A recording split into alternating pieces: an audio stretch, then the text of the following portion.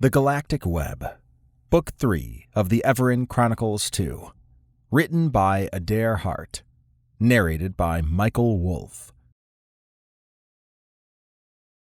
Chapter 1. Dylan did a last-minute check of the Aztec clothing hologram over his survival suit in his living quarters.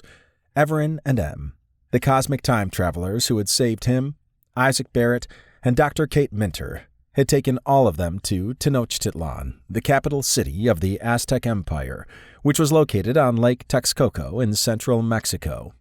It was 9:00 a.m. on March 22nd, 1501 A.D.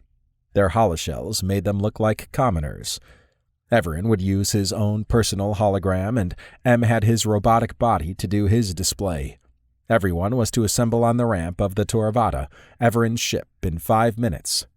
Dylan cherished the restful sleep he obtained every time he was aboard, and having a functioning holo-room was great. He had gone overboard with the simulations in his room at night initially, but he had toned it down some. As Dylan did his business, he reflected on the previous week. They had gone to a ceremony on a parallel world where Earthward Inspector Dalton Kingston and his team, along with a lot of other Earthward members and groups, had helped liberate the planet. Dylan had wanted to join in on the ceremonies, but due to the potential impact of any Evaran sighting, they had to be relegated to watching from the Toravada's roof. Brad Washington, one of Dalton's team members, was also one of Dylan's closest friends. Brad had filled him in on the experience the next day. It gave Dylan more to chew on as he thought about his role after traveling with Evaran and Em. He doubted he would do so forever, and if he had to settle back on Earth, he wasn't fully sure what he would do. Having traveled on the Toravada carried a lot of weight, so Dylan was confident he would have a lot of options. After 5 minutes, he joined the others on the ramp that led outside the Toravada's shielding. Although he saw Isaac and Kate in their survival suits, Evaran in his usual advanced outfit, and Em in his robotic body, he could toggle how they would appear to others by using his augmented reality interface, or ARI. Dylan loved the little data labels that hung off to the side of anything he viewed. It helped him understand everyone's holograms better. Evaran, Em, and Isaac wore white loincloths, which the Toravada labeled as Max Salt. If it had been a real cloth, it would have been made of magoi, a hard fiber, instead of cotton. They had a white draped cloak, known as a tilmatli, like Dylan had, and they all wore sandals, which were called cactli. Kate had on a skirt, or cutel, with a sash around her waist. She also had on a blouse, or hupil, and sandals. Her 2-strand braided hair reminded him of horns. Kate twirled around. "I like this." "Looks good on you," said Isaac. "This holoshell is pretty convincing." Dylan shook his head. "Yeah, and it looks like you really work out. Look at them abs." Although that's a holographic representation, your nanobots do keep you physically fit, said Em. "I'm not complaining," said Isaac. "I look good in both views." Dylan and Kate cracked up. Evaran swept his gaze across the group. "You all look period appropriate. I'm not expecting anyone to hassle us, as our attire says we're not elites. We'll appear as commoners, which is desirable." "Works for me," said Dylan. He gazed out through the shielding at the city. It was 9:05 a.m., and they were on the outskirts. It amazed him that the main part they were going to was like a city on an island. Canals and walkways led to it, and a fair number of people were out and about. Thankfully, they were in a spot in the forest where they could walk out with no one noticing. They stepped out, then moved onto a path.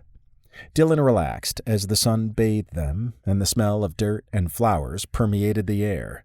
His stomach rumbled when he smelled smoked peppers mixed with salty air. The sound of chirping birds was reassuring, as it indicated this was a place birds wanted to visit as opposed to fleeing. It still blew Dylan's mind that Tenochtitlan had over 200,000 people. He had always pictured this place and era as scattered villages. Their first destination was a small island that had a bridge to it. Then they would go on to Tenochtitlan proper. Dylan gulped as people passed them. He was a part of history, and it fascinated him that he could witness this. They spoke Nahuatl, but he heard it as English thanks to the advanced nature of the Toravada's link with him. The conversations he listened in on were normal. Some talked about their daily schedules, others mentioned upcoming events, and a few discussed certain people or gods. The Aztec pantheon was one aspect the group needed to avoid. Although they would have known of Evaran, there were no records of him interacting with them in this time period. Dylan figured they wouldn't, but it did make him wonder how that would impact the future, if at all. Meeting them seemed minor to him, but he understood it would cause a timeline change, something Evaran generally didn't like. They approached the causeway that led to the grid-like design of Tenochtitlan. Dylan spotted canoes, and the walkway was lined sporadically with trees. In the distance, blocky temples stood out against the sun. Some people had given them curious looks, and Dylan wasn't sure what that was about. Maybe it was unusual to walk in a group, but he had seen others with a similar makeup. It could also just be Evaran, as even a human would be able to tell he was something different, although they probably would have no idea unless they knew of non-humans or were wizened. The small island had a smattering of trees.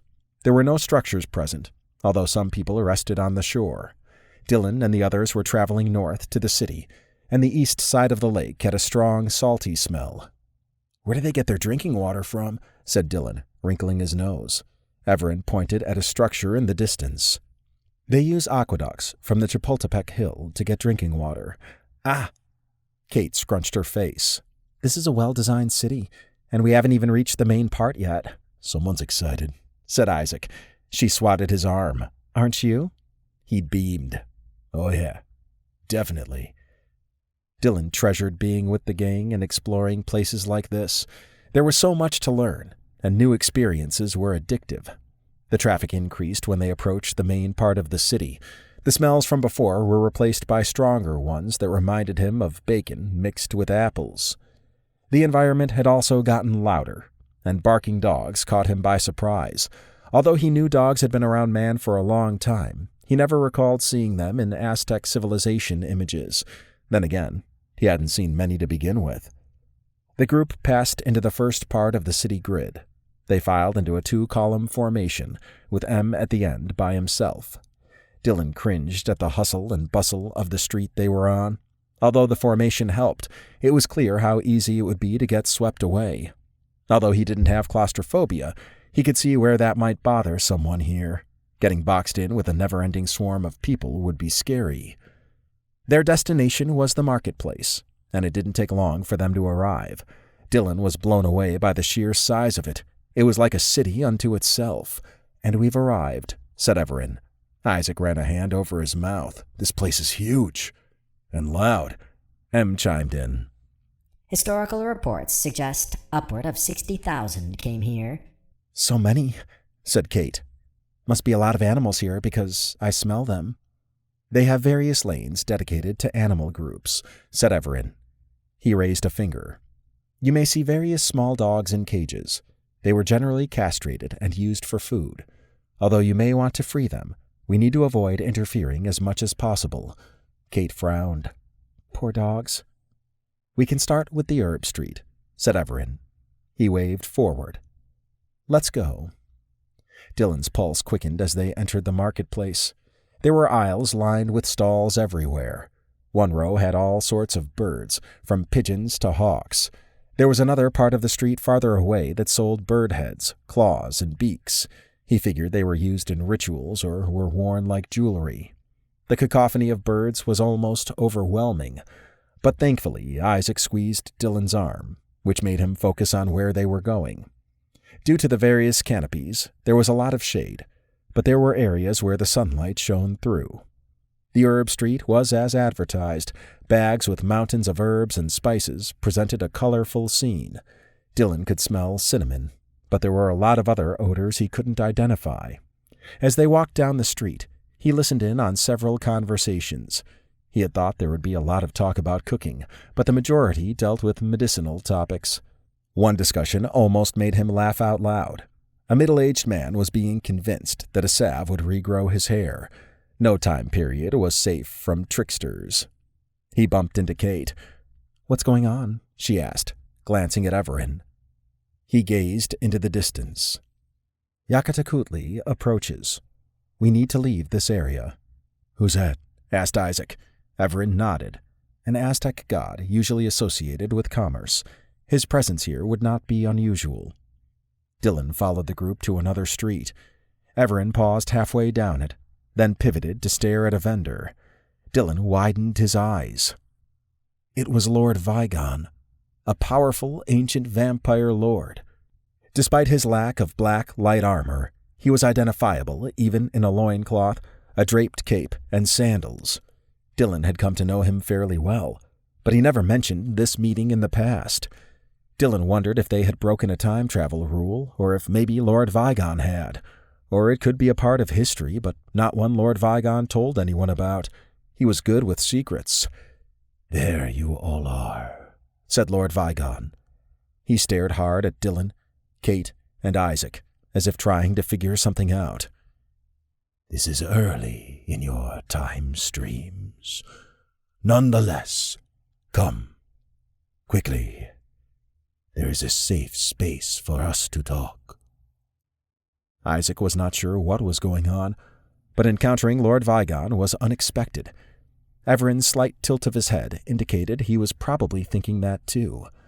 Lord Vigon had appeared confused initially when examining them, so perhaps he knew of a later version that didn't match this one. It made Isaac wonder what version he knew. Lord Vigon hustled into the stall, which had a small alleyway in the back. Once they followed him in, he opened a door to a side building. The door was almost impossible to detect. It was something that would have taken time to implement, which made Isaac think Lord Vigon had been here for a while. The room they entered was tiny, but the main object in it was a hatch. Lord Vigon wasted no time in lifting it and motioning for everyone to climb down. Isaac peered down the tunnel. With dark vision, he could see far down, but not to the bottom. Evaran climbed down first, followed by Em, Kate, and Dylan. Isaac took a deep breath, then began his descent. Once he was far enough down, Lord Vigon joined him and closed the hatchway. The bottom of the seal glowed for a brief moment. Isaac wasn't sure what tech was being used there, but it probably was to ensure no one could get in. Maybe it was a magnetic lock. The trip down took about 10 minutes. Isaac examined the well-lit room that had a round table in the middle with seating. A small refrigerated container sat on another table along with the device that reminded him of an air fryer. On the walls were various paper maps that showed not only the world, but also highly detailed regional maps. "Please, sit," said Lord Vigon. "I'll explain everything. At least as much as I know." The group complied. "Your presence here wasn't expected," said Evaran. Lord Vigon chuckled as he sat. "Not at this point in your timeline." "Ah, it would seem, then, that I met you in the past and requested for you to be here." "I can't confirm or deny that. Your rules." Kate wrinkled her brow. "So do you have to follow some sequence in what you say now?" Lord Vigon eased back into his seat. "Normally, for these sorts of things, yes. However, it was left vague this time." "Evaran told you it could be then, right?" asked Dylan. "I can't say. But that's a good insight," said Lord Vigon. "Nonetheless, I'm to present 3 things to you all. The first is that I placed a vase-shaped device in the heart of the marketplace early this morning. I'm to collect it tomorrow morning, then hold on to it until Evaran asks for it." Evaran rubbed his chin. "Intriguing. That would indicate that I wanted to monitor something. I assume you aren't to show me the device until after you've picked it up tomorrow." "That's correct." "And the second thing?" Lord Vigon placed a quarter-sized coin with an elegant circuit design on the table. "I'm supposed to give you this." Evaran scanned it.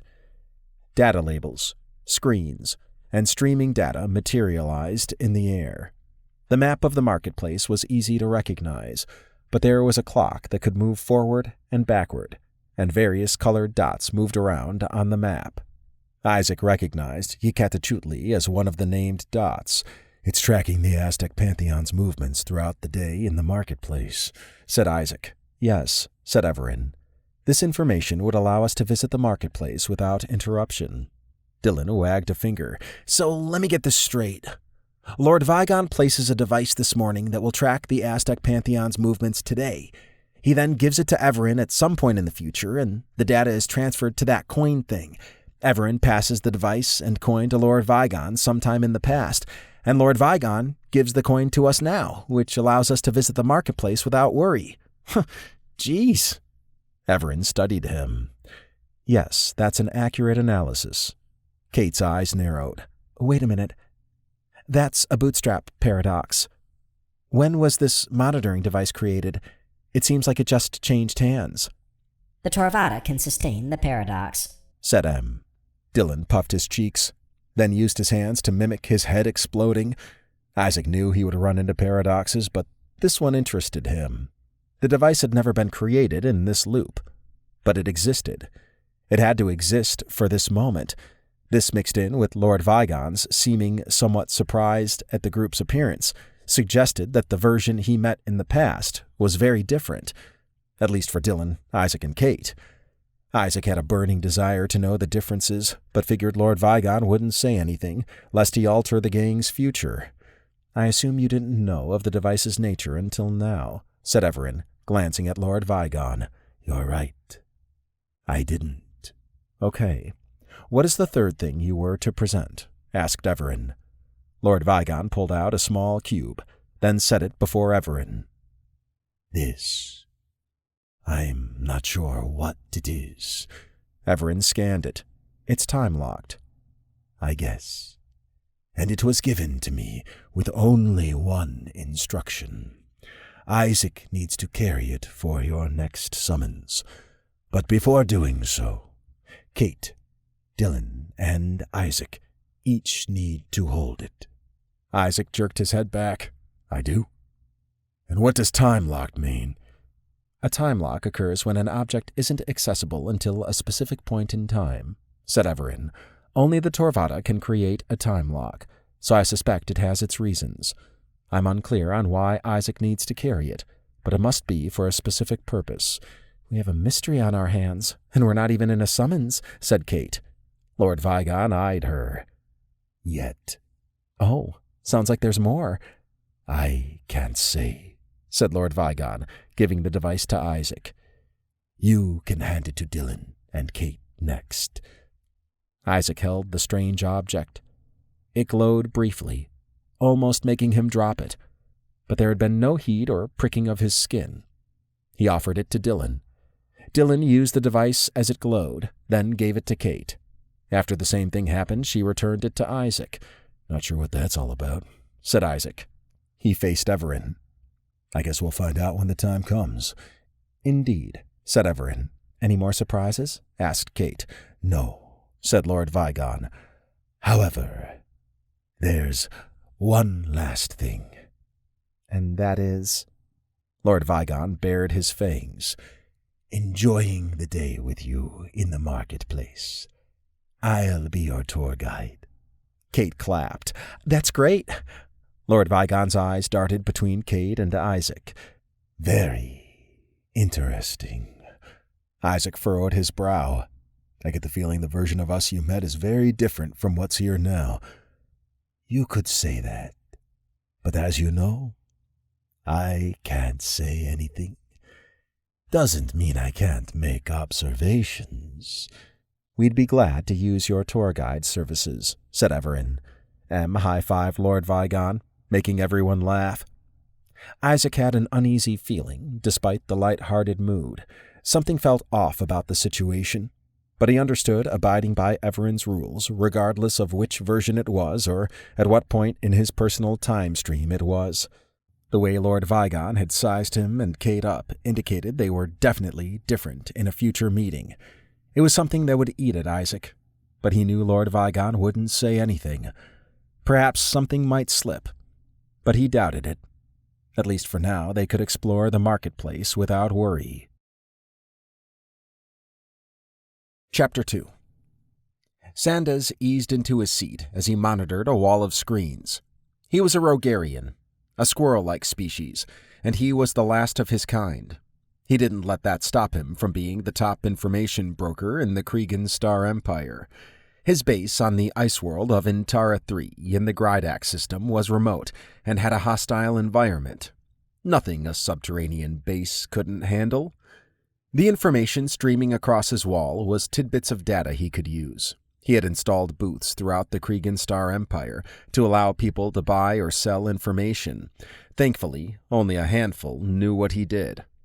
One of the screens showed Earth time as June 6th, 2009, 9 o'clock a.m. Although he used Kregan time, he compared it to Earth time often, as he never knew when he might be visited by Evaran and the gang, and that was the time they used. He rolled a small orb in his clawed hand. Evaran had given it to him upon his death. It allowed Sandas to spy anywhere, and if it was ever discovered, it would destroy itself, and a new one would appear in a special container. Sandas had used the orb heavily, and sitting far away from dangerous situations while gleaning what information he could, had been wildly successful. One example was a Drodalian merchant who always had Kregan items from hijacked ships. Sandas was able to listen in on one of their planning sessions, then sold that data to the Kregans. On top of the large amount of credits he got, it boosted his reputation. He had let it slip that the information came from his avatar.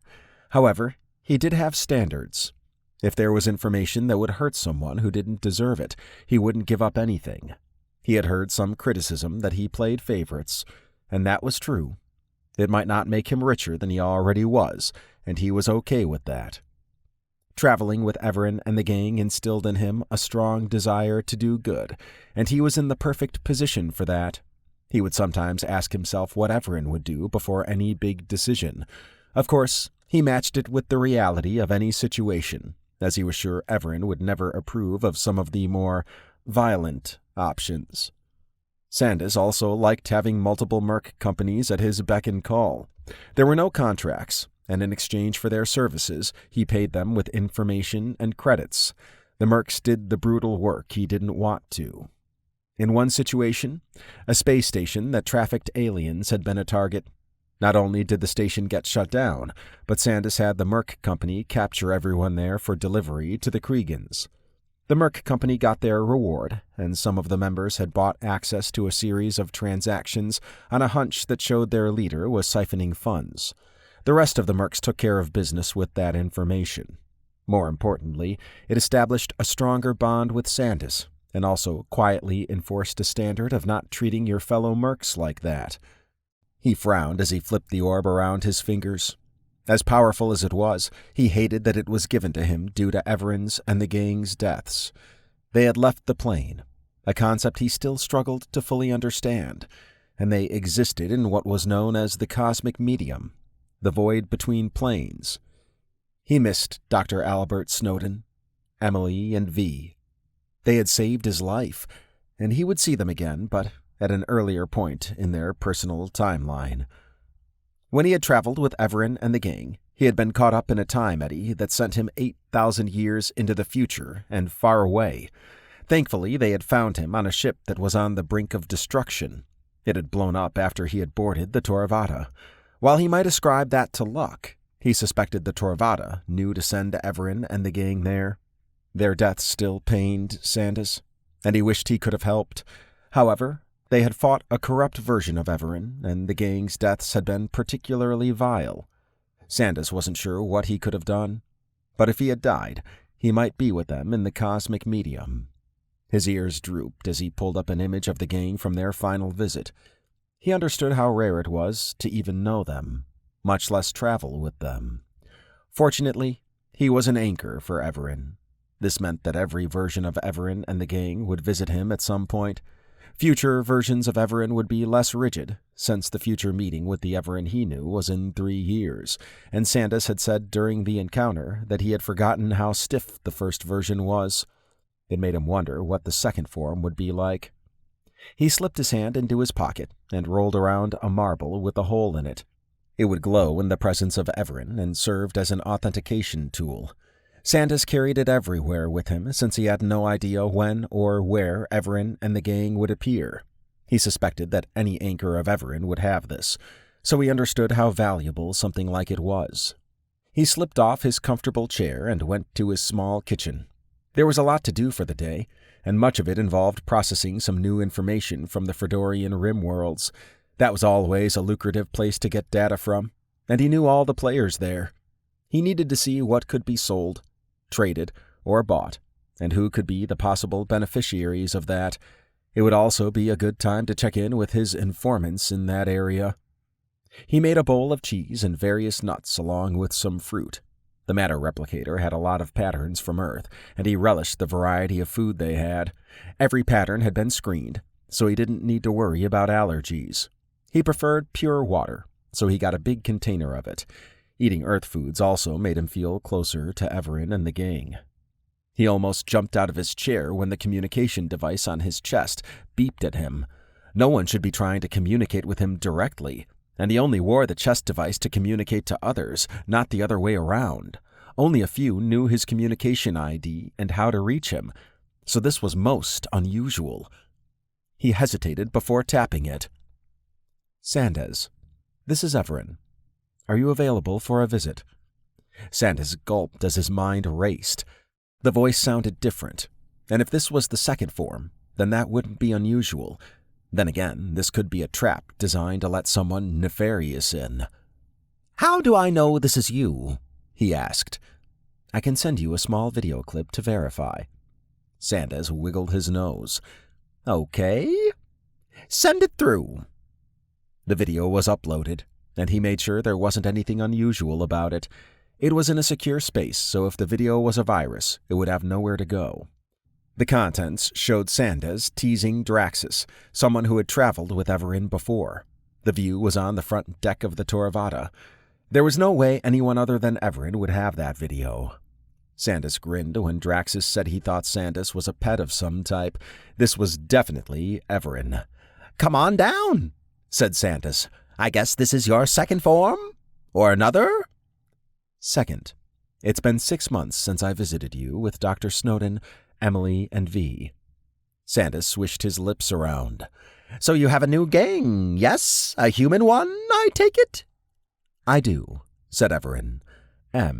V's new form is also eager to give you a high five. I'll meet you in the docking bay. Sandas's heart pounded as he scrambled to the bay. This could still all be deception, but that chance was exceedingly low. He adjusted the goggles on his head out of habit. A quick check showed he wore the same outfit as the last time Evaran and the gang had visited. It was easy to clean daily. His curiosity burned like a bright star, and questions bombarded his mind. He would never tire of meeting Evaran and the gang in any version. Kate concentrated on a side window in the front of the Torvada. Evaran had pulled up a picture of Sandas, who reminded her of a humanoid squirrel. He seemed happy, and the image was from Evaran's first form's final visit to him. She had enjoyed the Aztec marketplace the previous day, and when Evaran had said he was going to visit Sandas after dropping her, Dylan, and Isaac off, they had requested to come. Lord Vigon had been an excellent tour guide, and the experience was far better than Kate had anticipated. It boggled her mind that she walked among people who were long dead from her perspective, yet they were vibrant with amazing stories. She had tried a variety of different foods and drinks. The one aspect that bothered her was the caged small dogs. Everything in her wanted to rush over and assure them they would be okay, but that would not have gone over well. The Aztec pantheon walked among the denizens, and Lord Vigon's map and times were accurate in where the pantheon would be. It was helpful that she could still see the members from afar. When she had some free time, she would dive into the pantheon's history. Evaran had cautioned the gang to not reveal anything about the Lord Vigon they knew in the future. Lord Vigon had joked that he was glad to know he was still around. It had been a comedic moment, and Kate loved his easygoing manner. The device used to record movements for that day intrigued her. She was aware of the bootstrap paradox, and now she had witnessed a real example. The device was never created. It just moved from Evaran to Lord Vigon in the past, then back to Evaran the previous day, and then to Lord Vigon in the past again. The Torvada was somehow powerful enough to sustain it. The Torvada soared over Intara 3. Ice worlds fascinated her. and in Tara 3 was no exception. Although there was some sunlight, the planet was far away from the sun powering the Grydax system.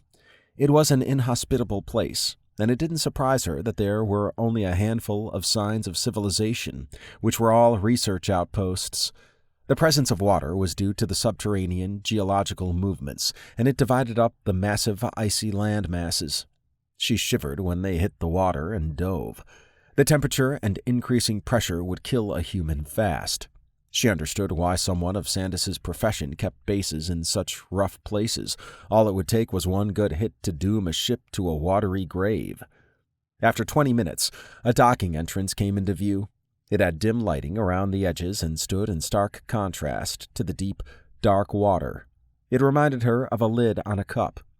A light energy shield sat on top of a massive door that slid open. Kate was fascinated by the holographic overlay of the base that materialized. It displayed the interior with great detail, and Sandas was indicated by a red dot. A thin line snaked up to the surface through the ice, and a data label indicated the line was used for communication, probably to a satellite. After the Torvada entered, the massive door above them closed. She hustled after Evaran as he and Em headed for the ramp.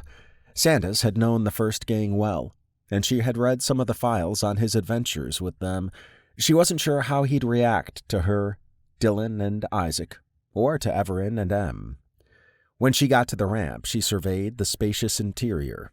It was large enough to house several ships, and 2 other tubes came in from different directions. Having multiple ways in and out was befitting for an information broker. Sandas stood about 15 feet away from the Torvada's shielding. He had on a beige worksuit, with goggles raised up on his head. His utility belt was packed with items, and the side firearms stood out. He probably ran into situations where that was needed. He stood about 3 feet tall, and his smile was infectious. He held a small marble with a hole in it in his extended palm. The group exited the Torvada. Sandas's marble lit up brightly. "It is you! And you're different. Yes, something new." Evaran stepped forward to shake hands, but Sandas gave him a bear hug. Kate giggled when Sandas moved on to Em and received a high five. Sandas stood before them. "The new gang, with a new Evaran, and a new V." "Perhaps they can introduce themselves. Then you can do one of your famous assessments," said Evaran. Sandas puffed his chest out. "Well, yes, I am known for my observational skills. Who's first?" Kate extended her hand. "Dr. Kate Minter. You can just call me Kate." "Ooh, a doctor," said Sandas, returning the shake. He examined her. "Let's see. Your eyes show sadness, like you've lost someone recently, despite your face masking it. You're also a doctor, and I assume it's similar to the same title Dr. Snowden held. That means you're a scientist, especially since Evaran likes to travel with them." Dylan and Isaac stared at her. She cleared her throat. "I did lose someone in a relationship, but he's in a good spot now." Sandas grinned. "You may be in a new one soon." "Huh? Just an observation," said Sandas. He turned to Isaac. "And you are?" "Isaac Barrett." Sandas rubbed his furry chin. "You're calm and relaxed. You have the face of a thinker. Since you travel with Evaran, you most likely don't have a partner. However, you did at one point, based on the ring you're wearing. That's an Earth thing. You don't have a doctor title, so I'm guessing you're an engineer of some type." Isaac jerked his head back. "That's really good." Kate didn't realize Isaac had worn his ring. There was no pattern as to when he did. She noticed he had it off more than normal as of late. The death of his wife, Diane, 5 years ago, still hung on him hard, but he had gotten back to a somewhat normal place. Sandas focused on Dylan. "Oh my!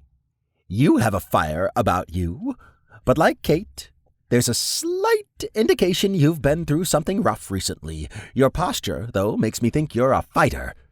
I don't know what you were before meeting Evaran, but with the nanobots and your suit, I think you'll evolve into a great combatant." "That's awesome," said Dylan. Sandas walked over to Em. I feel like I still want to call you V. But I can see some differences already. Your robot body is much sturdier, and your orb is inside your chest.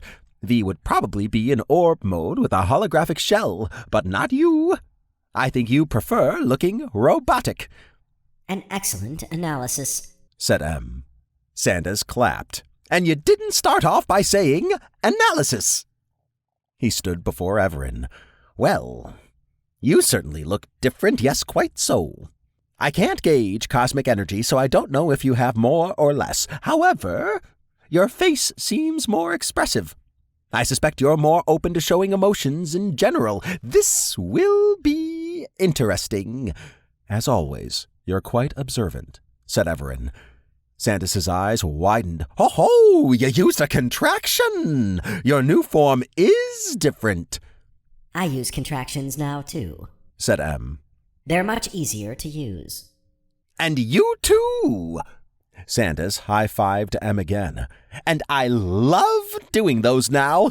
I stole it and use it with others, much to their confusion. Ha! All right, follow me. We can visit in the Earth Room. Kate wasn't sure what that was, but Sandas had already taken off, with Evaran and M in tow. She followed them into a large, spacious room that had projections on the screen that made it look like a forest clearing. A small bonfire, encircled by logs, resided in the middle. Kate took her seat next to Isaac, while Dylan and M shared another log. Evaran sat. Then Sandas replicated a tray with hot chocolate. She got hers and took a sip. This room is cool, said Dylan. I like to think so, said Sandas. It was designed by Emily, and I come here to relax and think on things. Evaran frowned for a brief moment. Sandas eyed him. I see your new form misses her as much as I do. I'll adjust, said Evaran. The correct path is to move forward. Sure. And pain can also be a good reminder that you're alive. Well said, said Evaran. Sandas wagged a furry finger. Just not too much pain. That's bad. Yes, let's avoid that. Everyone laughed. Sandas's playful personality had won Kate over. It made her wish she could have been there to physically witness the interactions between him and the first gang. It was obvious Sandas and Evaran and M were close. Evaran didn't just visit anybody, and he had strict rules about even being present in places, like their trip earlier to Tenochtitlan. Sandas took his seat. Now, what brings you here other than to experience my charm? Chapter 3. Isaac wasn't quite sure what to make of Sandas. He had the ability to read people well, even those he had just met. Given that he was an information broker who hid his identity, being able to read someone could be a matter of life and death. Isaac was comfortable around him. This was someone who had traveled with Evaran, so he was aware of what went into that. Evaran addressed Sandas. As you know, you're an anchor. I plan to visit all of them for every form, so this trip is an anchor visit. I'll take any visit from you, yes, I would. Sandas's relationship with Evaran and M was that of old friends. Isaac wondered if he would ever see another version of Evaran and the gang. Perhaps he, Dylan, and Kate would be where Sandas was now, talking to a new gang. That intrigued Isaac, but he hoped he stayed alive for any transition, given what happened to the previous gang. I appreciate your coming to visit, old Sandas. He swept his gaze across Dylan, Isaac, and Kate. But now I want to hear how you picked up a new gang. I doubt you went to an Evaran's companion store. Isaac chortled. I don't think he did either. Nonetheless, it's a short story. Sandas circled his hand, palm facing inward.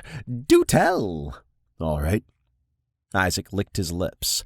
Well, Dylan, Kate, and I were on a bus. It went through a portal, and we exited onto an alien planet. We were captured, then put into a refugee city on an alien moon. After 6 months, Evaran and Em rescued us. Then we went back to Earth. We asked to travel with them, and they said yes. Sandas's eyes darted back and forth. That's where Kate had a relationship. The alien moon, that is. I assume something happened to the other person in the relationship during the summons that put him back on Earth. Yes, something not good. The fact he's not with you indicates he suffered something that prevented him from traveling. Maybe he had a family and didn't want to leave them. Or it could be that the trip scarred him. Or maybe he didn't make it, like Sanjay with Dr. Snowden and Emily. Yes, a bad outcome. Another possibility is he suffered something that clouded his memories, and it was best to leave him as is. Kate's mouth went agape. You're really good at assessing things. It was amnesia, and his name was Oleg Koval. How did you come to those conclusions? Your face? It dropped when Isaac described how you met Evaran. I would have ascribed that to just a bad situation, but your face indicated a deep sadness for a brief moment. Dylan also lowered his head slightly, which indicated your group had a strong bond with Oleg. If Evaran couldn't change things, then I would suspect the Torvada's involvement in regard to restricting. Wow, said Dylan. That's awesome. Sandas took a slight bow. Thank you. We saw that you're an information broker, said Kate. I assume you trade and sell information? And you would be right. Yes, quite right. I have informants all across the Kregan Star Empire, and outside of it as well, as booths where clients can buy or sell data. The previous Evaran and the gang actually used a booth, or they will, in 3 years. Yes, not too far away. I've already seen the encounter, so I know how I'm supposed to act. As you all may have already guessed, it's my past, but his future. However, as an anchor, he is privileged to know more than I would normally allow, said Evaran. And I'm honored to be an anchor. Yes, a great one, said Sandas. I know how rare of a position that is. Traveling on the Torvata opened my eyes to new realities, but I also knew it was important that there was someone who could tease Evaran and the gang in any version. I'll allow it, said Em. The group cracked up. Isaac liked the way Sandas interacted with everyone. He was easygoing, and his personality could be disarming. That was another good trait to have as an information broker. About being a broker, is it common knowledge about your identity? He asked. Sandas sighed. No, and if anyone knew who I was, I'd have bounties on me. However, I can mingle anywhere without much suspicion, but I can never truly let anyone in. Yes, I'm quite secretive. Except for those who travel with Evaran, that is. Apparently, my circle will expand in the future, but as of right now, I keep to myself. Kate frowned. It sounds lonely. It can be, yes, very lonely at times. I do treasure being able to go anywhere, though without too much worry of being found out. Sandas pulled out his spying orb. This also makes things a lot easier. Evaran gave it to me during his last visit here, and it allows me to spy through it. If it gets detected, it self-destructs, and a new orb appears in a container here at this base. Yes, quite handy. I often find myself relaxing at a bar or a public space while the orb does its work. That's relaxing to me. In the past, I'd need an informant or need to rig the environment. Whoa, that's dope, said Dylan. Sandas stroked his chin. Oh, you mean you like it? Not that the orb is a dummy or something you smoke. Earth-slaying, yes, very confusing at times. Dylan did a finger gun at him. And that means I had the correct meaning. Hoo-hoo, you humans and your actions. Dylan beamed. Sandas's teasing endeared him to Isaac. It showed a level of respect, but also that Sandas had been around Earth-slaying and movements before. I take it you've been to Fredoria, said Kate. The humans there seem very different, culturally, from what I've seen in the Torvada. Oh, yes, Fredorians. They're much more formal about everything. I prefer Earthborn. Isaac furrowed his brow. I assume that literally means those born on Earth? That's correct, said Sandas. Anyone from Earth is labeled as Earthborn out here. So that's you all. I apparently meet an Earthborn team in 2032. It seems like your future has been mapped out, said Kate. Evaran cleared his throat. Only for a few events. M tilted his head. A summons has been issued. Interesting. Evaran motioned above the bonfire. "Display it there." Acknowledged. M projected the display from his eyes. "Oh, from the eyes," said Sandas. "I like it." Isaac studied the regional galactic map. A red dot existed in deep space, with solar systems ranging from 4 light-years away to over 100. The location was 194 million light-years away from Earth, and it resided in the NGC 3312 galaxy in the Hydra Supercluster, which was 100 million light-years wide. Dylan scrunched his face. "What's a jellyfish galaxy?" Kate smiled. "It's a galaxy that's moving through hot gas, which strips cold gas, leaving trails. We call it ram pressure stripping. Okay? Wow. It's kind of wild that galaxies can move, but I get it." Sandas twitched his nose.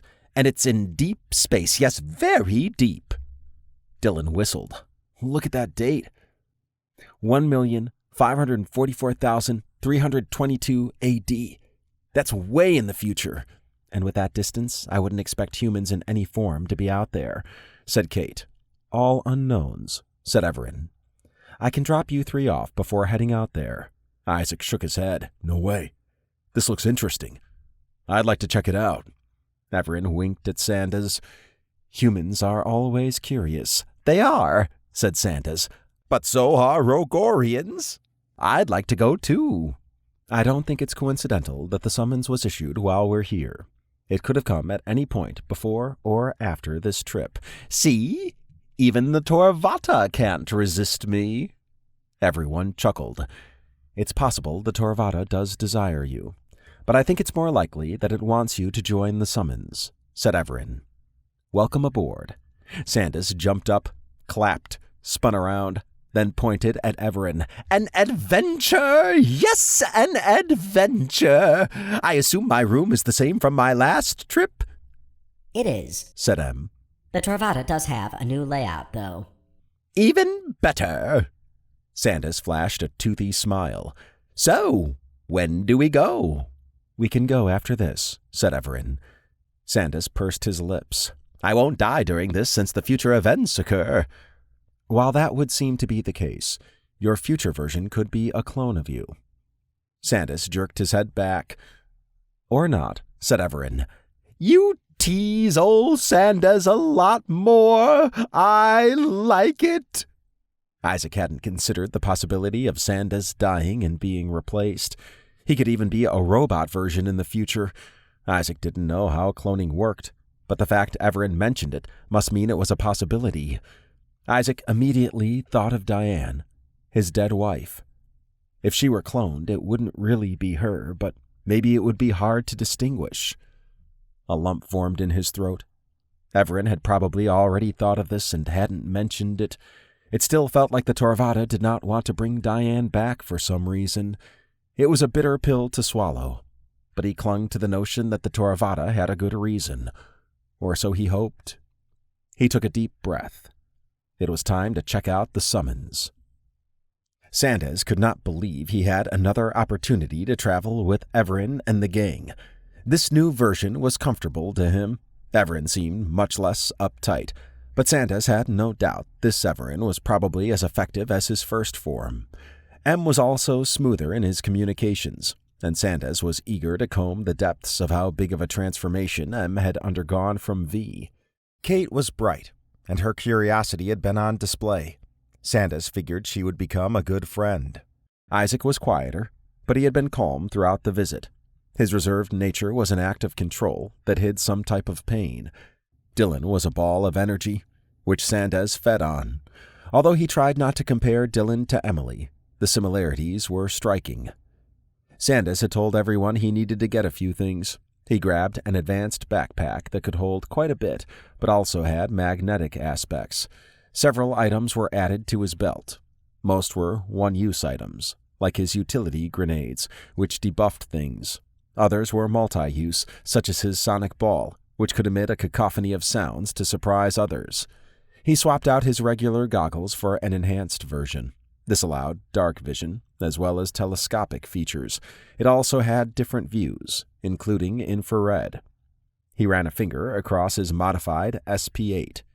It was a stun pistol, version 8 of Fredorian design, but he had modded it to be bigger with some additional features. It was mainly used for stun, but had a lethal setting. He hoped he didn't need to use it, but after the big fights during his last journey with Evaran, he had upgraded. He packed an additional battery pack for it. He didn't worry about food, drink, or anything outside of what he could carry, as the Torvada could provide that. One thing he wanted to check when he was aboard was his access level to information. The Torvada didn't let him know much, probably due to his involvement in future events. Sandas was okay with that. After a final check, he dashed to the Torvada. The gang awaited him on the Torvada's ramp. "I'm ready," said Sandas. Evaran slightly bowed. "Welcome aboard again." Sandas followed everyone in. He stopped to survey the new interior. It was mostly empty, with only Evaran's command chair in the center and a small workstation off to the right. He figured it was easier to create seating as needed. The other big change was the dimensional rooms were gone, and in their place was a large dimensional hallway with doors on each side, suggesting that was where the conference, hollow, and other rooms were now.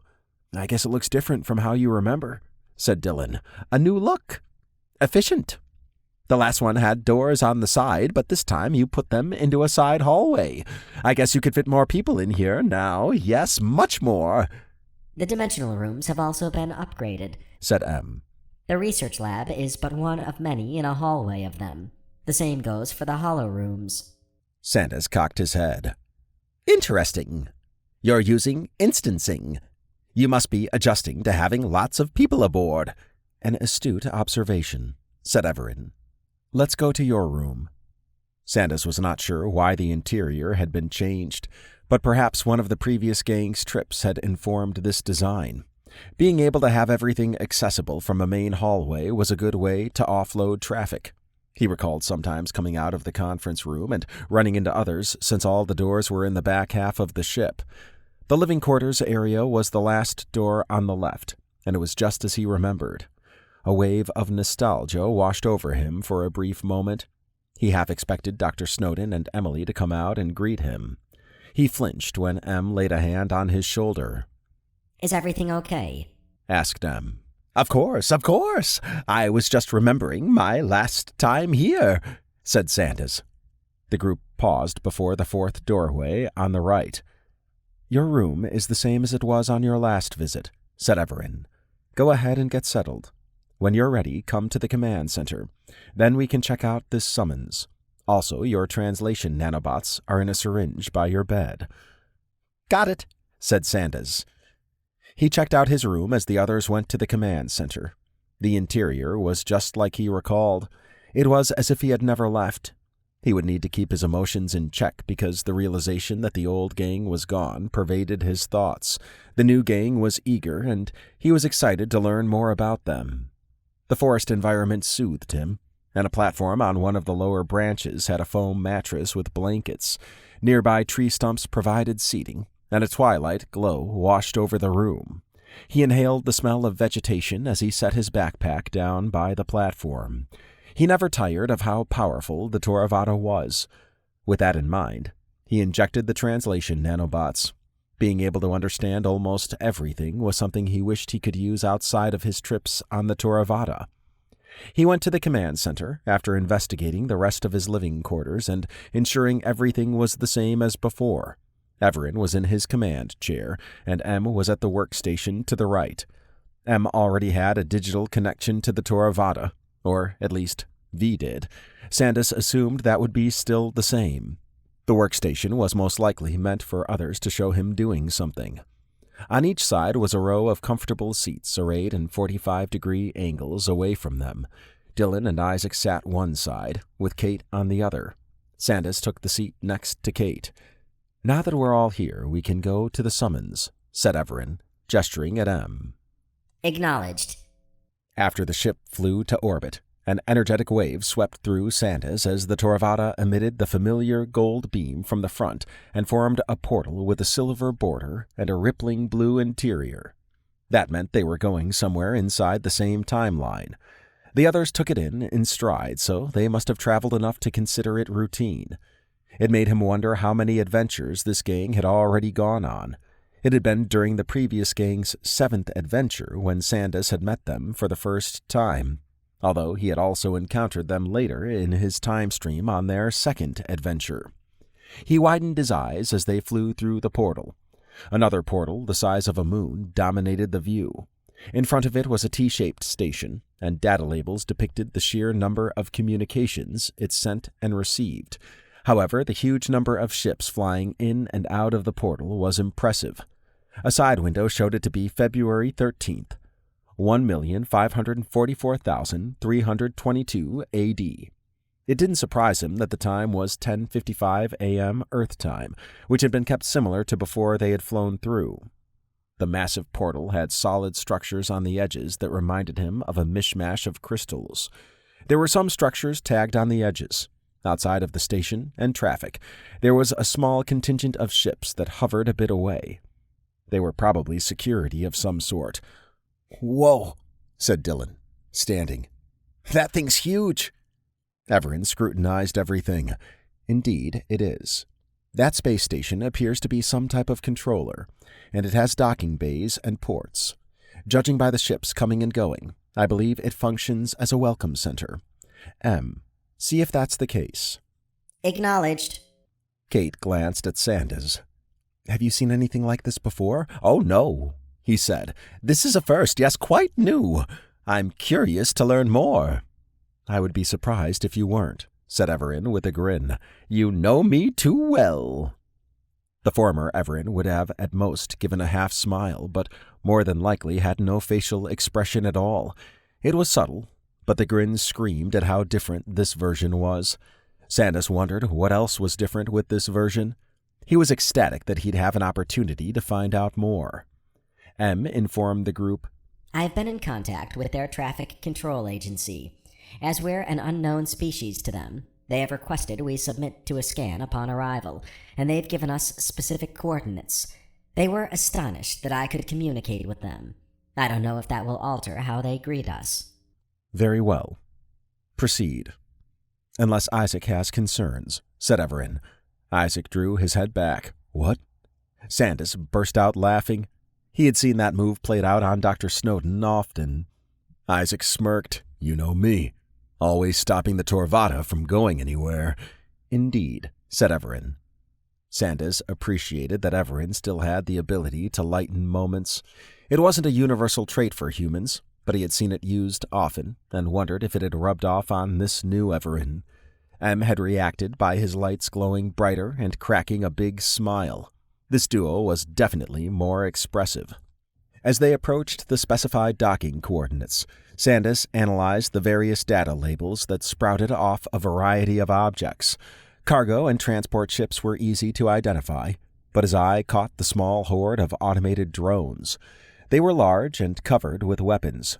They reminded him of the vaunted Kregan drone carriers and their swarms. They could overwhelm a small fleet by themselves. Although the ones he saw were not as numerous, they were individually more powerful. Dylan was on the edge of his seat, a sign he was excited. That didn't surprise Sandas. Isaac calmly examined everything, which reinforced Sandas's perspective that Isaac was a reserved person in general. Kate's non-stop fidgeting with her hands indicated nervousness. It could also be that she was excited, just as he was. The docking bay they approached was on the bottom part of the T-shaped station. There were no ships at the top part, so Sandas suspected the top could fly away if it had to. He had seen this design before, and the station could support a lot of ships. Bigger vessels were clamped and had tunnels between the station and the ship. Light green bubble shields protected every docking bay. The Torvata passed through the green shielding. Kate inspected a data window. "Looks like we'll need our helmets up for this. That's a lethal combination of gases." "I concur," said Evaran. He tipped his head toward Sandas. "I know you have your own helmet, but before V became M, he created a space-worthy suit for you. You can use it if you wish." Sandas clapped at M. "Making suits for me, huh? I love it." I don't have the direct experience of making it, but do have the visual and audio of the event. said Em. It would be superior to the one you have. You don't need to twist my furry arm, said Sandas, flashing a toothy grin. Dylan cracked up. After the Toravada landed, Em indicated for Sandas to follow him. Sandas wasted no time in going to the dimensional hallway. He wrinkled his brow when they went down a corridor on the left. It extended as far as he could see, with doorways on both sides. If each one led to an instance of a research lab, he could see how it would support a lot of people. The instance he entered looked like the research lab he was familiar with. Em went to a smaller room and exited with a mobile armor stand. Sandas's pulse quickened. The suit was thin, but it had placeholders for everything he had on his suit. This suit is 147% sturdier than your current one, said Em. It also has a tougher rating against energy weapons. Temperature controls allow for a stable temperature, and the inside of the helmet is auto-connected to the Toravada and group communications. There are also strength and speed boosters built in. Sandas offered a high five. Em indulged him. It's so good to see you again. I've missed you, said Sandas. I'm easy to miss, said Em as his lights glowed brighter. I've missed you as well. Although I'm in a new form, I trust and remember you as a close friend. They shared a look. Sandas ran his hand across the new suit. A lot of care had gone into its design, and it was created by V, which tugged at Sandas's heartstrings. He wondered why V had not given him the suit on their final visit, but perhaps this was only to be used on adventures. Either way, he would take it. Chapter 4. Dylan stood on the Toravada's ramp and closed his helmet, as did Isaac and Kate. Sandas had on his new suit, and Evaran had not changed into anything. Em was in his robot form without any hollow shell. Dylan never got tired of seeing advanced technology and environments. However, what he saw was unusual.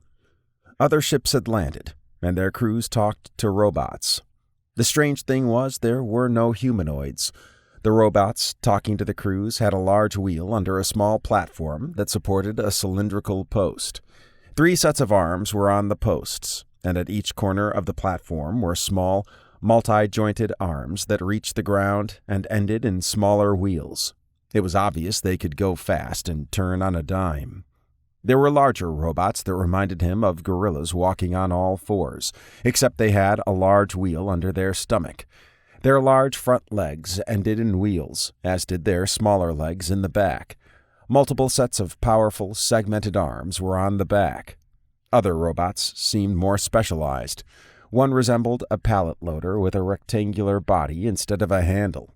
Another robot was a large cube that pulled things around. There were also small flying orbs with a saucer through the middle. The alien crews were also odd. One group reminded him of octopuses, and 3 of their 8 appendages were thick and used as legs like a tripod. They had helmets, which made him wonder how many aliens used them. He grimaced at another crew. They had the body of a bulky praying mantis. They had 4 arms, but one set was bigger than the other. He struggled to see how they put on their suits and massive helmets. One alien group had a centaur-like appearance, reminiscent of a hefty bear. Their top part resembled a typical torso with 2 arms, but their almost all-mouth face inside their bubble helmet startled Dylan. A ring of eyes circled the head. The most unusual group reminded him of walking flowers with natural chitin-like armor. The petals on their heads acted like antennae, and they moved much faster than he thought possible. They wore no helmet and appeared to handle the atmosphere without much effort. This is, interesting, said Isaac. Yeah, and I noticed no humanoids, said Kate. Em faced them. That's not unusual. However, I calculate a high probability that there may be some on this station. We'll find out, said Evaran. He waved forward. Let's meet the robot headed our way. Dylan stepped through the Toravada's shielding. The gravity was strong, but nothing he couldn't handle. The sensors on the interior of his faceplate showed a nasty atmosphere. The lighting was bright, the sources coming from overhead and on the walls. The robots also had lights on them, making him squint. Evaran tossed out a translation orb. Normally, the Torvata covered all languages, so this meant that whatever language was spoken here used sounds humans couldn't produce naturally, or at least for this robot. Its value was apparent as Dylan listened in on a nearby interrogation. Although he understood what was being discussed, it sounded more like shouting gibberish. The robot rolled to a stop in front of them. It was similar to the ones he had seen talking to the other crews. Per the one known as M, he has indicated you all can understand Lamatra, said the robot. That's correct, said M. The robot scanned the orb. Identify. It's a translation orb, said Evaran. We only use it when the spoken part of a language exists outside the capacity of our crew. As it's unknown what will be spoken here, this is a precautionary measure. Noted. The robot ran a scan over Sandas. Name and species. I'm Sandas, a Rogorian. A handsome one at that, and the last of my kind. Recorded. Your visual state is not noteworthy. My scan verifies you require oxygen, nitrogen, and other gases in a specific ratio per M's details. Sandas grinned. Yeah, it helps me breathe better. The robot presented the same question to Kate. Dr. Kate Minter. Human. Recorded. Like Sandas, you have a similar requirement for breathing? Pretty much. The robot moved on to Isaac. Isaac Barrett. Human as well. Recorded. You don't possess the same physical characteristics as Kate. Elaborate. Isaac cleared his throat. Oh, yeah. I'm a male. She's female. Understood. The robot analyzed Dylan. Dylan Townsend. Human as well. Recorded. Your biology indicates you're younger than Isaac and Kate. Dylan chuckled. Yep. The robot skipped M and checked out Evaran. I'm Evaran. Recorded. You're a human like the others. Obviously, Evaran wasn't human, and Dylan had no idea how Evaran confused the robot's scan. It was an effective disguise, and he suspected Evaran's cosmic energy could fool anything. Exotic energy couldn't be detected from a scan, but it could be inferred from aspects like enhanced speed. However, for whatever reason, Dylan figured Evaran didn't want to cause a stir. Yes, human, said Evaran. The bulb at the top of the robot's head pulsed. Your group will be monitored. No weapons were detected. Any aggressive action will be dealt with in an efficient manner. It moved away. Well, that was interesting, said Isaac. I guess it didn't deem us a threat. That, or the security is tough enough to deal with any group they think is dangerous. Dylan gestured at Evaran. Nice trick with the human disguise. It has its uses. Evaran flicked a finger at Sandas. I would suggest not scanning their tech while here. I would never. Evaran eyed him. You have before, said M. Okay, I will be on my best behavior. I promise, said Sandas. Dylan studied the mini-map that popped up in his ARI. M had been given the layout, and there were several areas that had labels describing the area. There wasn't much on the level they were at, but there was a massive lift system that took visitors up higher. The very top of the station was off limits, and he figured that was the traffic controller section. However, about half of the bottom of the station was a smorgasbord of various places. There were 67 levels that were not docking bays, and every 4 levels was a food level. Some levels were dedicated to living quarters, while others had entertainment centers. A variety of conference rooms were present, which would make the secure traffic station a great place for meetings. Dylan trudged after Evaran and M. It was hard not to peek at all the strange aliens, and the variety of new robot designs intrigued him. Some were crab-like, with weapons and armor, while others were just a body over a wheel. Along the walls were centipede-like robots that continually paused to survey things. It would be hard to escape the notice of the station. The group entered a wide hallway that led to a spacious lift area.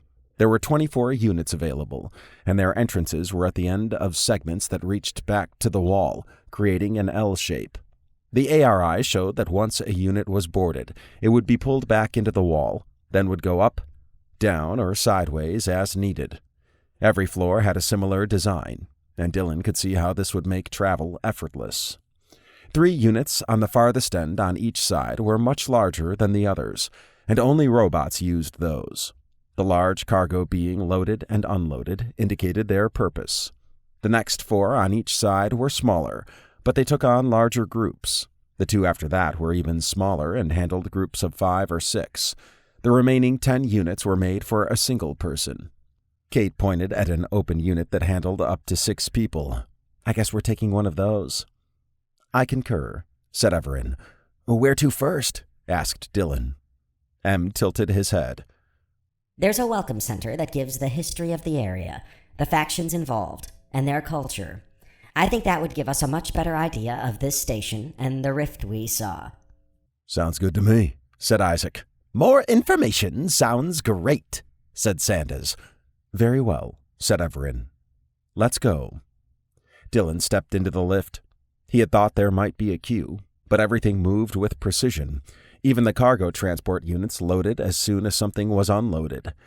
The interior was some type of stainless steel, and a holographic screen resided on the right. He liked the visual nature of the tower system being displayed and all the levels they could go to. They were on level 47, which was outlined on the display. Evaran pressed level 22, which would take them up, and the doors sealed. Dylan figured there could be some turbulence, but the unit moved back into the wall, then began to ascend without any impact. Pretty stable, said Isaac. I didn't even feel it move. They have inertia dampeners built in, said M. I figured it was something like that. Dylan wasn't sure what those were, but assumed it was something that stabilized the lift. It surprised him that he hadn't seen teleportation utilized for transportation, especially with matter replication technology in use. Perhaps there was something complex about replicating life forms. Any mishap could be fatal, like someone appearing without a brain or heart. No elevator music, said Isaac. Sandas peered at him. They have that on Earth? Yeah, and it's usually specialized music or from a few decades ago. Intriguing. I can sing badly, yes, quite badly, if it will please you. Kate shook her head. I think we're good. I forget how much I love teasing humans, Earthborn in particular, said Sandas. She raised an eyebrow at him, making him smile. The lift came to a stop. Dylan exited with the others, then traveled down a large hallway. He widened his eyes when they reached a massive concourse filled with exhibits. The walls were packed with both holographic displays and real objects. Multiple rows of informational projections carved up the concourse into various aisles. Bright lighting was present, and he was thankful he could dim his helmet. The atmosphere was the same as in the docking bay, and quite a few beings had helmets or support suits on. A good portion of the aliens were plant-based and wouldn't need a helmet or suit. The guards were more of the same gorilla-like robots seen below, except these had more weaponry. Orbs with saucers in them flew around. What do we hit first? Asked Dylan. Kate pondered Evaran's deception. She understood not wanting to cause more confusion, and it wasn't like Evaran could say he was a powerful cosmic being without there potentially being consequences. Laying low was the strategy he chose, and perhaps he sensed something they hadn't. The Welcome Center was packed with information, and she couldn't wait to see what was available. When they entered, many aliens stared at them. She wondered if it was because of their humanoid shape or something else. It was like they had entered a greenhouse due to the number of plant-based aliens around. The insectoids and blob races creeped her out. Evaran motioned at the farthest row to the right. We can start there. Kate followed the group to the first exhibit. It showed a regional galactic map with a green dot indicating where they were. Many civilizations were shown, and they were members of the Gazgeric Coalition, or GC, the group that controlled the rift. The GC was large, with hundreds of civilizations, and spanned over 1,200 light-years. The population numbers were staggering. The official GC language was Lamatra, which came from the Gazjeric civilization that first found the Rift endpoint. It reminded Kate of a 3D version of Morse code with lines and dots in multiple configurations. Occasionally, a geometric shape was used, like a circle with 3 vertical lines in it, or a square with a dot in it. She listened to those around them. Lamatra sounded sort of like someone trying to speak Russian and Spanish together. Although she heard English, she could also hear the speaker's natural tongue at a lower volume. It made sense to have a common language for the GC. It would be madness without it. However, some groups spoke only in their native language. The Gazjerics were humanoid, but they reminded her of gray aliens she had seen in Earth media, except the Gazjerics had light green skin. They stood about 5 feet tall, with a large, smooth, bald head that had 2 black eyes and a small nose and mouth. Their bodies were almost pure muscle. Their average weight of over 300 pounds was probably all from muscle. They were highly intelligent and were able to move fast. They sported augments throughout their body, but were not cybernetic in appearance.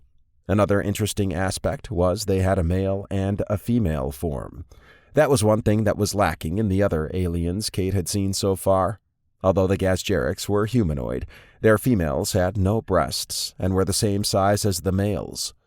The females had thinner bodies and faces, and the males had a bony ridge that rounded the back half of their head.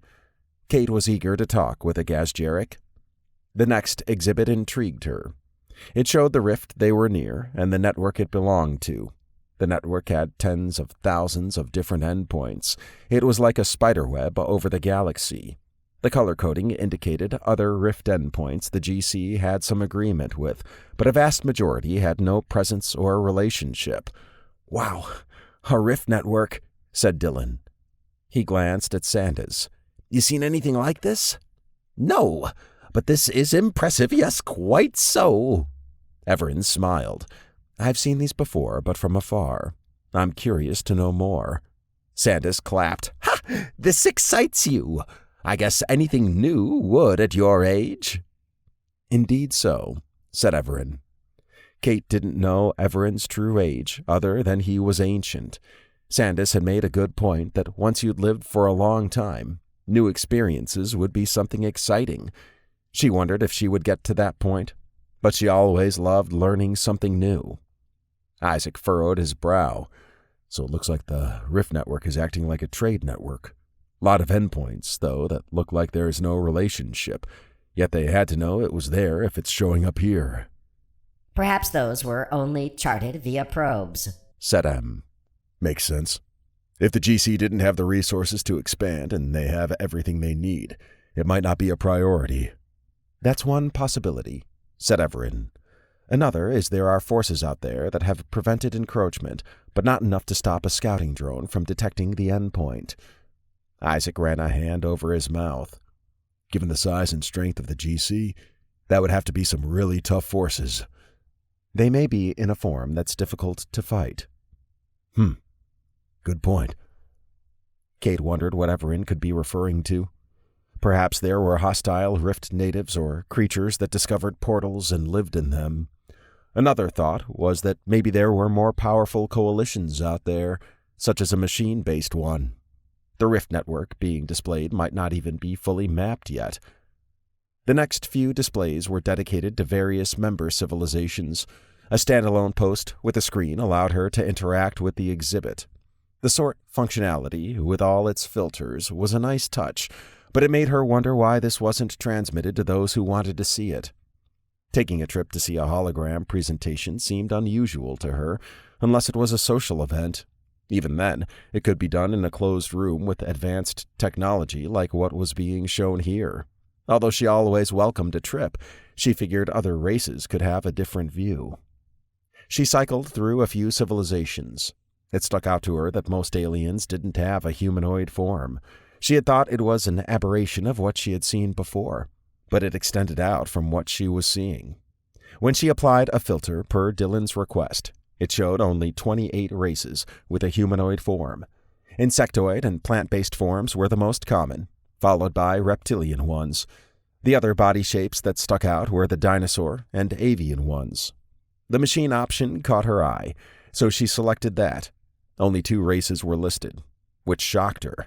Perhaps there were more that weren't friendly, but 2 was low. She had thought she spotted a member of a machine race in the exhibition, but it turned out to be some species in a robot that looked like an egg supported by 6 legs. Dylan whistled. And the theme of not a lot of humanoids continues. That wouldn't be unusual, said Evaran. Insectoid is the most common body type. Sandas shuddered. Tell me about it. I'm glad humanoid is the most common in our galactic region. Isaac grunted. Only a handful of machine-based races. That's also common, said Sandas. However, it's not uncommon to have machine-related factions within advanced societies. I could see that. I mean, there's a large presence here, although they seem to be more workers and security. Evaran nodded. And they may be fully functional groups. Organics tend not to trust non-organic races in general, in my experience. Very true in mine, too, said Sandas. Kate changed the display to show a race that lived near a rift endpoint on a star. Wow, an energy-based species. Those are very rare, said Evaran. Kate sometimes felt small when learning about what was outside of Earth. The lifespans of some of the civilizations were far older than humanity's. There were whole worlds that had no idea about Earth or would probably even care to. Almost every civilization she had seen was more advanced than Earth, even though she had seen advanced versions of humanity with a setup similar to the GC. It still underwhelmed compared to something like the GC. She suspected that to many of the GC members, Earth would be a backward planet with an insignificant species. Em laid a hand on her shoulder. Deep in thought? Huh? Oh, yeah, I'm good. I was just thinking of humanity's place relative to all this. There's so much here, she said. Perhaps. But humanity is special. Never forget that. Kate beamed. Em had a way of lifting her spirits. He was right in that humanity would become the Hoxscurus at some point, and they had a long future ahead of them. She caught Sandas studying her and Em. Perhaps he didn't know of the Hoxscurus, but he would have known Evaran picked humanity, but perhaps not why. Dylan dipped his head toward a large holographic presentation in the middle of the area. What is that? They walked over. On the partial portion of the portal edge was a label with the word crust, and the crust was made up of a material called nacaridium. It resembled rope up close, except it was made of crystal and had jagged edges. There were structures in some places, but the area was mostly just the natural environment. Where there was any flat space, there was almost always a structure, enough that the crust had several million residents. A large settlement called Hollock stood out. It had walled fortifications, which made her wonder what that kept out. The interior resembled skyscrapers and had smaller buildings between them. There were around 200,000 denizens there, and the main purpose of the place was manufacturing. Wonder what they're creating there, said Isaac. Evaran's eyes narrowed. Anything the GC needs, it would seem. However, the main export seems to be a type of object that can be used in anything that needs energy. Like energy cubes or something? Asked Dylan. I see the crust is made of nacaridium, which I've never heard of. Yes, and although it can come in a variety of shapes and sizes, a cube is often used. Evaran scanned a list on one of the display's data labels. Interesting. 1 cubic foot of nacaridium can power a small ship for up to a year. That's a lot of power in a small space. Sandas rubbed his furry hands. That sounds lucrative. Evaran tilted his head at him. I'm just making an observation, said Sandas, flashing a toothy grin. The others laughed. Kate wrinkled her brow. How is that possible? I'm not sure, said Evaran. There could be a dimensional component, or perhaps nacaridium is an exotic material. This is, in essence, pure energy within something that can contain it. I suspect nacaridium can also absorb energy, making it easy to recharge. That would solve a lot of energy problems, said Isaac. Indeed so. If it's on a ship, any excess heat or gas or even passing by a star could help it stay charged, said Evaran. Isaac puffed his cheeks. This is an engineer's dream. How would neceridium even form? Asked Kate. It most likely started out small, but has accumulated over the years. Although it's being mined, it most likely can replenish itself. I don't know why crusts form, though, as it's not something I've seen often. It'd be like a never-ending energy source, said Isaac. Yes. Dylan scrunched his face at a section of the crust. It says those are ruins. What would they be doing there? Kate examined it. It was the ruins of an advanced city, but the date suggested they were over 30,000 years old. Although the place was devastated, many of the structures still stood, as if erosion was non-existent. It made her wonder what fate had befallen the city. Evaran perused the ruins. There doesn't seem to be much information, as the GC has only been here for a little over 400 years. Based on the design, it would suggest this crust is old enough to have different civilizations use it. That's so cool. We gotta check out Hollock, said Dylan. Assuming we can, of course. Em interjected. We're allowed to go there, but only to specific areas. Most of the manufacturing areas are off limits. Given the security here, I'd expect there to be even more there, said Sandas. Most likely, said Evaran. We can go to Hollock after this. Kate treasured this aspect of traveling with Evaran and Em. The discovery and exploration of far-flung civilizations and exciting scientific topics made her day. She wasn't a big fan of combat, but that was the trade-off. This was a place no human would probably ever go, and she had a front-row seat to it all. She understood the uniqueness of this experience and planned to soak up as much as she could. Chapter 5. Em went over the Welcome Center experience as they flew toward Hollock. They had spent 2 hours in the Welcome Center, which overflowed with information. Em had been able to download everything he had access to, and that helped fill in some questions he had. The GC was the main power in the area, but the group had not met a Gazjarik yet. Perhaps they were in the top part of the traffic station. Hopefully, they could meet one at Hollock.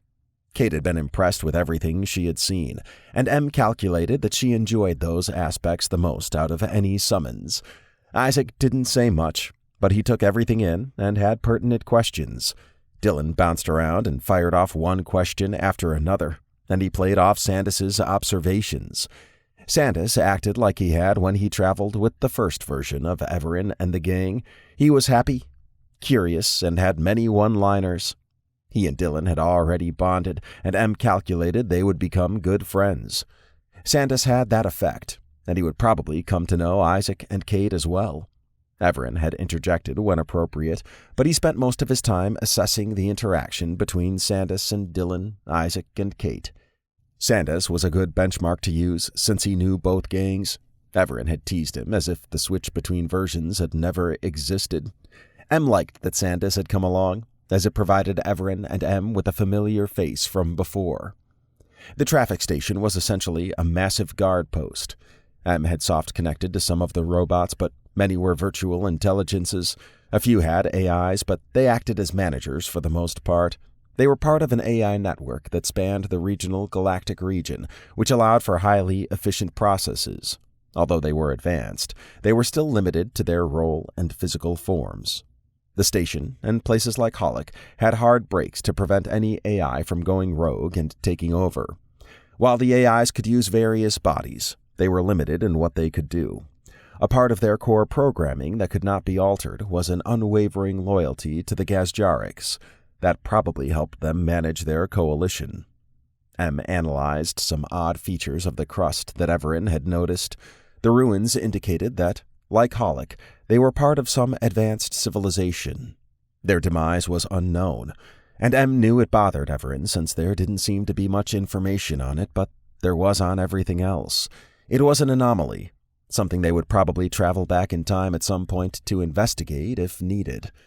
Another strange issue was that a group known as the Janahawks, a hive-based species, could create any form. They were also the only group that actively mined the crust and provided Holic with energy cubes. Their ability to create any form was an elegant adaptation to harsh environments. The Janahawks kept to themselves in the areas they minded, and there was no GC presence there.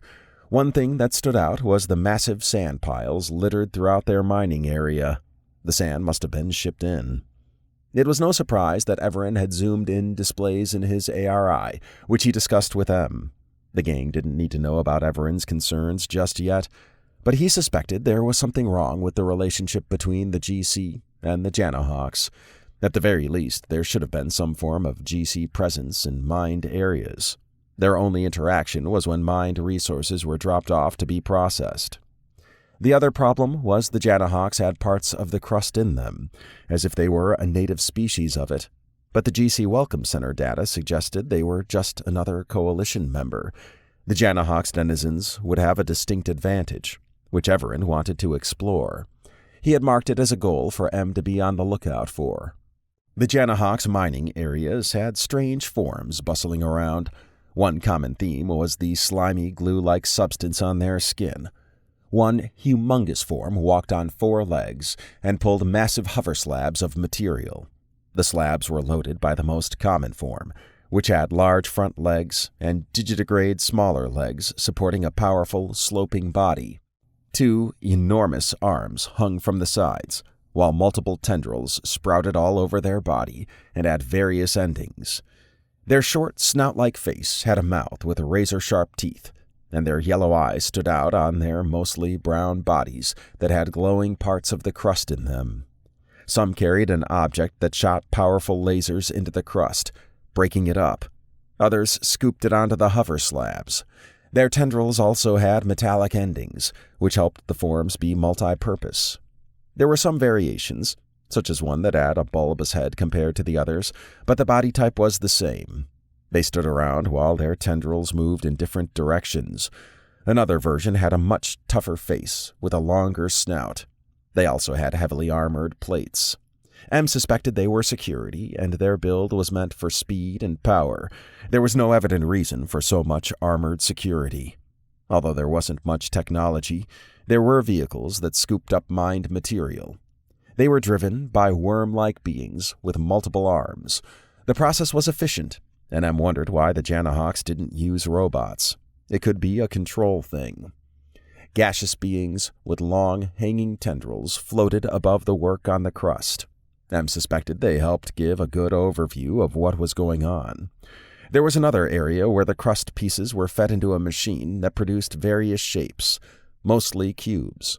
Those not shaped like cubes went to a massive bioship that sat on the crust. The cubes went to Holic. On the gang's flight to Holic, there had been a steady stream of transport crafts both into the rift and to other parts beyond the traffic station. M made a note to check where those pieces ended up and the impact they had on buyers. "Man, this is cool," said Dylan, standing in the front. Isaac, Kate, and Sandas joined him. "Yeah, it is," said Isaac. "I'd be curious to travel through this rift network to another endpoint." Sandas studied Holic. "Me too, but after experiencing Holic, the Janahawks bother me some, but maybe it's nothing, yes? Or something." Kate glanced at him. "What bothers you about them?" "They're the only ones mining. With the power of the GC, I would have expected different races involved. Instead, it's just one.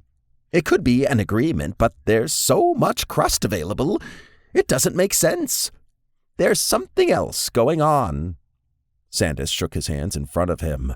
"Something mysterious." The group cracked up. "I hope not too mysterious," said Kate. "I guess we'll learn more once we're at Holic." M was not surprised that Sandas had figured out something was off. He had a knack for identifying strange situations, and that was one reason he had stayed alive as long as he had. However, it could be the summon's purpose didn't involve the Janahawks at all. M focused on the landing spot assigned to the Toravada. When registering to come to Holic from the station, they had to request access, and they were granted a landing spot for a period of time. He had tracked the various ships, turrets, and defense platforms that monitored them as they flew toward Holic. The landing area had other small and medium craft that sat on a metallic plate. The whole area covered a huge swath outside the city. A bubble shield encompassed Tolic and the surrounding areas, but it was a kinetic one that only reacted to a certain pressure. Ships could pass through with ease, but a missile would be stopped unless it slowed down before entering. The Torvada landed on a spot that read 143 in Lamantra symbols. A ramp specific to their landing spot sat outside and led to an underground system of tunnels leading to Holic. There were no service personnel or robots around them. Towers with turrets guarded the area, and a swarm of flying drones with saucers flew around. One had checked on the Torvada, then had flown off. As with the welcome station, we'll need to use suits here, said Evaran. I'm not sure what to expect here, so stay together. The gang's mood was one of excitement as they hustled to the ramp. Em cherished being able to witness their reactions. It helped fuel his organic interaction library, and his satisfaction rating increased when interacting with humans. Sandas was also great to be around, and he was just as giddy as the others. Em joined Evaran and the others on the ramp. Evaran waved forward. Let's go. The ramp that led to the subterranean network was at a 30-degree angle and went on for a bit. Em understood the layout of the spaceport, which funneled everything underground. There were no signs of the crust as they descended.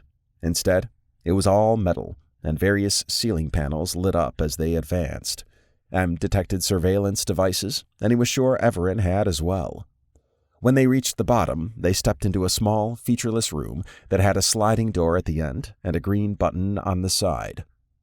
There's our transportation unit to the city, said Evaran. He pressed the green button, which caused the door to slide to the right. Em analyzed the interior. 6 poles were spread throughout. Metallic panels covered the floor, ceiling, and walls, and illumination was provided by glowing lines that crisscrossed the top.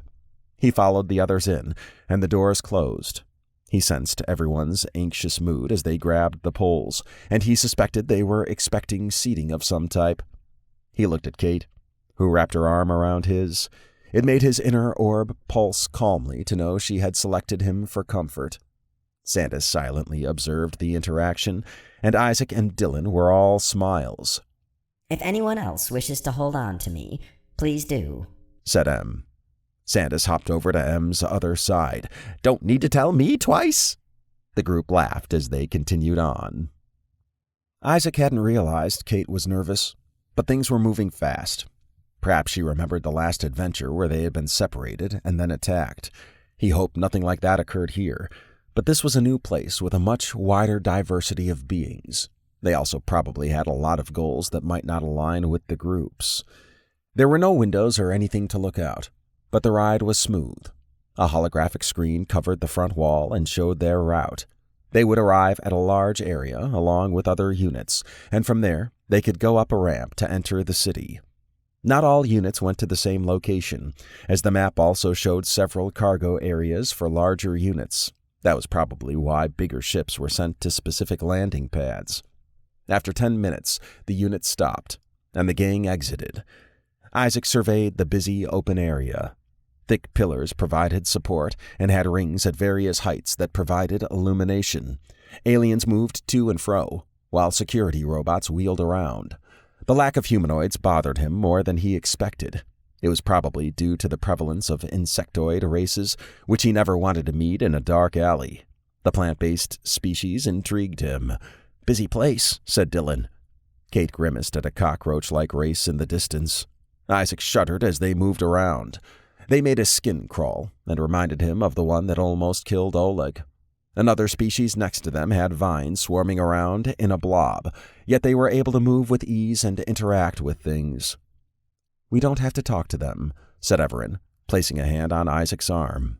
I'm good with that, said Isaac. Sandas swished his nose around. They probably think the same of you. I've noticed we've gotten a lot of looks. I've noticed that as well, said Evaran. We do stand out as humanoids here, but the Gazjaric are humanoid as well. I suspect those observing us are comparing us to them. That's a good point, said Isaac. I guess we're like a larger version of them, minus the black eyes and weighing 300 pounds thing. Indeed. The group went topside. Isaac wasn't sure what to expect, but it definitely wasn't a place resembling large airplane hangars in every direction. The ones nearest them signified they were welcome areas. Beyond them were the tall buildings he had seen when flying in. The smaller ones even stood out from his view. "We can go to one of the welcome centers, then determine our next stop," said Evaran. Sandas swatted Dylan's arm and challenged him to a race. As they ran, it was obvious Sandas was faster. Isaac caught Evaran watching them intently. He had a look as if remembering something. They caught up to Sandas and Dylan and entered one of the large structures. Similar to the place they had visited on the traffic station, this area had informational displays in aisles. One of the main differences was some stands had a matter replicator in the back, and a robot with a thick base, cylindrical body, and 8 arms served food. Isaac realized they wouldn't be able to drink or eat anything with their suits fully closed. It made him wonder how they approached anything like a cafeteria, as the food stands he saw only had plant-like species without armor getting food. He grimaced at the pastes they were served. They ranged in color and had different consistencies. Although liquid was also offered, it was not pure water like he expected. Each liquid had a variety of chemicals in it, with one looking like motor oil. This was a far cry from the other alien places he had seen where he could go without his helmet and experience food and drink options. They went to a booth that showed the crust in detail. Although the traffic station had a similar exhibit, this one was more detailed. It displayed all the cities and facilities on the crust, along with their population numbers. It was good that there was a history section, but Isaac also understood how long it was, so it wasn't something that could be read from the booth with others looking at it. He made a note to check it out on the Theravada, as M would have all this information. "Holic is the biggest city, but it seems there are about 18 others," said Kate. Dylan scrunched his face. "Yeah, and look at the mining areas. There's one near every city." "I noticed that," said Evaran. "The Janahawks' relationship with the GC isn't yet known to me, and these displays don't seem to have much of anything on that." "It bothers you," said Sandas, wagging a finger at Evaran. "These Janahawks are interesting." Isaac sized up the Gazjaric who approached them. They were what he expected. This one stood a little over 5 feet and was female, but the data labels showed her to weigh 326 pounds. He would have guessed 130 by looking at her. Although she wore a black suit, there was no helmet. Her black eyes stood out, and her small mouth and nose were comical to him. The sheer number of augments she had probably added some weight. "Hello. My name is Partanis Etta Gronkto, and I welcome you to Holic," she said with a slight dip of her head. Her soft, higher-pitched voice was pleasant, and she enunciated each word clearly and spoke with confidence. Evaran didn't use his translation orb, so that meant the range of sounds was something the rest of the gang could pronounce. Evaran pointed around the group. "Thank you for the welcome. I'm Evaran, and with me are M, Dr. Kate Minter, Dylan Townsend, Isaac Barrett, and Sandas. Such strange names, but I gathered that from your registration," said Partanis. "You all have Gazjaricoid forms, so I was curious as to your origin." We would say humanoid." Sandas crooked his thumb at Dylan, Isaac, and Kate. "Named after them. Humans." Partanis scrutinized them. "What an interesting species name. And you're a Rogarian?" "Yep." "I'm sorry to hear you're the last of your kind," said Partanis, frowning. "Yeah, me too," said Sandas. The empathy extended to Sandas indicated the Gazjarics showed emotions, and Isaac wondered how close they were to a human's. Maybe some things were universal, and he was curious as to how much was. "I'd like to know more about you all," said Partanis. "However, I imagine you're here to learn about Holic." "We are," said Evaran. "Where do you recommend we start?" "Plaza 14. It's the highest one and provides a good view of Holic and the surrounding areas. I can take you there." Kate grinned. "Works for me." "Same," said Dylan. "I'll never turn down a good vantage point," said Sandas. Evaran gestured at Partanis. Very well, then. Lead on. Isaac followed the others as they exited the Welcome Center. It was nice to have a Gazjaric to talk to. Sandas was no stranger to aliens. As the last of his kind, everyone was an alien to him. Hollick's Welcome Center had more unusual ones than he had experienced, but it didn't faze him. It was obvious that some of the insectoid races bothered the others, and some did him as well. However, he was with Evaran and M, so he wasn't too worried about it. Partanis was an interesting character. She stood only a few feet taller than him, yet weighed almost 3 times as much. That spoke to the dense musculature of her body. The number of augments didn't surprise Sandas, and he knew of species that had even more, like the Shulans, a highly xenophobic race that used augments like candy. Partanis was not a cyborg, though, as the augments were small. Crowds cleared a path as they left the Welcome Center. Sandas suspected Partanis's presence caused that. Despite the numerous aliens around, there weren't many Gazjarics. He wondered why Hollick had them as guides, but not on the traffic station. Partanis stared non-stop at the gang. It probably didn't help that everyone had their helmets up.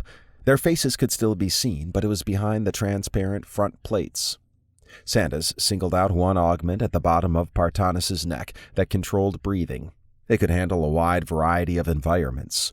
While the gang had something similar in their nanobots, at least for Dylan, Isaac, and Kate, it would take some time to adjust. Evaran and M were immune to any hazardous atmosphere. As they walked to a lift unit that would take them to Plaza 14, Sandas observed the various alien species. One thing that still bothered him was the Janahawks, who were not present. It seemed they only existed outside the city. He wasn't sure if that was by choice, or if there were other circumstances. It could just be that their presence on the crust was a business deal, and nothing more. He gulped as members of a species that resembled a ball with 6 spider legs passed by. They had a humanoid torso and a spherical body, but the 4 arms and fierce face, packed with mandibles, sharp teeth, and waving antennae, unnerved him.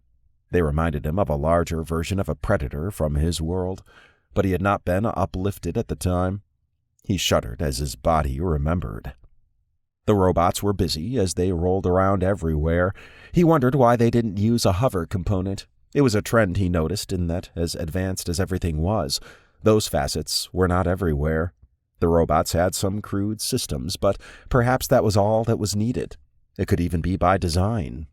The lift unit was similar to the one on the traffic station, and after 10 minutes they exited onto Plaza 14.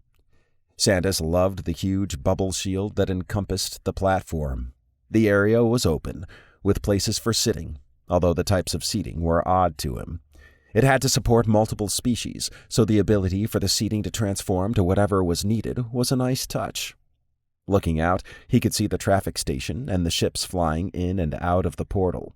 The outskirts of Hollick were visible, as was the rest of the city after going to the edge.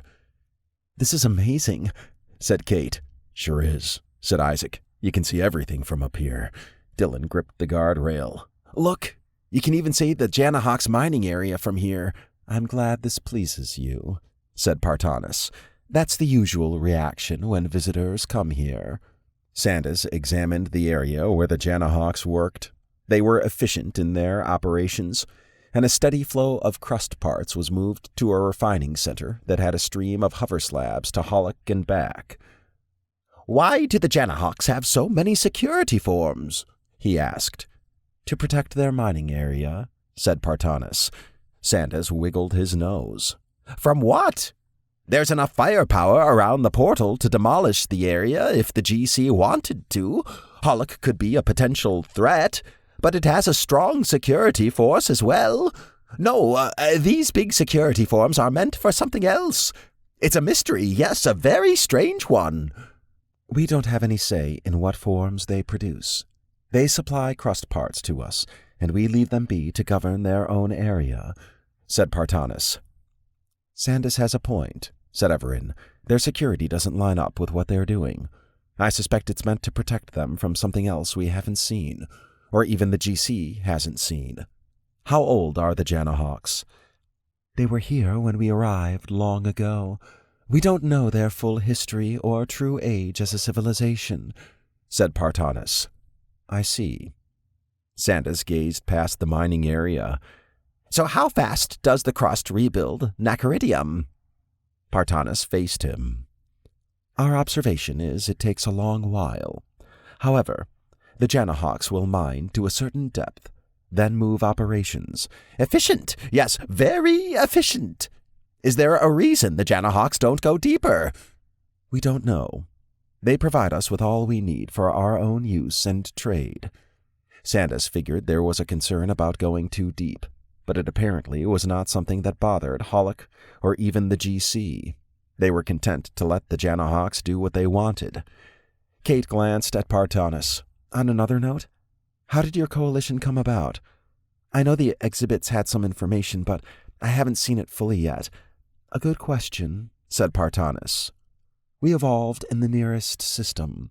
Once we were able to go between planetary systems, we ran into this portal. We explored it, but also fought other civilizations for control of it. We even fought a few that came through. In the end, we assembled the coalition to defend it, with us putting the most forces behind it. And now we have grown to a size that we control this endpoint, and we have enough forces to keep local factions at bay. I can't wait to read more on that, said Kate. Have there been any issues with so many different species here? Asked Isaac. Some, said Partanis. We can never truly get away from that. Most problems arise from cultural differences. What may be a greeting to one race is a declaration of war to another. Isaac grunted. I could see that. Partanis paused. I have been summoned, so I'll need to leave. I hope you all continue to enjoy your time here, and if possible, I'd like to meet up with you all later. You are very intriguing. Of course, said Evaran. Dylan waved. Appreciate the tour? I'm glad you did. Partanis took off. M addressed Dylan. Were you scanning her? Huh? Everyone chuckled. Oh, I see how it is, said Dylan with a grin. Sandas took note of M's teasing. V had been learning about humor, and M had picked up right where V had left off. His timing was better, and Sandas liked how V had evolved into M. His language was also much smoother, and it was obvious he had formed a strong bond with Dylan. I have so many questions about Hollick, said Kate. I know I can go over it in the Torvada, but it's so much more fun to learn about it from a native. I'm curious, too, said Isaac. Sandas flicked a furry finger at some nearby seating. We could arrange that to fit us, then compare notes. Oh, I'd like that, said Kate. Sandas has good ideas. Sometimes, said Evaran, swatting Sandas's arm. Hey, said Sandas. Sometimes is better than no times. They cracked up as they approached the customizable seating. Sandas found the benches to be odd, but it didn't take much effort to make them into what he considered suitable. He sat between Isaac and Kate, while Dylan, Evaran, and M sat perpendicular to them. He eased back while Kate pulled up some data on Hollick. This place really is a big manufacturing city, she said. Look at those export numbers. And it's not just Nacaridium.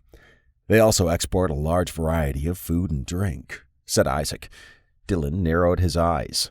That's weird when you got matter replicators. Not quite, said Evaran, raising a finger. Matter replicators may be common here, but a large percent of the ships that the food goes to don't have them. Sandas furrowed his bushy brow. But the GC has them. I would expect every member to have them. Perhaps they do, said M. Based on the technology levels I've analyzed, it's a new technology being expanded. Sandas swished his lips around. And with Nacaridium, Hollick must be very profitable. They are, said Evaran. It's one of the most advanced places in the GC. They also have highly advanced medical facilities relative to the rest of the GC. For all intents and purposes, Hollick is the capital city of the GC, despite not being declared as such. It may not have the diplomatic aspects, though. I can see that, said Kate. It would also explain the high number of aliens here and the heavy traffic. Seems like a quarter of the traffic hangs around until Hollick's shuttles reach them. Sandas was a big fan of centers like Hollick. It was where he usually did his best business, and it was easy to blend in. There were probably data brokers here, but he hadn't seen mention of them in any material he had digested. That was a sign they were good at what they did, or they possibly didn't exist. But he doubted that. One impediment to being a data broker in an environment like this was communication. Isaac exhaled. This is such a great experience. I know we haven't really encountered anything related to the summons. At least, I don't think we have. But I really enjoy learning about new places like this. Same, said Kate. Em tilted his head. After we're done in the plaza, we could try having dinner in one of their food courts. Works for me, said Dylan. Mystery meat and drink. Sandas was hungry, but with new alien races, it was always a gamble on what you might get. He had a stronger stomach than humans, and he could eat almost anything. It was a Rogarian survival trait, and he had heard Earthborn say he had the stomach of a vulture. At the time, he didn't know what that was, but he later learned they were effective scavengers with a stomach powerful enough to digest anything. He embraced the moment with the new gang. Although it wasn't quite the same as with the first version, he would take any time he could get with any version. Evaran and Em were definitely a lot looser, and Dylan, Isaac, and Kate were easy to get along with. Being in a strange place where he didn't know the ins and outs was exciting. He looked forward to seeing what else they would encounter. Chapter 6. Kate and the others had spent some time on Plaza 14, and now they were in the food court. It was 5:00 p.m. Earth time, and her stomach growled. Like the rest of Hollick's interiors, the place was a massive open area that had food and drink vendors of all types on the edges. In the center was a lot of seating. The gang had found a room with a small hallway that led to the court. Thankfully, Evaran configured it to be breathable so everyone could take off their helmets. The sealed hallway served as a buffer to the harsh atmosphere in the court. When they were going to their room, she had grimaced at seeing small humanoids on a stick being cooked like a kebab. It was a big draw, and the looks some aliens gave the group made the hairs on her skin rise. This was a very different experience compared to the previous adventures. In various parts of the main seating room, particularly the corners, were red square outlines painted on the ground. It was paired with ones on the ceiling, and her ARI showed it to be something meant for containment. A force field would be created, and she wondered how often it had been used. She relished the fact that she had information on the containment area by just using her ARI. Em and Evaran were probably aware of it, and to her, it showed how analytical they were when entering a new place. Once they were sealed in, she opened her helmet, which folded down into her suit. The relieved faces of the others showed they also enjoyed having their helmets off. She took a quick breath to ensure she could breathe, then a measured one. The room had a cleaner smell, like someone had wiped down everything. Maybe they had prior to the gang's arrival. Dominating the room were 2 rectangular tables parallel to each other with a walkway between them. Customizable benches wrapped around the outer edges. The seats were padded with comfortable cushions, and she sat at the left table. Dylan and Sandas scooted in after her, while Evaran, Isaac, and Em went to the right table. Nice and comfy here, said Isaac. Surprised the seating is like this. Figured it would be that customizable thing again. Em nodded. It is. I accessed the configuration control for this room prior to our arrival and modified it for humans and Rogarians. Sandas bounced in his seat. Plush cushions! You know me too well! Although you have a natural padding with your fur, I made sure the cushions could support your bushy tail. Sandas flipped his tail behind him. Ha! Love it! Dylan rocked back and forth. Yeah. These are great. Evaran tapped the table. And it looks like they have holomenus we can look at. Em has already filtered out any food that would be dangerous. Like what? Asked Kate. There is an acidic drink that would melt your mouth. Kate shook her head. Okay, I'm glad that's not on the menu. She pressed a blue button on the table. A holographic menu popped up. It fascinated her that everything was in English. The translation aspects of the Theravada still befuddled her, but she wasn't going to complain. Having no communication barrier allowed her to learn more about cultures and the like. The menu was broken out into categories, but the food and drink items were all over the place. She didn't even look at the live section. Her eye caught a green soup that had brown chunks floating in it. It reminded her of a sewer. Another dish looked like red French fries covered in a blue sauce. Fortunately, M had added labels that summarized the dish based on texture, spiciness, and potential side effects. She selected an item that reminded her of a protein bar. Although she wasn't sure what some of the ingredients were, despite their listing, M had labeled it as being similar to a granola bar with berries. Dylan selected a sandwich that had orange meat with other colorful toppings. Isaac got a purple salad with mystery meat. Sandas ordered a bowl of large nuts, but these were shaped like hearts and were similar in composition to walnuts. Evaran and Em didn't get anything, but they appeared to be intrigued by what everyone else chose. Kate relished being able to sit with them in a place like this and experience something new. The previous adventures had given her a taste of how important they were and the positive impact they had. While they could be dangerous, some of that could be mitigated with good planning. After everyone had ordered, the holo menus disappeared. "It says a robot will deliver our food," said Isaac. "I guess matter replicators aren't everywhere." Centralization of sustenance options would be easier to control from a security perspective, said Evaran. Isaac ran a hand over his mouth. "Yeah, I can see that. They could also put restrictions on how it's used, I suppose, but this way ensures that only what they want can go out." Sandas inspected the environment. "And the sealed rooms offer another level of control." "That too." Kate hadn't thought of these things, but they made sense. Hollick was less advanced than what she had encountered before, which would have been an absurd thought just a year ago. She always believed there was alien life outside of Earth. It was a mathematical probability, and now she not only traveled with someone like Sandas, but she got to witness a variety of aliens.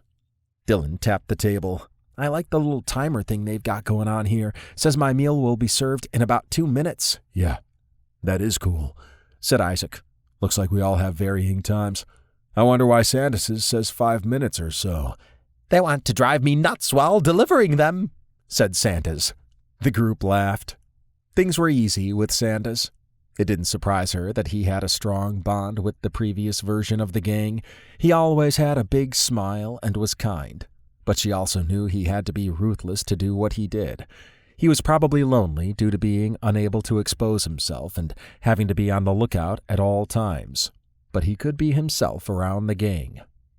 After a few minutes, Dylan pointed at a robot in the food court that pushed a slab with various food and drink items on it. Kate widened her eyes when a semi-transparent white blob burst through the floor near the slab. The robot pushed the slab away, then strode toward the creature. It shot out a strand that stuck like glue to the robot's arm. After a quick yank, the robot crashed to the ground. The blob moved over it, and a moment later, only the robot's framework was left. "What is that?" said Sandas, standing. Kate raised her helmet and joined the others in exiting the room. She, Dylan, and Isaac pulled out their PSDs, while Sandas drew his energy pistol. Evaran and Em stood in front of them. Em entered defense mode, and Evaran spawned his energy shield. "Stand back," said Evaran. "I'll deal with this." Although she would heed Evaran, she was ready to jump in if necessary. In the past, she might have fled, but she was confident in her suit and PSD. A large security robot rolled in and fired some energy beams at the blob, but it absorbed them. The creature broke the robot's front legs, then flung the robot away. An unfortunate visitor was caught and dragged into the blob, which grew in size. It moved toward the group. Evaran stepped forward and extended his glowing hand. His eyes glowed as well. "Cease your activity." The blob shot a strand out, but retracted it when within 10 feet of Evaran. It moved away from him as he advanced. Once it was in a containment area, a force field went up around the blob. The ground under it dropped, causing the blob to fall, but it used 2 tendrils to grip the trap door.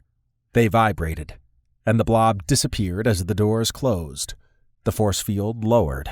"Okay, I hope that wasn't someone's lunch escaping," said Sandas. Kate swatted his arm. I didn't see any data labels on it other than it was a blob. Evaran rubbed his chin. It had parts of nacaridium in it, which I now know is an exotic material that is essentially crystallized rift energy mixed with Bornean energy. Oh, Bornean exotic energy is the one that can absorb and release energy, similar to the fluid dimension from our first adventure, said Kate. You're correct. I've never seen it in this format before, but its effects are apparent. Why didn't the Torvada pick that up earlier? Asked Isaac. It would have on a deep scan, but not on a preliminary one, said Evaran. The crust would also have interfered with readings, especially in this amount. Dylan scratched his jawline. I thought it only did one type of scan. Learn something new every day. That's out of M's and my control, said Evaran. Nonetheless, I suspect this creature is from the crust. Why it came here and attacked everything is unknown. Well, it sure wanted no part of you. Evaran's eyes softly glowed. Due to my cosmic energy. Once I detected it was a rift and Bornean energy creature, it would have been able to detect my cosmic energy and recognize it as far stronger than what it had. If it didn't have exotic energy or material, it would have likely continued to attack me. Kate slipped her arm through M's. It's a good thing we have 2 cosmic beings. One of which is handsome, said M, glancing at Sandas. Sandas clapped. Ha! You're getting better with that humor. Acknowledged. Looks like we got company, said Isaac. 2 security robots escorted a male Gazdurik in an orange suit. Other robots were scanning the area and cleaning up the fight scene. The 2 approaching them were the ones that reminded Kate of gorillas with a wheel under their stomach. The Gazdurik was similar to Partana's in appearance, except his skin was a darker shade of green. I'm Security Administrator Jantana Korgrul. Your assistance was appreciated.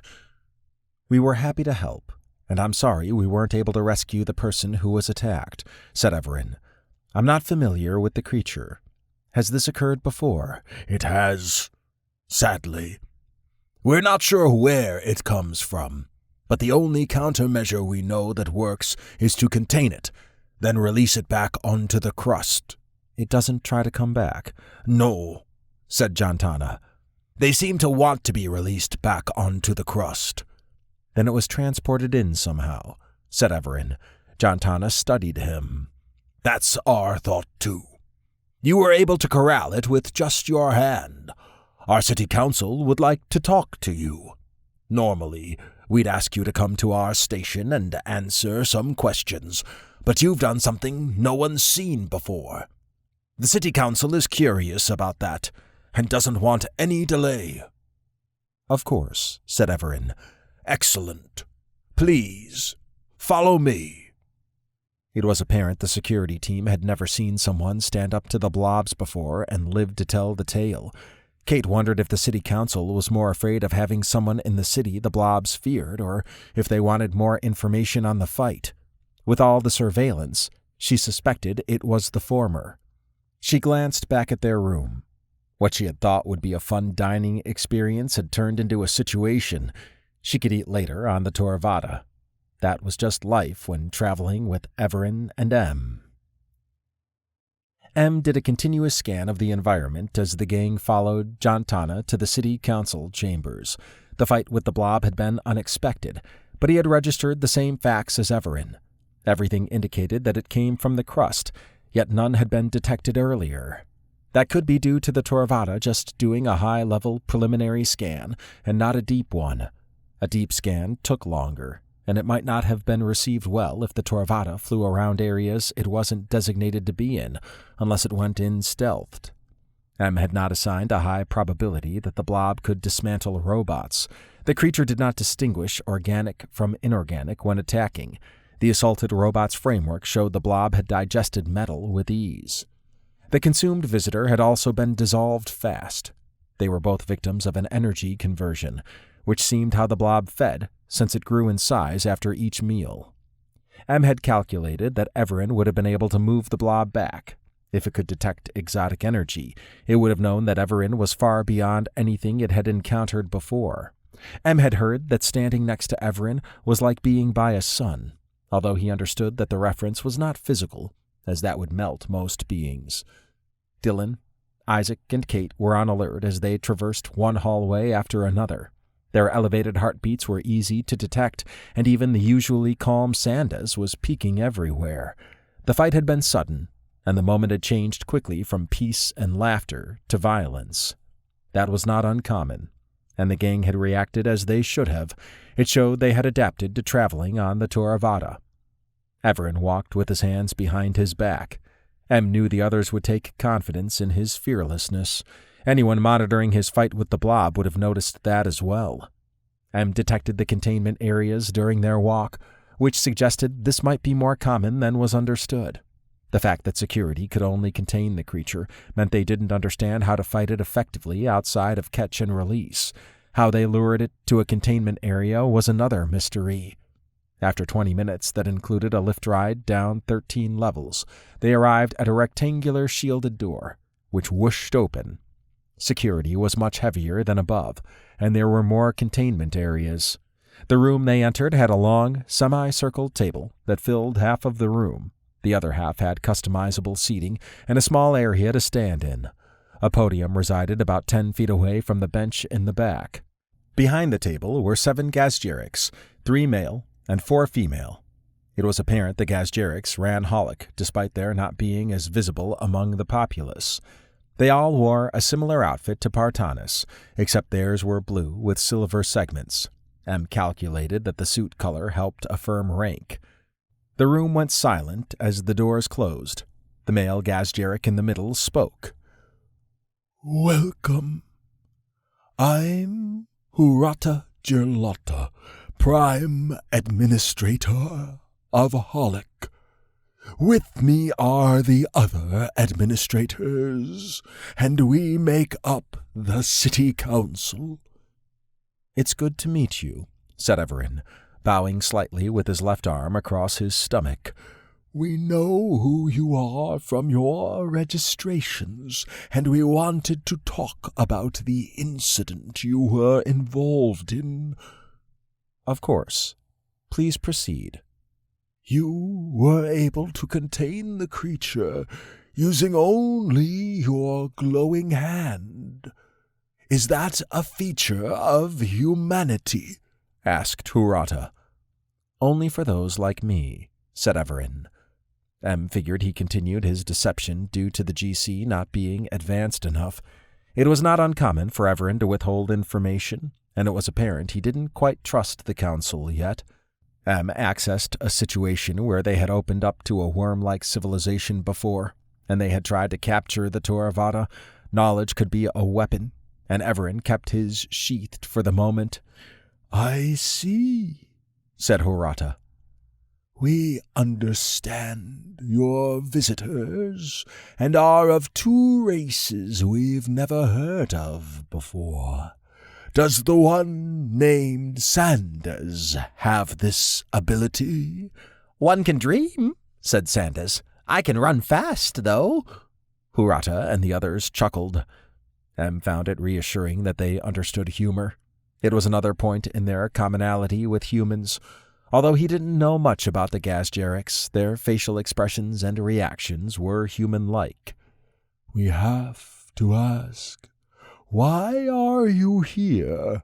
asked Hurata. "Your origin is unknown to us, yet you speak Lamatra like a native speaker without a translation device." Evaran dipped his head. "I understand.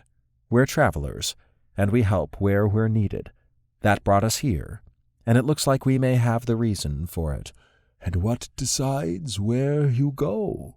"I've been sworn not to tell. However, now that we're here, we can help." Hurata took a moment to talk to the others. He might not have known it, but the gang could hear and understand what was being said. The council members were unsure about them, but the help in the food court showed they did accept assistance when their own security forces failed. "And how Can you help us? Your assistance with the creature earlier was most welcome," said Hurata. "If you'll allow it, we'd like to investigate what these creatures are and where they came from. If we can discover that, then perhaps we can put an end to their incursions," said Evaran. Hurata scrutinized him. "I don't know why, but I feel like I can trust you. You have power, yet you don't flaunt it. Your companions' profiles and actions are not those we would associate with criminals. Although we have our own investigative departments, they've made no progress with these creatures." He spoke with the other members for a moment. "We agree to allow you to continue your investigation on one condition. You take a GC representative with you," said Hurata. Evaran smiled. "Thank you. We humbly request that Partanis Etagrontu join us. We've already interacted with her, and I think she would be an asset to our team." Hurata tapped at a console on the table. "A welcome center aid. That's an unusual request. An investigator would be better suited. Partanis is far removed from being an investigator." "Perhaps, but she can report on what we do, and we have advanced abilities that may make any GC's investigator's ability redundant. Also, Partanis already knows our group, and, more importantly, we like her." Hurata stared at them. "Very well. We'll send her what we require. I hope you find out what this creature is and where it comes from." "Thank you," said Evaran. "As for these incidents, have they been growing?" "Unfortunately, yes. It hasn't risen to the level of a warning yet, but as you saw, anyone near one that gets hit is absorbed. This was the first time the creature appeared in the food court. Without your fast reaction, it could have been much worse." Kate grimaced. "It even tried to absorb your robots." Hurata faced her. "Yes, and it seems our weapons don't work on them." "Force fields do, though," said Isaac. "I saw it get flushed." "Where was it sent to?" "A specialized cell with magnetic barriers. For these we send them outside the city, and they don't come back." Dylan wrinkled his brow. "Did you follow them to see where they went?" "Of course," said Hurata. "They just merged into the crust and disappeared. That's when our detection of it vanished. We currently believe they are from the crust, but we have no proof of that." He checked his console. "Partanis has accepted her reassignment. She's also been given a higher security clearance so she can access information that could be useful in your investigation." "Excellent," said Evaran. M calculated that Partanis would have accepted without question. Gazgeric society valued orderliness, and having a rank structure was a logical conclusion. If Partanis did well, perhaps she would move up in rank. While an investigator might have worked, they could not offer what he, Evaran, or the Toravada could provide.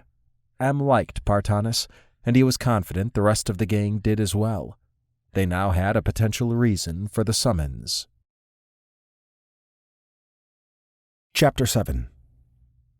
Partanis stood outside the Toravada. She had been elated when she had received news that Evaran and his team selected her to accompany them. There was something different about these aliens. She felt the most secure she ever had when near Evaran. She didn't understand how that was possible, but she implicitly trusted him. M was the same way. The others were friendly, and they even joked around with each other from what she saw on the feeds after she left. Although humor was not a metric that should be applied to aliens, she found it was a good test as to what a culture was like. It did surprise her that the teasing Dylan received was based on him examining her. She wasn't sure what that meant for a human, but the others found it humorous. Although she had been a Welcome Center aide, her designation had been upgraded to Investigative Liaison. With that came a new level of security clearance. She had always wanted to be an investigator, so this was an exciting opportunity. Unfortunately, one of the senior investigators had sent her a scathing communication. He had said he should have been selected since he knew the most about the blobs. That information was already available to all, and she suspected that Evaran and his group were far more advanced than they let on. She had already digested the pertinent information, and was sure that would be what Evaran wanted. The senior investigator had also said she broke protocol and tradition by jumping several levels to be a liaison. While that was true, the city council had directly appointed her on Evaran's request. That would never be questioned, which was why he sent her a nasty message and not the council. She would make the most of it, and if she performed as planned, she could make a leap to a new rank that would normally take years to achieve. The Toravada was a strange ship, and Partanis wasn't sure how it could support everyone on Evaran's team, much less her. There was also the concern of living quarters, food, and drink. She hadn't seen any deliveries scheduled to be dropped off, so perhaps Evaran thought she would only be with them for a short while. Hopefully, the ship was more advanced than she thought. Another strange feature was the back had 2 horizontal slats with 2 vertical ones on each side. The Toravada couldn't have much power, and she didn't understand how it would be able to go anywhere a transport shuttle couldn't. However, it was possible she wasn't seeing everything. She definitely had not expected Evaran to make a blob back away, so maybe, like him, the Toravada was special. Her 2 hearts beat fast when Evaran and his team came into view. She couldn't recall being this excited about seeing another group. The life of a Gazjaric was lonely unless it was mating month, but outside of that, most kept to themselves or threw themselves into their work. As a Welcome Center aide, she had witnessed many cultures that were social, and she often wondered why Gazjarics as a whole preferred solitude. She had been slowly learning the investigative rank, and even with the knowledge transfer ability from her augments, it didn't beat experience, which was what most ranks were based on. The rude senior investigator understood that and probably saw this as a missed opportunity. Evaran strode with his hands behind his back, as if he were not concerned with anything. Em also had a similar walk. Dylan, Isaac, and Kate laughed at something Sandas said. They enjoyed each other's company, and that was a good sign. Partanis had worked with other groups where there was always tension in the air, mainly because she was Gazjaric. There was none of that with this group. Evaran slightly bowed when they arrived. Partanis, I'm glad you accepted to join the gang. Gang? She asked.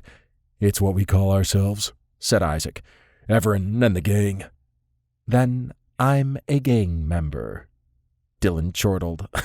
Sorry, that sounded funny. Kate swatted his arm. In a different context. In the context of this group, we're all gang members. Partanis didn't understand the joke, but she appreciated Kate's explanation. I see, said Partanis. Evaran gestured at the Toravada. Are you ready to go? Absolutely, said Partanis. Is there anything special I'll need? I will give you some nanobots for universal translation that I've calibrated to your physiology. Outside of that, the Toravada will have anything you could want or need. However, before we give you a tour of the Toravada, the others are hungry, so we can discuss things over dinner. Do you have any concerns with the nanobots? Not at all. Although she was slightly apprehensive about getting nanobots, she trusted Evaran. Normally, she would want to research anything that entered her body. She had detected nanobots in the others, but they didn't have issues she could perceive. This could be some elaborate trap to kidnap her, but that was a remote possibility. She followed them into an almost featureless circular room. A command chair sat in the center, with a small workstation off to the right. She stopped to make sure she was seeing everything correctly. There was no way this space could support an engine, much less living quarters. Her eyes were drawn to a hallway that should have extended past the ship. She had walked around the Toravada earlier, and there was no way the hallway could exist. Dimensional mechanics, said Isaac. Yeah, took me a while to wrap my head around that. I hope it wasn't painful, said Partanis. Sandas cracked up. Isaac furrowed his brow. Oh, I used slang. I meant it took me a while to understand. Understood, said Partanis with a half-smile. So this hallway exists in another dimension, correct? Evaran raised a finger. Yes, and as I'm sure you're realizing, the engines, shielding, and the like have dimensional mechanics applied to them as well. That makes sense, said Partanis. The GC has nothing like this. We've theorized about dimensional mechanics, but this is the first application of it I've ever seen. Your ship is far more advanced than anything we have. Dylan shook his hand at her. Trust me, there's a lot more. Partanis followed them into the hallway. She had thought she might feel some type of shift from walking into another dimension, but there was none. She peeked into the doorways on the left and was surprised some had corridors with doors on the sides. They were either their own dimensions or part of the one she was in. She figured she would learn more about that over dinner. They entered the last door on the right. A long, rectangular table with seating resided on the right. On the other side were what she figured were matter replicators. At the end of the room was another small hallway. The room was well lit, and based on the odors she detected, it served as a cafeteria. Before we begin, you can get any nourishment you want, said Evaran. M has uploaded GC patterns to our matter replicators. I'll get your nanobots while everyone gets settled. Partanis joined the others at the replicators. The strange food and drink they got intrigued her. Dylan had some type of soft orange slabs with a gray item between them. Something yellow sat on top of the gray item. He also got a bowl of yellow strips. Isaac obtained a plate with another gray item covered in some type of brown sauce, along with a mushy white substance that was also slathered with sauce. Kate got a large bowl of plants with various items on it. Sandas had a plate of nuts, something she was familiar with. When it was Partanis' turn, she selected a purple paste with golden lines. It was her favorite dish, and was a good nourishment source for Gazjariks. It provided both food and drink in one item, and it tasted good. It even came in the push-up container that allowed for easy consumption. She took a quick taste and was pleased at how accurate the recreation was. She found it hard to distinguish it from the actual paste made on her home world. Evaran returned and handed her a syringe. There should be no side effects from these. She opened a small side port on her upper right arm. After a moment of hesitation, she injected herself with the nanobots. A flash of light hit her, but a moment later, everything was normal. With these, I'll be able to understand all languages.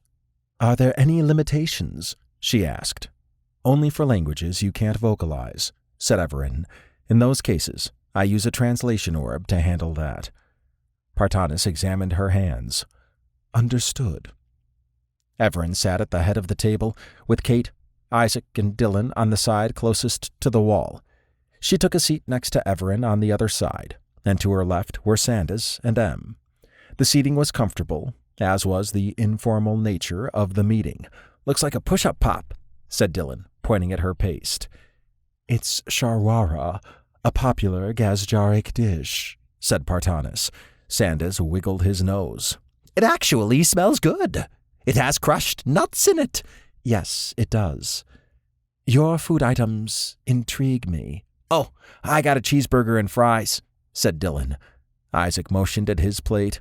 Salisbury steak and mashed potatoes. Just a salad here, said Kate. Nuts for me, said Sandas. In regard to what I got, not that I think Kate's choice of dinner is crazy. Partanis took nuts to mean crazy based on Sandas's inference, but it was also a food item. She also noted that humans and Rogarians ate meat, something her species did as well. While common in the many alien civilizations she had encountered, especially insectoid ones, most of the plant ones had alternatives to that. The food item names were strange to her. Evaran eased back into his chair. I wanted to clear up some information. As you'll be traveling with us, you will be privy to information no one in the GC would know. I'm going to request you don't share this information outside this room. Partanis straightened. "Of course. I won't report anything said here." "You can on other things, but let's see how this goes," said Evaran. "First, I'm a cosmic being with cosmic exotic energy." "Exotic energy? In a being?" Evaran nodded. "And the most powerful there is. How familiar are you with timelines?" "They're theoretical." Evaran's eyes glowed. "Not quite. A universe has a timeline for every configuration of matter and energy within certain breakpoints. The one we're in is special to me for reasons I won't elaborate on here. The universe exists as one of many, and each exists inside a cell that connects the universe with exotic energy strands. The universe disperses this exotic energy across the timelines. Cosmic exotic energy is unique in that it comes from outside the plane, the structure that houses all the universal cells." Partanis's mind whirled. "You're from outside this plane?" "I am. The Torvada was given to me, and it can travel through space, time, and beyond." "It can go anywhere," said Dylan. Almost. Said Em. "It can't go to the life layer." Partanis wasn't sure what that was, but the fact the Torvada could travel everywhere, even through time, made it far more powerful than she had thought. She wasn't sure if this was a trick, but learning that she was but a tiny speck among all realities induced existential dread. Her nostrils flared. "I understand this is a lot to take in," said Evaran. "However, I wanted you to understand where you are. Dylan, Isaac, Kate, and Sandas are from a galaxy that is 194 million light-years away and far in the past, 2014 AD. Partanis did a slow sweep across the gang. Not only was Evaran unique, but the others were from an impossible distance in the past. Although everything in her needed to see some evidence of what Evaran was saying, she believed he was telling the truth. "What brought you here?" she asked. "The Torvada gives us summons to check out and help those in need," said Evaran. "And you believe it sent you here to investigate the blobs?" Evaran drew his lips flat. "Perhaps. I think there's more to it than that." Partanis looked at Sandas. "I'm guessing the Janahawks, since that seemed to interest you." "Busted! I do think they're involved somehow, but who knows? Maybe they aren't," said Sandas. Everything made sense to Partanis, but her skeptical side still nagged at her. She would absorb what she could and verify other topics during her stay. It didn't make sense that the Torvada would send them to deal with the blobs only. There had to be something more, and it lit a fire in her at the thought that she would be part of something so unique. She would be the only Gazjaric to have experienced it in their history. Dylan could see Partanis had a lot to chew on. Although her face had remained neutral when Evaran was speaking, he caught her eyes slightly widening at some points, and she had shifted in her seat several times. He recalled when he had first learned about everything. It had been world-changing for him. However, he suspected it was less so for her, as she was more advanced. He was glad to have some food in his stomach, but he had been interested to try what he had ordered in the food court. He could have chosen it instead of his burger and fries, but he was hungry and didn't want to experiment and potentially not have a good meal. While he could just toss away a bad meal, he didn't know if it would offend Partanis or not. He would try it later, alone, though. The previous 30 minutes had been enlightening. Gazjaric culture reminded him of the Japanese some. There was a high emphasis on work. Although there was a focus on self-reliance, they still had celebrations and the like. It sounded like a lonely life, but one in dedication to their civilization. He admired that, but he was outgoing, so it would probably be a nightmare for him. They were in the command center and had assembled around Evaran's chair. Partanis was being given a tour of the Torvada, something Dylan had relished when he went through that. "This is the command center," said Evaran. "My chair is a command one, and the workstation to my right is used by M. He doesn't need a workstation as he is connected to the Torvada directly when on board, but to provide transparency to anyone here, he utilizes it." M interacted with the workstation. A moment later, the normal seating arrangement of comfortable chairs spawned. stretching out at 45-degree angles away from Evaran's chair. As you can see, this room supports hard holograms. The seating can change based on who is traveling with us at any given time. The current pattern allows for 8 people. Partanis touched a chair. It's like the matter replicators we have, except this is far more advanced and customizable. You won't hear me complaining, said Isaac. You can even pull up a holo menu and configure your seat if you want. Yeah, it's great, said Kate. Partanis sat in a seat, which sagged a bit. How do I see this menu? A poke in the air, said Dylan, mimicking the action. Partanis did so and checked out the menu. Very efficient. Sandas bounced into a chair next to her and leaned over to study her menu. You can adjust the weight support. As you weigh almost 3 times as me, it'll provide a better experience. Yes, a much better one. Partanis complied. The seat rose up some. Oh, I like this. You could create anything in here. Indeed, said Evaran. The front end of the ship is transparent, as you can see, but the ground is semi-transparent. That's to avoid feeling like you're floating. Data labels and windows also can appear anywhere, so anything in the viewport will have detailed information. Partanis stood. That's a very powerful feature. Our ships are still upgrading to holographic projectors, but they're nowhere near this level. Your adoption rate is efficient, said M. We're trying, and although Gazjaric ships are getting them quicker, it's a challenge with other alien ones that have different technology. My analysis shows the GC will overcome that with little concern. Evaran moved toward the doorway. Let's head to the maintenance lab. After they arrived, Dylan surveyed the room. It was an enigma. He only knew what a few rooms did, and there were hundreds, maybe even thousands of doorways. They were all sealed, and in the back of the open area was a platform. He didn't recall Evaran or M coming here often, and Evaran was not too concerned with the gang looking around. The Torvata controlled what they could access, and it had sealed off many rooms to them. Evaran moved his hand in an arc. This is the maintenance lab. It's the main dimension of the Torvata. The doorways you see have various functions that I can't elaborate on. I see, said Partanis. Is the hallway outside a dimension and each doorway its own dimension? Yes. Powerful.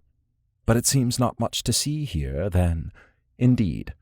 On to the research labs, said Evaran. Dylan was impressed at how quickly Partanis caught on. Although he tried to learn things, it felt like he did so in molasses compared to the others. He had made some efforts to educate himself more, and his nanobots helped him learn better. However, members of advanced societies, like Sandas and Partanis, had an edge with experience. Even Isaac and Kate did. Partanis stared down the research lab's hallway, which was the next door on the left from the main corridor. And this must be a dimension, she said. Yes. Come, said Evaran. Dylan followed everyone into the first lab on the right. He had not been in the room much, but Isaac lived in the knowledge base room at times. Kate was also a big fan of the planar cartography lab. Dylan had discovered that, although they could have used their own labs, they preferred to use the same one and sometimes visited each other. They also had meals together there every now and then. It led him to the conclusion that they might get together at some point. Evaran explained what the side rooms did and the purpose of the lab. I'd like to see this planar cartography lab if time permits, said Partanis. Kate's eyes lit up. I can show you it. Sandas glanced at her. I'd like to come when you do as well. We'll make it a party. Yes, a very fun one. I'd like that, said Partanis. She adjusted to being part of a team well. Dylan was eager to hear more about Gazjaric society and how everything worked. The next place they visited was the medical lab. Dylan's throat constricted as he remembered Oleg, who was the leader of their group before Evaran and M intervened. It was also where Dylan got his nanobots, so he had a mix of feelings when in the room. The room can expand to accommodate many people, said Evaran. Partanis scrunched her face. How advanced is the technology here? I assume greatly so. And you would be correct. Anything short of death can be handled here.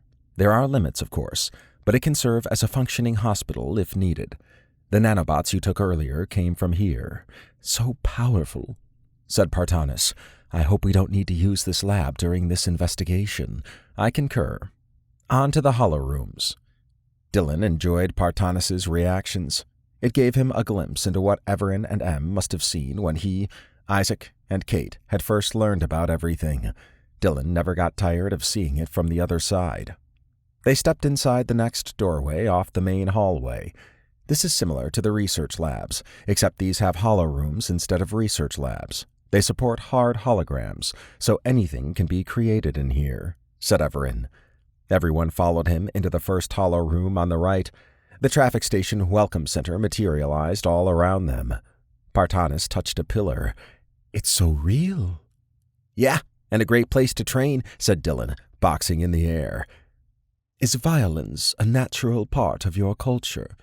Sandas chuckled. "Earthborn? Definitely."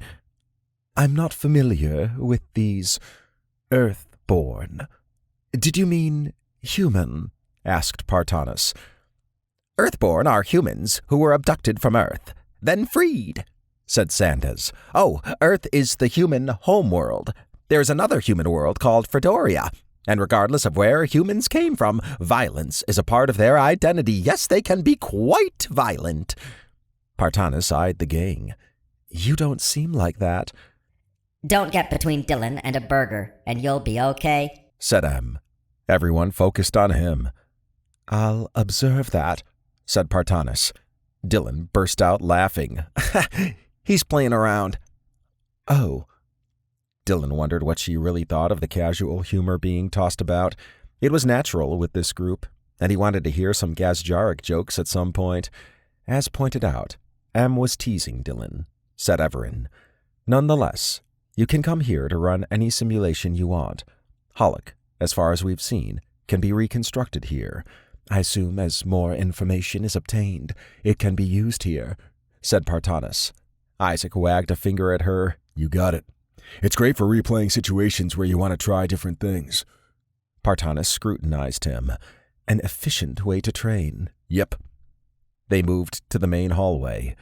"The last room on the left is the living quarters where you'll be staying," said Evaran. "We can visit that in a moment. The conference room to the right you've already experienced.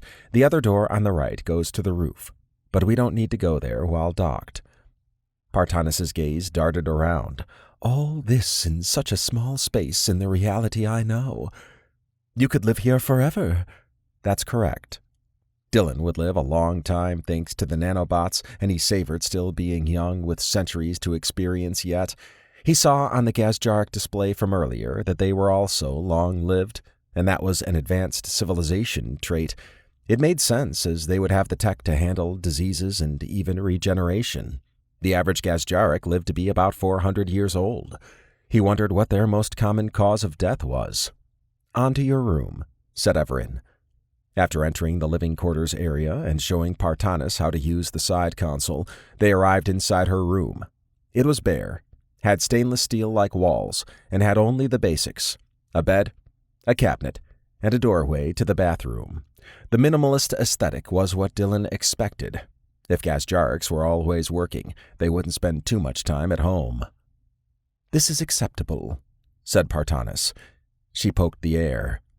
"I see this room supports hard holograms, and I can configure it. Yes, you can also add more rooms," said Evaran. "Could I replicate the other rooms and labs?" she asked.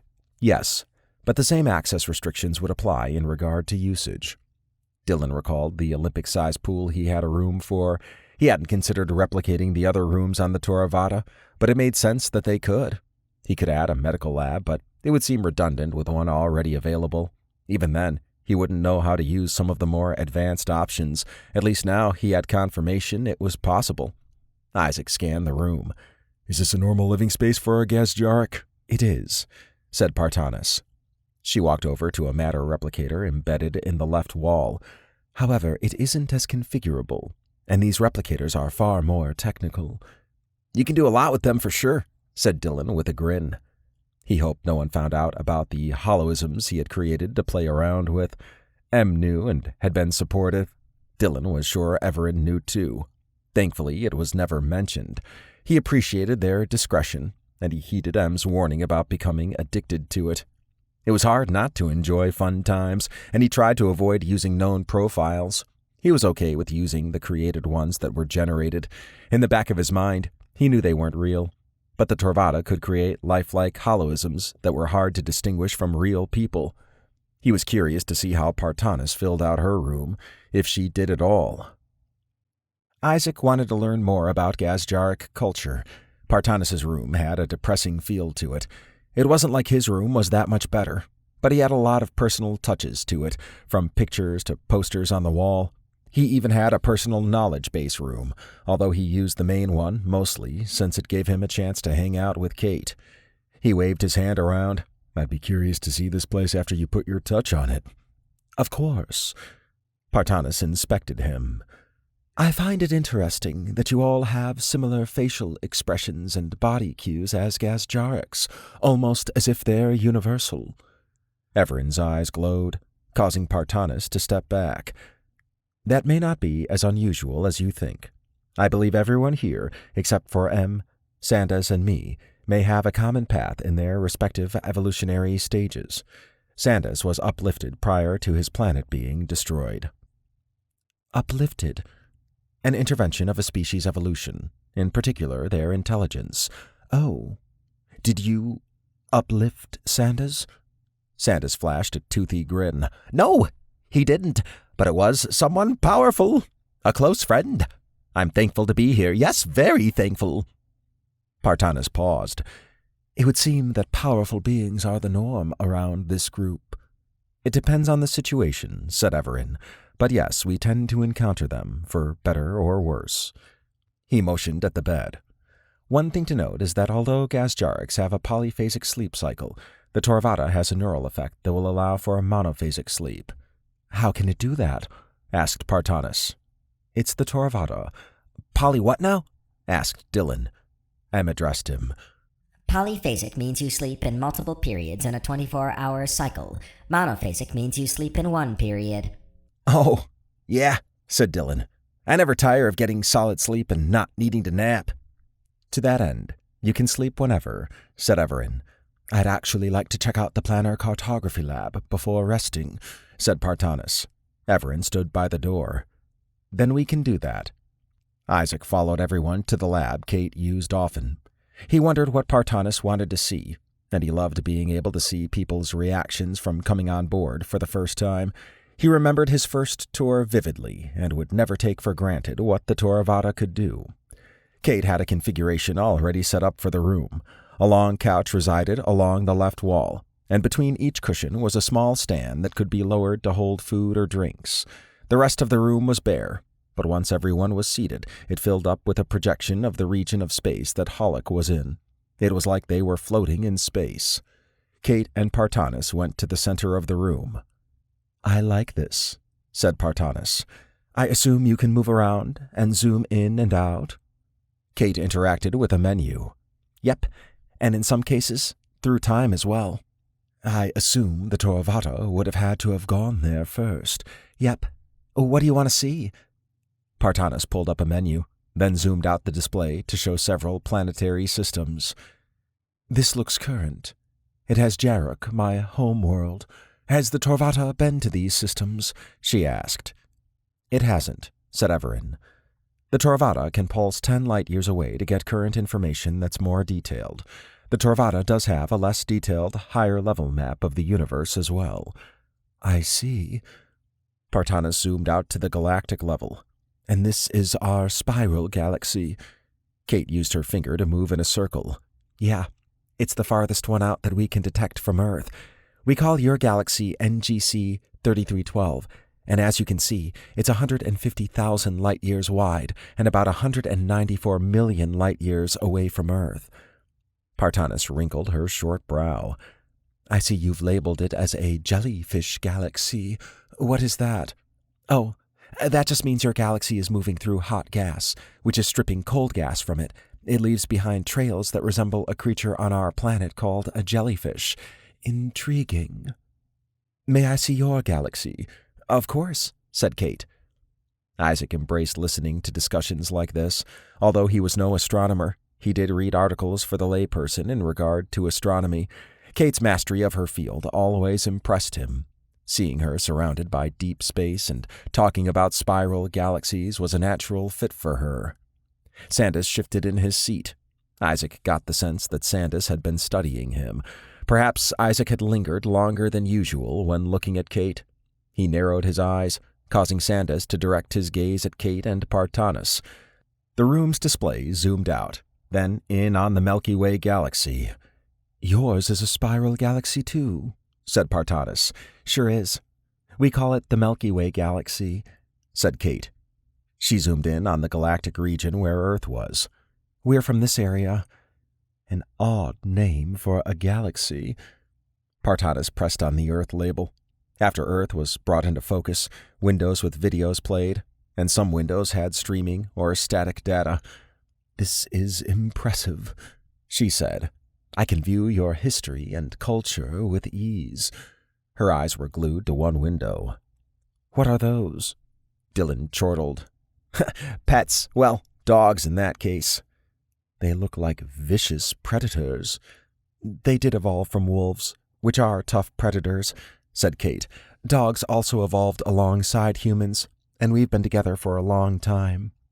"We have pets as well, although they tend to be avians," said Partanas. Pet birds were not uncommon to Isaac, but they didn't offer the same level of comfort as a dog or cat. However, he understood that was from a human perspective. Partanas jerked her head back while looking at another window. She peeked at Sandas, then back at the window. "This looks like a smaller version of Sandas," she said. Dylan poked him. "It could be." Yes, a squirrel. Earthborn are often quick to point that out to me. The difference is I'm larger and more handsome," said Sandas. Everyone laughed. "There's so much to learn about your culture," said Partanas. She interacted with her menus and selected Jarek. "And it seems to have the same data windows as Earth," she said. "We'll definitely spend some time with that," said Isaac. She dipped her head toward him. "If anyone needs a guide, I'll assist if you want." Sandas wiggled his nose. "And we'll take you up on that offer. I do have a question, though." "Of course. What did you want to ask?" asked Partanas. "All right. I saw 2 windows mention something about a mating period." Partanas smiled at him. "You wish to know how we procreate?" Sandas shook his hands in front of him. "I'm not looking for nasty details, more of a high-level thing." Dylan cracked up. "I understand," said Partanas. "Males in our society get the urge to reproduce for a month every 10 months. Females are always receptive, so in that time span for a male, they seek out partnership. Outside of that, they focus on their lives, usually in service to our civilization." Evaran tilted his head. "A delayed reproductive drive would offer some benefits in regard to work focus. I assume humans and Rogarians are different?" asked Partanas. "Yeah, we don't have anything delayed," said Dylan. "Is that why you examined me walking away earlier?" "Huh?" asked Dylan. Sandas clapped. "Busted! Oh, man." "I wasn't serious," said Partanas. Sandas wagged a finger at her. "You do have humor. I like it. He may be a bit young for you, though." Partanas peered at Dylan. "How old are you?" 22. "You?" 146. So I'm relatively young. Dylan drew his head back. "Really? You must have an extensive family." "Not quite," said Partanas. "However, I don't think it's like how humans have it. After impregnation, the couple splits. The mother raises the child with the aid of the community.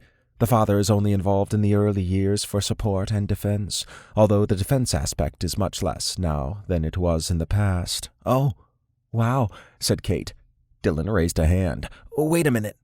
The father just walks away after a while?" "He's still around, but not in a major role," said Partanas. After the period when the father leaves, the mother and child move to a living arrangement the community has that provides shelter and support. The father usually has minimal contact with the child at that point. "I find that fascinating," said Isaac. "The kids grow up only knowing their mothers and their community. No wonder your society has such a dedicated following." Partanas exhaled. That's a good assessment. However, those we nurture eventually go out on their own to assist society. I assume humans have a different setup. Kate's eyes widened. Very different.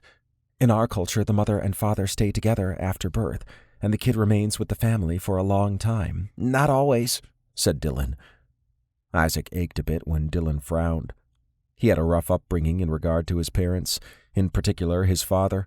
He would have been better off with a Gazjaric society approach in that regard. Isaac wasn't sure of the long-term pros and cons of the Gazjaric setup, but it was apparent it worked well for them. The Gazjaric method of procreation maximizes the parents' time for the betterment of their community, said Evaran. I assume caretaking is a common role. It is, and a highly prestigious one, said Partanis. They receive special privileges. With the absence of birth parents raising them, the kids would come to know the community as their father. It also made sense as to why Gazjarics preferred working and being alone and their dedication to their society. They could come together as needed as a community, but still retain their individuality without a reproductive drive consuming their time. Sandas rubbed his hands together. Going back to procreation? What happens if a male doesn't find someone in that small window of time? He can use the community to help relieve him, said Partanis. I hope we're not making you uncomfortable, said Kate. These are general questions, so there's nothing to be concerned about from me, said Partanis. I do find it intriguing that it interests everyone. I would think human males would be distracted a lot if they didn't have a communal resource. Everyone looked at Isaac and Dylan. Isaac cleared his throat. Well, it can be. He swatted Dylan's arm. Especially if they're younger. Dylan snorted. I'm getting dunked on all day over here. A healthy drive is nothing to be ashamed of, said Partanis. A lack of community resources to handle it sounds like it could be frustrating, though. We manage, said Dylan. Do you have any children? 2. They're on their own already. I stay in contact with them, and once every year, 3 months and 5 days, we get together. Do any of you have children? Not me. Same for both of us, said Isaac, moving his finger between himself and Kate. Sandas frowned. Not possible for me, but it is what it is. Yes, very sad. Partanis touched his arm. I'm sorry to hear that. On another note, we'll be visiting the Rift Guardians tomorrow after breakfast, said Evaran. I want to see what they know of this rift structure and potentially the blobs. Where are they located? Asked Partanis. Evaran pulled up a menu and changed the display to show a series of smoky cylinders. The white dot is where we are in the timeline we're in now. The green dot is the timeline the Rift Guardians are in. The entrance to their dimension is inside a rift, he said. Partanis analyzed the display. I find it hard to believe you can do that, but I'll experience it tomorrow. Yes, said Evaran. As none of you know much about them, I can go over them. The main thing is they are native rift denizens, and they protect their timeline. A good test of the nanobots and translation. Indeed. Isaac figured there was a lot going through Partanis's mind. She had a crash course on humans and Earth, but she hadn't dived into too much with Sandas. As he was the last of his kind, it might have brought up some bad memories. Perhaps she was being considerate. He blinked rapidly as he thought about meeting the Rift Guardians. He had heard them mentioned and knew Jelton Stalerin was a former traveler on the Torvada. These were old friends of the first version of the gang, so he was curious how this current incarnation would be received. He settled into his seat as Evaran began going over the Rift Guardians. Chapter 8. Sandas rolled off his foam-like mattress and sat on a stump in his living quarters. He never tired of having the sound sleep only the Torvada could provide. He normally slept with one eye half open, even in his secure bases. His role as an information broker made him a high-value target. It was 8:30 a.m. Earth time, and he was ready for the day. He had stayed up late with the others in the Planner Cartography Lab. Partanis had never-ending questions, and he had learned a lot about Gazjaric culture. Their child-rearing seemed odd to him, but he understood the pros and cons of it. He still tried to wrap his head around the differences between the Gazjaric individualistic lifestyle and their dedication to community life. The gang would be visiting the Rift Guardians, and Sandas was eager to experience that. It had led to a discussion last night when Sandas mentioned he had met Gelton. Although Dylan, Isaac, and Kate had read about him and seen holo videos, they had never encountered him. The discussion then led to the explanation of gang versions. Partanis had been astonished that these were Evaran's and M's second forms. Like Sandas, when he had first learned of Evaran's and M's immortality to some degree, she grappled with the concept of a being who changed forms upon death. They had gone down a rabbit hole while watching the previous gang, mainly from when they had fought the Mortani, rogue cosmic beings. Dr. Snowden and Emily were shown, and seeing them again had hit Sandas harder than expected. He stretched, got cleaned up, then went to the conference room. Eating solo was the norm for him, but he relished the opportunity to eat with people he could be himself around. Dylan chowed down on some eggs and bacon, while Isaac had oatmeal and orange juice. Kate sipped her protein drink, and Partanis had an orange paste with white swirls in it. Sandas got a banana, an earthborn fruit he had come to love, along with some granola. Evaran and M had not arrived yet, and Sandas knew not to take their seats. He plopped down next to Partanis. "Good morning," he said. Isaac tipped his orange juice at him, then took a swig. The others greeted him. Sandas glanced at Partanis. "So, how'd you sleep? I guess this is your first time with a monophasic approach." "Very well," she said. "I have an unusual amount of energy." "You get used to it," said Kate. "I usually run in the morning." "From what?" Kate almost choked on her drink. Sandas guffawed. "For exercise," said Dylan. "It's a good way to release energy and keep the body healthy. The others aren't laughing at you. It just sounded funny." Partanis ate part of her paste. "I see. Perhaps I can join you on your run next time." "Any time," said Kate. Sandas appreciated Partanis's ability to take a joke. She didn't seem bothered, but rather amused that she could make others laugh. Her humor style was unintentional, but communication misunderstandings could be funny. It could still lead to bad consequences if around the wrong people, but Partanis was showing she could fit in. He found that humans could adapt quickly to other species, but that wasn't always true from the reverse perspective. Evaran and M arrived and took their seats. "I hope everyone slept well," said Evaran. He addressed Partanis. "Your body will adapt to a monophasic sleeping cycle, but if you prefer a polyphasic one, that can be adjusted. I'm okay with it. This is a new experience," she said. "How'd you hear us when you were out of the room?" "A cosmic thing," said Evaran. Partanis inspected him. "I see." "After breakfast, we'll head for the Rift Guardians' headquarters," said Evaran. "As mentioned last night, they have not seen this version of the gang. I'm not expecting any issues, and they'll be able to determine who we are." "I've read so much about them," said Kate. "Those videos from last night really painted them in an honorable fashion." Evaran nodded. "They are, and are one of the very few groups I implicitly trust." After everyone finished their breakfast, they went to the command center. Sandas grinned when the seating materialized. He hopped in the first seat on the right side, then gestured for Partanis to sit next to him. She did so, and Dylan sat next to her. Kate and Isaac were on the other side. Although Isaac had caught Sandas staring at him yesterday, it was because the sexual tension between him and Kate was obvious. Kate often gazed at Isaac when he was looking away, and vice versa. That might be a normal interaction in general, but the amount of time their looks spent lingering, particularly at certain body parts, had not gone unnoticed. Sandas was sure that if he saw it, Evaran and M did too. But they didn't say anything, nor would he. Looking out showed them to be a bit away from Hollick and the traffic station. Evaran or M must have moved the Torvada out while everyone slept. A data window hovered off to the right that showed the Torvada was in stealth mode and scan profile 1. That would make the Torvada undetectable, although he had heard Torvada's Chosen could still detect it. "M, take us to Solus," said Evaran. Acknowledged. Solus was the Rift Guardians' headquarters. It still boggled Sandas's mind that it existed in a dimension inside a rift at the end of a timeline. The Torvata emitted a silver beam that ended with a portal with a blue border and a red surface. "Oh, new colors," said Dylan. Partanis sat on the edge of her chair.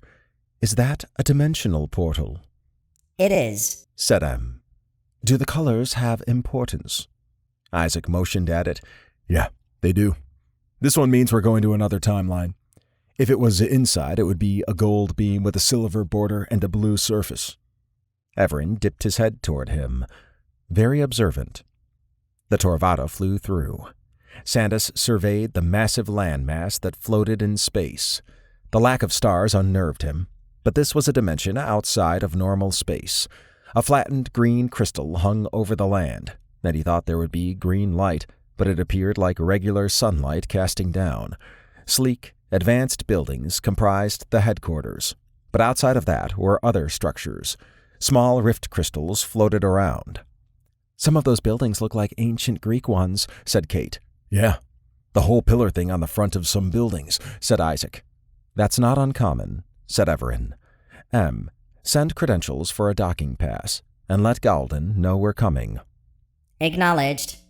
The Torvata headed to a large patch of land that had multiple platforms of various sizes. "This is a strange place," said Partanis. "And your first dimension," said Sandas. "My first dimension was the Torvata's main hallway." Sandas eyed her. "Good point. But this is the first one you've flown to."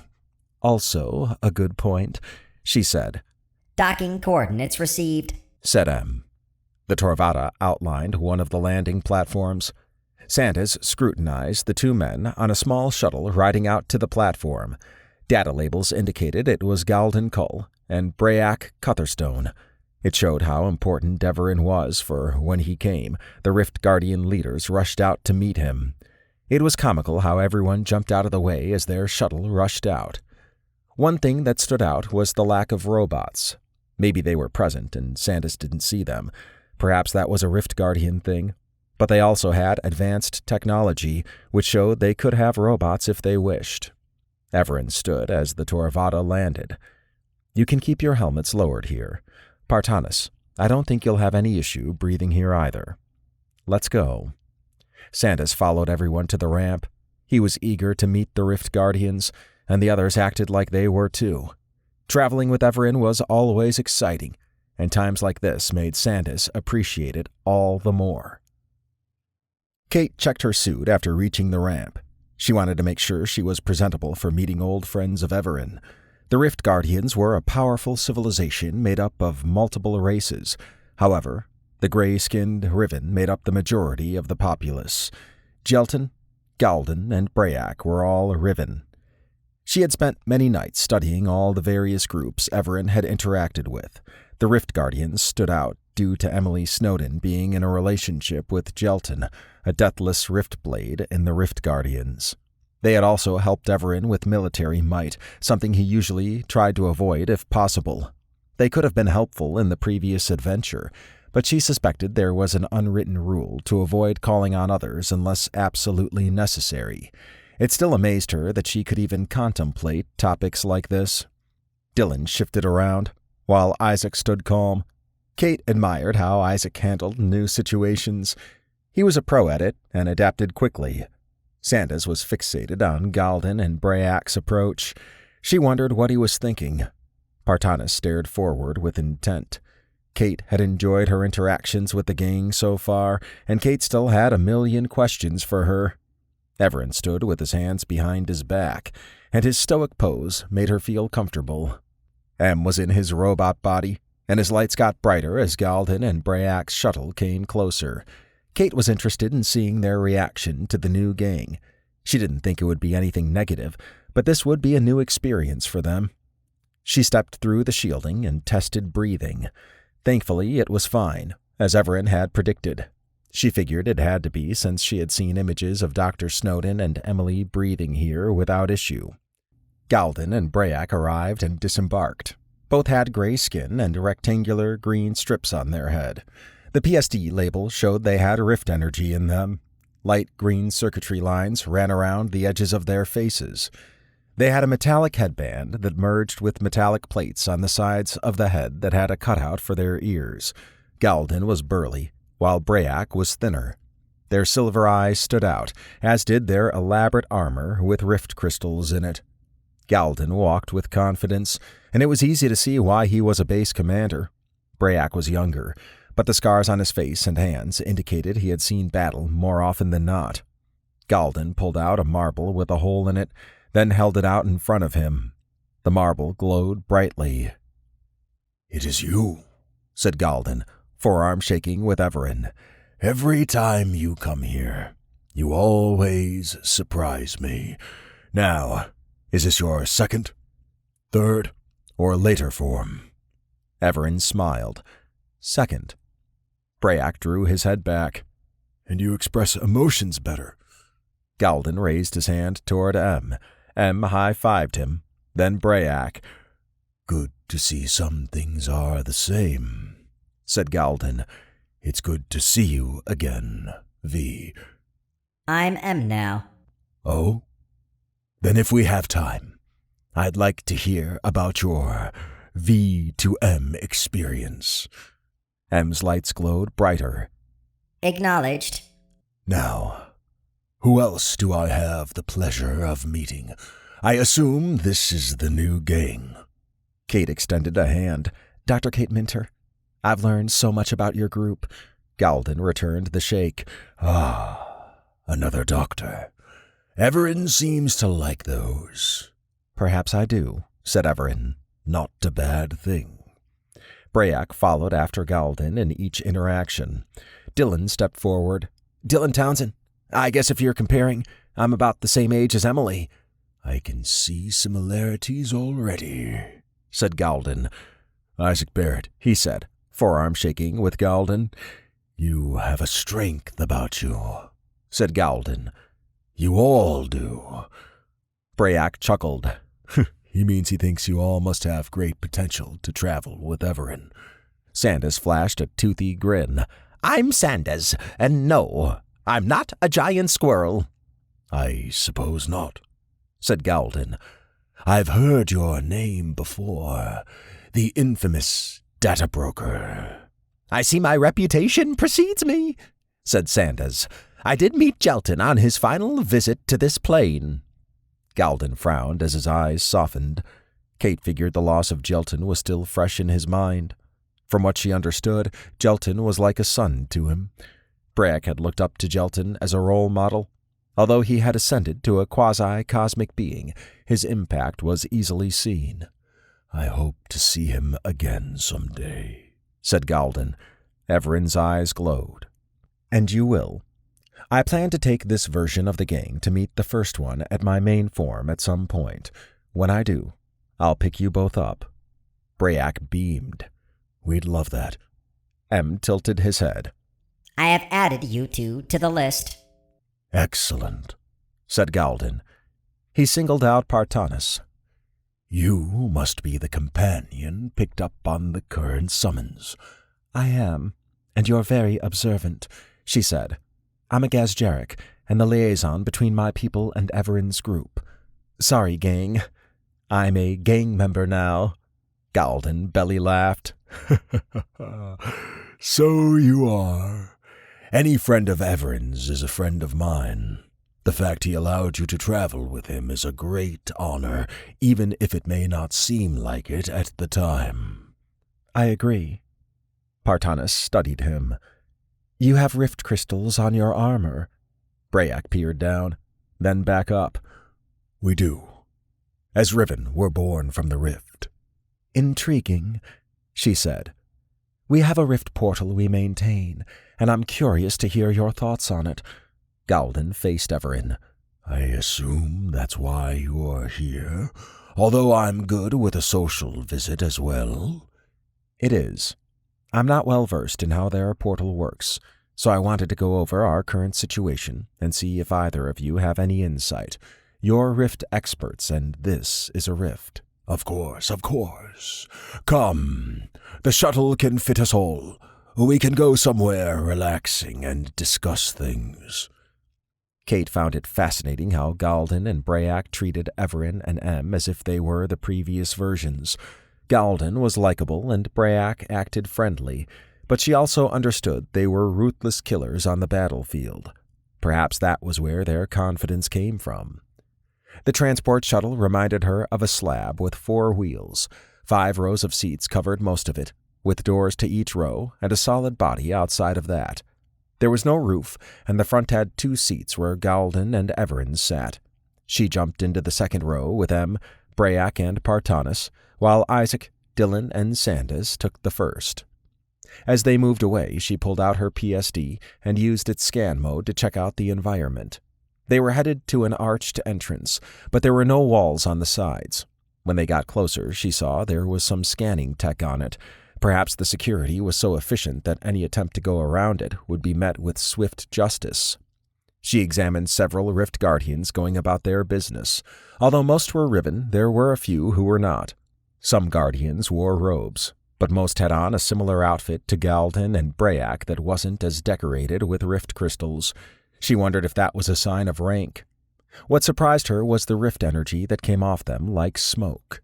She had never seen that before, and it was evidence they were created from the rift. One of the Guardians she had been examining stopped to stare at her. She licked her lips and moved on to other things. She realized they might not like being scanned or singled out. They passed through the arch into a large, open area. Rift energy and crystals were on every building, and the massive statue of Gelton was hard to miss. Fiberglass trees dotted the area, and an organic moss covered parts of them. There were also thick rings filled with blue liquid on the ground in the distance. Green crystals hovered above them. They didn't appear to serve any function, but they did add to the overall crystal-based aesthetic. The guards had mechs with them at the massive building the group arrived at. Like everything else she had seen, they had rift crystals infused into their armor. Everyone disembarked and followed Galden and Brayak up the steps and into the Parthenon-like building. The interior had more pillars and hallways that led off to areas unknown. Rivens bustled about, making the place seem busy. She wasn't sure if the Guardians' nonstop pausing and lowering of the head was for Galden or Evaran. What was clear was that everyone got out of the way as the group moved on. After 15 minutes, they reached a patio that overlooked the landmass. Comfortable chairs were in a ring pattern, and each one had glowing green lines on it. She took her seat between Isaac and Sandas. Galden and Brayak sat opposite the gang. "It's good to be back here," said Evaran, looking around. "This is where we first met with Dr. Snowden, V, and Emily." "It sure was. What a meeting," said Galden. "Now I'm curious to hear about this rift you mentioned." "I can go over that. Em can project as we speak." Acknowledged, said Em. Kate preferred encounters like this over fighting. She hoped there would be time afterward to engage with Galden and Brayak. One thing she planned to do was silently observe the others, as this would be their first meeting too. Dylan thought it was cool that Em could shoot projections from his eyes, especially with such high resolution. The hologram showed the view from when the Torvada had exited the portal to the summons. Dylan remembered how he felt when he first saw the rift, ships and space station. The sheer scale of it gave him goosebumps. Brayak straightened. "That's a large rift." "Indeed it is," said Evaran. "You'll notice there's a hardened structure the Gazjerics call the crust. It's made up of a material known as Nacaridium, as the Gazjerics call it, which is rift and Bornean energy. I suspect there are certain conditions for it to form." Galden grunted. "And you're right. There's a bit more to it, though. We call them rings.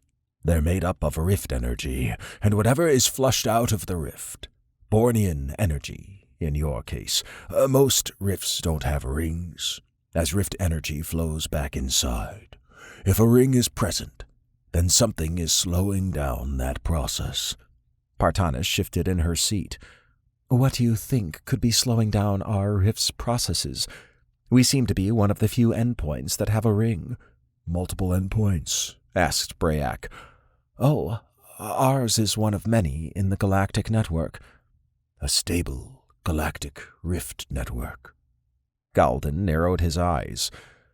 "Those are very rare, and we've seen that only a few times. There's a lot we don't know about them, but we did examine as much as we could within the few we've encountered. As to what could be slowing down your normal rift flow, there are many possibilities. It could be a unique life form, an unusual material, other types of energy, or even a rogue flow. Evaran gestured at M. He can show you the life form we encountered on Hollock, a station built on the ring. The blob still made the hairs on Dylan's arms rise. This creature was tactical, and it had no issues dealing with whatever attacked it. Galden, Brayak, and Partanis were glued to the projection. Although Dylan had been there, it was a different experience from M's angle. The ability of Evaran to move his hand quickly was not unusual, but this new view was slowed down enough that Dylan could see it. Something he hadn't noticed before was the slime grew in strength after consuming someone. After it ended, Brayak scowled. "A Kevgar, definitely," said Galden. "I see you're familiar with them," said Evaran. Galden growled. "They're a slime species known to eat our birth crystals inside the rift. They decimated whole Riven societies before we were advanced enough to fight back against them. They're kill on sight to us. They'd be our most hated enemy, but the Time Wardens have taken that honor." Dylan could almost feel the hate flowing off Galden and Brayak. He had read up on their fight against the Time Wardens, so one against the Kevgars would be simpler in comparison. However, he also understood if they had no weapons back then, the Kevgars would have been a nightmare. He shuddered thinking about if early humanity had to live with a mobile blob that could digest them without fear and shrug off spears and arrows or other early weapons. "A few have popped up in Hollock, but we don't know where they came from," said Partanis. "It seems like they came from the rift and got stuck in the crust. Ring." "No doubt about that," said Brayak. Galden chimed in. "They would be hibernating most likely until something disturbed them." Kate pointed at Partanis. "Like the Janahawks." "I was going to say the same thing. Yes, the very same thing," said Sandas. Galden furrowed his brow. "I'm not familiar with the Janahawks." "They're a member of the Gazjaric Coalition, or GC," said Partanis. Isaac wagged a finger. They're kind of like Rift Guardians in that they're created from a central place. However, they can spawn forms to fit their environment. "That is interesting," said Galden, "and powerful." "They had some monstrous forms from what we saw," said Dylan. Evaran dipped his head toward Galden. "How many Kevgars would you expect there to be in the Gazjaric Ring? The Torvata didn't detect them." "That's a good question. I'd wager there are hundreds of thousands buried somewhere in the ring. They must be deep in, though, if you're only encountering a few. These Janahawks would have to know of them." Partanis frowned. "They've assured us they don't." "I assess a high probability they're not being truthful," said M. "Yep." Kate squeezed his arm. "I think we all agree on that at this point." "Acknowledged." Dylan liked the strong relationship M had with Kate. She seemed much happier with him around and often held his arm on walks or touched him when he was near. M's lights, glowing a bit brighter when around her, verified he had a similar disposition toward her. Dylan realized M did the lights thing around him, Isaac, and Sandas, too. "How did you deal with the Kevgars in the Galactic Rift network you found?" asked Evaran. Galden puffed his cheeks. "Not easily. You can't damage them with normal weapons, but they're weak to magnetic fields. We created projectiles that could pierce them with a magnetic shield, then latch on to their core and expand until the Kevgar exploded. It's a fast operation and does get a bit messy, but once we were armed with the projectiles, it was simple extermination until they left the area. One aspect to not underestimate is after consuming something organic, they change, get bigger, stronger, faster. I'd hate to see what an unlimited supply of food would create." "Smart projectiles," said Partanis. "I'd be interested in seeing the schematics for that, if that's okay with you. Of course. Galden circled a finger between him and Brayak. You'll find no love lost for the Kevgars here. Anything we have to fight them is at your disposal. Thank you for being generous. I take it your civilization isn't well regarded in your coalition. Yes, and that's another good observation, said Partanis. We are the strongest militarily and maintain the rift endpoint, but that doesn't mean other civilizations like it. They're usually hostile to us, but partner up for the rift opportunity. Galden swatted Brayak's arm. Sound familiar? Sure does, said Brayak. Galden sighed. Although the Rift Guardians are mainly Riven, like me and Brayak, there are other member groups that want a more active role, and relations between us and them can be strenuous.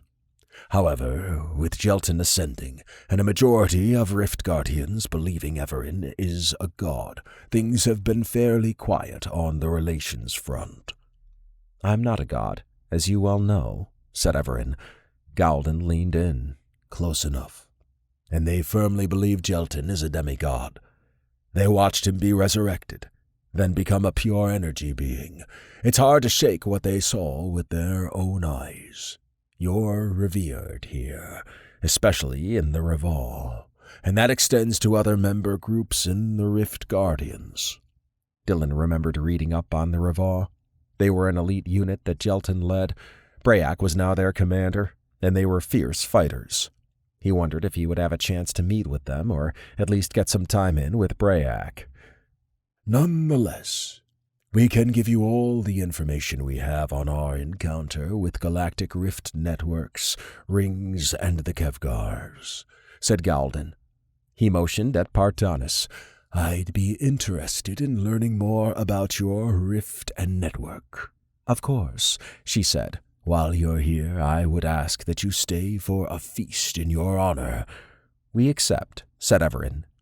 Dylan soaked in the moment and reflected on where he was and who he was with. This was something only a handful of people would ever experience, and he was happy to be a part of it. There was a lot left to discuss, and everyone split into two groups. Evaran, Galden, and Sandas had already taken off. Dylan was curious what he, Isaac, Kate, and Partanis would do with Brayak. Chapter 9. M followed Evaran, Galden, and Sandas into a hallway. The meeting had been informative, and M had caught Galden and Brayak sneaking glances at him. An analysis indicated they were trying to see how much of V was in him. The last time they had been visited by Evaran, M was V. He suspected this would happen whenever they encountered those who knew the first gang. The group splitting after the meeting was unusual, but it was apparent Galden had some questions he wanted to ask in private. The inclusion of Sandas meant Jelton was the topic, as Sandas, Evaran, and M were the only ones who would have met him. Brayak had indicated for the others to follow him, so this must have been planned by them after learning of the gang's arrival. Guards bowed their heads as the group passed by. After a brisk 15-minute walk, they arrived at Galden's office on the 3rd floor. The office was large and bright, and resembled what M remembered when he was last there as V. A big desk sat in the back, with a chair to the side, and 4 comfortable chairs were opposite the desk. A cabinet had various food and drink items, and a window provided some light. Galden took his seat behind the desk, while M and the others sat. The last time you were all here, you sorta popped in, said Galden. Different version and gang, and you also had Kess and Jelton. I wanted to ask about him, if that's okay, and the others, if you have time. Please proceed, said Evaran. All right. I know he's a quasi-cosmic being, and he's with your main form, which I don't fully understand. I assume he's not just floating around out there. Evaran smiled. Not quite. My main form has many environments and millions of my plane forms. Jelton is enjoying exploring it with Dr. Snowden, Emily, and others. As for his relationship with Emily, They have become intertwined. Some call it marriage, but it's deeper than that. Sounds like he's doing well, said Galden. Em raised a finger. His stories and experience with the Rift Guardians are a huge draw. Many are hungry for new experiences, and Jelton has a lot of it.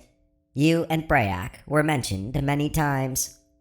Galden's eyes softened. That would be him. He was a great person to meet, said Sandas. I wish I'd gotten to know him better. He mentioned you several times, although mainly from the context of what Emily told him. You had a strong bond with her. Sandas's ears drooped. I did. Yes, a very strong bond. She and Jelton are a natural couple, and they both have fire in them, very toasty. That's my thought as well. Perhaps not the toast part.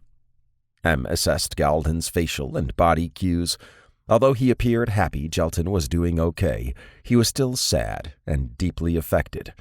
Em didn't know how long it took to mourn someone, and every species did it differently. Jelton had been with Galden for a long time and had survived many battles. They were bonded on multiple levels. As I mentioned earlier, I plan to take the new gang out to my main form, and you two are welcome, said Evaran. He glanced at Sandas. And yes, you're welcome to come too. Sandas flashed a toothy grin. No complaints here. We look forward to that, said Galden. Knowing he's still alive, even in a different capacity, is reassuring. On another note, I'm glad you and Em are still around. I've noticed your speech is different, but your mannerisms are familiar. Evaran nodded. This new form has had some restrictions lifted in regard to communication. This form isn't as powerful as my previous form, but that's okay. Galden examined Em. And how has your transition been? It's been seamless, said Em. I don't experience continuity like Evaran, but I do have all of these audio and video files along with the notes attached to them. I have an emulation algorithm that lets me experience my past. As an example, I recall being here on my final visit as V, and my simulation of the event informs my cosmic orb. Absolutely fascinating. The big difference I see is you're using your body versus a hollow shell or orb, and you don't start each sentence with analysis or query. Analysis. I can do so if it comforts you. Everyone chortled. Em had redesigned how his humor algorithms worked. He could predict what to say and when to say it better, and he understood that adding related commentary when there was no expectation of it could lead to others interpreting it as comedy. When he was V, he was considered unintentionally funny at times. Is this relatively early for this version of the gang? Asked Galden. Relative to the first version, yes, said Evaran. Em and I traveled around a bit before picking up Dylan, Isaac, and Kate. For them, this is their third summons, although the first one was them being the summons. Galden rubbed his chin. I see. Do you feel any different? This form does have some quirks, but the same cosmic energy from my first plane form is present here, just a little less, said Evaran. I do feel that loss of power. Galden chuckled. And that is relative to? Indeed. Galden addressed Sandas. And you're the last of your kind, uplifted by a matter mage. How did you come to travel on this summons? Sandas tapped his chest. Evaran couldn't handle not seeing me, so he brought his new gang to visit. The Torvata then decided it also missed me and issued a summons. They looked at each other, then laughed. I like your style, said Galden. I see why Emily and Jelton spoke glowingly about you. Sandas bowed. And they were great to be around. Jelton actually made me wonder what it would be like to have other Rogarians around. He loved the Revar, yes, very much so. And you too. Galden exhaled. It sounds like we'll both have the opportunity to meet him again. He flicked his finger toward Evaran. Speaking of those we'll meet, I assume Sazrissa Mortaka will stop by with your current form at some point. I'll know her from her last visit here, and she'll still know me quite well. That's correct, said Evaran. I don't know when that will be, but we know it happens. Sazrissa Mortaka was a Torvata's chosen who met Evaran in reverse. It wasn't known which version of Evaran she first met, but she had met several and had recognized the first gang. She also had remembered visiting the Rift Guardians and had a special relationship with Galden. I look forward to meeting her again, said Galden. I understand, said Evaran. If she does travel with us, I'll make sure to stop here for a social visit. Excellent. Galden eased into his seat. I'd like to hear about the other 2 summons you've been on, as well as how Dr. Snowden, Emily, and Kess are doing. Sandas's ears perked up. Em was glad to have him on this trip. Sandas was a close friend, and meeting other close friends made Em's cosmic orb hum. This was a moment of calm, but he knew there would be something tough coming up, like most summons did.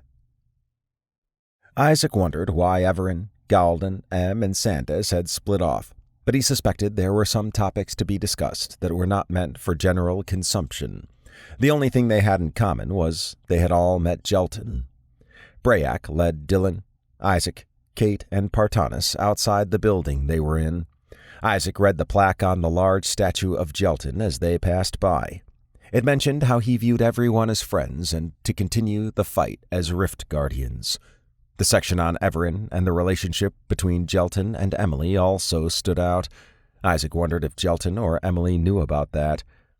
Brayak was taking them to a hollow training facility Evaran had gifted to the Rift Guardians.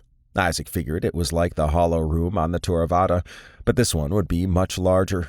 It made sense to be able to recreate battles and learn from them or adapt to new tactics.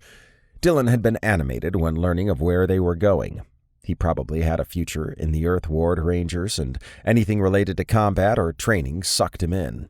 Kate and Partanis had been quiet as they took everything in. Isaac was in the same boat, and listening to Brayak and walking outside was pleasant. "That's a cool statue," said Dylan. "Jelton is a hero to the Ravar and to the Rift Guardians," said Brayak. "He was already popular before meeting Evaran, and since then, he's become the face of what it means to be a Rift Guardian. As for the Riven, he's unofficially worshipped as a demigod, and Evaran as a god. I know they aren't, but it's hard to change narratives given all they've done. This facility we're going to is somewhere all Guardians strive to train in." "How has the transition been with you as the commander?" asked Kate. Brayak bobbed his head. "A lot easier than I expected. I've had to rebuild the Ravar since the Mortani fight, but we're back at full strength now." "Do all Ravar go out and investigate timeline issues?" asked Isaac. "Oh, no. Only a select few. Jelton was good at it, so he was one of the few outside our dedicated group who did that." Partanis scrutinized him. "How do your investigators communicate with the variety of languages and cultures you encounter?" "A good question," said Brayak. "Riven have the ability to mentally bond with others, which allows them to learn the language and cultures. It also forms a strong ally." "That would be very efficient." "I'm not complaining." Isaac had heard of the bond before. Jelton had used it with Evaran, V, Dr. Snowden, and Emily, and from V's log on the Toravata, they had a Christmas dinner with everyone they had met so far. That's probably how Jelton became so close with the previous gang. They arrived at a humongous gray building that had 6 green glass doorways at every corner. The hustle and bustle of the place made it seem busy, and guardians in and out of armor came and went. Isaac appreciated the easy access points, and the fact Evaran had donated this didn't surprise Isaac. He probably had a hand in the design. Brayak led them into a spacious foyer area. And this is the Hollow training facility. The Torvada initially hovered over the area, then deposited nanobots until the shape of the building was created. This place has multiple hollow rooms, and they use the nanobots to help with hard holograms. It's not as efficient as the Torvada, but what is? Come. Isaac didn't understand why the Torvada needed nanobots for hard holograms, but he bet it had to do with energy consumption. That wasn't a concern on the Torvada, but for a place like this, it would be. The Guardians had access to rift energy, so a mix of nanobots and hard holograms seemed like a good combination. The hallway they entered had rooms on each side, with semi-transparent sections for visitors to peek in. Brayak led them to the 5th room on the right. There are 30 hollow rooms, and I wanted to show you this one in particular. Inside, you can see a Raval unit fighting a Time Warden Predator. Partanis' eyes widened. It looks ferocious. Time Wardens generally are. They're from the timeline void and often make a point to attack us. We've cleared our timeline of them, which is tricky since they seem to have a knack for finding space-time rifts and using that against us. The scale of your fight is tremendous, said Partanis. The Time Warden Predator was something out of a nightmare. It was a car-sized metallic spider that moved unnervingly fast.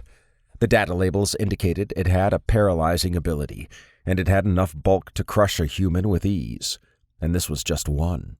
Isaac couldn't fathom a group of them, much less an army, but these were built more as shock troopers. Despite the horror he saw, he always found interactions between different groups fascinating. Partanis was from an advanced civilization, but he could tell she was impressed by what she saw.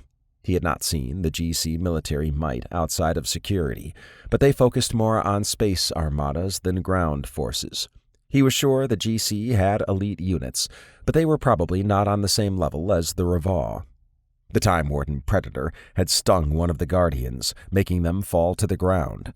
However, the others were able to slice off its legs, then deliver a killing blow, which exposed the goo inside to normal space and caused it to evaporate. After the fallen Guardian was helped up, the simulation reset. Repetition builds muscle memory, said Dylan. That's right, said Brayak. Done enough times it's committed to memory, and fighters can react without thinking too much about it. Kate shuddered. I'm glad we haven't met them, but I know the first version of the gang did. Haven't you trained against them on the Torvada? Asked Brayak. Kate shook her head. Not yet. We're still learning. I see. I would make it a priority, but I'm sure Evaran has a plan. The next room is of interest to your current summons. Come. Before moving on, Isaac peeked back at the Guardians going another round with the Predator. They were much more efficient, and he could see the benefits of this type of training. There was no reason Dylan and Kate couldn't bring this simulation up, but perhaps that was advanced training. They were still in the beginner stage, and he got the feeling Evaran didn't want them to focus too much on fighting, despite it seeming to be common on summons. The next room was a bit farther away, and Isaac glanced into some of the rooms on the way. Guardians fought all manner of creatures, and one was against a bunch of robots. Another area had them fighting underwater. The Raval were the special forces of the Rift Guardians. The hallways were always busy, with fighters coming from and going into the rooms. There had to be a room where they could clean up and don or remove their armor. The group paused before an empty room. Brayak interacted with his forearm device. I'm bringing up the most recent Kevgar fight. Isaac drew his head back when the simulation ran. It looked like chaos, as the environment spawned large green crystals residing on a grid of crystalline cells. Kevgars swarmed the large crystals, and a Rift Guardian unit had moved in. Their armor was much lighter than what he had seen before, and they carried a modified ranged weapon. One of the defenders fired a shot that hit a Kevgar. A moment later, it exploded. "Whoa," said Dylan. "That Kevgar got smoked." Partanis tilted her head. "I'm not sure the translation worked there. I didn't see any smoke. I mean, it was destroyed." "I see." "I have trouble with their slaying, too," said Brayak. Nonetheless, as you can see, our projectiles worked very well. You may also have noticed that their armor was lighter, but it has a thin magnetic shield around it. It won't fend off other projectiles, but it prevents the Kevgar from getting a grip. Specialized suits and weapons. That's smart, said Kate. Brayak sighed. Yes, but it took a lot to get to that point. Many Guardians died before we learned to fight back. I'll make sure you have the schematics for these. They would help us greatly, said Partanis. I'm afraid I have nothing to offer in exchange. We don't expect anything in return. We help those in need, to borrow a phrase from Evaran. Partanis' eyes lit up when Brayak tapped her arm. It was a sign of friendly affection that Isaac didn't think Partanis experienced too often. As a welcome center aide, she would have had to put on a smiling face, even to those aliens who hated Gazjariks. That had to wear someone down over time. Brayak and the others being kind to her must have been a big change of pace. I wonder if we can create those with the PSD, said Kate. Dylan smirked. I think we know what you're going to be looking at when you have free time. She swatted his arm. Don't knock it until you try it. Nah, I get it. I look at combat techniques, tactics, and gear mainly. Brayak gestured at him. We have a series of training simulations that would take you from a beginner to an expert. I'll make them available to you if you want. Man, I'd love that, said Dylan, boxing in the air. Enemies won't know what hit them. I like your confidence. Isaac wanted to check that out too. Although he preferred not to fight, it would be good to learn from an elite unit, and also mix in some ideas with his PSD and survival suit. The fact there was a simulation for Kevgars intrigued him, and he wanted to try it right away. He relished moments like this. He was with good friends, and there was always something new going on. Dylan had enjoyed the tour of the training facility. He wanted to start the training simulations Brayak had mentioned, and although he said it would take several years to truly master them, Dylan was ready for the challenge. While he was honored that Evaran and Em helped when they could, they didn't have a course like that. It was 5:00 p.m., and he was in a large cafeteria hall with hundreds of Ravaw. The place was set up so the front platform had a long table where the gang sat, along with high-level officials like Galden and Brayak. Outside that were tables for the rest of the Ravaw. They seemed particularly animated, and Dylan heard Evaran's name mentioned everywhere. In the 6 hours between the training facility visit and this feast, Dylan had taken some time to tour more, and Brayak had been an excellent guide. Galden had requested the presence of Dylan, Kate, Isaac, and Partanis after an hour or so, while Evaran and Em met up with Brayak. Dylan had soaked in the relaxed atmosphere of Galden's office, and they talked about traveling with Evaran and Gazjarik culture. The ring was discussed as well. Galden felt like an old friend who genuinely cared about them. The visit had been great overall. They now had a lot of information on Galactic Rift networks, the name of the mysterious blob creature, and how to fight it, and Evaran's being able to establish his new form with the Rift Guardians. These calm breaks did Dylan good, because things would probably heat up once they went back. He was surprised at the food selections. The Rift Guardians really liked cheese, but they had a variety of other food items as well. There was no shortage of drinks, and the orange one he had was sweet and milky. The number of food items from Earth was probably due to Dr. Snowden's and Emily's influence. He cracked up as Sandas made the rounds. Although everyone was seated and waiting for Galden to speak, Sandas had taken the opportunity to mingle. His quick wit won over the Ravaw, and his dancing around was a crowd favorite. Dylan wasn't sure why he was so happy, but Sandas embodied living in the moment. After a bit, Sandas took his seat, and the place went silent as Galden rose.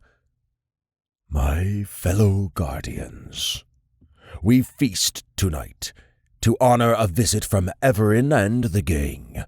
Yes, they're a different version, but all versions are welcome here, said Galden. Evaran has informed me that he will be visiting the first version of the gang, including Jelton and Kess, in the future, and that Brayak and I will be with them. and Evaran has suggested seeing if Jelton wants to visit here, although he can't leave the Torvata. I want to keep this short, so enjoy the feast in their honor." The Ravad cheered while chanting Evaran's name. Dylan got goosebumps on his arm. This was a hall filled with battle-tested and grizzled veterans. They would lay their life on the line for Evaran, and it was apparent they viewed Evaran as a godlike being. Dylan could see how, if early humanity had seen Evaran's involvement in things, they might draw a similar conclusion on Evaran's status. Partanis slowly swept her gaze across the crowd. Dylan wondered if she had seen something like this before, but he didn't think so. Although she had some food and drink in front of her, she didn't move. It was as if she was entranced by what was going on. He wondered if Gazjarix got goosebumps. Sandas clapped and raised his glass of red liquid, while others did as well. He was an extrovert and made things fun. His ability to make others relax was not only a good skill, but a critical one for an information broker. Kate and Isaac were all smiles, and Dylan suspected they were similarly impressed with everything. Although his time with them had dwindled while he was at the Wildhaven Institute, it was adventures like this where he could spend quality time with them and experience unique events like this. Evaran was calm as he waved at everyone. He was the star of the event, and to see his impact on others made Dylan understand why he limited his appearances. Although this was a feast for the gang, Dylan figured most came for Evaran and Em. He was okay with that, and was just happy to be a part of things. Em's lights glowed brightly as he acknowledged the crowd. The Rava viewed Em as a minor god, one step higher than Jelton. Dylan wasn't sure how he, Isaac, Kate, Sandas, and Partanis were perceived, other than that they traveled with a being who could shape the cosmos. It was apparent they all held some importance. Dylan eased back into his seat. Everyone had started to eat as he soaked in the atmosphere. Galdan's words about how traveling with Evaran made Dylan and the others special drifted through his thoughts. He believed Galdan was sincere, and looking out into the audience made it clear. He was special, and he wouldn't let anyone take that from him, especially his dad. Chapter 10. Kate stretched in one of the Torvata's hollow rooms, which was currently empty. It was 7:30 a.m., and she was preparing for a run. The previous night with the Rift Guardian feast had been fun. She already missed Galdan and Brayak, and she had formed a strong bond with them in the short amount of time she had with them. They acted as if she was family, and she wondered how common that was among those Evaran interacted with. The Torvata was stealthed and in Scan Profile 1, back near the traffic station.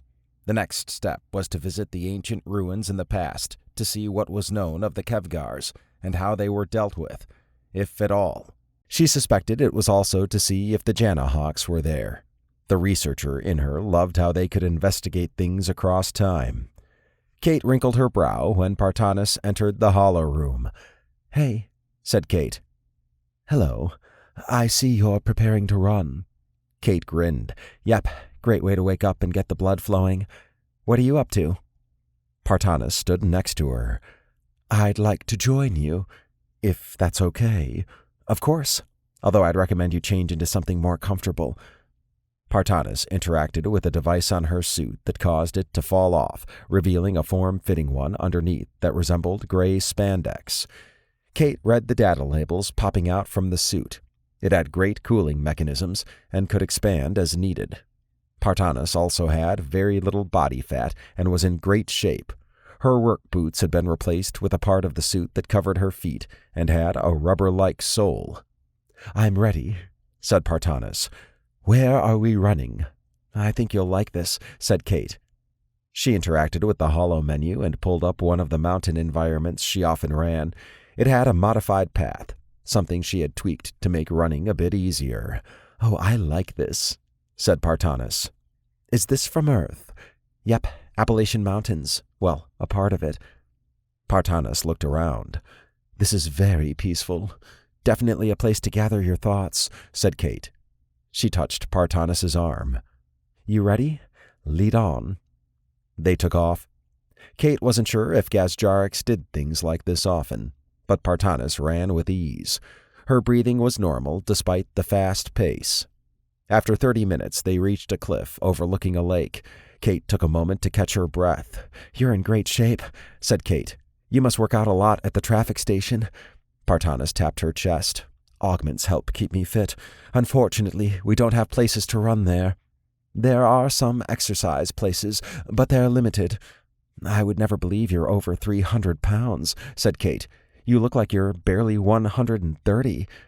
"We were much bigger in the past. However, augments have helped guide our evolution, and we can pack the same weight in a smaller frame," said Partanis. Kate stroked her chin. "That's fascinating. I like this and would like to do this more. If you're okay with that." "Of course. You'll be my workout buddy," said Kate. Partanis had acted nervous, as if expecting Kate to tell her no. Perhaps that was what she often heard when asking others before. With a culture where everyone kept to themselves except for community events, Kate could see how it would be very lonely. She would make sure Partanis had a good experience on the Toravada. After ending their running session, Kate took a hot shower, then went to the conference room. Everyone except Evaran and Em were present, and the usual breakfast meals were on display. Kate settled in with a glass of orange juice and a granola bar. Partanis had her usual paste and dipped her head at Kate when she sat. Evaran and Em came in a moment later. "I hope everyone slept well," said Evaran.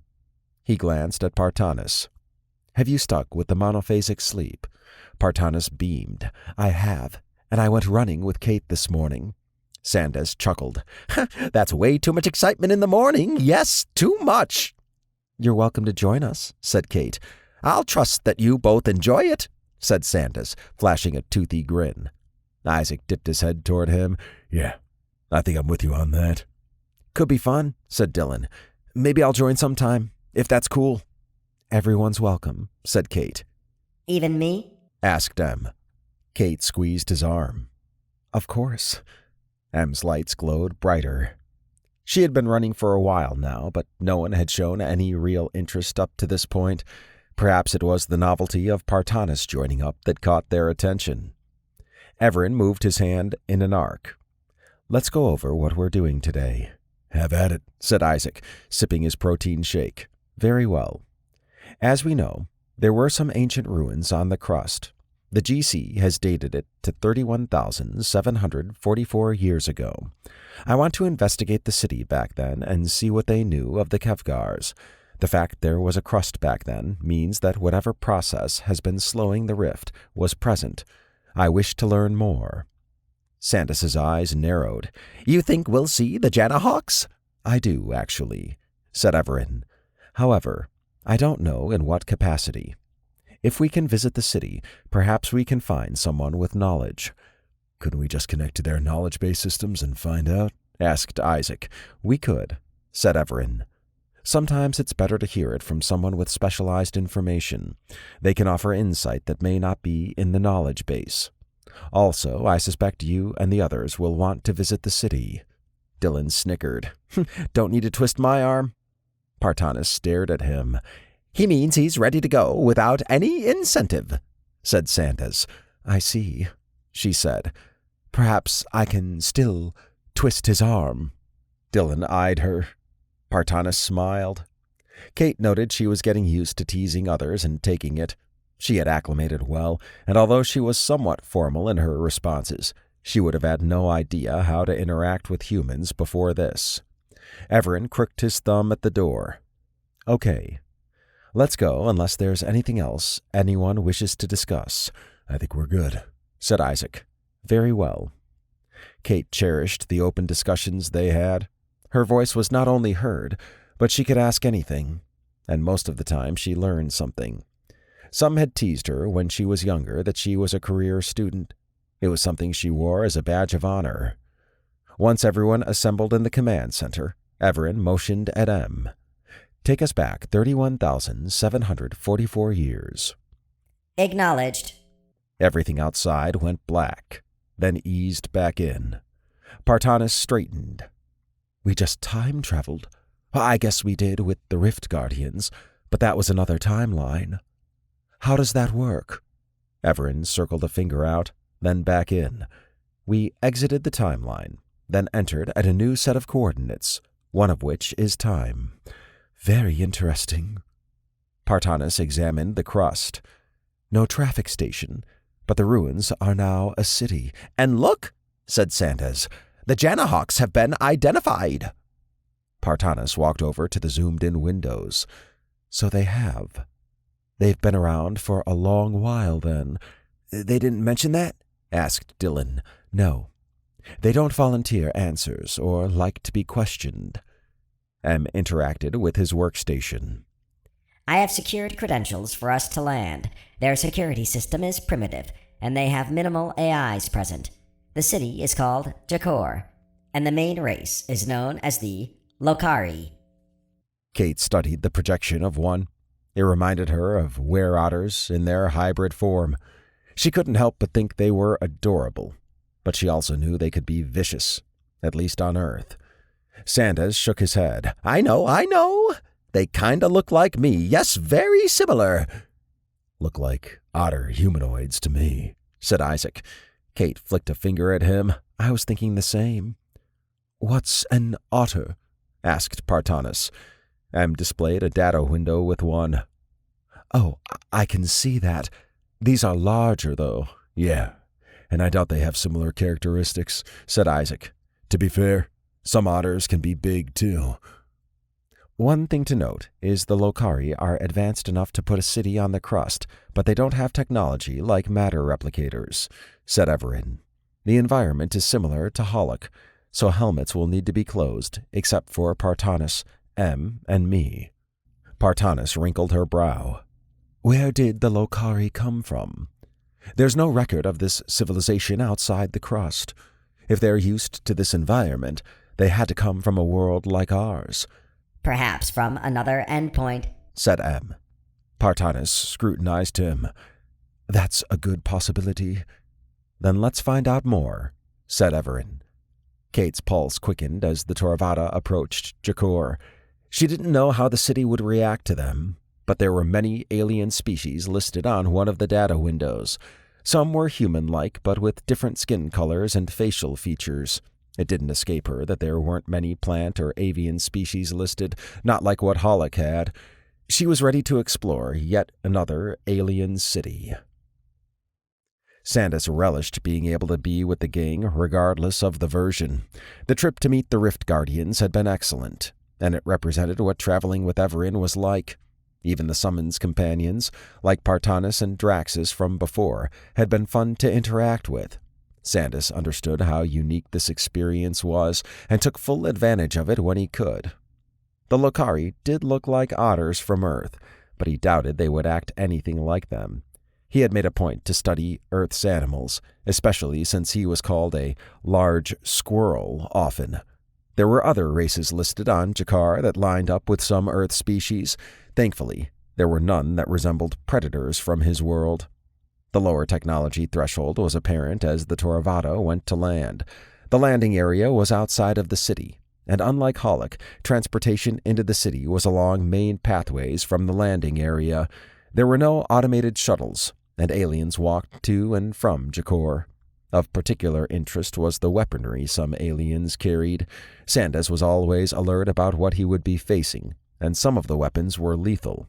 That led him to believe Jakor was a rough place.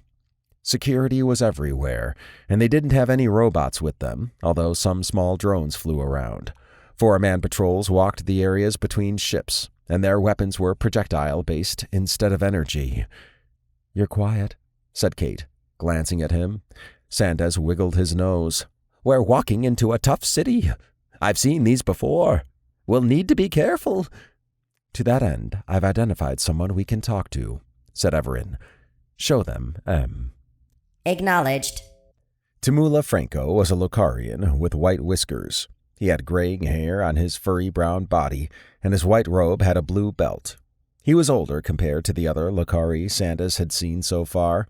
Timula's office was deep in the city, and his official role was historian. He would be in his office per the data picked up from the Toravada. Navigating there would be an experience. Looks like we're walking there, said Isaac. "I don't see any shuttles or transportation units from the landing area." M showed the city with some lines zigzagging across it. "There are transportation systems, but they're internal to the city." "We could run there," said Partanis. Everyone laughed. Sandas stroked his furry jaw. Partanis's growth in interacting with the gang was noticeable. She had weaved the morning's discussion into the current moment and seemed pleased with the reaction. Evaran pulled up a map of the city with highlighted lines. "We can walk from the landing area to a transportation system not too far in. That should take us to the center of the city. From there, it's a short walk to the building Tamula is in." "And they'll let us in?" asked Partanis. "Yes," said Evaran. "There is heavy security there, as it's a government building. M will replicate passes for us with the necessary credentials. Will appear as traders from systems they haven't explored yet." Kate furrowed her brow. "If we speak their language, won't that stand out?" "Perhaps," said Evaran. "However, we can mention that we took time to create a language matrix for translation." "I like that." Sandas swished his lips around. "This city seems off to me. It has a government presence, but it seems small relative to the rest of the population if these data windows are right." "They call themselves a frontier city," said M. "It would be expected to have a moving population, but a steady core." "Even so, we should stick close together." "I concur," said Evaran. "As a precaution, I'll give each of you a small orb that contains location beacon nanobots. Should you need to, you can crush it, and the locator beacon nanobots will enter you." "That would have been very helpful on our last adventure," said Isaac. "Definitely," said Dylan. "I assume we can expect no fighting on the way in?" Evaran nodded. "Despite this being a frontier city, there's a heavy guard presence. I suspect that's due to a lack of technology. But if this place were truly lawless, they wouldn't have the systems they already have in place." "Works for me," said Kate. "Okay. I'm going to get your locator beacon orbs, as well as your credential passes." Sandas eased into his chair as the Torvada landed in its designated area. He had taken some time to inspect other ships to see how they were secured, and there was a reliance on a basic surveillance system and lots of guards and drones. Robots could have made this much more efficient. He couldn't help planning how he would infiltrate this place. It was too ingrained in him. Evaran came back and handed out the orbs and passes. Sandas flipped the card-sized pass in his hands. It had a metallic backing, and the front was silver with his name in black along with other information. The affiliation label said none. He wondered if that had any significance. The pass indicated he was a trader, and it also had a landing designation code which he assumed pointed to their location. "Helmets closed, and set them to fully transparent for Partanis," said Evaran before heading outside. Sandas appreciated the small details Evaran noticed. His new suit could do that, but his old one couldn't. With everyone's helmet transparent, it would look like they didn't have one on at all, which would work well for Partanis. It was something that could have easily been overlooked, but not by Evaran, who tried to accommodate everyone who traveled with him. After they approached the boundary of their landing area, a Lokari patrol walked up to them. Sandas analyzed their beige outfits. The pants were loose but tapered to combat boots without laces. Their shirt was a slip-on, and a variety of armored pads covered the body. They all wore headsets on their helmets, which had several retractable devices on it. Their assault weapons were in slings in the front, and they had a smaller firearm on their side. Stun batons were strapped on their left side, with small blades on the right. They were ready for a war, which made Sandas even more convinced this place saw a lot of fighting. Evaran indicated for everyone to show their credentials. The lead guard sized up everyone, then checked their credentials. He dipped his head at the other guards, then moved on. The gang walked toward the city. "Well, that wasn't too bad," said Isaac. "They didn't speak to us," said Partanis. Sandas bobbed his head. "Perhaps that's a good thing. Yes, a very good thing." "You think they could have given us trouble?" Sandas shrugged. "Best not to chance it in a new place." "I'd like to know more about your experiences in places like this," said Partanis. "We can talk more in depth about what I do later. Discretion is not only welcomed, but can be the difference between life and death," said Sandas. "I see," said Partanis. He didn't want to scare her with what he knew, but tough cities were the norm for him. It was usually where all the juiciest information was, and also some of the best entertainment. The walk to the city's edge didn't take long, and Sandas enjoyed seeing all the different aliens and ship types. He did catch some aliens roughing up another one, but the guards put a stop to it. It reminded him of Killikin some, a ruthless city where no guards would have stepped in. In those situations, someone usually died. The area between the city and the landing area was stark. It was like walking out of a field into a mass of metal and concrete. The area they entered was full of small cul-de-sacs packed with multiple levels of businesses. Every place was busy, and the majority of aliens wore helmets. However, he spotted some areas with signage that advertised environments. That would make sense in a place where you might want to take off your helmet and relax. "So what do you think so far?" asked Kate, tapping Partanis's arm. "It's very different. And loud. There are a lot of different architectures here, and I noticed a lack of variety in alien types." Isaac chuckled. "You mean not a lot of insect or plant-based races?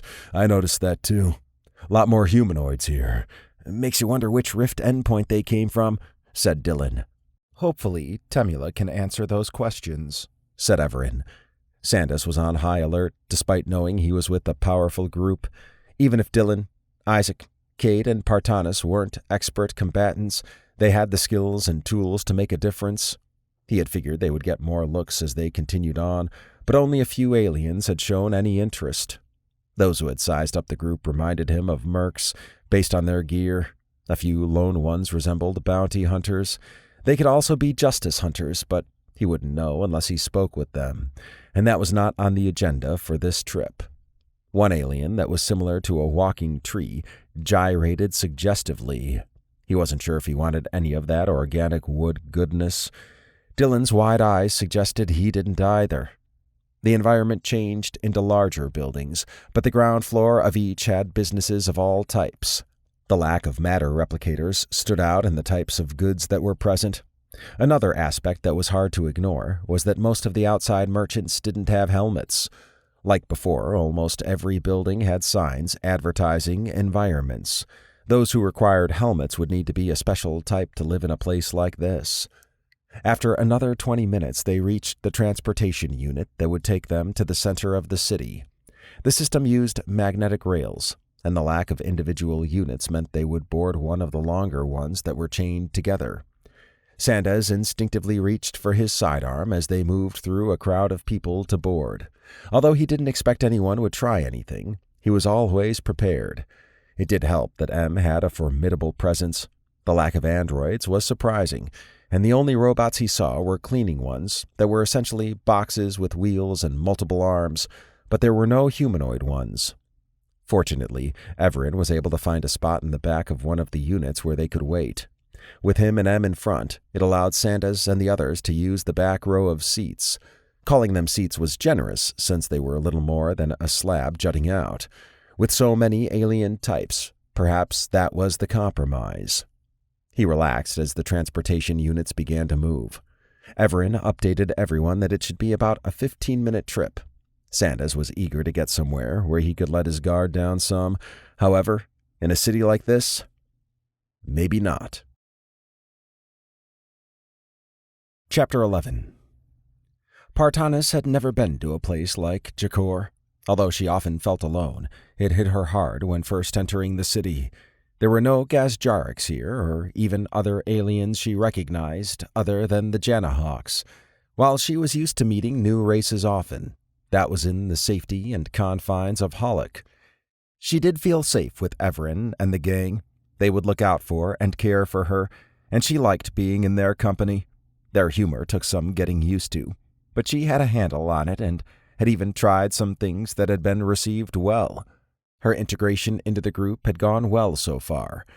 The biggest surprise on Jakor so far had been the number of humanoid aliens, as the gang referred to them. She was used to being one of only a handful with a similar form, but this place was bustling with many different versions, wherever the residents of Jakor came from. It was a place where the form must have been prevalent. The low-tech nature of Jakor was on display everywhere. Projectile weapons, blades, and clubs of all types were the norm on the streets. That wouldn't be tolerated in Hollock. The streets were much more alive on Jakor. She had found it comical when a plant-like alien had gyrated towards Sandas and Dylan. She found it hard to believe they had time-traveled, yet here they were. Explaining this to the Hollock City Council would be interesting, assuming Evaran wanted her to say anything about it. The Torvada was almost magical to her. It defied what she thought were technical limits. Dimensional mechanics was a field the GC had no experience in. Her living quarters were great, and she had come to understand why humans preferred monophasic sleep. She jumped when Kate nudged her. "Looks like we're here," said Kate. Partanis smiled. "It does." It was a pleasure to hang around with Kate. The morning run had been refreshing, and Partanis hoped to do more of that during her stay on the Toravada. Kate had accepted her without any conditions and acted like a good friend. While Partanis had friends on Hollock, they weren't the type who would do physical exercise with her. Outside of formal combat training, exercise was seen as a solo effort. Humans didn't have those limitations. As the cabin cleared, Evaran waved forward. "Let's go." Partanis soaked in being around him. His cosmic aura probably had an effect on her, as she counted him as a close friend despite having only recently met. M stood to the side until everyone had moved on. He acted as a protector, and she suspected he was far more formidable than he let on. After exiting the transportation unit onto a busy platform, Evaran navigated them down a wide street. There were far more security patrols present, and most aliens didn't have weapons other than an occasional melee weapon on their back. That was most likely a sign that the center of the city, owned by the Lakari, didn't tolerate violence near their buildings. The cylindrical buildings that reached toward space intrigued Partanis. She had seen many different alien architectures, and was always curious as to what inspired their design. The overall pattern was that of a big ring with bridges between each building. It was almost like one huge structure. At the base of each building were several arches, functioning as entryways. The gang reached one of the buildings in the ring. Evaran flashed his credentials, as did the others when prompted by the guards.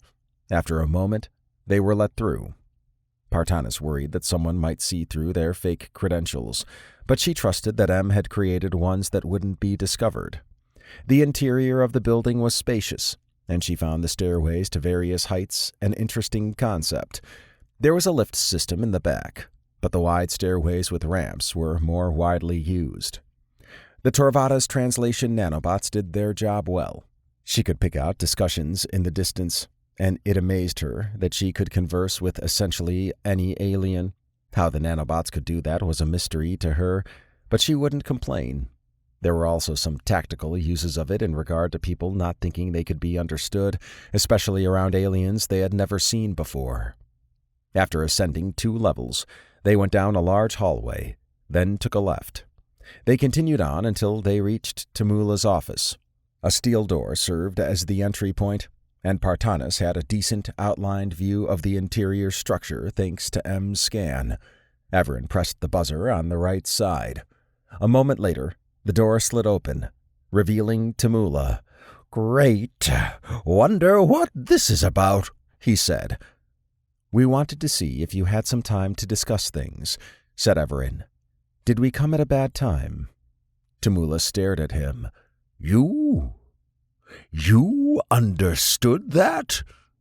"We did." Tamula scratched his furry chin. "That's unusual. I spoke in Gacha, a regional dialect on my planet. It's very rare to speak it here, yet you sound fluent. I then spoke in Tronish, the official language here, and you also spoke that fluently. How is that possible?" M raised a finger. "We have advanced technology." Okay, now I'm intrigued. At least there's no communication barrier. I'm Tamula Franco, official historian of the Lokari in Jakor. May I see your credentials? Evaran indicated for everyone to do so. Tamula swished his nose around. Traders, huh? What do you trade? Information, said Sandas. We're often called the Information Broker Gang. Tamula eyed him, which Sandas reciprocated. He's right, said Evaran.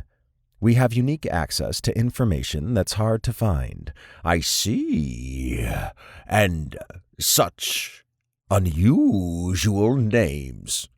Tamula studied Sandas and Partanas.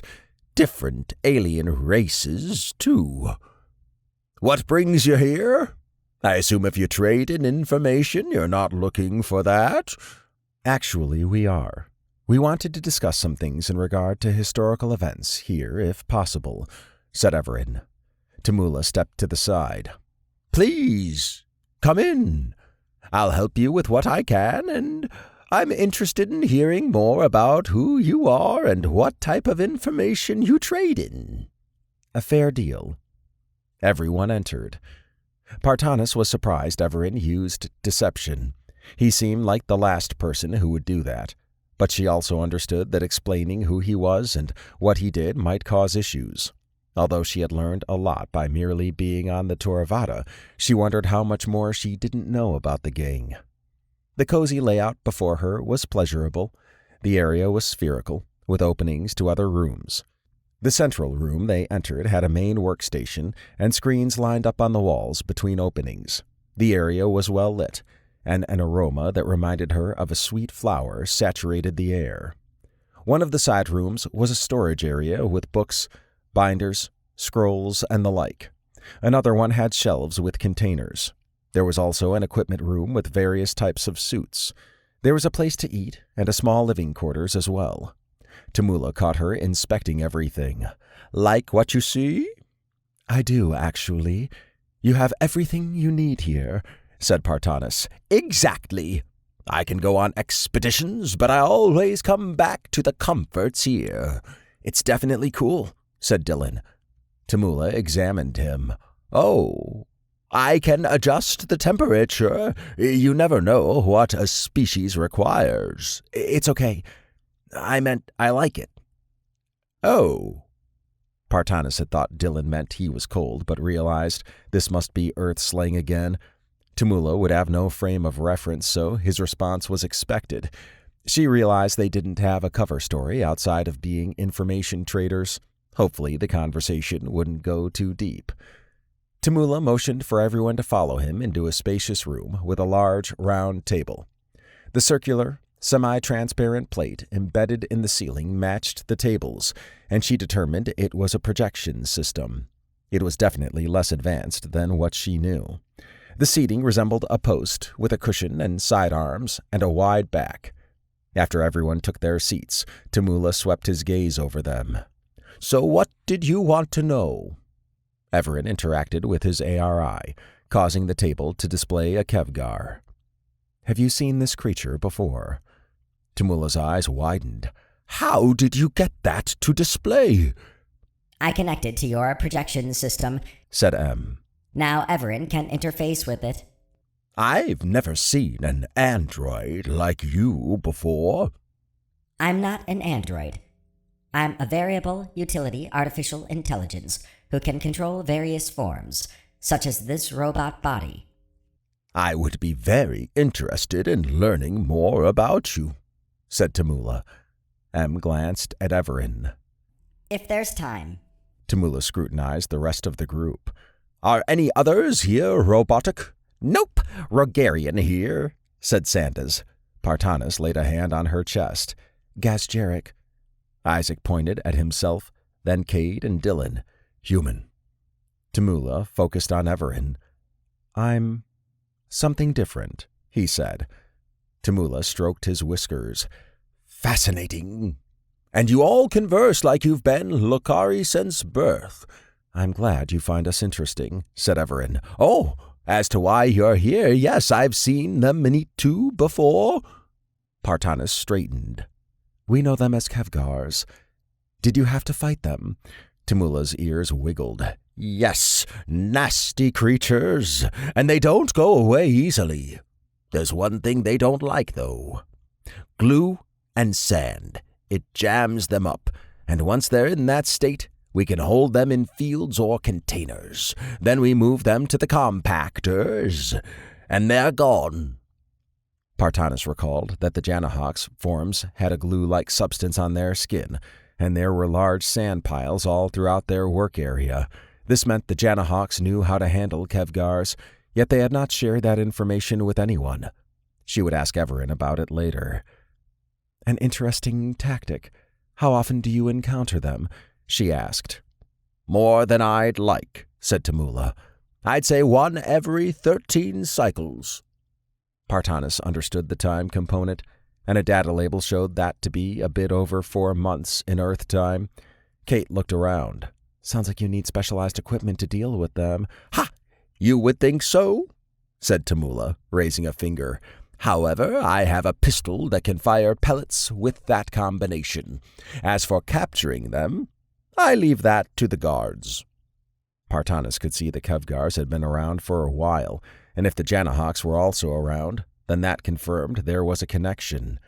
She moved her head around. It was hard to believe she was 31,744 years in the past and talking to an alien historian from the era. Traveling with Evaran and the gang was an experience she would never forget. Isaac had thoroughly enjoyed the trip up to this point. Despite it being a tougher city, he had grown up in Chicago, so this was nothing new for him. Tamula was friendly, if cautious, and he was enthused to talk to them. Isaac sometimes forgot how special it was to be here in space and time while talking to aliens. "I had a question," he said.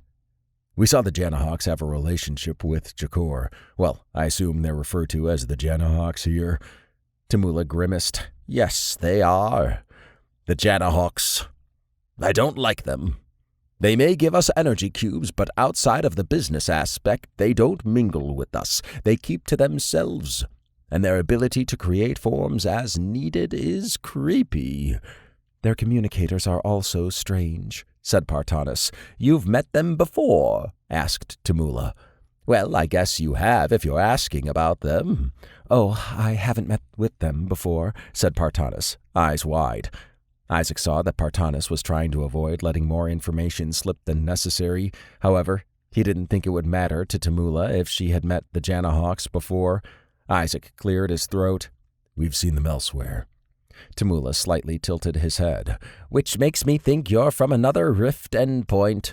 That would explain your strange species, technology, and registration with no known affiliated group on Jakor." "You're correct," said Evaran, glancing at Isaac. "We like to keep a low profile for obvious reasons as information traders." Sandas wagged his clawed finger. "It's always good to have a low profile, yes, very low." Tamula laughed. "Your speech is funny." Sandas flashed a toothy grin. Isaac appreciated how Sandas could disarm others, a useful tool for a real information broker. "I have a question now," said Tamula. He interacted with the table console. A video of a purple-skinned humanoid female in an elegant robe appeared. She was giving a speech to a crowd. "What do you think of that?" Dylan scrunched his face. "I mean, she's talking about a new way of life or something." "Yeah, and she's really harping on the Janata, whatever that is," said Kate. Tamula gulped. "Is everything okay?" asked Em. Tamula huffed. "Now I know you aren't who you say you are. That's a speech in an unknown language. There is no known translation. It's from over 6,000 years ago. We discovered this ancient tech but couldn't understand what anyone was saying. Yet after a brief playback, you all did. That's not possible." "I understand your confusion," said Evaran. "However, we can't give away our trade secret on how we understand many languages." Tamula sighed. "I suppose not. I could definitely use your translation ability on a lot of old texts and videos. Nonetheless, how else can I help? As we're from another Rift endpoint, I assume you're as well, said Partanis. That we are, he said. He pulled up a galactic map with a semi-transparent rift network overlaid on top of the galaxy. A green dot on one of the endpoints blinked. We're from there, but there's no buffer ring like there is here. Dylan scratched his jawline. I assume endpoints like this are rare in your experience? Oh, yes, said Tamula. This is the first we found, and the Janahawks gave us something powerful to use and for trade. Evaran tilted his head. So the energy cubes are transported all across the galaxy, at least parts you've traveled to and engaged with trade. That's right. It's very lucrative, and all the Janahawks ask for is to be left alone. Not going to argue with that too much. We plan to expand here, mainly to get more energy cubes out. Jakor is the model city for that. There's no issue if someone or a group wishes to be left alone, said Evaran. However, if there's a possibility that their actions are causing harm, it shouldn't be ignored. I'd agree with that, said Tamula. Isaac was beginning to see the bigger picture with the Janahawks. They would mine a replenishing resource while keeping others out of their business. It made him wonder what they did outside of appeasing whoever was around them. They must be getting something out of the deal that wasn't known yet. It boggled his mind that between now and Partanis' time period, what they truly did was still unknown. They were the ultimate secret keepers. This summons kept pointing more and more to the Janahawks doing something they shouldn't. The office buzzer rang. Even more visitors, it seems. I'll be right back, said Tamula. After he exited the room, Evaran addressed the group. Make sure you have your energy shields ready to go and PSDs on stun. Expecting trouble? Asked Dylan. Evaran's eyes glowed. Possibly. The people at the door are security guards. We may need to fight our way out. If action is needed, I'll use the phrase, Sandas doesn't like that. Sandas chortled. But what if he does? Kate swatted his arm. A moment later, a security guard stood in the doorway. Step outside. They complied. Tamula protested off to the side, but the 6 heavily armored guards didn't seem to care. They packed enough firepower to start a small war, and their weapons were aimed directly at the gang. The guard who told them to step out paused in front of his unit. Credentials, please. The gang showed them. These are fake. How so? Asked Evaran. The male Lakari harumphed. Your credentials are approved by Sadrix. Unfortunately, he died 2 weeks ago, but our system hasn't been updated everywhere yet, and somehow he approved your passes. It would have passed automated registration, but you have no affiliation, and your party has aliens we've never seen before. Not just one, but all. That requires a manual review. Faking credentials is a serious crime here, and you'll be prosecuted. I hope whatever you hope to gain from this was worth it. It was rare for M to miss something like that, but with the slow bureaucracy and manual effort involved, it was plausible. The guards scowled at them. This must be some misunderstanding, said Tamula. A guard pushed him down. If you continue to interfere, you're going with them. There's no need for that, said Tamula, standing with his chest puffed out. The front guard beckoned at the gang. Get on the ground, face down. Sandas doesn't like that, said Evaran. Dylan, Isaac, and Kate spawned their energy shields, and Sandas and Partanis jumped behind them. Evaran pushed the first guard into another, and they tumbled out of the room. Defense mode engaged, said M, charging forward and placing his hands on 2 attackers, who crumpled under his shocking touch. One assailant opened fire on Evaran, who blocked it with his energy shield. Dylan took down one guard while Sandas got the other. M went into the hallway and disabled the remaining guards, who struggled to get back up. Tamula surveyed the downed security unit. This is going to be a problem. Assaulting law enforcement, especially like this, will get you killed. You all need to leave the city and find some place safe, quickly. Is there another way out of here other than the front? Asked Evaran. I have a room with a hatch to the ground floor, but there'll just be more guards out there. M tilted his head. I can bring the Torvada to the roof if there is a path there. I don't know what that is, said Tamula. Going to the roof would trap you there, along with fighting whatever security is on the way. The Torvata is our ship, said Evaran. Use your orb to bring the Torvata to the roof. Everyone else, prepare for more potential fighting. Acknowledged. M's orb flew out of his chest and into the hallway. Tamula's eyes widened. They've probably impounded your Torvata. If they sent security here already, there's 6 more floors you'll need to go up. We'll handle it, said Evaran. He paused. Before we go, I want to apologize for our deception. Our credentials were faked. M and I are cosmic space and time travelers. I don't normally share this type of information, but I can tell you're worthy of it. Partanis is from 31,744 years in your future. Dylan, Isaac, Kate, and Sandas are from far in the past and over 190 million light-years away. We're investigating the Kevgars, or Manitou, in Partanis' time period. He showed a projection of ancient ruins from his ring. This is Jakor from Partanis' era. We wanted to establish how long they've been around, and it appears they've been here at least as long as the Janahawks, which I now believe isn't coincidental. Tamula stepped back. If what you say is true, then this is a historic moment, time travelers! Oh my! Indeed, said Evaran. As a parting gift for your time and help, gather whatever you want translated onto a device and leave it on the table in the room we met in. We'll be back in 3 months' time from your perspective, and we'll translate everything on the device to Gotcha. As we'll probably still be hunted here, M will come alone as a stealthed orb. Tamula's whiskers flailed. I'd really like that. Evaran nodded, then exited the room. Isaac was pleased Evaran was going to help Tamula. It would have been nice to visit more with him, but the Jakar law enforcement had other ideas. Dylan, Isaac, and Kate had spawned their heavy suits, and their PSDs were embedded in the forearm component. Isaac had thought about using his mobile bubble shield, but it took his PSD out of play. Sandas had his dual-energy pistols out, while Partanis had formed a helmet. With Evaran out front and M's body in the back, it was an efficient formation as they marched down the hallway. They would need to go to the central hub area, then take the stairs to the roof. Isaac braced himself as a hail of projectiles greeted them upon entering the central hub area.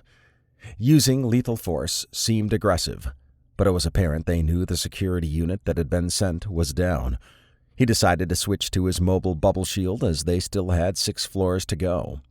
Before he could, an odd foghorn sound echoed, and a wave of something smashed into the group. He, Dylan, Partanis, and Sandas sprawled back into the wall. Kate did initially, but then tumbled down to the next level. Partanis jumped down and used her body armor to soak up hits as Kate scrambled to stand.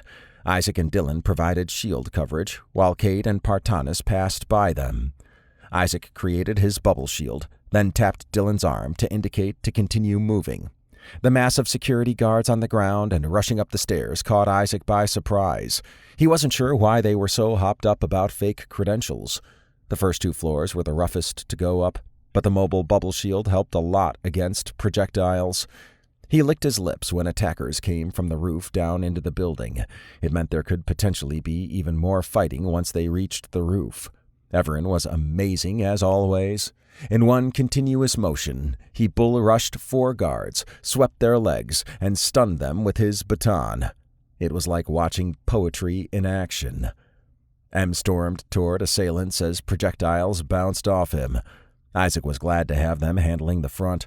Partanis and Sandas showed off their accuracy skills as they downed those rushing up the stairs. Kate was still a bit shaken, and she struggled to keep up. He extended his arm to her, which she gratefully accepted. Dylan was going wild and had created an assault rifle form for his PSD that shot continuous stun beams. Isaac relaxed when they reached the roof. He had expected a lot more enemies, but the Torvata sat outside with its shielding flush with the door. They wasted no time in boarding. M's orb flew into his body.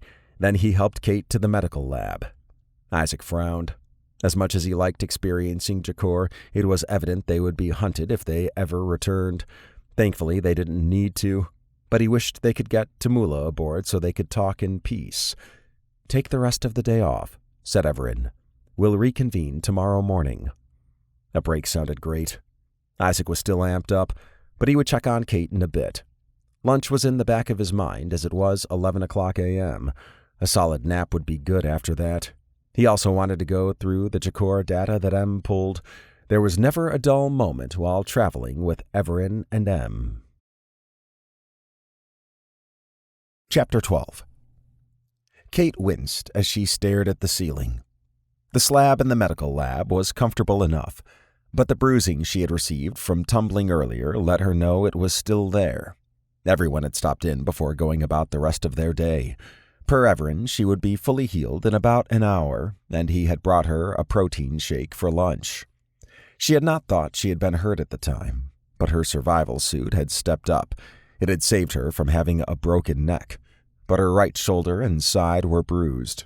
She didn't recall feeling any of that, and that was thanks to her suit adjusting to her. She wondered about people who fell down the stairs and didn't have a survival suit. They'd most likely be dead or severely injured. Her nanobots were working overtime, and M had injected her with some medical ones. It was a strange sensation to feel them working on her, but she was thankful for it.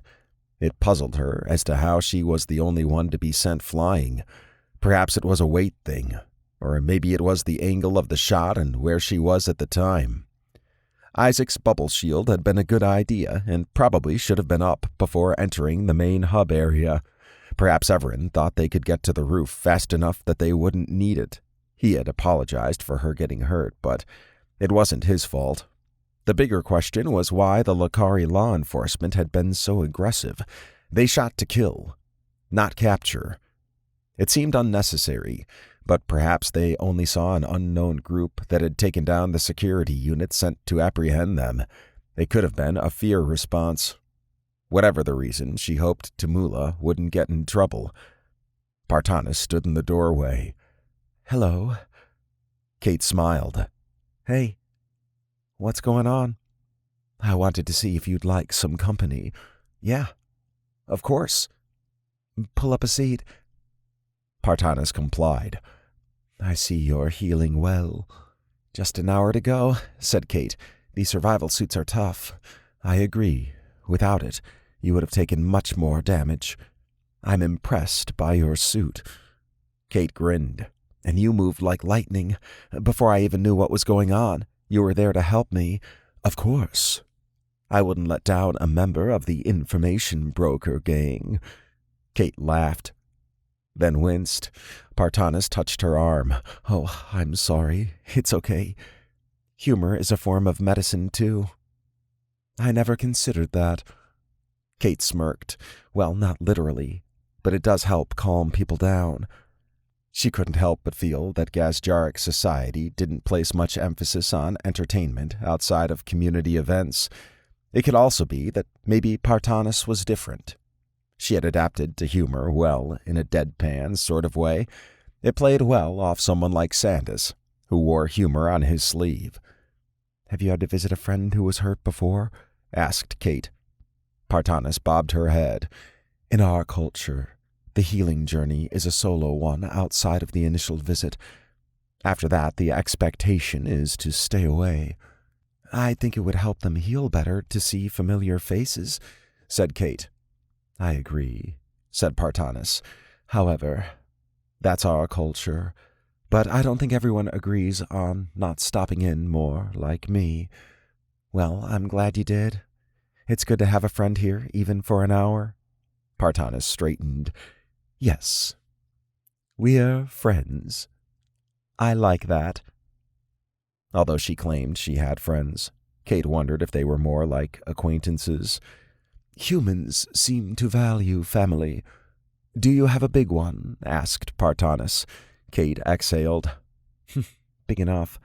They're not wizened, so they don't know anything about the other side of Earth with non-humans, the Earth Ward, Evaran, and the like. It sucks that I have to keep it hidden from them, but it's probably for the best." "I see," said Partanis. "And you spend time with them outside of family events?" "Definitely." My sister likes to stop in every now and then, and I have a niece that does too. I also have an aunt I'm close with and visit when I can. Although with my time at the Wild Haven Institute, that's all on pause for now." "I saw that place while perusing Earth data," said Partanis. "I find the non-human and human split odd. It seems like if it were known, everyone may be better off." Kate sighed. "I wish that were true. And in your society, maybe it is. However, humans tend to react negatively to things that are different. Not all, but it's enough to be an issue. I'm glad you, Dylan, and Isaac have accepted me. Of course."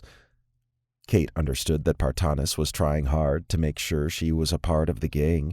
She was a good ambassador for the Gazjariks, and Kate was glad Evaran had seen something in her that made him choose her. "I'm curious. What's a typical day for you?" asked Kate. Partanis eased back into her chair. "An interesting question. After I get up and cleaned, I head to work and assist new arrivals as a welcome center aide. That's about half my day. Once done, I go to my living quarters, have a meal, then catch up on news. I then either take a walk around the station or study investigations. Sometimes I'll do a combat training session or get in a workout to test my augments. Then I sleep." "No social events?" asked Kate. "There's usually 2 a month, and I always go to them. It helps to see others of my kind in a place where we're outnumbered." Kate motioned at her. "If I was on the station, we'd hang out a lot." "That would be pleasant," said Partanis. "Since I'm here, we can do that." "Sounds good to me." Kate was saddened that after the summons was over, she most likely would never see Partanis again. That was the cost of traveling with Evaran and Em. It brought back memories of Chromu and Tehran, those who had traveled with them on previous adventures. She hadn't seen either since and wasn't aware of any plans to do so. Perhaps she could get Evaran to get a trip in. For the moment, she would enjoy what time she had with Partanis. Em had wanted to sit with Kate, but he checked the medical lab feed and saw her and Partanis having a moment. Humans sought those out, and it created a stronger bond between the participants. His orb pulsed as he thought of those moments with Dr. Snowden and Emily. Although he didn't have a direct experience with them, it was embedded in the video and audio that ran through his algorithm. It was like he had been there. Dylan had snuck off to his room, and Isaac had gone to the roof. Em suspected they wanted some alone time after the fight. With no immediate tasks, some time off would be good for them. It wasn't something he or Evaran required, but humans tended to need time to go over their thoughts. It was a practice Em had picked up from them, but in his case, he ran simulations. Sandas had stayed a bit longer in the conference room, snacking on some food, but he was now on his way to Em in the research lab. Em calculated that Sandas wanted to talk to him. Em had already started an analysis program of his contributions to the events on Jakor. He had not noticed that Sadrix, the person who he used to issue credentials, was dead, which led to an incident where Kate got hurt. The problem was that Sadrix's death wasn't on any system or news feed. Apparently, he had a code name, most likely to avoid being bribed or targeted by criminal elements. There would have been no way to deduce that he was dead. Instead, Em suspected they let him appear dead to see if any organization or person tried to use him to bypass getting legitimate credentials. They had succeeded. Em had chosen Sadrix randomly, but he could have also applied a filter to how many licenses he had approved. The 2-week gap would have stood out, but Em had no reason to search for that. He would in the future and added it to his credential hijacking protocol. He concluded that Lokari law enforcement had to have been monitoring the credentials approval process, and when they went in with force, they sent a smaller unit for the capture. When they didn't respond, hostile action must have been assumed, which would have been corroborated by the gang entering the main hub area. Sandas appeared in the doorway of the research lab. "There you are!" "I'm here," said Em. Sandas surveyed the lab, then hopped up on a stool across the table Em was at. "I wanted to talk with you." "I always enjoy talking with you." Sandas cracked up. Flattery works well with me. I assumed so. What did you want to discuss? Sandas puffed his furry cheeks. Well, I know you're M now, and all I've known prior to this trip was you as V. How much of V is in you now? A good question, said M. When I died, my cosmic energy in my orb was rebooted. The AI shell around my orb was also destroyed, so a new instance was created. Although I have all of V's memories in video and audio form, I also have his logging.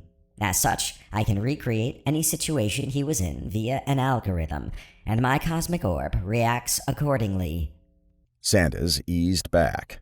So the same cosmic energy in you is the same as when you were V? That's correct. I still recall meeting you for the first time when you jumped out to scare Emily. Oh, that was so great. M studied him. I have calculated that you miss them as much as I do. Yeah, said Sandas, looking down. I really meshed with the previous version of the gang, but this new one is growing on me. Likewise. Dylan reminds me of Emily, and Isaac and Kate seem like separate sides of Dr. Snowden, said M. I guess I never really looked at it that way. That's a good comparison. Yes, a very good one. M enjoyed Sandus's speech quirk, where he would repeat something in a slightly different way, almost like an affirmation to what he had just said. When M was V, he had thought it was a translator malfunction. He had noticed the others had accepted and approved of it. Now I have to know, said Sandas, motioning at him. Do you miss saying analysis and query at the start of your sentences?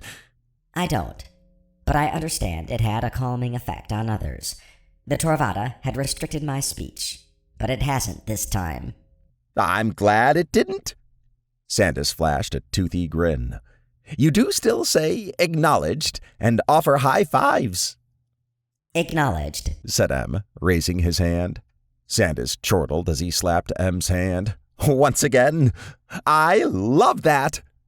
Although M could now say something other than acknowledged, he had discovered that it put people at ease. He wasn't sure why, but humans tended to like that, along with high fives, which he did too.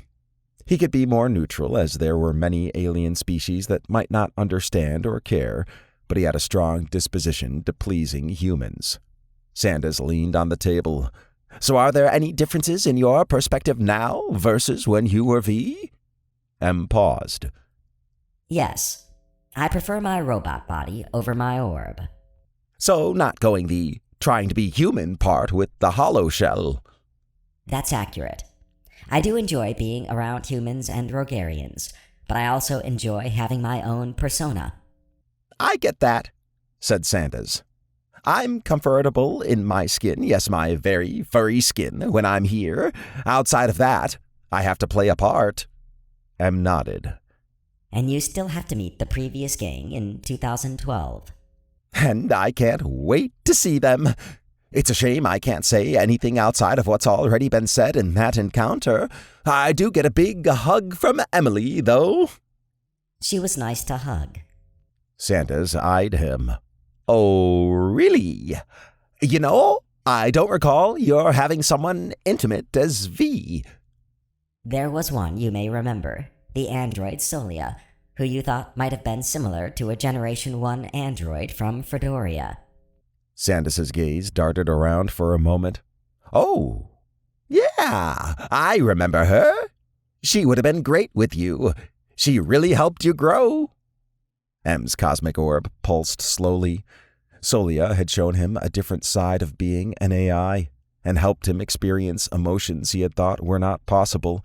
She had shown him dancing, and they had many philosophical discussions. Every time she had touched him, it made his cosmic orb pulse with warmth.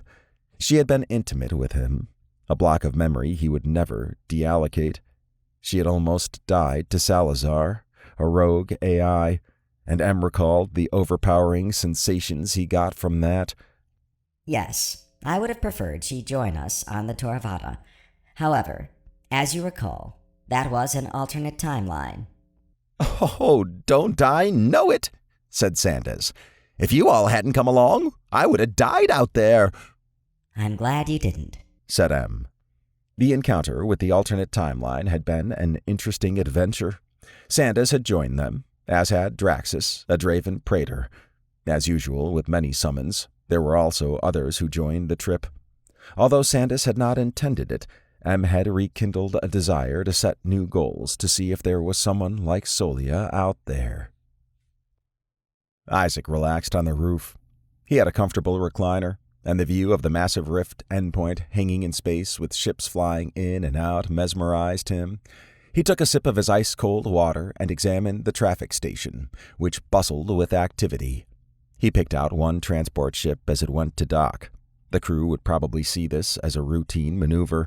They had no idea about Earth or humans. He wished he could be a fly on the wall to listen in on what the crew discussed, or even what a typical day was for them. There were so many stories there, but he knew that due to the summons, he might not get to hear them.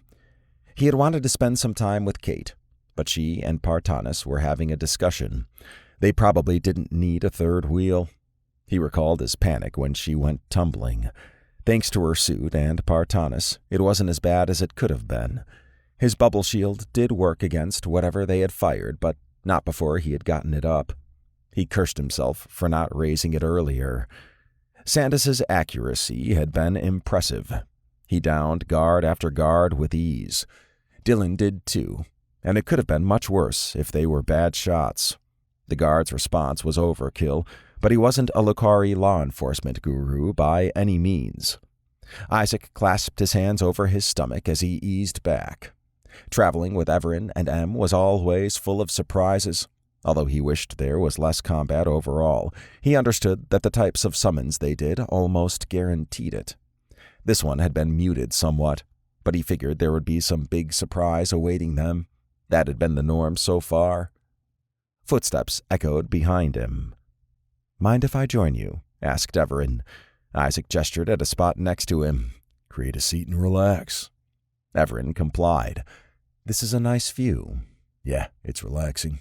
I mean, it's busy, but how often do you get to see a rift endpoint like this?" "Indeed," said Evaran. He scrutinized Isaac. "How are you doing?" "Oh, I'm good. Wish I would have used my bubble shield sooner." Evaran gazed off into the distance. "And I should have let Em lead while I handled the rear." Isaac wasn't used to hearing Evaran doubt himself. He was always sure about everything. "Well, it's in the past. We can learn from it and move on," said Isaac. "A good outlook," said Evaran. "I did have something I wanted to discuss with you away from the others." Isaac perked up. He wasn't sure what it was about, but it must be something important if Evaran singled him out when he was alone. "All right," said Isaac, licking his lips. "It's not something bad, is it?" "It's not. But it has to do with Diane's death," said Evaran. Isaac gulped hard. He couldn't fathom what more could be said about it. He never got to say goodbye to her, as she was already dead when he arrived. "Okay. What about it?" Evaran stared into his eyes. "Before this summons, I checked on her death. I wanted to verify there wasn't something unusual about it. However, her death occurred as expected, except you were there with her in her last moments." Isaac jumped up. "What?" "It's obvious I must take you there so you can say your final goodbye." Isaac's eyes misted. I'd love to do that.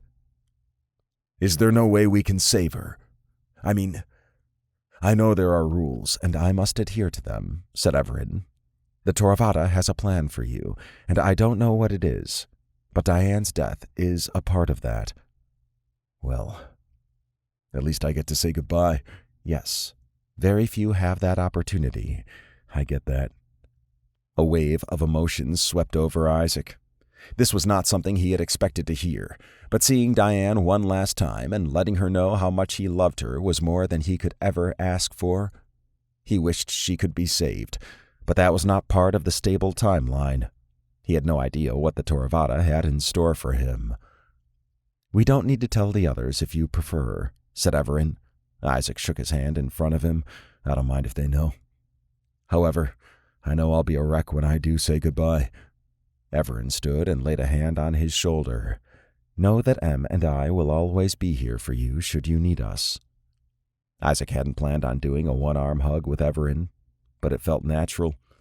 Evaran and Em were paragons of good, and Isaac knew how lucky he was to know and travel with them.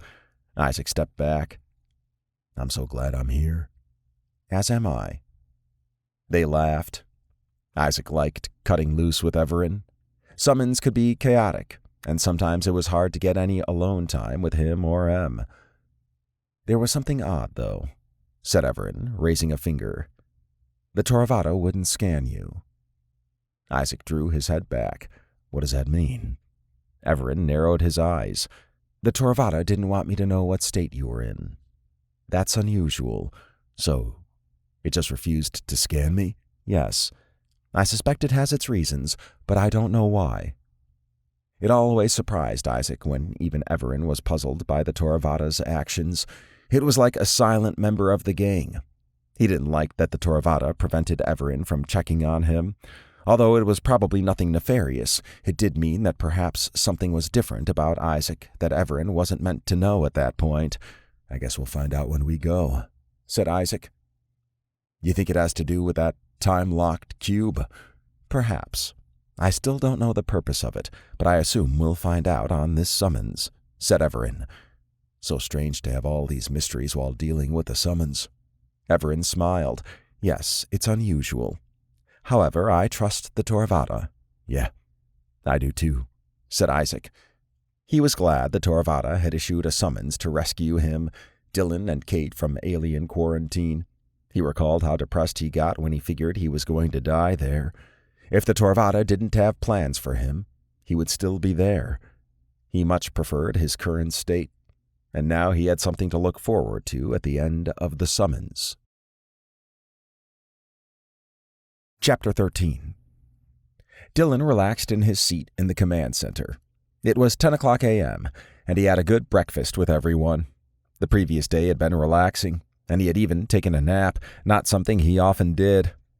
Kate had been up and running by mid-afternoon, and they had a great dinner. Isaac seemed preoccupied with something and had been scarce. Sandas and Partanas had even joined Dylan in the hollow room for some training. The next step was to explore the Rift Network, something Dylan was excited to do. They had traveled back to just after they had gone to the past. Evaran and Em had done it when everyone was sleeping, and Dylan was glad to have Jakar behind him.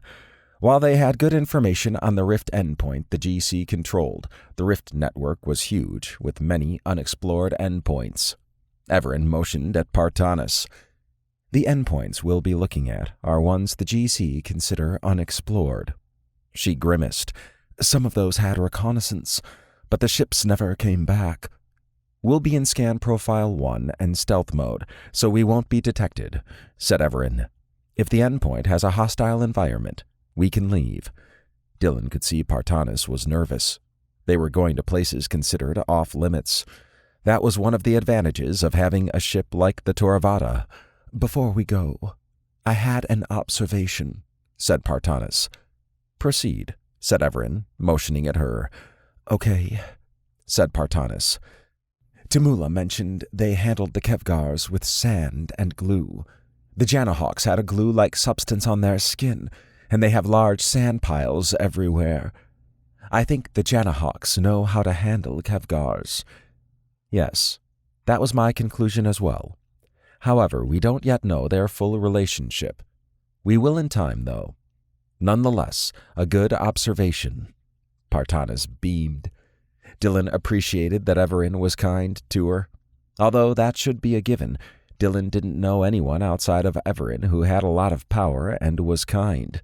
It had been ingrained into Dylan that power corrupts. This was another example of a human perspective being applied to a cosmic level and not being true. "Yes, a very nice observation." Sandas rubbed his hands. "Where to first?" Em pulled up a galactic chart hologram with the Rift Network superimposed on it. He highlighted one of the endpoints. This one is on the other side of the galaxy. "Oh, I like it." "Take us there," said Evaran. Acknowledged. The Toravata opened a portal. "I thought we would be going through the Rift Network. said Kate. Although we could, it would take some time, said Evaran. Kate smirked. Got it. Much faster this way. The Torvata flew through. Dylan widened his eyes at the armada floating in front of the rift endpoint. There was no crust, but there were large armed space stations floating between the ships in the armada. Some of the vessels had begun to move toward where the Torvata was. They must have seen the portal, but he was not worried, as the Torvata moved away. See if you can connect to one of those ships, said Evaran. M moved the Torvata to one of the V-shaped cruisers. Once it was close enough, the Torvata emitted a beam. Evaran placed his finger and thumb on his chin. Intriguing. This race is known as the Zorgan. Dylan inspected the window Evaran had singled out. It showed a humanoid race that had ridges and bumps on their forehead. They also had 4 arms and a tail. Their scaly skin made him think they were a reptilian race. They look tough, said Isaac. Based on their historical records, they are highly xenophobic, said Evaran. He frowned. I found a record on what happened to the Gasjaric scout ship.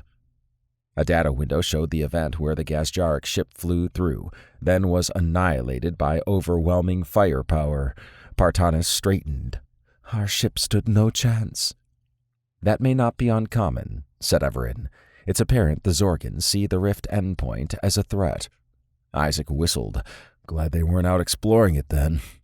I agree with that, said Partanis. To the next one, said Evaran. Acknowledged. Dylan never got tired of being able to explore from the safety of the Torvata, and he got to do it with people close to him. The Torvata opened a portal and flew through.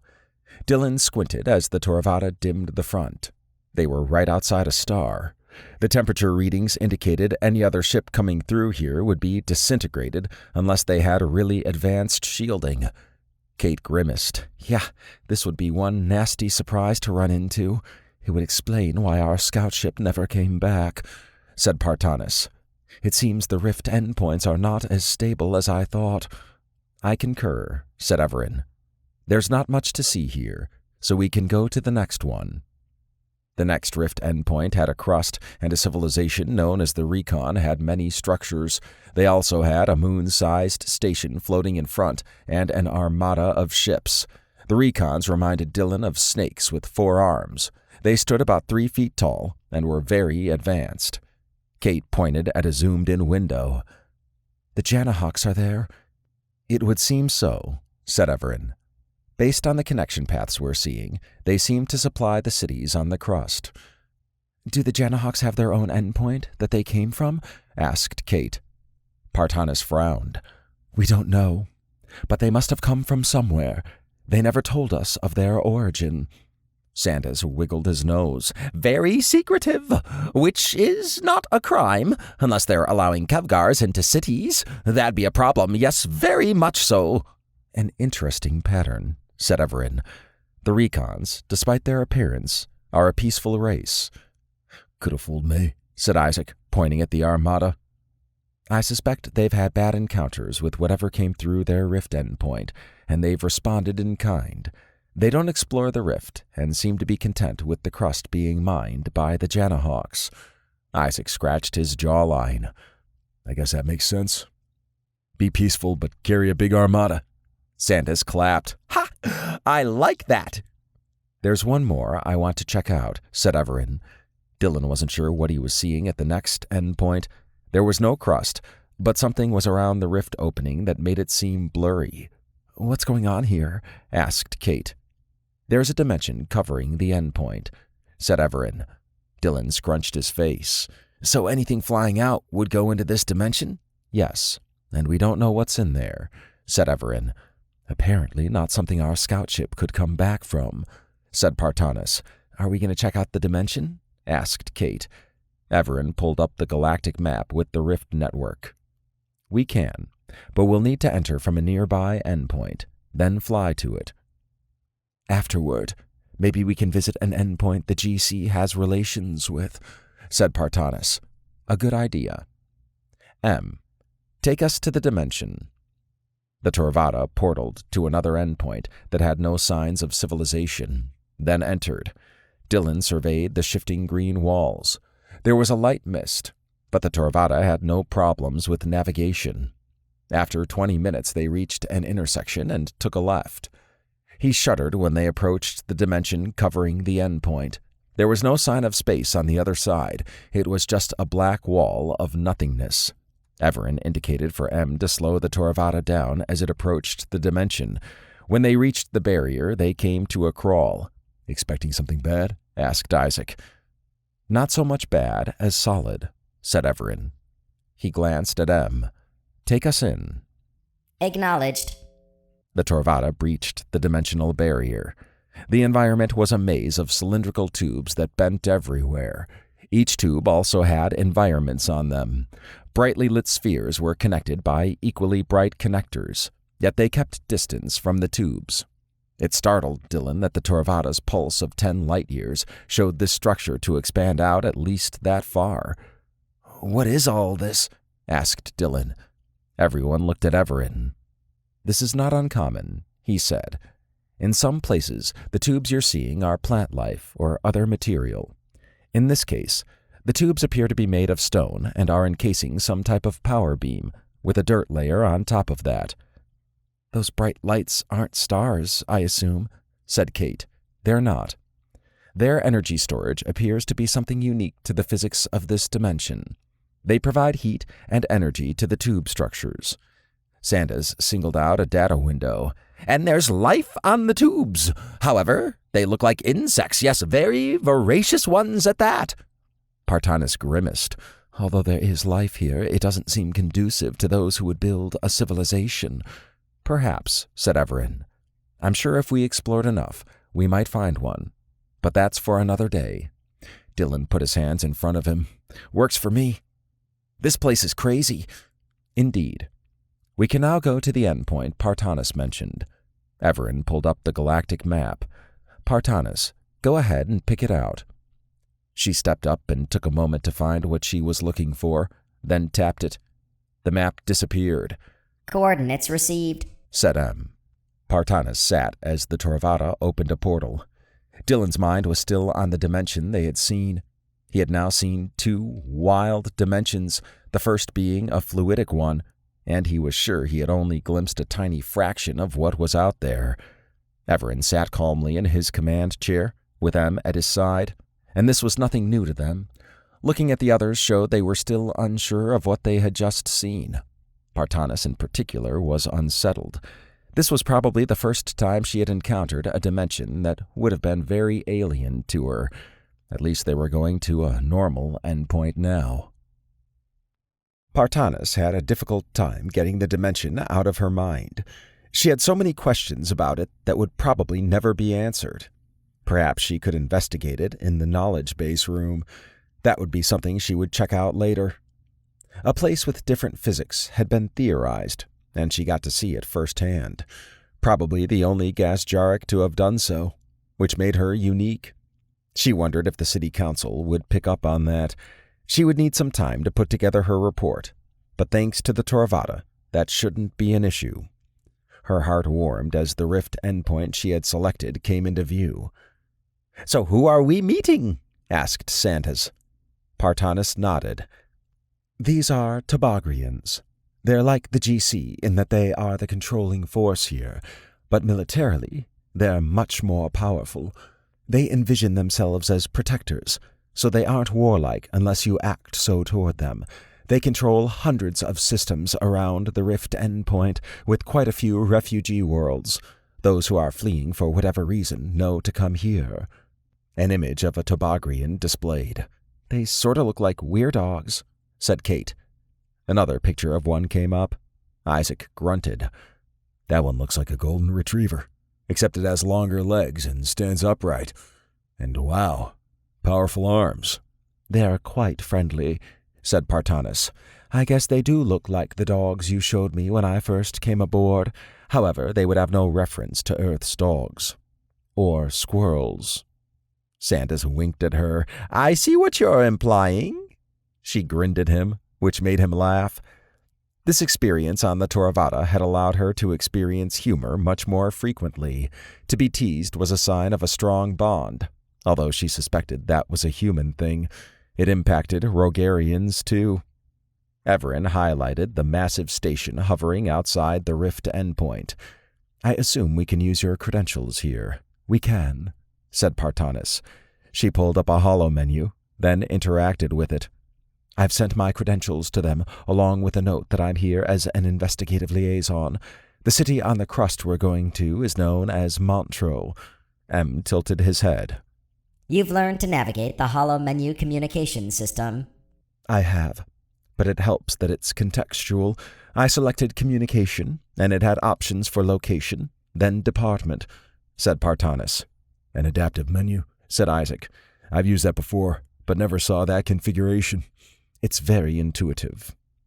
As if on cue, a large window covered the front area. Partanis! I didn't expect a communication from you, said a female Gazjaric. Clemza, it's good to see you again. Partanis gestured at her while looking at the others. Clemza is a GC investigator stationed here. We're good friends and socialized together before her assignment. Clemza analyzed the group. I saw you've been upgraded to an investigative liaison. I'm afraid I don't know your group. Partanis pointed at everyone as she went around the room. Dylan Townsend, Isaac Barrett, and Dr. Kate Minter are humans. Sandas is a Rogarian, the last of his kind. M is an AI who can be in multiple forms, and Evaran is unique. They're also fluent in Lamatra. Very interesting. It's good to meet you all, said Clemza. What brings you here? We're investigating the slimes that plagued Hollock. We've learned a lot so far, and wanted to check in with you before I go back to Hollock to present my findings. I await your arrival, then. The window closed. She seems eager to see you, said Kate. She was a close friend before being assigned, said Partanis. We both wanted to be investigators, but she was able to move up much faster than me. We were both Welcome Center aides. How did she move up faster? Asked Kate. Partanis sighed. She did a lot of extra work outside normal work hours with the investigators. I did as well, but they liked her more, and she became a junior investigator, then eventually got an assignment. Sandas paused. So they just pick who they like? Not on merit? She had more time credits with them than me, said Partanis. In our society, everyone has a role, and since we are long-lived, it's hard to change. We don't technically need to work, but it's so ingrained in our culture that it's a shame not to. Evaran's eyes glowed. Then I hope this trip with us will get you a higher standing with them. Partanis raised her head. Absolutely. Even holding the title of investigative liaison puts me at an advantage. Your report will make you a full one, said Dylan. Perhaps. There's more to being an investigator than a good report. It requires experience, but perhaps I can get in as a junior investigator. Evaran scrutinized her. I think by the end of this, you can be whatever you want. Partanis relaxed as a wave of comfort washed over her. It was strange to have this group support her in such an outward manner. These strangers were becoming friends, and they made her life feel fuller by merely being around them. It made her normal life seem much duller in comparison. After the Toravata landed, she joined the others as they walked outside. Clemza was there, waiting, and exchanged a slight bow with Partanis. This is Investigator Clemza Joel Cools, said Partanis. I appreciate you all keeping your helmets transparent, said Clemza. Partanis mentioned you were all fluent in Lamatra, which I find hard to believe. I'm eager to know more about your group. Sandas clapped. The investigator in you shines through? Clemza eyed him. Yes, I guess it does. He was teasing you, said Partanis. This group uses humor a lot. Oh, then this will be interesting. I have a secure spot where we can talk. The Crystal Gardens. That sounds like a nice place, said Isaac. It's very nice, said Partanis. Evaran motioned forward.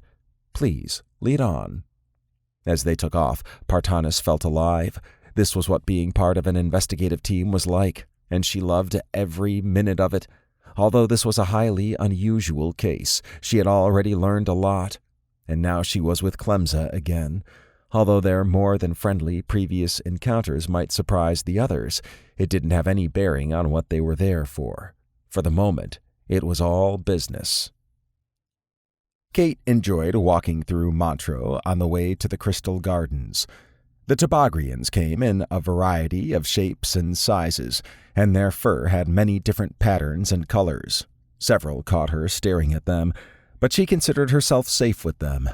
That was probably her applying the relationship between humans and dogs. Tobogrians were more advanced than the GC, and she wondered what the trade status was between them. The fact the GC had an investigator here meant they must be on good terms. Perhaps technology was not traded, as she saw a matter replicator kiosk being used by others. She wished she could take off her helmet to smell what was being cooked at the various stalls she saw throughout their trip. After their first 2 adventures, she had assumed most places they traveled would have breathable air. She would adapt, and was excited to have the opportunity to see another race up close and personal. One thing Montreux had in common with Hulk was the containment markings on the ground. Apparently, Montreux wasn't immune from the Kevgars either. Kate believed they would normally not be a threat unless the Janahawks were sending them into the cities. It didn't make sense to attack a trading partner, so something was missing. Although she wanted to be optimistic, she didn't think they would learn more on this trip. Isaac nudged her when they passed a large building. Inside was a holographic room showcasing a star. The place was abuzz with onlookers, and Isaac probably knew she would want to visit that. Perhaps, if they had time. She smiled at him, which he returned. Everything was easy with him, even in an alien city on the crust of a rift endpoint.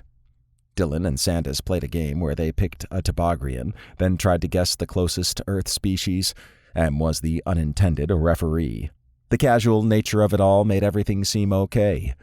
Partanis, Clemza, and Evaran were at the front, and thanks to her nanobots, Kate could hear what was being discussed. Clemza sized Evaran up. I don't know anything about humans or Rogarians, but I do know AIs. I'm very curious what Partanis meant by your being unique. I know her well enough that it means she doesn't want to reveal what you are. And you're quite perceptive, said Evaran. Nonetheless, my origin is a part of this case, so I can't reveal that. And you know how to talk to investigators when you want to hide something. I'm impressed. Indeed. Kate found it interesting how Evaran sidestepped Clemza's interrogative push. While she didn't think it would hurt for Clemza to know, there was no reason to drag her in deeper than she already was. Evaran tended to cause ripples wherever he went, and Kate was glad he downplayed his identity. After 20 minutes, they reached the Crystal Gardens. Multicolored crystal trees had flowers, vines, leaves, and other plant life draped on them. Wide paths containing benches went between the tall trees. The artificial light from above made everything sparkle, and to Kate's surprise, there were various waterways scattered around. This was another moment where she wished she could take off her helmet and experience everything fully. Clemza led them to a hill with a circular open area lined with benches and other seating that Kate figured was for various alien body types. Clemza and Partanis sat next to each other on a bench, while the others sat across from them. This place is beautiful, said Kate. The Tobogrian homeworld has forests of these, said Clemza. They wanted a part of home here, so they made this. Sandas wiggled his ears. Just wish it had a better atmosphere. I'm with you there, said Isaac. I noticed the Tobogrians have androids here, although they're shaped like the Tobogrians, said Em. Clemza gazed out into the garden. The Tobogrians love their technology. They have a strong robot workforce, and with the number of augments in the Tobogrians, they're close to becoming cyborgs. But yes, they have a lot of androids and unshackled AIs here. You'd fit in well. Acknowledged. Clemza addressed Partanis. How has your investigation of the slimes been going? We're closer than when we started, said Partanis. Apparently, the crust is created when there's a disruption in the rift's normal processes. The slimes, known as Kevgars, get caught up and are flushed out to the forming crust and get embedded in it. Then the Janahawks unleash them when they're mine, said Clemsa, rubbing her chin. Yes. Have you found something in that regard? Clemsa moved her lips to the right. Despite the Janahawks saying they don't know anything about it, I've noticed that some of their forms look way too specialized in regard to security. I think they deal with these Kevgars as well. I also think they don't care if they ship us energy cubes with Kevgars in them. What I don't know is what causes the Kevgars to break out of the cubes. I believe I can answer that, said Evaran. The energy cube by itself can receive energy and release it, as you know. When inactive, the Kevgar is trapped. When the cube is actively used, it creates opportunities for the Kevgar to utilize some of that stored energy to free itself. Kate scrunched her face. If the Janahawks know this, they could choose to send cubes they cut, knowing it'll free the Kevgars when the cities use it. But why do that? That just seems like it would hurt the working relationship they have. Everyone focused on Evaran. I believe the Janahawks and Kevgar have some type of relationship, said Evaran. On Holic, captured Kevgars are released, but they don't try to come back to the city. Here in Montreux, I assume it's the same. Clemsa frowned. It is. We tried following them, but they burrow into the crust, and we never see them again. The Tobagrians tried to tag one, but the sensor got destroyed. Then it would seem this is a waste system of sorts, said Evaran. The Kevgars consume an organic or two, then are released back into the crust. However, now they are stronger and faster. Even if they don't consume anything, they are now active. Over time, there would be many Kevgars moving around in the crust. Have you analyzed areas where many Kevgars are released? Clemsa shook her head. Maybe long ago. But now we just release and forget them. And this happens on all structures on the crust. Yes, I see, said Evaran. And over a long period of time, the crust would be saturated with Kevgars moving around. As they have the ability to burrow, it would create tunnels which, in turn, would create fractures deep inside the crust.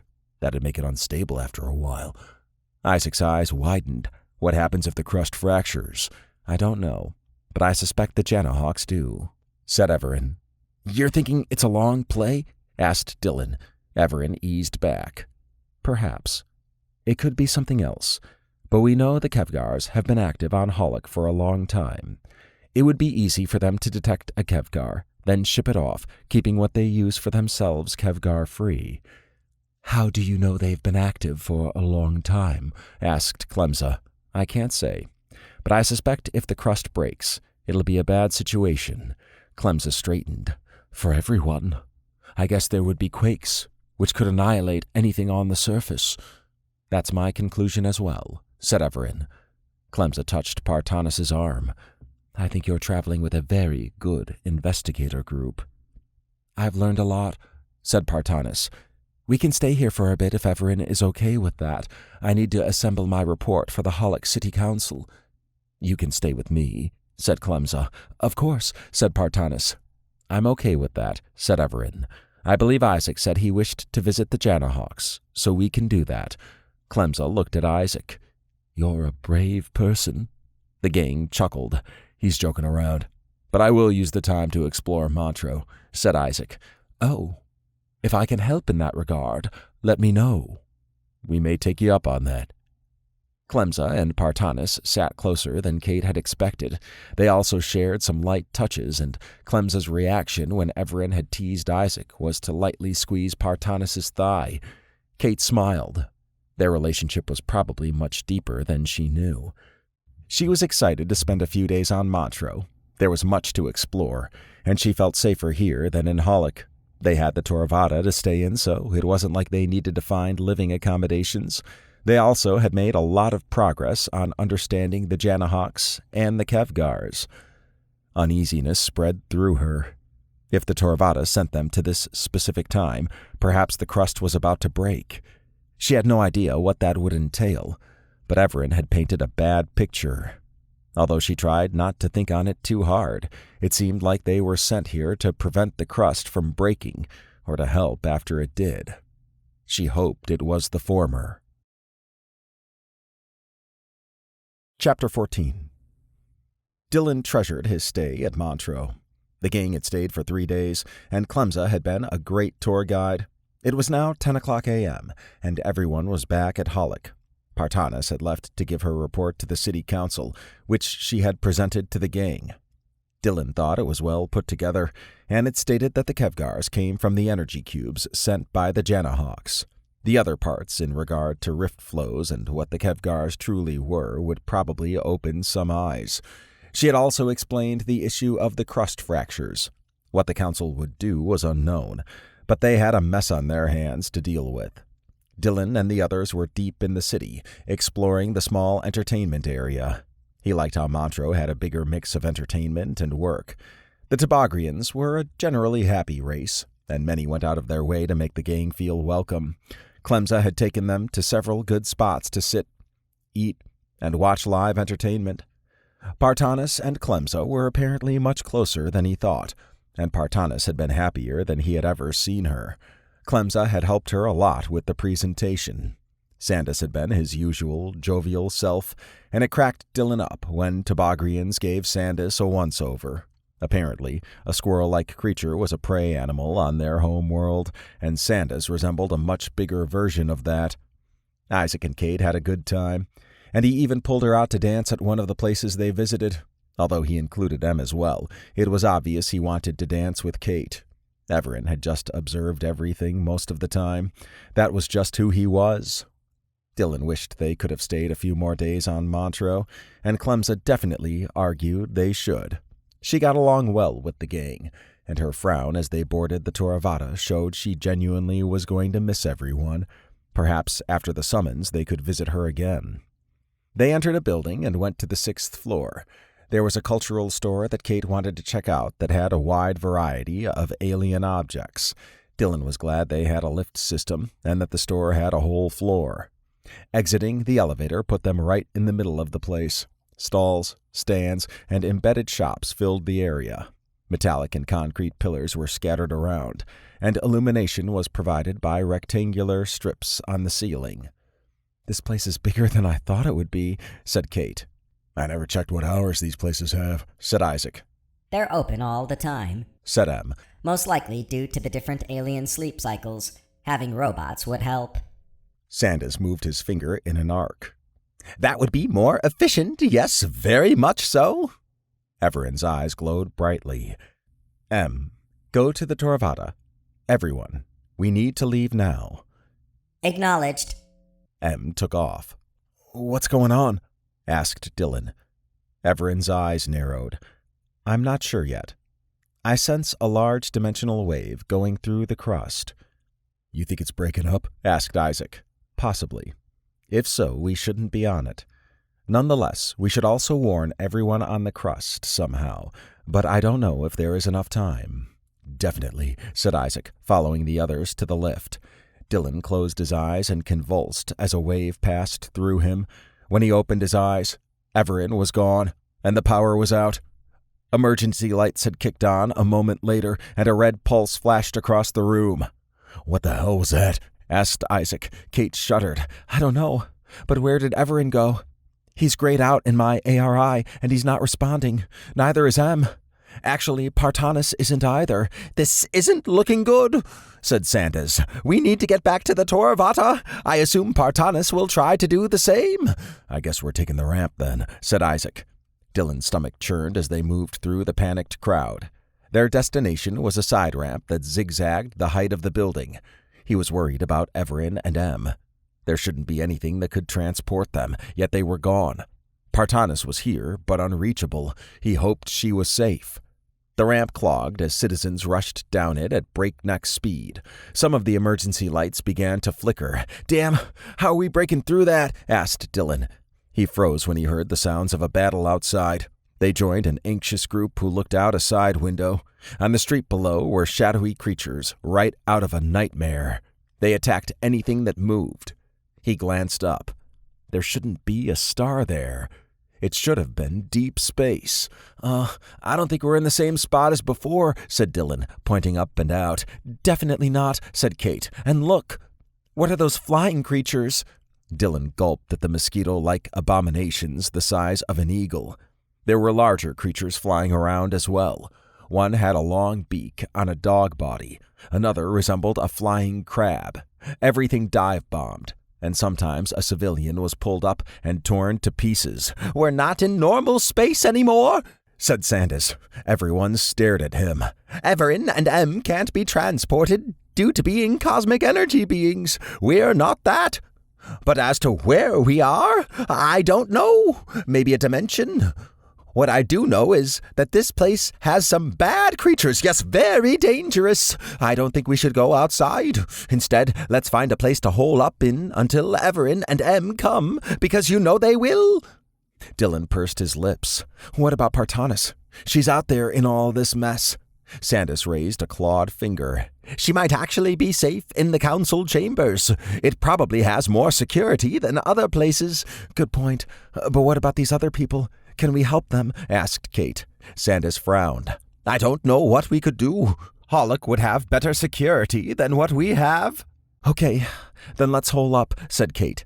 She jumped when cries rang out from below. "But I think we need to move fast." "Okay, let's look around," said Sandas.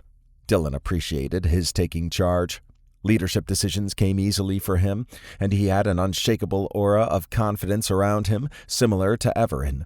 Dylan moved to the side of a thinning column of fleeing people. It would be easier to find a place to hide with everyone trying to evacuate. Traveling with Evaran and M could be dangerous, and this moment was a good example of that. Sandas didn't like their situation. The creatures outside were types he had never seen before. They all had some type of mutation on their body, which caused duplicate body parts on some and others to have multiple faces. One of the ground creatures was a pillar made of shadow, and its tentacles speared anything it could reach before hauling them into the darkness of its body. Everything in him said this was a dimension, but how a portal crust could fall into one was a mystery. The power for the building was supplied by the crust material, yet it had faltered. He suspected the non-crust parts that held things together had been broken in some way. It could also be that the creatures had just destroyed anything they sensed as energy. He appreciated Kate's empathy in regard to helping others, but they were trapped in this new place too. They wouldn't be much help if they went outside and died. Despite the power of Evaran tech, he didn't think it would matter too much against what he had seen. Although he didn't want to assume a leadership role for the group, they had deferred to him. Perhaps it was because they saw him as an experienced traveler. He wasn't sure, but he had to find a place to bunker down in. The area had mostly emptied out, although some people were coming back in. They probably heard the chaos on the lower floors and decided not to chance it. Sandas led the gang to a side wall.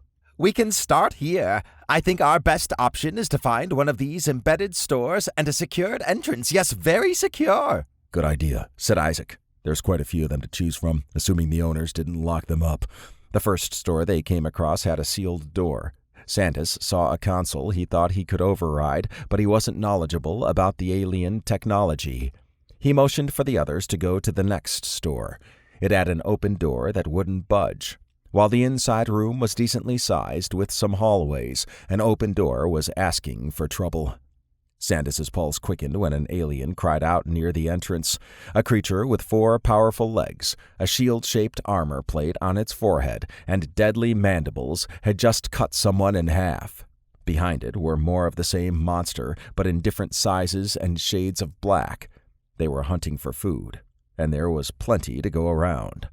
One citizen fired, putting a hole in the lead creature, but it charged him and crushed him against the wall. "Oh, shit," said Dylan. A group of creatures broke off and charged the group. Everyone fired stun beams at the lead monster, but it kept coming. "Stun's not working," said Kate. Sandas sighed. He didn't like using his laser pistol, but he would need to now. There would be no negotiating with these monsters that were on a mission to destroy everything in sight. The gang's PSDs were non-lethal, a limitation he found restrictive. Although it did have a one-shot lethal setting, it would render the PSD useless afterward. It would have definitely helped to have sustainable lethal means. His scan showed the creatures to have powerful muscles in a shelled body, but there were some weaknesses.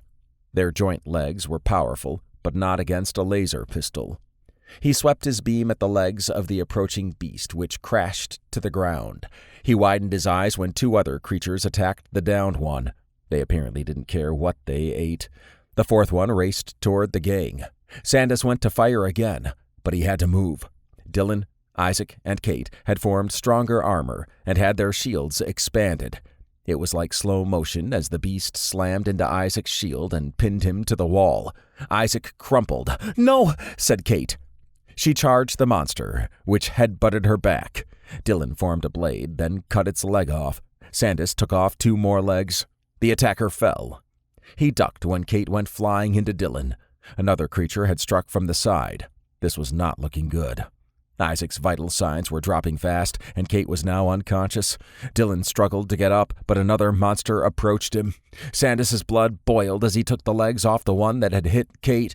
He tried to disable the one charging Dylan, but it had already reached him and smashed him into the wall. Sandas shot its legs off after it backed up. He grimaced. Dylan and Kate were down, and like Isaac, their life signs were dropping fast. If they didn't have their nanobots, shields, and suits, they would be dead. The shrieks of other creatures snapped him out of his thoughts. Although the store they were in front of had a door that wouldn't lock, he had to get them out of where they were. He fired kill shots at the flailing monsters.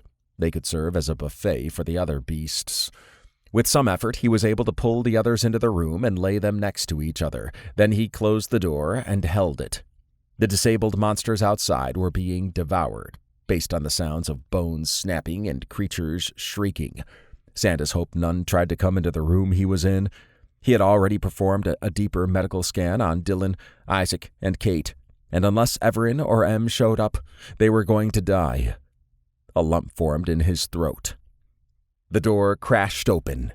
An abomination stuck its head in, mandibles snapping.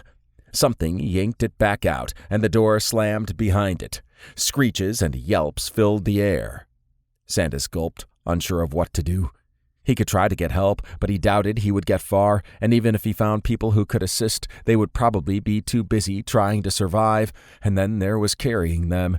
He couldn't do that, and even if he did bring help, it might be too late. There wasn't any option that would change the course of what was happening. The gang would die, and Sandas was powerless to stop it. He froze as another creature fell through the doorway, knocking him back. It was one he had shot a few legs off of. It was actively being chowed on and tried to get away. Unfortunately, there wasn't a lot of space in the room, and the beast was almost fully inside. The ones behind it spotted Sandas and the others as he hopped up. The monsters fought among themselves to get to the feast. Sandas fired his laser pistol at the first monster. It took a moment for the laser to go through its shielded head, but once it did, he focused on the others. They backed away. The situation was untenable, as his laser pistol was a last resort weapon for escaping, not something for a longer fight. But it was the only thing that seemed effective. Everything appeared to slow down when another monster leapt over the one in the doorway. Although Sandas could hit it with his pistol, the creature's momentum would put it on top of the gang. They would be dead. He moved in front so he would take the brunt of the fall. It would kill him, but he would slay the beast too. He wasn't sure how this was possible. There were future events he was in. He couldn't die here, yet he was about to. Evaran had joked about a clone being used in the future. Maybe he wasn't joking. Sandas took aim and readied himself to be crushed. He widened his eyes as a rod materialized behind him and formed a shape on its end that fit the empty doorway. The rod slammed the creature outside and plugged up the doorway. He spun around. The time-locked cube Isaac had shown him earlier floated in midair. It now glowed bright white and had shot out 3 other rods, one each to Dylan, Isaac, and Kate. Sandas held his breath. He had no idea what was going on, but he would take not dying in a heartbeat. He investigated the cube. A quick scan showed that whatever it was doing to Dylan, Isaac, and Kate had stabilized their life signs. A white glow enveloped each of them. "What is all this?" asked Sandas. "You're safe," said a disembodied female voice with a slight echo. Sandas stumbled back but caught himself as he surveyed the area around him. The cube was talking to him. "Who are you? And what are you doing to the others?" he asked. "Who I am is not important," said the cube. "Yes, It's me. What? The first part was for you. The second was not, said the cube. Okay. Are you the Toravata? Asked Sandas. The cube glowed brightly for a moment. Yes. And yes. Sandas scrunched his face. I feel like you're talking to someone else in addition to me. Because I am, said the cube. What are you doing to the others? Asked Sandas. The cube's rods and the others pulsed. They are being enhanced. No, not chosen, as there is no cosmic energy being transferred or a specific role assignment. Sandas wasn't sure why she talked as if there was someone else in the room. It was just him and the unconscious gang. So, what are the enhancements? He asked. They will tell you when this is done, said the cube. Yes, they will like it. Sandas rubbed his furry chin. How long does this enhancement take? I can see that it's doing something internally. They're being given universal energy, and this will take 2 Earth hours, she said. Yes, from when we dealt with the Mortani, I filled up from there. The Mortani were cosmic refugees. Sandas had heard the story of how the first gang dealt with them in the universal cell that housed unfathomable amounts of universal energy. He had also heard of someone named Murukan, who had traveled like Partanis on the Toravata. Murukan had gained impressive healing abilities from his bond with universal energy. They'll become non-humans then, said Sandas. A wise observation, said the cube. Sandas drew his head back when a water bottle and a plate of food spawned in front of him. You can refresh yourself while you wait. Nothing will get in here. It's reversible only if they want, and you know the process. Sandas guzzled the water after his scan revealed it to be pure. The food was also good. It was a paste with nuts sprinkled in it and chunks of meat and cheese. He took a seat against the wall. He could relax while talking to the cube, but he suspected it was also speaking to someone who would view the video later. Normally, that would be strange, but that wasn't uncommon when traveling with Evaran. Chapter 15. M wasn't sure what had happened. One moment, he was running down a street, and the next, he was hurtling through space. The portal crust had disappeared, but not before flinging off a dimensional wave that disabled parts of the traffic station and any ship in the area. The Toravata, like Evaran and M, could not be teleported. Unfortunately, it had been tossed away. M had adjusted his angle to intercept it. He was worried about the gang, and they would be alone and most likely scared.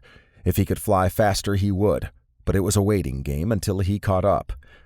He understood why the Toravata didn't allow any form of remote control, but it would have been handy to have here.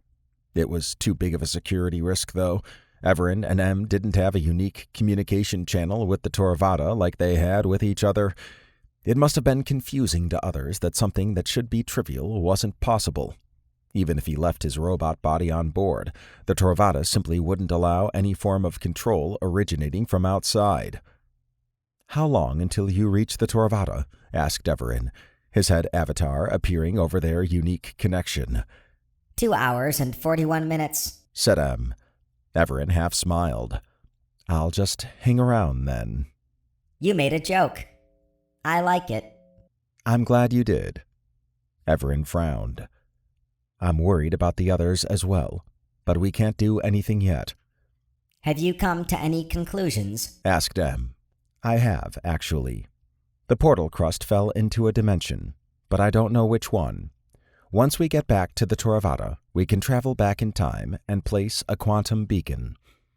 We would have seen the beacon already as soon as it was placed. Evaran shook his head. Unless the Toravata didn't want us to. It controls that interface. I suspect it's involved with this summons more than we anticipated. If it knows we're going to place it, then it most likely prevented us from detecting it earlier. It also stopped us from scanning Isaac at Diane's death. M had done an analysis earlier and had come to the same thought. The Toravada had chosen a summons at a point in time where the portal crust would break up. That didn't seem coincidental. If the Toravada didn't register the quantum beacon, then that was its decision, similar to why it prevented a scan of Isaac later. M didn't always know what the Toravada was up to, but he knew it to be fair and to look out for the crew in its own way. Perhaps the time-locked cube would reveal its purpose wherever the gang was. Sandas is with them, and he's good at dealing with the unknown, said M. I concur, said Evaran. He has also started to form a strong bond with them. I trust that he will help them as much as possible. What of Partanis? She was giving her report in the city council chambers. That I don't know, said Evaran. The chamber is a secured place, and it had backup systems nearby. It was built as a self-contained unit from the city. M had also registered those aspects of the chamber. There were other units like that, and it was no surprise that they were used for critical operational areas. He ran simulations on what Partanis would do, and most indicated she would hole up until they learned more. That would be a good survival approach, but it also depended on where they went. Did you observe anything else about the dimensional wave that was sent out? Asked M. I did, said Evaran. It impacted the station and ships, but not enough to shut them down. While they would have emergency power, I can detect that they're gaining their power back. This means it didn't knock out their power sources, but most likely everything around it. They would just need to hook everything back up. Yes. As there's nothing we can do for the moment, how has your adjustment been so far in being M? Asked Evaran. M appreciated having time to talk with him. Something the gang probably didn't realize was that between summons, he and Evaran would do minor summons and visit old friends. Between the first adventure where the gang was rescued and the second one where they dealt with an advanced version of humanity, Evaran and M had been gone for over 2 years.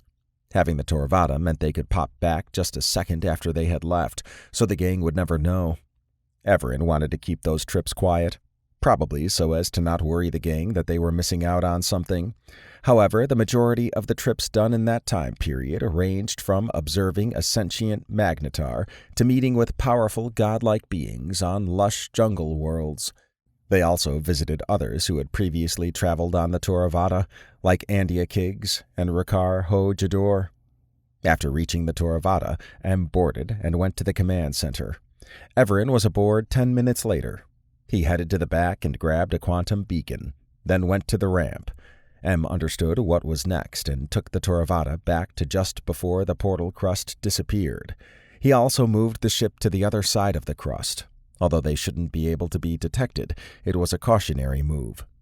After landing, Evaran placed the beacon outside. It shimmered out of view, and it made M run simulations on why the Toravada had hidden this until this point. He still didn't have any more knowledge on why the Toravada was doing what it was. When Evaran came back and took his seat, they both analyzed a map showing where the quantum beacon was after the portal crust disappeared. There's a time discrepancy, said Evaran. His eyes narrowed. There's also no time dilation. This means the Toravada wants us to arrive 2 hours after the gang went to this dimension. We'll need to adjust the coordinates to Hollock. M concluded the Toravada wanted time to do something. It wasn't clear for what, but it did make his orb pulses less erratic. The Toravada could see all future possibilities, so it must have chosen this one to do something. While that could be viewed in a positive light, it might also be a dangerous situation. There was little known about the dimension other than basic environmental readings from the beacon. The atmosphere was similar to the crust, so the gang would still need their helmets. There was a lot of mist, and it was cold. The twilight aspect would make what he called the mist dimension an unfriendly place for humans. Take us there, said Evaran. Acknowledged. Kate was uncertain of her surroundings as she awakened from a deep sleep. Something felt different, but she couldn't put her finger on it. She lay still and listened. It was quiet, although she was somehow able to sense there were 3 others in the room. She opened her eyes and cleared her throat. The last thing she remembered was being tossed against the wall hard. She moved her hands over her body but didn't find any sore spots. A quick check around the area showed Sandas to be curled up into a ball and taking a nap. She widened her eyes when she saw Isaac and Dylan outstretched on the ground. They looked like they had just decided to sleep as well. She stood after getting her bearings. There was definitely something off about her. Perhaps it was her nanobots still healing her. However, after focusing on Isaac and Dylan, she noticed colors inside of them, like drawn lines. Most were green, but some were red and yellow. More perplexing was she could see an aura of colors around them. Their pattern reminded her of barcodes. She hustled over to Isaac and examined his right leg, which had some red lines. After touching it, she thought she could feel where the damage was. She yanked her hand back when it glowed. That was unexpected, but there had been no pain. After confirming her hand wasn't on fire, she laid it back on Isaac's leg. She concentrated on the wounded areas and was shocked when she thought she could heal it. With some concentration, she changed the red area to green, then pulled her hand back. Apparently, she could heal others now. How she went from being knocked out to a healer was a mystery. Sandas stirred and peeked over at her with his furry face. "You're up!" She hugged him as he stood. He had tried to defend them, and the fact he was still alive meant he succeeded. "Oh, well, I'm glad to see you too," said Sandas. "You move like you're not injured at all." He pulled out a device and scanned her. "That's interesting. You were dying, and now you're fully healed," he said. Kate exhaled.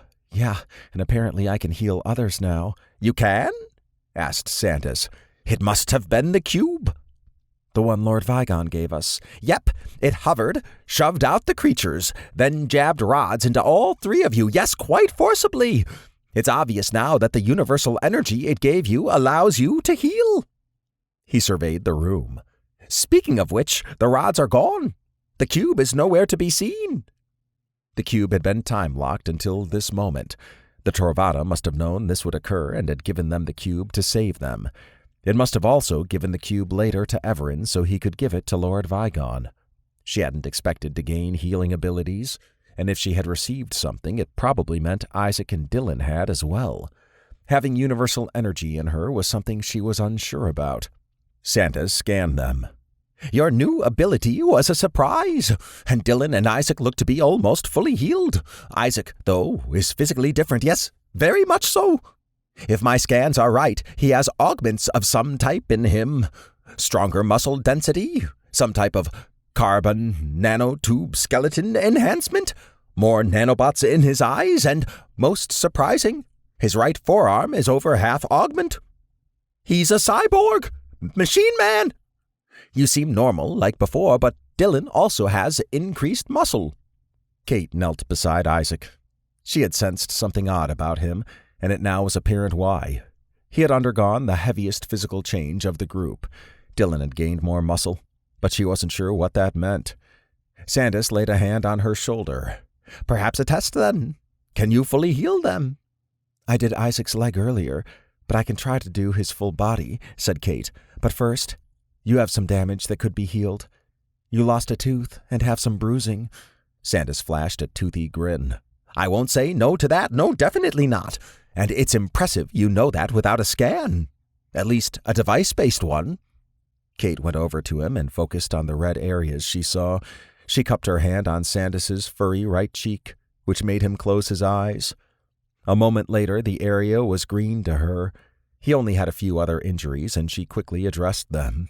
Sandas opened his eyes and massaged his cheek. "My tooth is back, and I feel great." He hugged her, then trembled as she held him. Although she had physically healed him, he must have been in a dark spot at seeing her and the others almost die. The cube saved them, but he would have had no idea about that until it occurred. And now he had just witnessed a new and powerful version of her. Seeing the strange was probably common for him when traveling with Evaran. He stepped back. "I'm so glad you didn't die." She swatted his arm. "Yeah, me too." They laughed. It was good to have some light humor in a dark moment. Sandas gestured at Dylan and Isaac. Okay, if you can fully heal them and they get up, I can show you what I saw with the cube." "All right," said Kate. She approached Isaac with the intent of changing the red areas to green. Once done, she did the same to Dylan. As Sandas had surmised, they began to stir. Isaac grunted as he sat halfway up. "What happened?" Dylan coughed as he rolled onto his side. "Yeah, and... wow. I feel weird." "I do too," said Isaac, standing with ease. "My vision is... strange." He concentrated on Kate. "I see an aura around you made of different colors. Dylan has them too." Dylan hopped up and stumbled backward. "What the hell?" He took a moment to stand. "I tried to get up, but it was like I moved too fast for me to adjust. I think I know what's going on here," said Sandas. "You three now have universal energy in you, and it's given you all abilities. But first, a test to confirm my suspicions. Oh, and Kate can heal. And she healed you both to full." "You can?" said Dylan and Isaac at the same time. Kate shrugged. "Apparently so. One moment I thought we were dead, and the next I woke up being able to heal. I think that's why I woke up before either of you." Sandas pointed at the door that had been torn off. "Isaac, can you put that door back in place?" Not really. That thing looks like it weighs a ton," he said. "Humor, old Sandas. The cube had a rod and also plugged up the doorway, but it's gone now. I suspect it believes we're capable of defending ourselves now. Yes, quite effectively. Try the door." "Okay." "I can try," said Isaac. He lifted the door with some effort, then held it in the doorway. "That wasn't too bad," he said. "Okay, so you're much stronger," said Sandas. "The door is about 500 pounds, and you lifted it without much trouble." Isaac chuckled. "That heavy? No way. My scans don't lie," said Sandas. "Well, if they did, then my scanner has an issue." Kate wrinkled her brow. "That's odd. I can see the hinges as red areas on the door." She picked up some screws and walked over to the door. After placing the screws into the holes, she cupped her hand over the first hinge. The area went green, so she fixed the others with whatever screws she could find. "Holy shit," said Dylan. "The hinges are fixed. You can repair things too." Isaac removed his hand, and the door stayed in place. He opened and closed it. "Yep, it's fixed." "You're very powerful," he said. Kate touched his chest. "And you're very strong." Dylan puffed his cheeks. "I wonder what I got." "I think I know," said Sandas. "See if you can catch my laser pistol." He tossed it across the room. In a flash, Dylan burst forward and grabbed it, then dashed back to Sandas to return it. "You have speed comparable to Evaran. Maybe a bit less," said Sandas. "That's very rare." Dylan dashed at the wall, ran along it in an arc, and finally jumped back to where he had started. "Whoa! Everything feels light, like I could parkour for days. Wait, how did we get these powers?" Sandas nodded. "And now I think it's time to show you what happened." He placed a hollow projection cube on the ground that showed the events, starting with the fight, from the various cameras on his body. Sandas's face was in a small window to the side. Kate grimaced at how the monsters had tossed them around like paperweights. Isaac's being slammed made her shudder, making her recall the fear that they might not survive this encounter. She saw where she had been tossed into Dylan, and that was the last thing she remembered. Dylan fought like a wild animal to protect her and Isaac, but he succumbed to an abomination that crushed him against the wall. Sandas had disabled the attackers, then dragged the gang into the storeroom. The look of fear and shock on his face startled her. He fought monsters coming into the room, and she squeezed his arm when he put himself in front of the gang as a last line of defense. He had been prepared to give his life to defend them. His face seemed resigned to dying, but he put up a fight. Kate drew her head back when the monster that was about to annihilate them was shoved back by a rod from the time-locked cube that hovered behind Sandas. She rubbed the spot on her stomach where the rod had speared her. Dylan and Isaac did the same. The following conversation between Sandas and the cube was even more shocking. She realized the thoughts she had were being answered in the conversation. "Okay, that's freaky," said Dylan. I thought that I bet it was the Torvada, and the cube said, yes, it's me. I then thought maybe it was Cyrilus's echo, and the second part of the conversation said the cube was. It's like it knew we would have these questions and chose to answer them while talking to Sandas. Kate recalled that Cyrillus was Evaran's partner before she died and became the plane that everyone was on. They had been together for an unfathomable amount of time, and Kate suspected that Evaran hung around this plane more so than others due to that. Having an echo of her bouncing around in the Torvada was also probably an enticement to stick around. Sandas chortled. I thought the cube was crazy, but that makes sense now. Cyrillus answered questions she knew were coming and used the opportunity to address both. Clever, yes, very clever. I like her. Kate figured the Torvada knew this moment would come and intervened. That was unusual in itself, but she had the same thoughts Dylan did, and it seemed the Torvada wanted to address them. Isaac probably had similar ones. It was a strange sensation to listen to something from the past while knowing the communicator was addressing the future. Kate jumped when Evaran showed up as a hologram alongside M. That meant the Torvada was now wherever this hellish place was. Evaran inspected the room. It appears you're all okay. I think okay might be underselling it, said Isaac. We have a lot to catch up on. Kate's heart sang at the sight of Evaran and M. Although she knew they would come, their timing was off. They should have been able to come right after the portal crust moved. Perhaps the Torvada wanted the transformation to occur without interference. The others appeared visibly relieved, and Evaran and M were like a beacon of hope in a strange situation. She couldn't wait to see them. Chapter 16. Isaac took in his new enhancements. He had gone from dying to feeling supercharged. Picking up a 500-pound door should have been impossible, yet he had done it as effortlessly as lifting a seat cushion. He didn't know his limits, but he at least now had a baseline. Another strange aspect was he had a lot of augments in him, and one of them coated his skeleton. He hadn't mentioned it to the others yet, but he could perform scans simply by looking at something. It was like his ARI was on steroids. His hearing had also improved, and it still boggled his mind that he went from having some hearing loss and tinnitus to being able to hear sounds from outside the room with crystal clarity. His forearm itched, and he sensed it had undergone the biggest transformation. There were 4 rods under his skin, one on the underside, another on the top, and the last 2 on each side. Moving around was effortless. He thought he had been great with nanobots in him, but this was another level. He would need to be careful not to hurt others. While he loved his upgrades, he also understood how a simple touch could break someone's arm. That would require some training to control and adjust his movements, as he didn't want to swat Dylan's arm and send him into the next dimension. Dylan would probably require some restraint as well, as evidenced by him initially jumping up and falling back. Kate's ability fascinated Isaac, and he wondered how far the healing and repair ability could go. She had a heart of gold, and being able to help someone physically was a good fit for her. All of their abilities were tailor-made for their personalities. He had the strength to protect others, while Dylan had an ability that fed off his youthful energy. Isaac glanced at Sandas. He had been prepared to give his life for them. That was a quality of those who traveled with Evaran. He wondered why Sandas hadn't been given any abilities. Perhaps being Evaran's anchor was enough from the Torvada's perspective.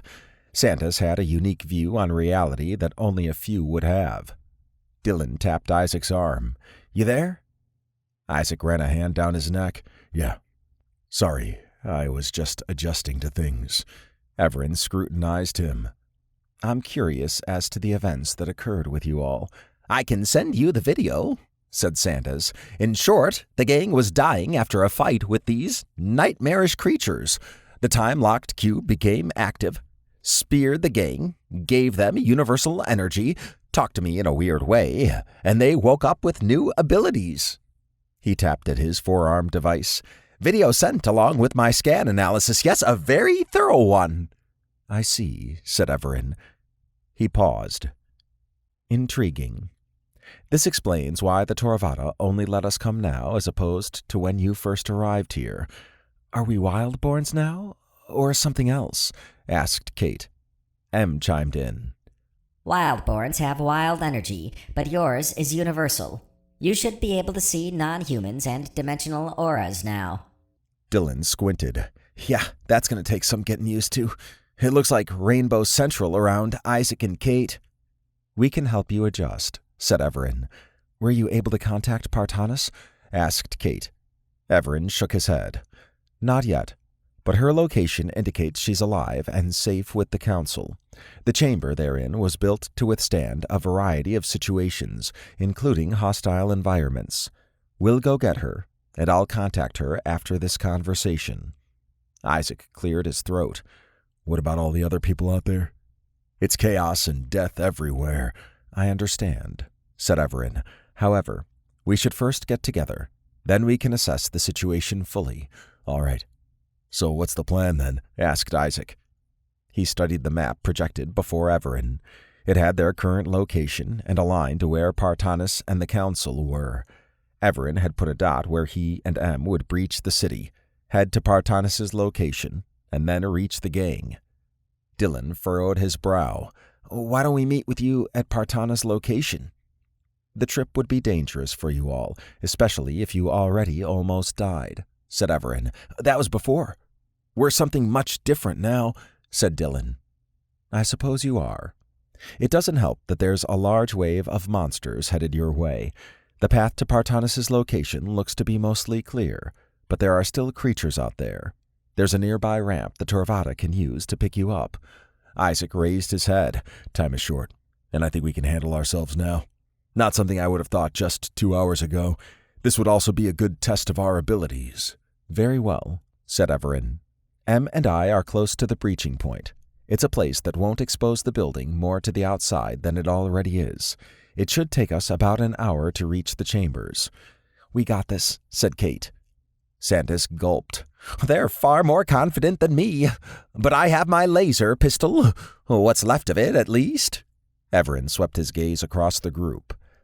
I don't know why the Torvada decided to touch you in the way it did, but it has. It knew this moment would come to pass. Okay, we'll meet up at the City Council chambers. Be safe. His hologram dematerialized. Looks like our path is set. Isaac searched around. I don't seem to have my PSD. His forearm pulsed, making him raise it for closer inspection. It was like the PSD was in his forearm. He made it expand out 4 slots, 2 on the sides and 1 on the top and bottom. The tubing he had sensed earlier made more sense when he saw them, and the top one had his PSD in it. The other tubes were solid and had a thicker port on the ends that faced his hand. Whoa! What's all that? Asked Dylan. I don't know, said Isaac. He aimed at the wall. 3 stun beams erupted with just a thought. He concentrated, then fired a stun, missed, and repulsion beam at the same time. That's amazing, said Kate. Yes, quite so, said Sandas. It was like the PSD was a part of him. He hadn't planned on becoming a PSD conduit, but it was natural to him now. With a thought, a bubble shield emerged from his back and covered the group. Sandas's eyes widened. You have your PSD abilities. You're now a gang support device, or GSD, as I'd call it. Well, that's one way of looking at it, said Isaac. I guess that's one perk of being a cyborg now. Man, this is some crazy stuff, said Dylan. We better get moving, said Sandas. And yes, it's very crazy. Nuts even. They looked at him, then cracked up. I'll take point, said Isaac. My bubble won't be effective against close-quarters combat, but if anything spits or shoots spears or whatever, it should work. Lead on, said Kate, squeezing his arm. A warm glow emanated from her touch. He wasn't sure if that was from having Kate's confidence or if it was her ability. Either way, any touch from Kate was good in his book. He was eager to test his new abilities, and he felt stronger than he ever had before. Perhaps a bit of revenge was also on his mind, but his focus was on protecting the group and getting back to the Torvada. He would not fail them a second time. Dylan followed the group outside the room. His heart pounded at the carnage all around him. Any monster that had been weakened had been targeted by its own kind. He was glad he couldn't smell anything, as he was sure it wasn't pleasant. However, he was confident in his friends after seeing their new abilities. He still adjusted to his new speed, but it was more than that. There was a sense of balance and agility that had been taken to the next level. Although he figured his weight had changed some, it wasn't noticeable. He tossed his PSD into the air, spun around, and caught it with ease. This was something he didn't think he would ever get tired of. Although the room was mostly empty, one monster had been quietly chomping on another, then stared at the group. It rushed them without hesitation. They took on a defensive posture, with Kate and Sandas behind Isaac. "I got this," said Dylan. "You sure?" asked Isaac. "Oh, yeah." Dylan spawned a baseball bat and charged. The creature walked slowly, but he knew that was just his perception of it. When he reached it, he moved around it in a circle, hitting each leg and causing it to collapse. The hits weren't lethal, but it would immobilize the monster. He joined the group when they approached. "Impressive," said Sandas. "You were a blur, yes, a flash of light." Dylan grinned. "Love this, man. I have so much energy." "Glad to hear it," said Isaac. "Let's hope we don't run into any more. Let's go." Dylan walked with Sandas as Isaac and Kate moved ahead. They exited the room and entered a hallway. Per the path outlined in his ARI, it was mostly a few long corridors they had to go through and one or two large concourses. He grimaced as he recalled being slammed into the wall earlier. He had thought he was going to die as he slipped into unconsciousness. He wasn't sure why the Toravada had decided to save them, but it had probably made that call before the summons. The time-locked cube was good evidence for that. The deep analysis Evaran and M would do excited him. He wanted to know everything about his and the others' changes. He shuddered while walking down the hallway. Corpses were everywhere, and most were mutilated in a way that suggested they had been eaten. Although emergency lighting had kicked on, half of it flickered. It didn't help that a strange mist covered the ground up to their knees. It wasn't dense enough to not see through, but it gave off an eerie vibe. "Like a horror show out here," said Isaac. Sandas frowned. "So much death, and there was no Toravata to save them." Dylan understood how unique it was to have a ship as powerful as the Toravata step in. He had seen genuine confusion on Evaran's face for a brief moment when he had read Sandas's analysis report. That told Dylan just how odd the situation was. They reached a large dining court. Dylan spotted small humanoids with a large horn on their head. Their brown skin, sharp teeth, and bone structure where their eyes should be made his skin crawl, and a lot of them feasted on dead bodies. They also shrieked at each other as they fought over their meal. Dylan's blood ran cold as they stopped, almost in unison, and focused on the group. He wasn't sure how they had been detected. The swarm rushed at them. "Oh no," said Kate. "We got this," said Isaac. He extended his arm toward the creatures and fired 3 stun beams. Any monster it touched went down, and he angled his arm with amazing speed. He shot a few repulsion beams as well. Sandas was quick on the draw and shot any that Isaac had missed. Despite their barrage, quite a few still got past them. Isaac fired a mist cloud, which Kate lit up, but the monsters moved fast and were intelligent enough to get out of the mist. It was going to be close-quarters combat. Dylan took a deep breath and gripped his stun baton. He whirled into action, dodging monster attacks and kicking others away. Isaac swatted the attackers like they were a nuisance. Even Kate's touch caused the beasts to run away, shrieking. Dylan wasn't sure what she did, but they really didn't like it. Dylan sensed energy pumping through him. He grinned as he danced around dozens of attackers. His ability to flip around proved useful as he did a handstand while kicking 2 that leapt at him. He then dropped to the ground and did a leg sweep, sending others tumbling. His stun baton was like a heat-seeking missile as he hit anything within a few feet of him with pinpoint accuracy. He was beginning to think he had absorbed some skill in movement because he didn't recall knowing how to do half of those moves. He joined the others as the creatures retreated. They fired a wave of repulsion beams that caused any monster thinking of trying again to reconsider. After the area was cleared, Dylan exhaled. "Wow, that was wild." Kate smiled at him. "You really do move as fast as Evaran, and you were able to do so gracefully. You were incredible." "You three were too," said Dylan. He mimicked Isaac shooting with his arm. "That's what I'm talking about." He pretended to grab a creature. Then Kate touches them and sends them packing. He shot finger guns as if he was in a duel. "Then you got Sandas from the Wild West over there." Sandas eyed him. "Yes, that's quite a summary. Yes, a wild one. You have more energy than I expected. Yeah, I feel like I could run a marathon. I didn't even break a sweat, even with some of the fancy moves." Dylan extended his hand. "What did you do to make them run from your touch?" "I'm not fully sure," said Kate. "I just made green areas on them turn yellow, which I guess caused them pain." Sandas examined her. "Interesting. You can use your ability for offense. I assume that would also work on robots." She shrugged. "Maybe." Isaac waved forward. "We might need more of that. Come on, we're not too far away." Dylan didn't want to alarm anyone, but he really did have a lot of energy in him. He would need to learn to temper it because if it was up to him, he would seek out more monsters to fight. His goal would be to restrain himself like Evaran did. There were times he moved with such precision and speed, then was normal again shortly thereafter. Dylan wanted to master that and hoped he would. The next few corridors had some monsters, but they were either alone or small in size. The gang easily dispatched them. Before their upgrades, they could have still gotten past them, but there would have been a lot more fear involved. Although some of that was still present, the team's confidence was infectious. They stopped at the entrance to the last large open area before they would reach Partanis. A massive chunk had been torn out of the wall, and abominations crawled, fled, and crept through the gap. They dispersed into the many exits on that end of the room.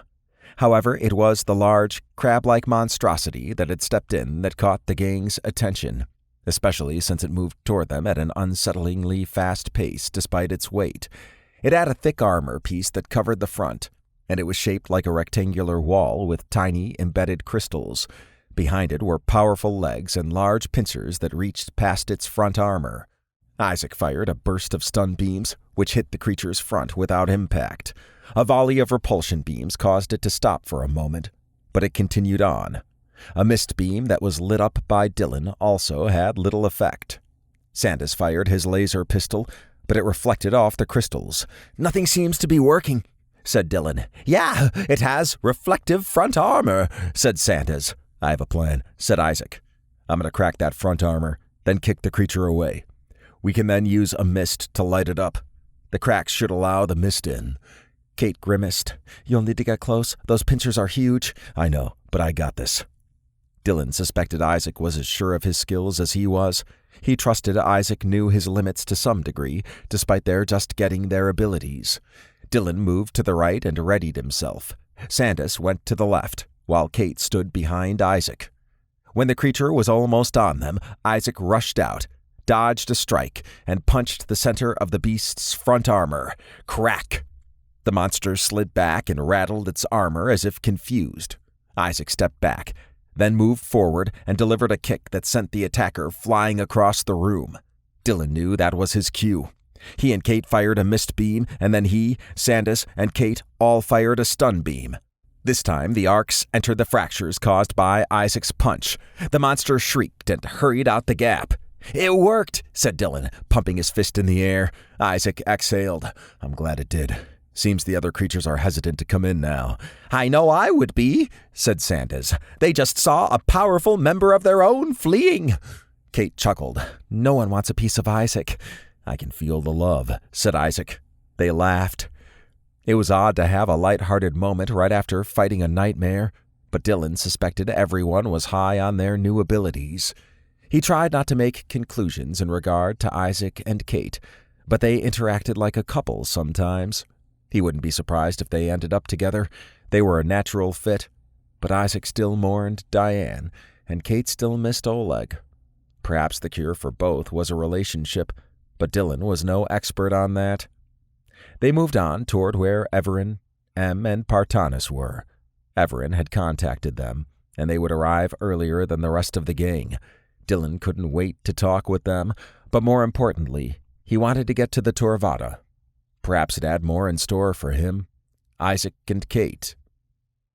Partanis didn't know what was going on when the room went into lockdown in the middle of her presentation. The 2 council members and 2 guards acted lost. She suspected they had never been in a lockdown. The council chambers were one of the few rooms throughout Hollick that could secure themselves, and they were even space-worthy. "What's going on?" asked Hurata. Bralick, one of the guards, shrugged. "I don't know. And I don't have the security clearance for this room to access the controls. The nearby command post handles that usually, but they aren't responding." "I have access," said Partanis. "It was given to me when I became an investigative liaison. Although I don't have high clearance, it's enough for rooms like these." Hurata motioned at a console that extended on the left wall.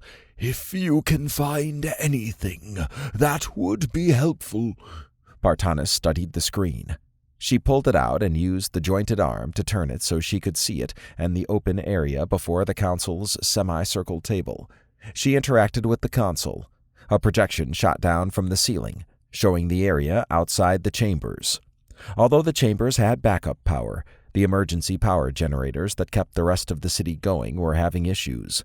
The display showed people running and screaming, which would not be unusual given whatever was going on. She struggled to find active visual feeds as just under 60% were gone. After locating one displaying a cafeteria, she transferred the feed to the hollow projector. She widened her eyes when a creature with a bar-shaped head with embedded crystals tore chunks out of the wall with its massive pincers. Once it had enough to crawl through, other strange monsters burst out. Hurata gasped. "What is that?" She couldn't answer him, but they were not friendly. They tore apart any citizen they could reach. The small flying ones unnerved her. They stood up to her knee, but the quadruple wings on their back gave them full control of how they flew. Their body was small compared to their wings, but the 8 segmented legs, with 4 being much thicker than the others, made it seem like this abomination could run as well as it could fly. And she had just witnessed one landing on the back of someone, snipping off parts of their head and sinking in their large fangs. She gulped and changed the display to one of a handful of visual feeds showing outside. It was obvious they weren't in deep space. The twilight and mist on the ground indicated they were someplace very different. Hurata shuddered. "We've moved somehow." Jadala Morfroon, a councilwoman, shook her head. "The whole crust moved." "This is a dimension," said Partanis. "I don't know which one, but Evaran would. We can ask him when he comes to get us." "You think he would do that?" asked Hurata. "And if our city is struggling to survive this, how would he even get here?" Partanis didn't want to say what Evaran truly was, as he had asked her to omit that from her report. "He's far more advanced than he lets on, much more so than us," she said. "His ship, the Toravata, is also far more powerful than is known. I can't go into details, per his request, but even if we're in another dimension, he can find us." Jadala faced her. "You seem sure this is another dimension? While we've long theorized they exist, we've never seen one." "I know," said Partanis. She connected to the console with her thumb interface. "This is one of the dimensions I've seen since traveling with Evaran and the gang." She paused. "Oh, that's what they call themselves?" "Let's see it," said Hurata. She had a small smile as everyone checked out the unusual dimension with pipes and energy balls. They would know immediately that the physics were different. A closer view of one of the pipes showed an atmosphere with insectoid life. Another display of the energy balls and the data labels that popped out revealed it had more power than a star, yet didn't move or burn anything close to it. "You traveled there?" asked Hurata. "We did," said Partanis. "It was a rift endpoint that one of our ships never came back from. Based on what we're seeing outside now, it's clear we're in a new environment, and we didn't feel the crust move." Jadala scrunched her face. "That's a good point." Bralick gestured at the door. "Maybe something is messing with the video feeds. We should check." "I wouldn't advise going out there," said Partanis. The other guard, Donak, dipped his head toward her. I like her advice, and those feeds look convincing to me. Braylick sighed. Our unit might need us. We could use you here, said Hirata. He raised a hand. But I also understand your dedication to your unit. If either of you wish to leave, then do so. I think our best option is to wait and see if Evaran and his gang come. I'm going then, said Braylick, looking at Partanis. I can't leave my unit. She tapped at the console, causing the door to a buffer area to open. Once Braylick was in, the door sealed. She brought up the display outside the room, which showed him taking off after the door to that side opened. Jadala jumped when a dark shadow chased after Braylick. What was that? asked Donak. He gritted his teeth. This is madness. Hirata sat back in his council chair. Relax. We'll wait. Partanis sensed everyone was scared. She figured she should be too, but she had something they didn't. Experience with Evaran. He wasn't the type of being to leave those he cared about behind, and she felt that he cared for her. Not to mention the gang would come as well. She didn't know how long it would take for Evaran to come or even communicate with her. Hopefully, the council members and Donak would be patient. The alternative was going outside and having shadowy creatures hunt them. After an hour and 45 minutes, she heard a familiar voice over comms. Partanis. Are you okay? asked Evaran. I am now, said Partanis. We're in the council chambers you visited before. It's secured, but we can't leave it. Hirata and the others stood and stared at her. Em and I are on our way to you, said Evaran.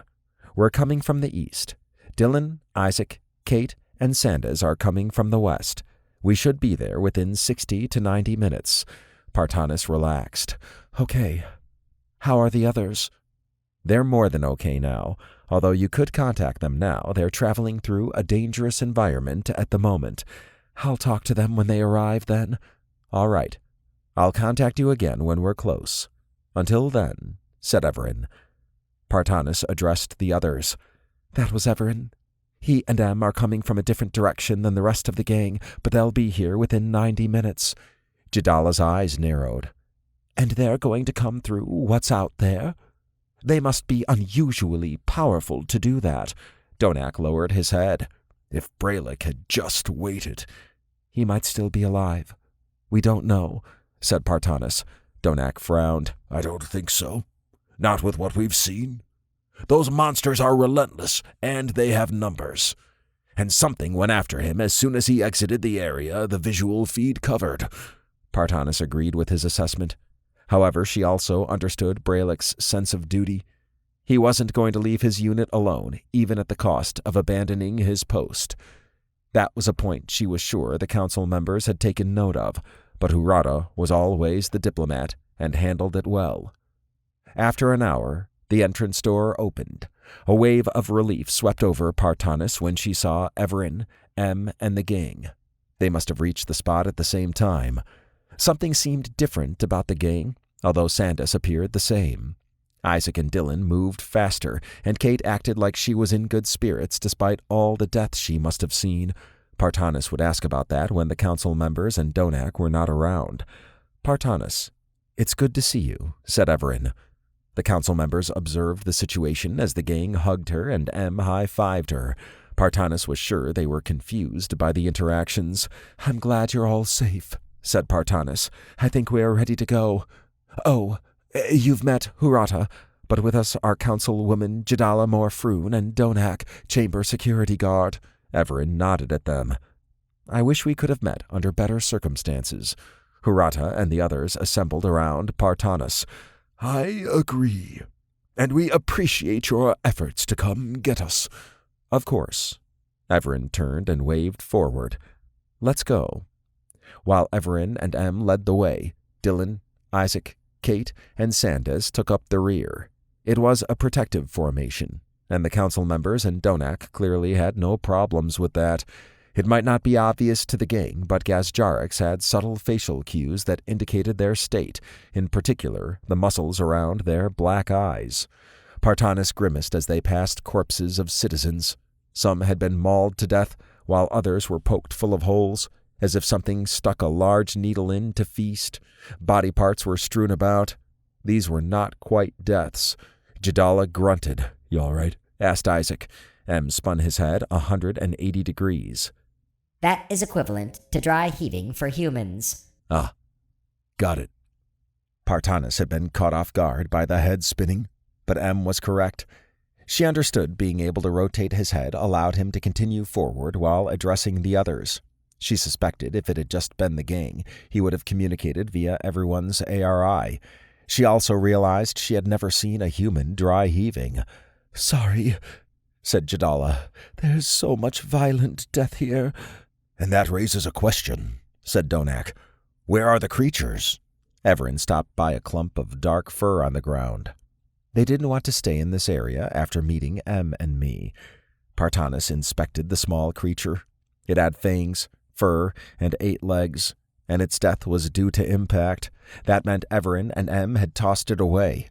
While she had thought they weren't the type to kill, perhaps when a creature kept attacking and ignoring opportunities to flee, death was a last resort. She didn't care too much about monsters that left a trail of mangled bodies. "Looks like you encountered a swarm," said Dylan. We did, said M. They couldn't hurt us, and we didn't want to bring them to the council chambers. The creatures didn't respond to non-lethal means. "Thank you for not bringing them to us," said Hurata. Partanis figured he was finally realizing how powerful Evaran and M were. They walked through these dead halls with no fear, and even swarms couldn't slow them down. They reached the Toravata after 45 minutes, and with only one encounter. A snake-like creature twice the size of Partanis had slithered toward them. Evaran's eyes and extended hand had glowed golden, which had caused the monster to make a hasty retreat. It was impressive to everyone, but she focused on Donak's and the council members' reactions. If they didn't believe Evaran was unique up to this point, they would now. Evaran asked Partanis to show the council members and Donak to their living quarters. They would have a meeting afterward to go over things. The Toravata was quickly becoming a home to her. Despite her short time there, it had everything she needed and could take her and the others wherever they needed to go. There would need to be some explaining to Hurata and the others, but they could do that now without fear of being eaten by something. Chapter 17. Sandas took a moment in his room to breathe. Although he was curious about Partanis showing Hurata, Jadala, and Donak their living quarters, he was also tired from the mist dimension. He had experienced a range of emotions that shifted from fear when he thought he was losing the gang to elation when they were upgraded. He also took part in several fights and had been roughed up. That was the price of traveling with Evaran and M. It was 2:10 p.m. Earth time, and he went to the matter replicator and got one of his favorite nut dishes. It would relax him, and Evaran had mentioned a meeting in about an hour. That should give Hurata, Jadala, and Donak time to settle in. They would probably be excited about the matter replicators, as those weren't common on Hollock. Although Sandas could wait and eat a late lunch, he needed something now. Isaac and Kate had also gone to their rooms. They probably wanted some downtime to take in their new states. Dylan was in the hollow room with them and was most likely exploring his new speed. Sandas thought he had a lot of energy, but Dylan was on another level. Evaran was seated in his command chair and was probably analyzing everything. Although Sandas wanted to talk with him, he figured a break before the meeting was needed. When the time came, he went to the conference room. Donak, Hurata, Jadala, and Partanis sat on one side of the table. Sandas joined the others on the other side. Evaran sat at the head, as always. "I hope you're settling in well," said Evaran. "We have," said Hurata. "Thank you. The Toravata is truly remarkable." Jadala smiled. "You even have all the gasjaric patterns in your replicator. I tested a few to ensure the quality." "I'm glad you found it acceptable," said Evaran. "I believe some explanations are in order. First, I asked Partanis to keep my identity and what we are secret, but at this point there's no reason to hide it. M and I are cosmic beings, and the Toravata gives us summons to attend. Our recent one was to come here when we did. The Toravata can time travel and cross long distances. Dylan, Isaac, and Kate are from far in the past and 194 million light-years away. Sandas is from their same region and time. I would ask you all keep that information to yourselves. Hurata glanced at Jadala, then Evaran. So the Toravata must have seen this coming. It did. It can see all future possibilities, and when it finds something it determines needs fixing, it issues a summons to M and me. Partanis tapped at the console, bringing up the ruins on the crust. We actually traveled back 31,744 years to when this was a city. Jadala blinked rapidly. Really? What was it like? Partanis checked with Evaran, who indicated for her to proceed. This is some footage from when we were flying in.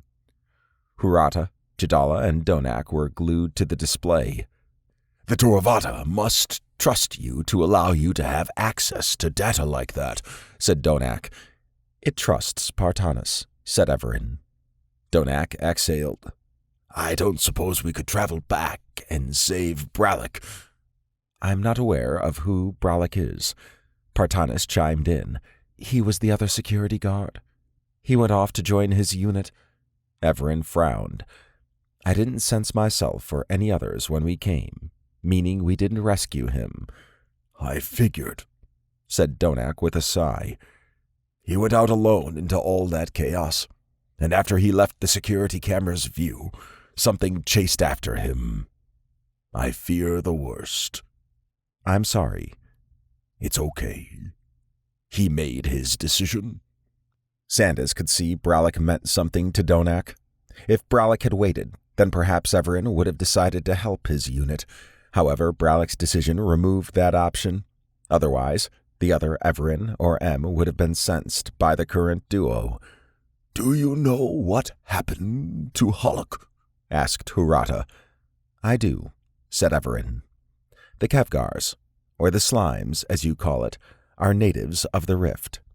They got caught up in the normal flow of Rift processes, which slowed down and created a crust. The Kevgars were entombed in the crust, and the Janahawks freed some with their mining. They've been doing it for a very long time. Once a Kevgar is freed, it consumes what it can before returning to the crust. As more and more burrow in, the crust becomes unstable to the point it transfers to a mist dimension. Hurata, Jadala, and Donak sat in silence. Although Sandas already knew all of this, it sounded incredible when summed up by Evaran. I have no way of verifying any of that, but I trust your assessment, said Hurata. I saw it all, said Partanis. He speaks the truth. We even visited a dimension at the end of another timeline to find out about the Kevgars. Another timeline? Asked Jadala. Partanis grinned. It's no longer theory. They exist. I see. So how do we resolve our current situation? I need to survey this dimension, its inhabitants, and the state of the crust and those on it, said Evaran. I assume it will be of interest to you, so we can do so in the command center. Hurata closed his eyes for a moment, then opened them. I suspect there will be a lot of death. As powerful as you and the Toravata are, I don't know if there's much anyone can do. Perhaps. However, there may still be survivors, and we might be able to help them. Evaran stood. Let's learn more about the current situation. Sandas exited the room with the others. He never got tired of watching others find out what Evaran, M, and the Toravata were. There would also be a meeting later regarding the gang's upgrades, but for the moment, time was of the essence. He was eager to see what the mist dimension was about, and he was thankful he was in a place he could do so safely. Kate sat next to Partanis, Sandas, Dylan, and Isaac in the command center. The other Gazjariks were on the other side, while Evaran and Em were at their usual posts. She cracked up inside when Hurata, Jadala, and Donak witnessed their seating materialize. They hesitated before touching the seats to verify they were real. She sometimes forgot that even advanced societies were impressed at Toravada tech. The Toravada had risen to a safe height that allowed for a good view of Hollick. Her heart ached at the sight of so much damage. Most buildings were intact, but they looked like they had a disease, as holes and gaps marred the sides at the base. Security guards fought monsters, but many citizens were still being slaughtered. She jumped when a creature flew into the Toravada's shields. The monster was stunned and fell. The mist from the surrounding area rolled in and covered up to the second floor on most buildings. With the twilight sky, it created a scary atmosphere. In the distance were a series of canyons with jagged rift crystals that led to a dark mountain that had large glowing crystals. It was like they had been jammed in. However, the massive beasts walking toward the crust made her heart stop. They were almost as big as Hollick and walked on multiple legs. Tentacles that could reach the ground hung from their grotesque undersides, and swarms of creatures flew around them. "Whoa," said Dylan. "Those things are huge." "I suspect when they reach the crust, the situation will be finalized," said Evaran. He pulled up a data window. "It seems the Kevgars are feeding on the mist creatures." Kate watched in horror as Kevgars devoured the mist creatures. Although some mist monsters could fight back, the majority were simply enveloped. Sandas popped up another data window. "And yet, neither mist creature nor Kevgar touches the Janahawks," Dylan pointed out. "Maybe because of that big ship?" Em displayed a zoomed-in view of it. It's an organic ship, known as a bioship. Its structure contains elements of the crust. "The ship's dimensional signature doesn't match this dimension," said Evaran. "That means the Janahawks are foreign to this dimension. They must know of this process, which must be the reason the mist creatures avoid them. The Janahawks are the apex predators here." Hurata furrowed his brow. "So the Janahawks mine what they need and know that at some point the crust will come here. They can then mine everything without interference." "That's my conclusion as well. However, this infers they can enter our reality somehow, and since they aren't from our reality or this one, there could be another reality involved." "That's a lot. What about the Kevgars?" asked Kate. "They don't seem to be on anyone's side." "I suspect once their main source of energy, the crust, is gone, they die out.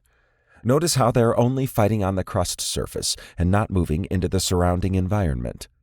Jadala scowled. "And the Janahawks use us as a dumping ground for any Kevgars they find. Speaking of which, why do the Kevgars eat the crust?" Evaran pulled up a window showing the rift.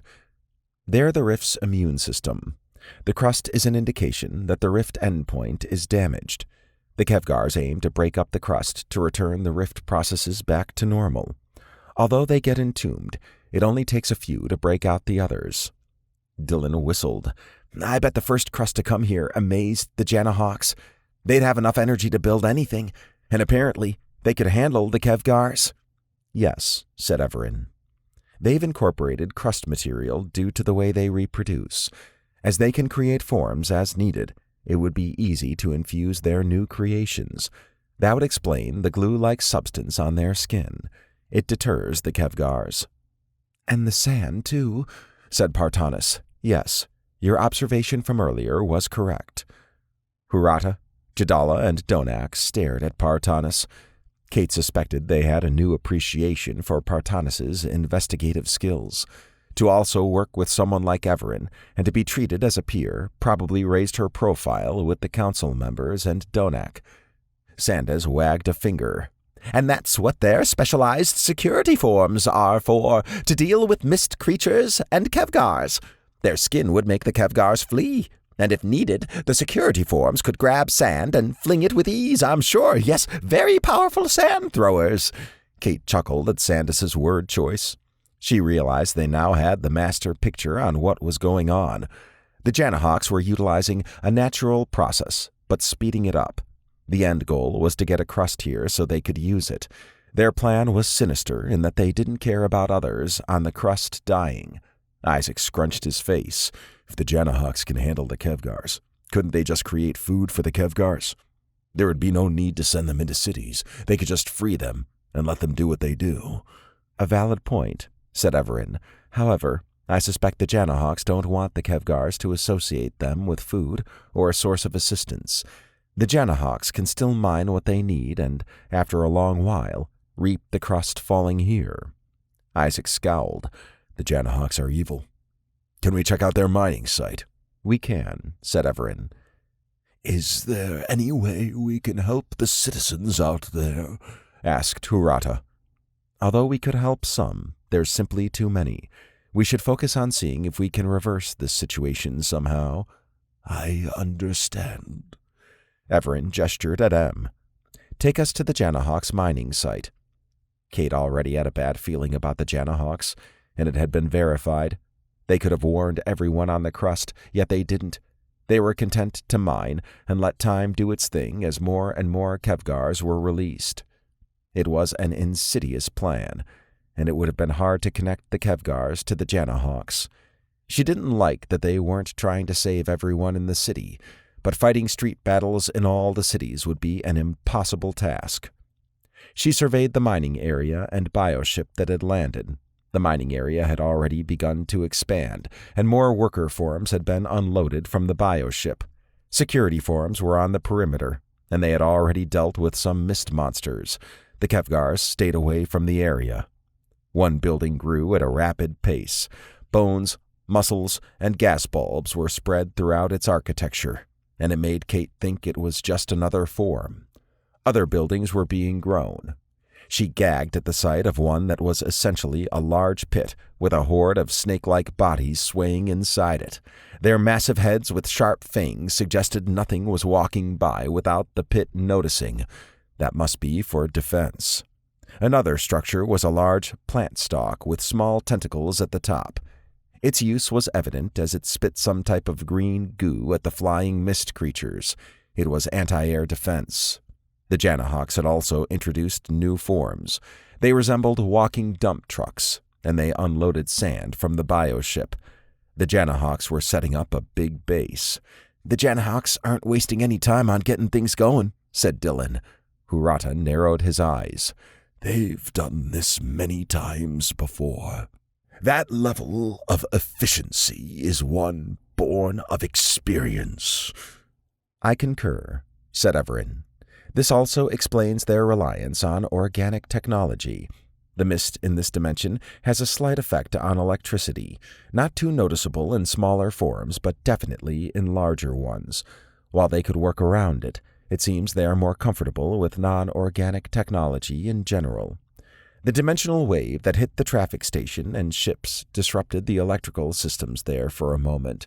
We also saw the impact on Hollick after our arrival. Hurata faced Jadala.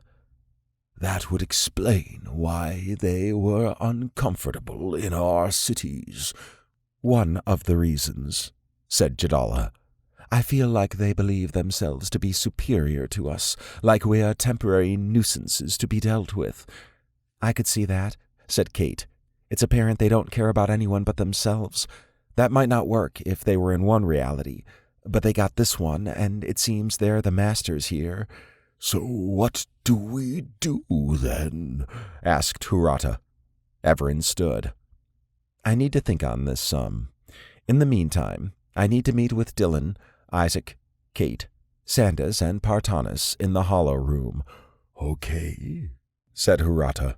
What can we do until then? You can continue to analyze the Janahawks area.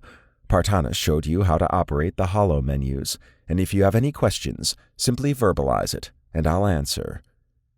You're going to analyze the situation, have a meeting, and answer our questions at the same time? Asked Donak.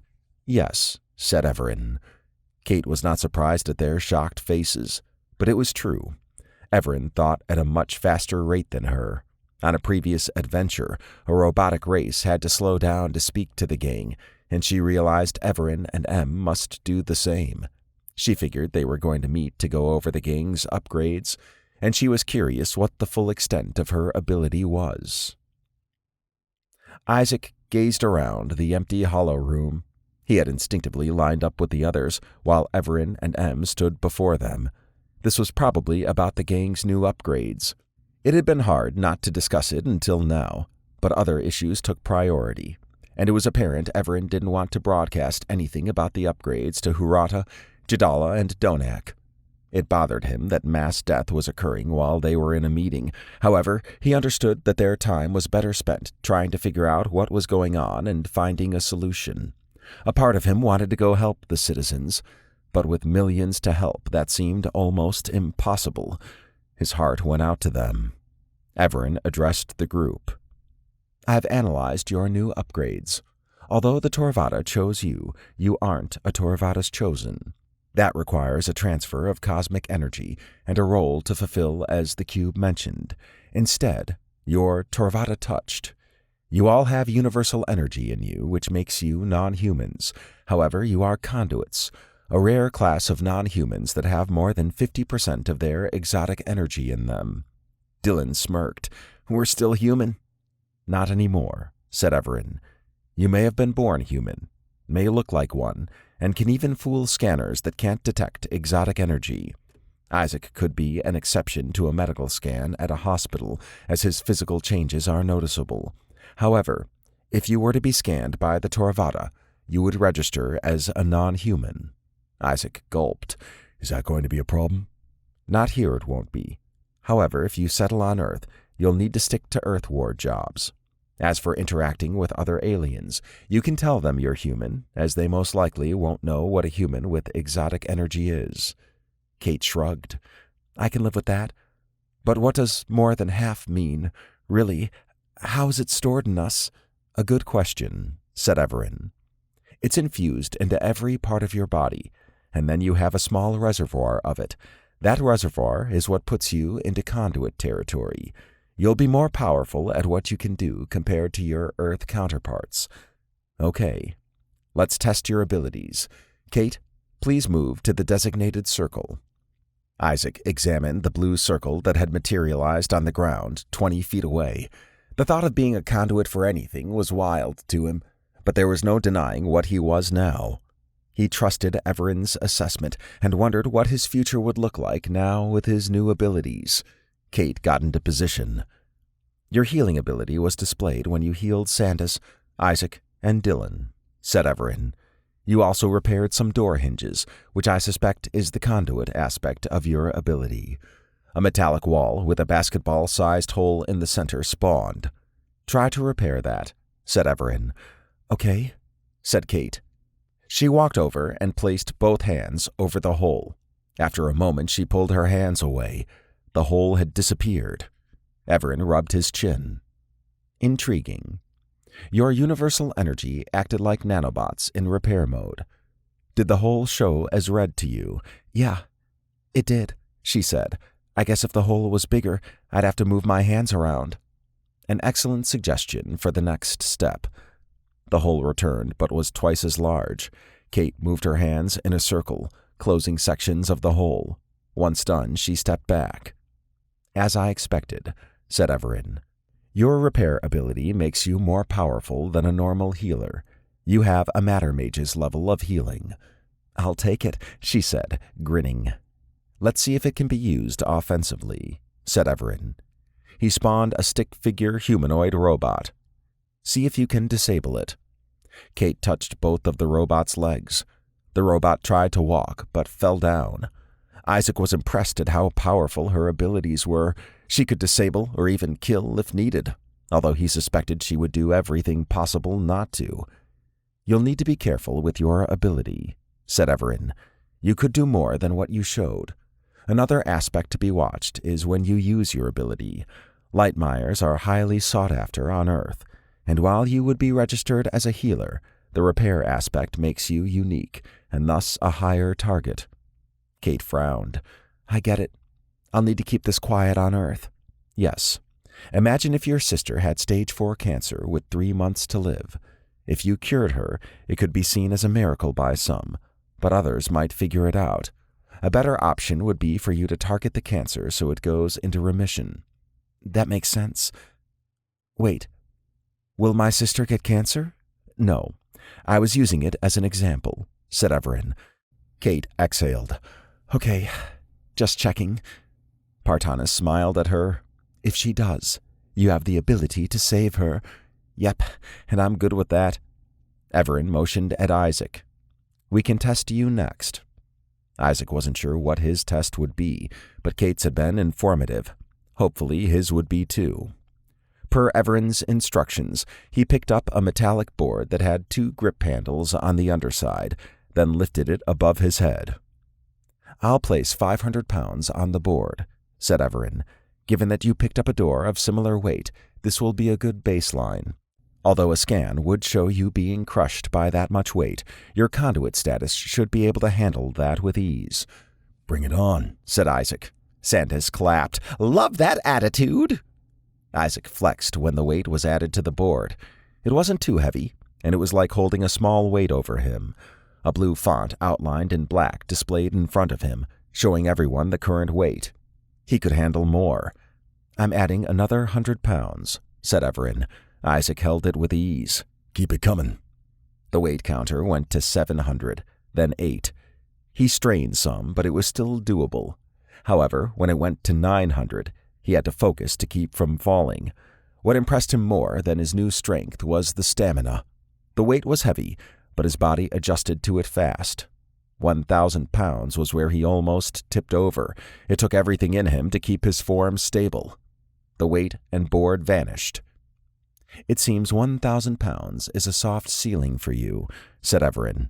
I expect your hard ceiling is probably double that, but I would suggest you avoid being under a ton of material. Yeah. Isaac took a deep breath. He had exerted himself more than he thought. Like Kate, you'll need to be conscious of your strength. If you high-five Sandas, you could inadvertently give him free flying lessons. Who needs a jetpack, right? Asked Sandas, flashing a toothy grin. Everyone cracked up. Okay, next test is your forearm, said Evaran. He moved his hand out in an arc. A monster appeared, the one Isaac had been crushed by. Fire your stun beam at it, said Evaran. Isaac complied, but it had no effect. Seems to do nothing against it like before with the PSD. Then focus on your stun beams and make them more powerful. Isaac did so, and his stun beams were brighter. The creature shrieked as it dematerialized. Whoa, said Dylan. You can surpass the PSD's limitations. I guess so. Evaran created a metallic wall in the distance. Concentrate on that, and see if you can use your heat beam to make a hole. All right. Isaac took aim and fired, creating a perfect hole. Interesting, said Evaran, his hands behind his back. As Dylan mentioned, it appears you can exceed the PSD's limitations. I assume that goes for all your beams. The PSD is non-lethal by design, but you can make it lethal. Isaac nodded. I'll need to be careful. Don't want to give people haircuts by accident. Partanas furrowed her brow. I was kidding. Ah. Evaran dipped his head toward Dylan. Okay, it's your turn now. Dylan moved to the blue circle. Evaran moved his hand out, and a parkour testing area came into view. It had blocks of various heights, some walls, and a curved wall in the back. This course is meant to test not only your speed, but your agility as well. Are you ready? Asked Evaran. Dylan dipped his head toward Isaac. Like he said, bring it on. Very well. A holographic countdown started at 10, and when it hit 0, Dylan sprinted away. He was a blur as he reached the first 2-foot-tall block and hurtled over it with ease. The next one was 4 feet, and he sailed over it with no issues. The third block was 2 feet taller, and he had to grip the edge to pull himself over. The next challenge was a bar 15 feet off the ground, and it had ropes under it with circular rings. Dylan went through them like he had done it all his life. When he finished, he ran along the curved wall, and like before, he was almost horizontal to the ground. The final test was a post about half a mile away. Drones sat in Dylan's way, but he ran so fast that the drones tried to adjust by leading their shots. However, his reaction time was off the charts. He also adjusted and reached the post without being tagged. He zoomed back to the group. "This is awesome," he said. "Indeed so," said Evaran. "You didn't exert yourself beyond what you're capable of. It'll take some training, but your energy, speed, reaction time, and agility are close to what Em and I have. Although you don't have super strength like Isaac, you can still hit hard with a rushing attack." Sandas tapped his furry chin. "Perhaps he should get reinforced gloves. And he could learn different fighting styles. Yes, a master combatant, perhaps." "I like the sound of that," said Dylan. I'll look into the glove design, said Em. As for combat training, there are various styles suited for your speed. Dylan high-fived him. Evaran stood in front of the group. "You all have strong abilities. With some training, we can learn your limits and hone your abilities. I've established some baselines today, and we can go from there." Sandas sighed. "Everyone got abilities, but me. The Toravada probably thought being me was an ability." Everyone laughed. "Perhaps because you weren't dying," said Evaran. "We can recreate the scenario to see if you get an ability." Sandas shook his hands in front of him. "Oh, no.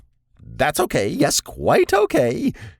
"Also, per the video you took, if anyone wants their abilities removed, we'll need to visit the Rift Guardians for a universal energy sapper. I think I'd like to keep mine," said Kate. "Same here," said Dylan. Isaac cleared his throat. "Yeah, I'm good." "Very well," said Evaran. Isaac enjoyed the moment. After almost dying, it was good to see the group's mood had improved. His life had been forever changed again, and this time he had some power. It would take some time to get used to being referred to as a non-human, but he would adjust. He was glad to have Dylan and Kate along on this journey, and he looked forward to no longer being a potential liability in fights. Chapter 18. Dylan was still floating from the Hollow Room meeting.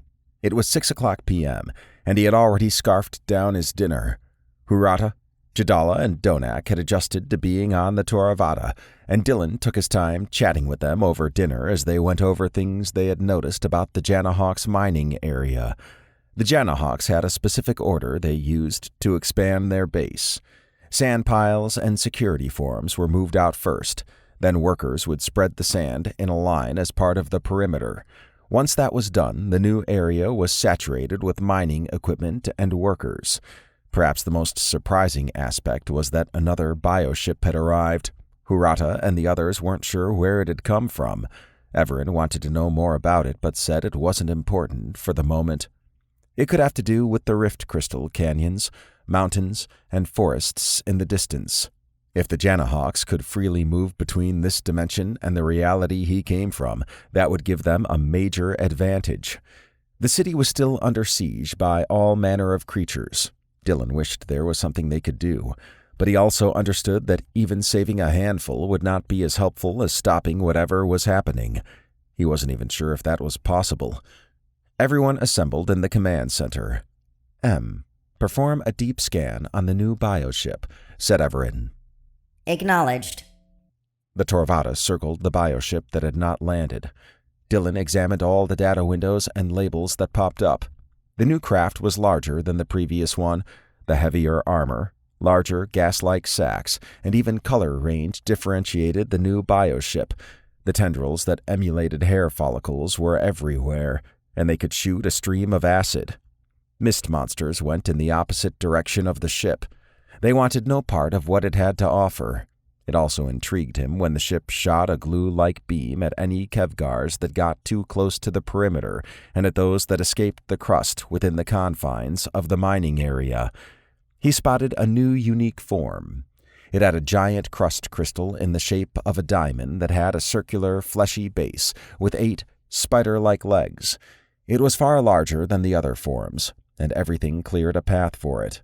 Although it had no arms or face, its top had a fleshy structure that resembled a hat, except this one shot out long, glowing tendrils that could reach the ground. "That's new," said Dylan. Evaran's eyes narrowed. "I suspect that's a commander of some type. It's communicating with the flying controllers." "We've never seen that before," said Partanis. "To clarify, I haven't. It's new to us as well, said Hurata. That's because it was a part of a structure that seems to have come alive since arriving in this dimension, said Evaran. Dylan's skin crawled as the commander moved around, checking out the status of the base. It must have been entombed for a long time. He wasn't generally claustrophobic, but the thought of being trapped inside a building for that long made him breathe harder. Evaran pulled up a data window of one of the forms that mined the crust. Notice that it's using a new technique for mining. After cutting out part of the crust, they cover up the empty area with metal sheets. After a sufficient space has been created, they no longer need the sheets. I suspect it's to prevent the crust from reforming. They want to keep it in pieces, said Isaac. That means the fractures would eventually heal. What happens when it's fully healed? I expect the crust has almost enough connectivity and power to go back to our reality, said Evaran. Partanis glanced at him. If the Toravata had rift energy, couldn't it feed the crust? Evaran scrutinized her. I was thinking of that. You're very observant.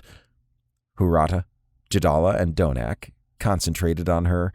It was obvious Partanis was sharp, and if this was an audition to become a full investigator, she was acing it. M chimed in. We have a dimensional rift energy store. It could be applied to the crust. As the crust has a Bornean exotic energy component, it would absorb energy and spread it around, healing any areas with gaps. The mining areas could be too big for it to heal, but everywhere else would be viable.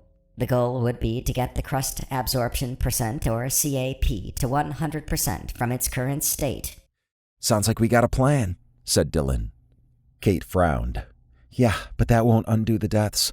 It could help those still surviving, though. Better late than never, said Evaran. M, take us near Hollock. I'll go to the maintenance hub and get an energy output tube. It'll have to go outside the Toravata's shielding due to its dampening effect. Won't that make it vulnerable? Asked Hurata. Only for as long as it takes to get the crust into a state it can go back.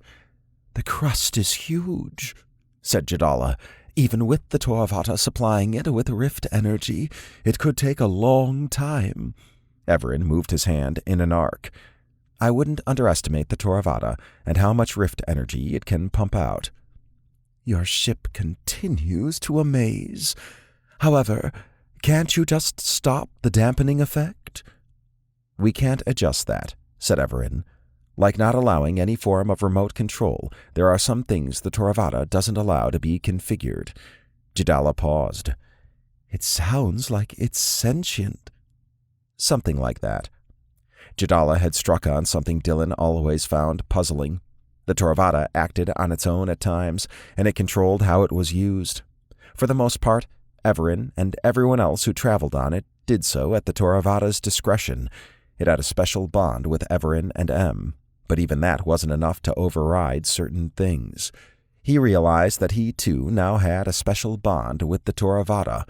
Reality was crazy sometimes. Dylan had also wondered how the Toravata could add energy for the crust to heal enough to phase back into his reality. He didn't know how much energy was needed, but he figured it was a lot. That also meant the interaction point with the crust would be exposed for a long while, potentially making it a target. Maybe we shouldn't do this so close to Hollock, said Hurata. Evaran faced him. If it draws the Kevgars out of Hollock, it may help the survivors. An excellent choice, then. We're honored to have someone like you on our side. I'm honored that I can help, said Evaran. While the energy tube is connected, we'll need to defend it. Although the mist creatures could investigate, I suspect it will mainly be Kevgars. Your sticky globules beam should work well against them. We can stand near the Toravata's shielding, and if it gets too risky, we can step back inside it. The energy tube connection might get severed then, said Sandas. Yes, that's a possibility. Evaran stood. Sandas and Partanis, you both can control the Toravata's weapons systems. One can shoot sand, and the other sticky globules. You can use the Dr. Snowden interface, as it's configured in an intuitive manner. 2 U-shaped workstations appeared, one to each side of Evaran's command chair. Sandas went to the right station and Partanis to the other. Sandas inspected the interface. Looks pretty simple, yes, quite intuitive. Touch what we want to target and then press the fire button. Looks like I'm handling sand. I like it, said Partanis.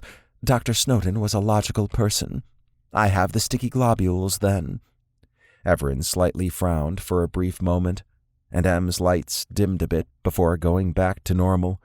Even in moments of chaos, the mere mention of their names caused a reaction. Partanis and Sandas were ready to go. They must have known what an honor it was for them to be selected to control any part of the Theravada. This would be a unique moment for both of them. For Partanis, it showed to Hurata and Jadala that she had been trusted without hesitation. Dylan was ready to release some of the energy that had built up, and a fight was just what he needed. Kate licked her lips as she gazed toward the Janahawks mining area. Like her, Dylan's and Isaac's heartbeats showed they were anxious at being outside the Theravada. She examined the stainless steel cart that reminded her of a hotel service one. A flexible pipe was attached to the back and went into the Theravada. Evaran had interacted with a console on the top, and the cart shot something into the crust. Due to her new abilities, she could see the rift energy being rapidly fed into the crust. The cart had come from the maintenance hub, and the doorway used had a shimmering purple interior they couldn't see through. He had also directed everyone to dump sand generated from a hollow room into a circle about 50 feet past the Theravada's shielding. There was some nervous energy as everyone participated, including Hurata, Jadala, and Donak. They knew what was at stake. Thankfully, it didn't take long, and seeing a barrier eased Kate's mind. The Kevgars could probably step over it, but it might make them pause, which would open up a chance to take them down. She liked that she could see the CAP as a percentage in her ARI, and it sat at 0 for the moment. She had no idea how the Theravada would calculate CAP, but she trusted it would be accurate. Sandas and Partanis each controlled a segmented arm that extended out of the Theravada's front black mesh panels. The arms had a PSD-like end, and they extended a bit past the gang. The arms had initially made erratic movements. That was probably Sandas and Partanis figuring out how to control them, which didn't take long. She and Isaac were by the energy pump, while Evaran and Dylan were on the other side of the Theravada, facing the city.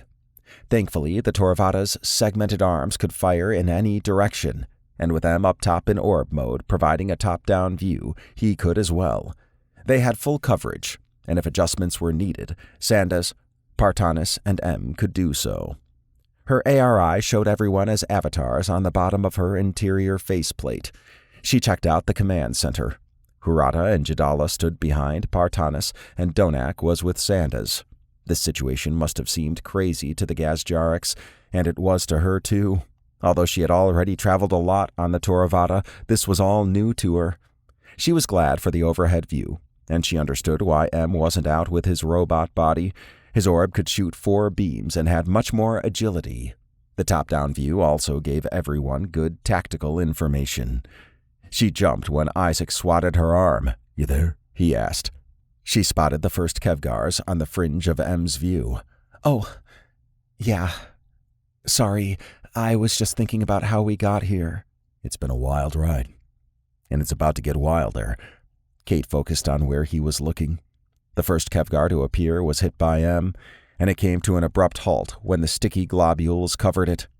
It still boggled her mind that something as simple as glue and sand could stop Kevgars while firing energy weapons just fed them.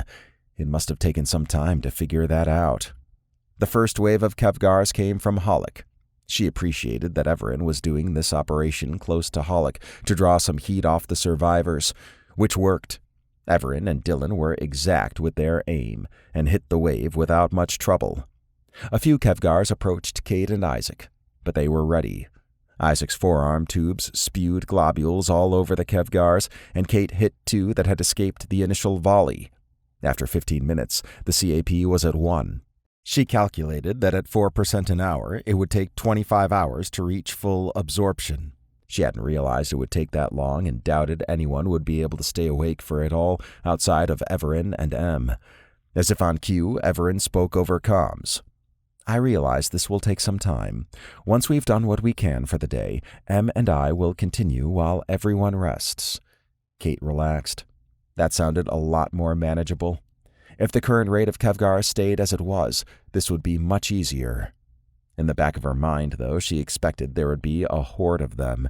It would take them time to sense all this energy, and those she had seen so far were those closest. Even now, most came from the city.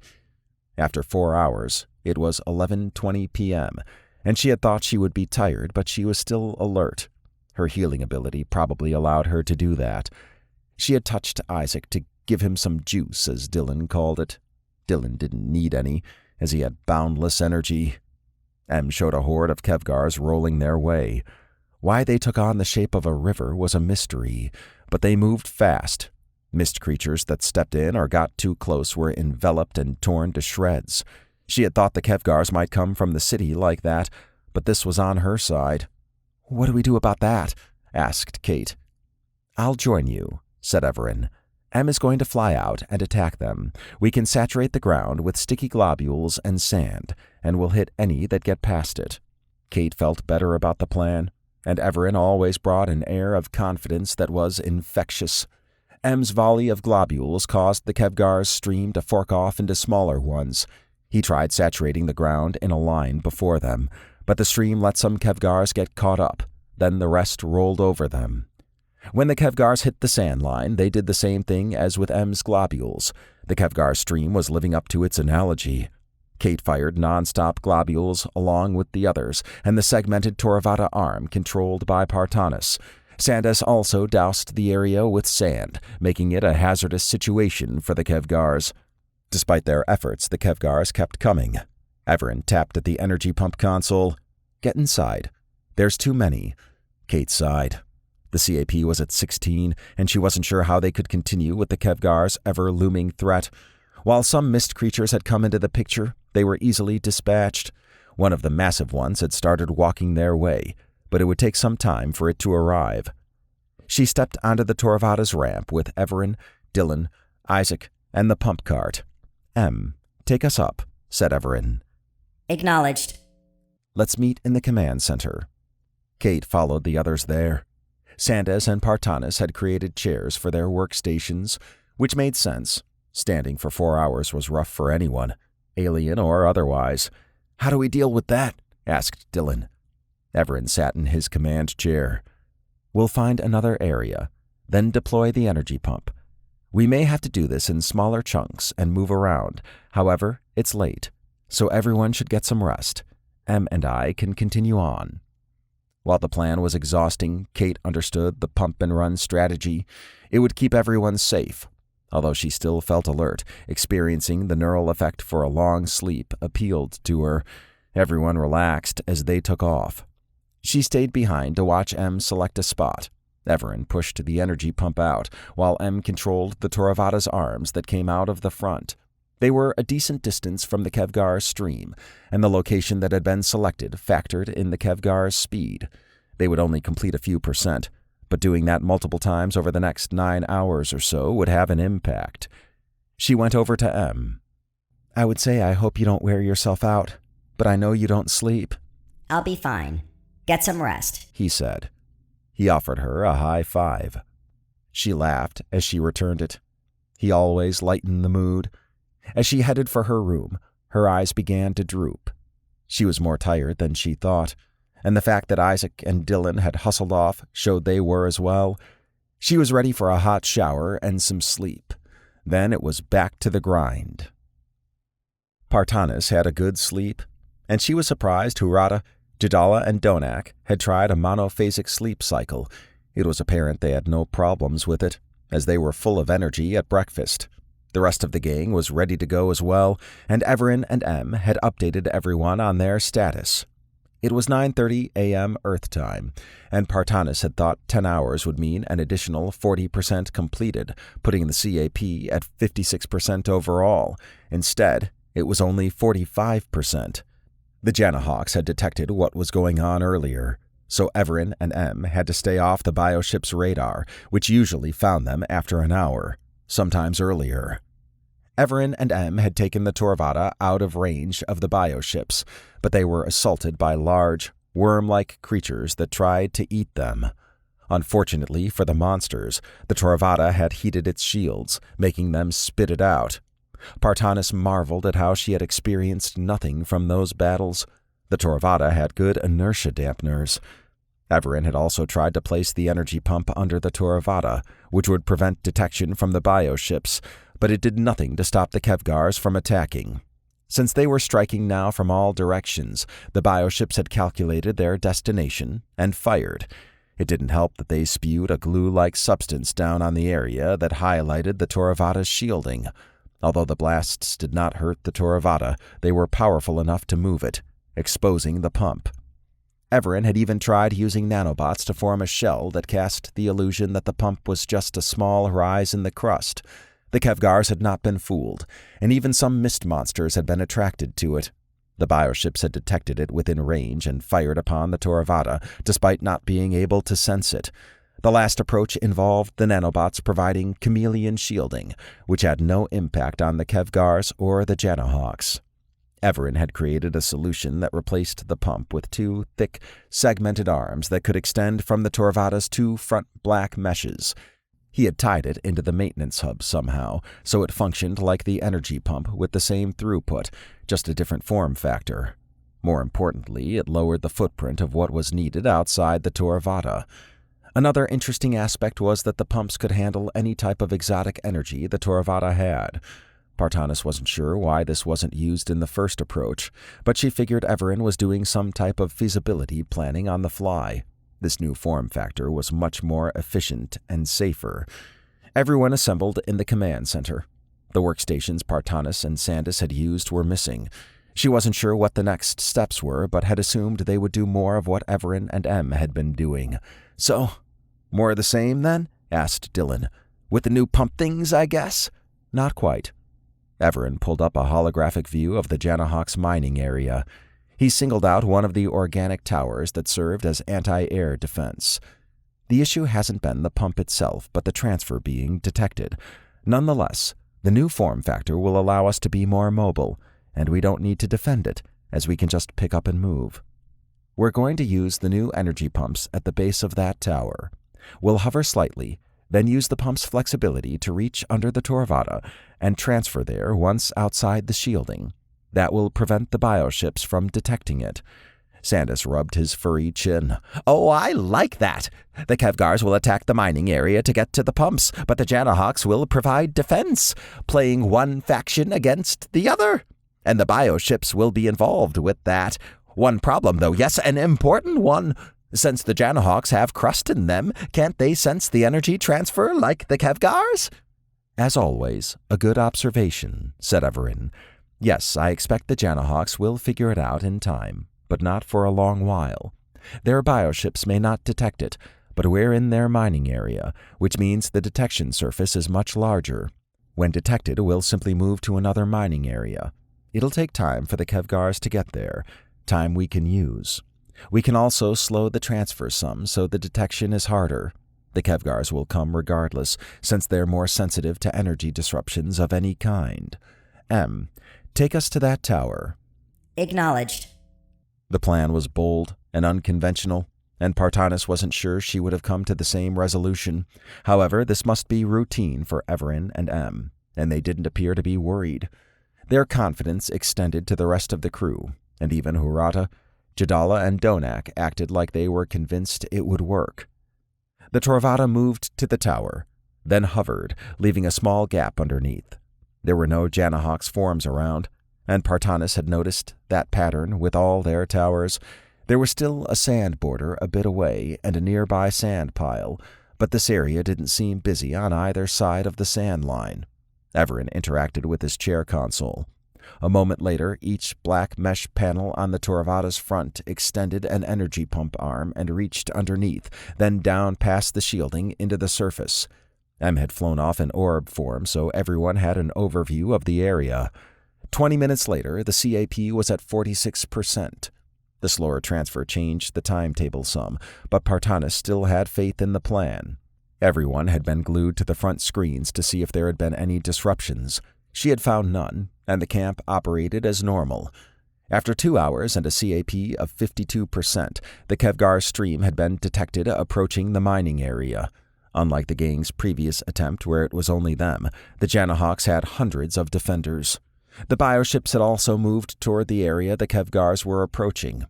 There were several new Janahawks forms that had launched from the bioship. One had a large wingspan but was about the size of Dylan. It had unusual feet that allowed it to pick up sand, which they were doing now. They would be able to dump that on the stream. A ground form resembled a massive, bulbous sack with legs. It had a large nose that extended out far and resembled a thick tube. It lobbed a purple glue-like substance into the air. "Whoa! Those things are like mortar launchers," said Dylan. "I concur," said Evaran. As Hurata mentioned, these specialized forms indicate the Janahawks have been doing this for a long while. Hurata exhaled. "I wonder how many forms they have."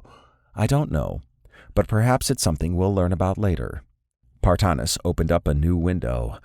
"One of the large mist creatures is headed to this area. Maybe it senses an opportunity." "Perhaps so," said Evaran. "A swarm of other mist creatures are bunching up on the large one. It may be giving them some confidence.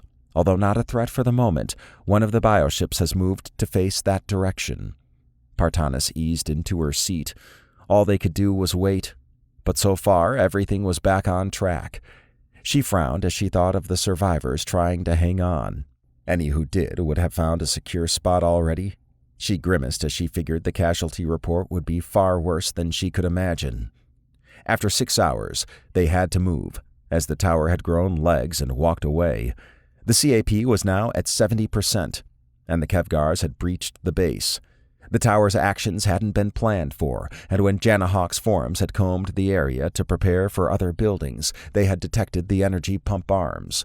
Partanis loved how effortlessly the Toravata pulled the arms in, then flew to another Janahawk's mining area.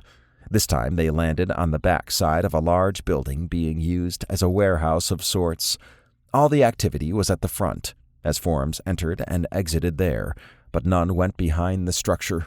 The Toravata had taken a new approach and hovered on the roof's edge while letting the energy pumps go to the ground. The chameleon shielding helped, and like the previous base, Kevgars began to arrive.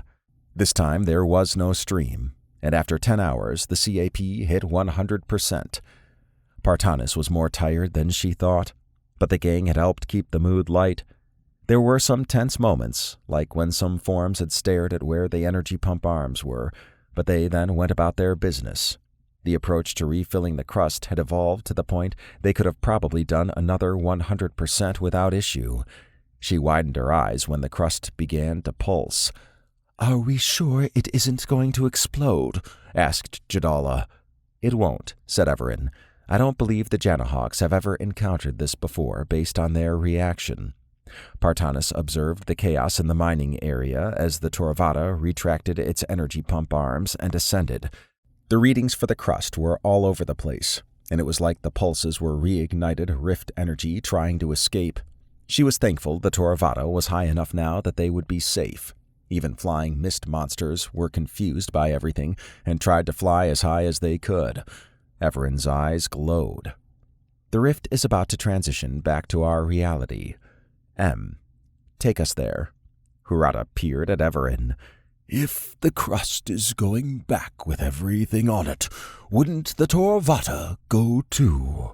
"Like and I, the Toravata can't be transported. It's why we were separated when the crust fell here." Dylan crooked a thumb at Evaran. "It's a cosmic energy thing." Donak faced Evaran. "So when the crust came here, you, and the Toravata just floated in space?" Yes, said I flew toward the Toravata and caught up with it after a few hours. Then I picked up Evaran, and we came here. "I had no doubt they would come. It was just a matter of time," said Isaac. "Same here," said Sandas. "They are reliable, yes, very much so." Everyone except Evaran and flinched when a bright light burst forward from the crust. A moment later, the crust was gone. The Toravata opened a portal, then flew through, exiting above the crust, which was now back in their reality. Evaran paused. It will only be here for a week before it breaks up again. Hurata, I think you and Jadala need to inform the GC about everything going on. As mentioned before, please refrain from any mention of cosmic energy, time travel, and the like. Also, get a list of ships and their coordinates to me as soon as you can, and we'll open portals for them to get here. They'll be arriving simultaneously, so perhaps it's best to just say the Toravata is advanced. Very well. Hurata motioned at Partanis. While we'll be on the message, it's best she relays the details. She straightened as a warm glow washed over her. Although it might seem like a minor gesture by Hurata, it spoke volumes about the trust they had in her. Despite how unusual the situation was, she was learning more about reality than she ever thought she would. And now she had an opportunity to step into a bigger role, not something she would ever take for granted. Chapter 19. It had been only an hour since the crust had come back, but for the gang it had been 10 hours. Isaac always found it weird to track times when time traveling. It was 4:30 a.m. Earth time where they were, yet they had spent 10 hours doing all the ship portaling, so to him it was 11:30 a.m., and he and the others were well rested. Partanis had delivered her message quickly with the help of Hurata and Jadala. The response was immediate, as the GC delivered a list of ships that could assist in rescue and cleanup efforts. Hurata, Jadala, and Donak had been dropped off at the traffic station. The gang had gone to bed while Evaran flew the Toravata around to open portals to get the ships there faster. The way it was done took 10 hours. The Toravata would arrive at a ship's location and open a portal for it. Once through, the Toravata jumped back in time slightly for the next ship. This made it seem as if hundreds of ships arrived at the crust within an hour, much to the GC's surprise. It also showed the GC that the Toravata was very powerful. Isaac marveled at the approach. With so many ships now at the crust, the rescue effort was in overdrive. The Janahawk's bioships had gathered their forms and headed into the rift. Their vessels disappeared upon entering, forcing the GC ships that followed them in to halt and search around. However, the GC's main focus was rescuing anyone still alive. Some mist creatures were still present, but they were getting a first-hand introduction to the GC's special forces. The Kevgars had retreated inside the crust, which M had calculated would cause it to disappear a day earlier than projected. Isaac grimaced at the life sign reports coming from the crust. Over 80% of the population had been lost. Those who had survived were able to find secure locations. Some had grouped up and defended themselves out in the open, but they were rare. There was so much death. Isaac understood that one's death could provide life to another, but in this case, it was involuntary. It also reinforced the idea that had they fought to save a handful, there would have been a much larger loss of life. The GC forces dispatched mist monsters and Kevgars with a vengeance, and any Janahawks left behind were executed with prejudice. It took a lot for Gazjariks to show strong emotions, but Isaac saw hate and anger in their facial and verbal cues. Before the Janahawks fled, several massive bioships exited the rift and went right to the mining area. Their evacuation was precise, as if they had done it many times before. The eye stalks on the ships made Isaac's skin crawl. The ships also had huge tentacles that served as ramps. Buildings and structures either moved on their own or were converted into a sludge that was transported. The mining area was now a shell of what it once was. The open pits were still there, and without maintenance, they were beginning to fill back up. The GC had done some scans over the area, and like the Toravata, they only showed an empty mining pit. The arrival of the GC ships had hastened the evacuation, so not all Janahawks escaped. There were also a lot of holes everywhere due to the Kevgars burrowing in. Isaac's stomach churned as he listened to the communications of the ships and rescuers. The GC had many different civilizations in it, and they had all sent some form of recovery support. It intrigued him that some had accused the Gazjariks of letting the event happen or allowing it to get to a point where it could. There was no way for the Gazjariks to know it would happen until the gang had come. By then, it was too late. He glanced around the command center. Although everyone was refreshed, silence reigned. Dylan and Kate were probably still coming to grips with their new abilities like he was. Along with Sandas and Partanis, they were all witnessing the deadly aftermath of the crust going into the mist dimension. Normally, there would be some light-hearted chatter, usually from Sandas, but there was none. Sandas's grimace showed how he was feeling, as did Partanis's frowning. Isaac wished they could have evacuated everyone before the mist dimension consumed the crust, but they were now a part of the events. He had a better understanding of Evaran's rules. "How did those Janahawk ships disappear?" asked Partanis. "Unknown for the moment," said Evaran. "However, my initial thought is they are bound to the Rift. The Rift Guardians have ships like that, and my previous form ran into someone with a vessel that could do it." "Bilazine," said Sandas. "Yes, a rogue time traveler," said Evaran. Kate chimed in. "So the Janahawks in the past probably used to jump after there were no observers inside the rift." "Yes, and that was my conclusion as well," said Evaran. "They didn't have time for that, so they exposed themselves. I want to revisit the mist dimension and look around. I suspect there's a portal or two there that the Toravata can't detect." "How's that possible?" asked Dylan. Evaran raised a finger. "You may recall the rift crystal environment in the distance of the Janahawks mining area. If a portal was there, the environment would mask it." "Ah," said Isaac. "So if we find that, we can shut it down." "Perhaps. I'd like to see what options we have with the Janahawks first. If shutting down the portal causes them to die off, then that's not a viable option." Partanis cleared her throat. "But they killed so many of us." Evaran nodded. "I understand. However, I try to avoid genocide when possible." The room went silent. Isaac understood both perspectives. The Janahawks needed to face justice, but that wouldn't be possible if they were dead. In the previous adventures, Evaran could have ended threats earlier by simply wiping out the offenders. That went against his moral code, though, and Isaac admired him for that. He was used to humans, especially politicians, who said one thing and did another. With Evaran, his word meant everything, and he kept to his moral code without flinching.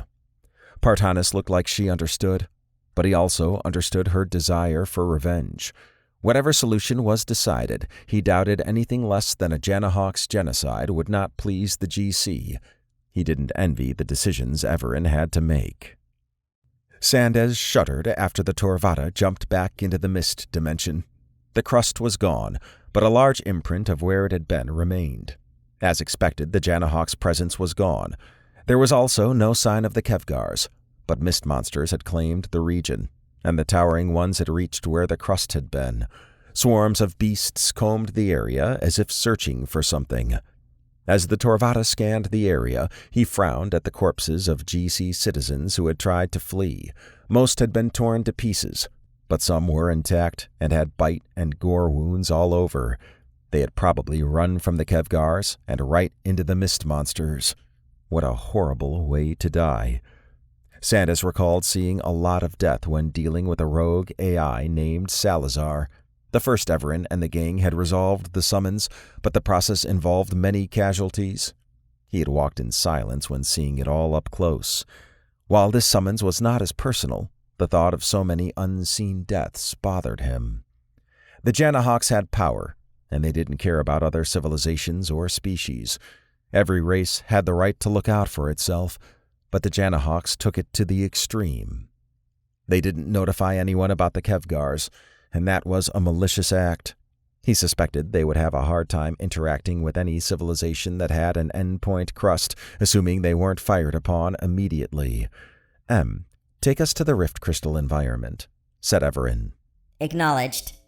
Sandas was glad to be where he was. Despite how awful everything was outside, the Toravata always provided a safe haven. He could live out the rest of his life there if needed, but he would miss being an information broker. It was still unclear why the Toravata wanted him around.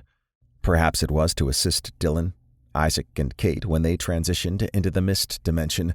However, the cube could have done that, which it did in part, so he wasn't fully sure what his role was. Another thought was the Toravada wanted this second Evaran and M to travel with a friendly face from the first version. Sandas wasn't sure he would ever know, but he was honored to be along for the summons. He concentrated on the myriad of windows that popped up when the Toravada approached the rift crystal environment.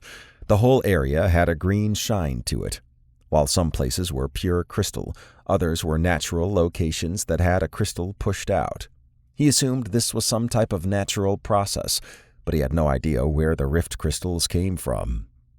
"This place is just bizarre, even in a weird dimension," said Kate. Partanis inspected a window.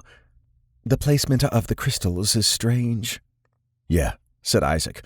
"Looks like a giant jammed crystals randomly into the mountain, ground, and canyons." Dylan smirked. "It does kind of look like that." Evaran pulled up a zoomed-in data window. "These crystals aren't native to this dimension. I suspect they've been deposited, and in a haphazard manner." "Why didn't the Kevgars go there?" asked Dylan. M chimed in. Most likely due to the crust being a more alluring environment. "Ah, that makes sense." Isaac's eyes widened when he summoned a hollow menu without using his hands. "Okay. That's new." "You're connected to the Toravada like M and I," said Evaran. "All of you are." Kate drew her head back when a hollow menu opened in front of her. "I guess we can think and it pops up." Dylan puffed his cheeks. "I guess it requires some focus to do that." "It does," said Evaran. "It won't project your thoughts into the open unless you want it to." Dylan eased into his seat. "I'm good." "I'm glad I'm not connected like that," said Sandas. He poked his chest with his thumbs. "Information broker, open thoughts, not a good combination. No, not at all." Partanis bobbed her head. "Yes, that wouldn't be good." "Definitely not. Yes, very dangerous." "It's most likely limited to control aspects, like hollow menus," said Evaran. "However, we can verify that later." Sandas was glad his thoughts wouldn't be on display.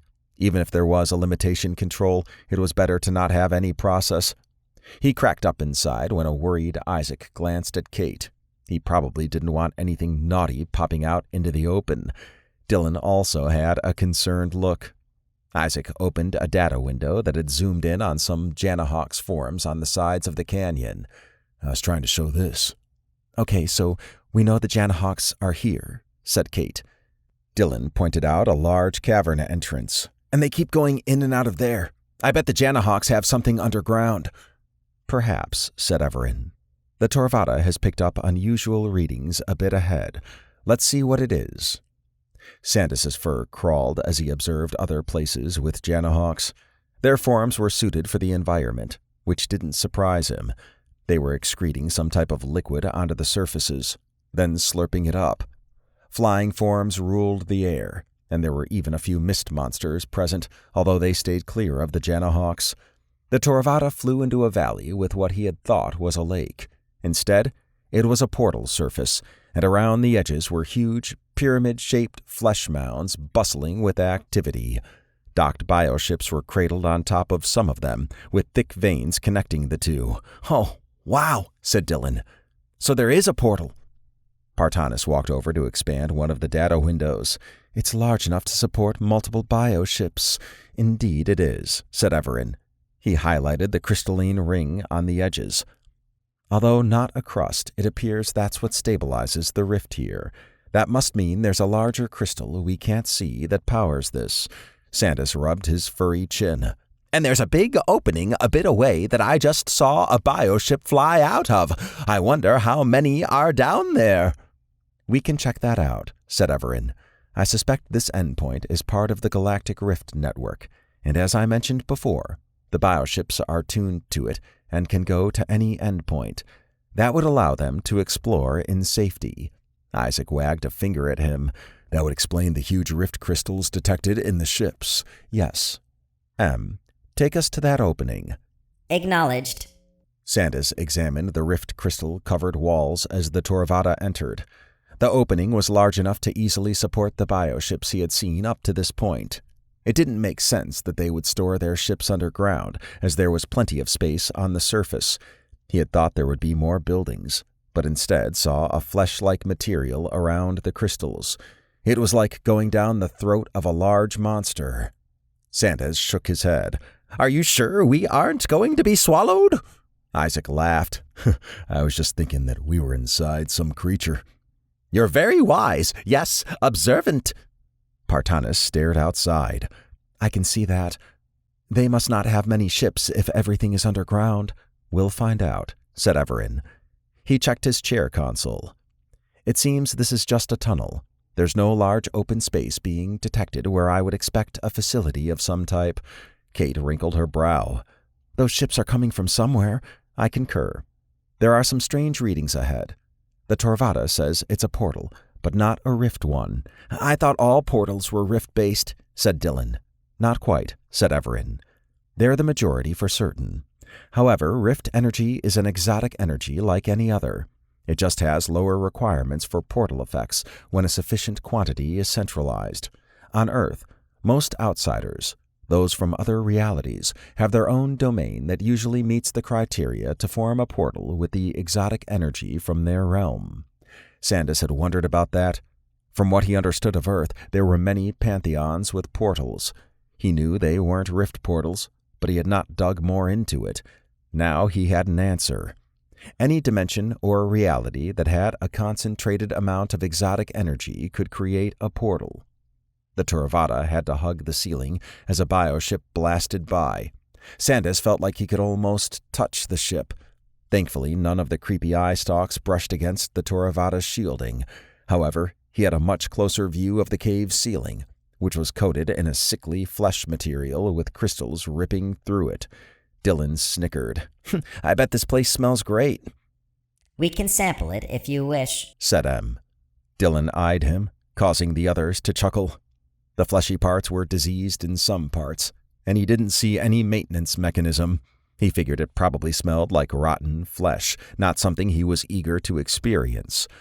The Torvada reached the end of the tunnel and held position. "Intriguing," said Evaran. "This is a universal energy portal. That means it most likely connects to a universal energy cell." Partanis furrowed her brow. "I've heard mention of that. What is that, exactly?" Isaac grinned. "I got this. Every universe is housed in a universal cell, which is one of many in a plane. I think what Evaran is saying is that this leads to somewhere in the universal cell that houses our universe." "Just a minor correction," said Evaran. "It could be any universal cell." "And with so many, it makes sense that one would have a civilization with a portal to here." "Indeed." Kate motioned forward. "We're going to investigate what's on the other end, right?" "Yes," said Evaran. "Em, take us in." Chapter 20. The other side of the universal energy portal resembled a solar system with flesh worlds the size of planets. They gave Dylan goosebumps. A shield wall of some type acted as a buffer against the pure universal energy on the other side, which lit up the entire place. The shielding had openings of various colors, and the one the Theravada had come out of was white. Dylan couldn't get a frame of reference for the true size of where they had arrived, and even the Torvada's 10-light-year pulse showed that whatever they were in was much larger than that. "Wow! What is this place?" asked Dylan. Evaran checked out some data windows. "It appears to be a pocket universe. The laws of physics here are similar to our own universe, but with some slight variations." Isaac gestured at the nearest planet. "Yeah, mainly that meatballs don't grow to that size." "That's definitely not one you want to try to eat," said Kate. "Definitely not," said Sandas, "although with some sauce." Dylan grimaced. "After seeing what was on the wall in that tunnel, I bet these worlds have a lot of something similar. I'll pass." Partanis beamed. "I'll pass too." "Based on our scan, it seems there are several flesh worlds, but others seem to be of a normal composition relative to the planets in our universe. There's also a lot of exotic energy in this place," said Evaran. "Em, take us outside this universe." "Acknowledged." Dylan found it strange that a universal cell would have two universes, although this one was much smaller than the one he knew. He figured if that was possible, then there could be other reality pockets out there. Isaac had mentioned that the first Evaran and the gang dealt with a reality outside the universe, but in the universal cell. It housed a horrific reality that was dominated by the Gothic lords, not a place anyone would want to be. The Mortani also had some place outside the universe. After the Torvada opened a portal and flew through, Dylan squinted at the milky white substance that flowed outside. That was universal energy, what he, Kate, and Isaac had inside them now. It would take some time to master his new state, and to see his other half in pure form gave him a strange sense of calmness. "And that's inside you," said Sandas, motioning out, then at them. "Can you feel it?" "I can. And it relaxes me," said Kate. "Same," said Dylan. Isaac tapped his chest. "Yeah, me too." With most non-humans, they're comfortable around the raw source of their exotic energy, said Evaran. Obviously, that doesn't happen a lot. However, as you are all now universal energy conduits, you'll feel it much more than a regular non-human. Got it. It still feels weird to say we're non-human. Isaac dipped his head toward Partanis. Imagine if you got universal energy and then were told you're not Gazjaric anymore. Partanis appeared to mull over his words. That would be uncomfortable. Yeah, said Kate. We'll adapt. Sandas peered out the window. I never got to see this before. It's breathtaking, yes, very exotic. To see such wonders is an exquisite gift. Dylan sensed what Sandas was feeling. Every adventure exposed him to something new. In this case, how reality looked beyond the universe. It was one thing to read about it or learn of it from others, and quite another to actually see it. Yeah, this is incredible, said Isaac. He highlighted several colored strands reaching from the cell wall to the pocket universe. So those are raw, exotic energy strands going right to the universe. Much smaller than to our universe, but that pocket universe would have the same range of exotic energy as ours. Yes, that's correct, said M. And rift energy is one of them, said Evaran. I suspect that some of it is getting dumped and crystallized in the mist dimension. M, take us back to where we initially entered from. Acknowledged. Dylan took a closer look at the nearest flesh world system after they returned. It had a green star, and of the 7 planets, 4 were flesh worlds. There was also a gas giant, although it had red gas mainly, and then there were 2 smaller worlds that were just rock planets with no atmosphere. What surprised him was the sheer number of bioships that had been detected. There were tens of thousands transiting from world to world. They also operated on an asteroid belt on the edge of the system that had rift crystals in it. There was also a small stream of bioships entering and exiting the same portal they had used. We didn't see that many ships on our way in, said Sandas. That means they must be going to other rift endpoints. Evaran scrutinized the portal. That may have just been due to timing. However, yes, and they would need a large rift crystal on the ship bound to the rift itself to do that. With the abundance of large rift crystals in this system, that would be easily obtainable. Kate eased back. In summary, the Janahawks are from a pocket universe, and when they went through this portal, they ended up at the mist dimension, found the galactic rift via that lake portal, then were able to control where they went via the large crystals on their ships being bound to the rift. That's accurate, said Evaran. Dylan scrunched his face. And the Bornean exotic energy is something that doesn't seem to have been detected here, but it was in our reality. That must be one of the main reasons they want the crust so bad. Partanis pursed her lips. Surely there's Bornean energy here they could find. Perhaps not, said Evaran. It may be a long distance away or in smaller concentrations. Although we detected a Bornean exotic energy strand, we have no way of knowing how it dispersed, if at all. I see. Partanis pulled up a window and studied it. The Torvada's preliminary scan doesn't show much of any exotic energy in the system nearest the portal we came through. It would need to do a deep scan, said M. That would require us to fly in proximity. I hope we're going to do that, at least for one planet, said Sandas. Information is important. Evaran raised an eyebrow at him. Information that won't be sold, Of course, said Sandas, flashing a toothy grin. Very well. M, take us there. Acknowledged. Dylan grimaced when they arrived outside one of the larger flesh worlds. 2 moons orbited it, and the bigger one had an atmosphere with a jungle environment. The other was lifeless, similar to the one that orbited Earth. The planet was actually a rocky world and not just a huge hunk of flesh. However, the surface being covered with a fleshy material made the world have a brownish tint on the land masses. There were 2 oceans, but most of the planet was land. He had thought there might be metallic satellites, but instead, fleshy, car-sized globules orbited the planet. The Toravada had picked up chatter between them, the ground, and ships coming in and out. "How does communication work out here?" asked Dylan, signaling out one of the organic satellites. "They're part of one organism," said Evaran. "As such, any part of it can communicate to any other part simultaneously. It appears this organism can be split up, and I suspect it's at the heart of all Janahawk's communication."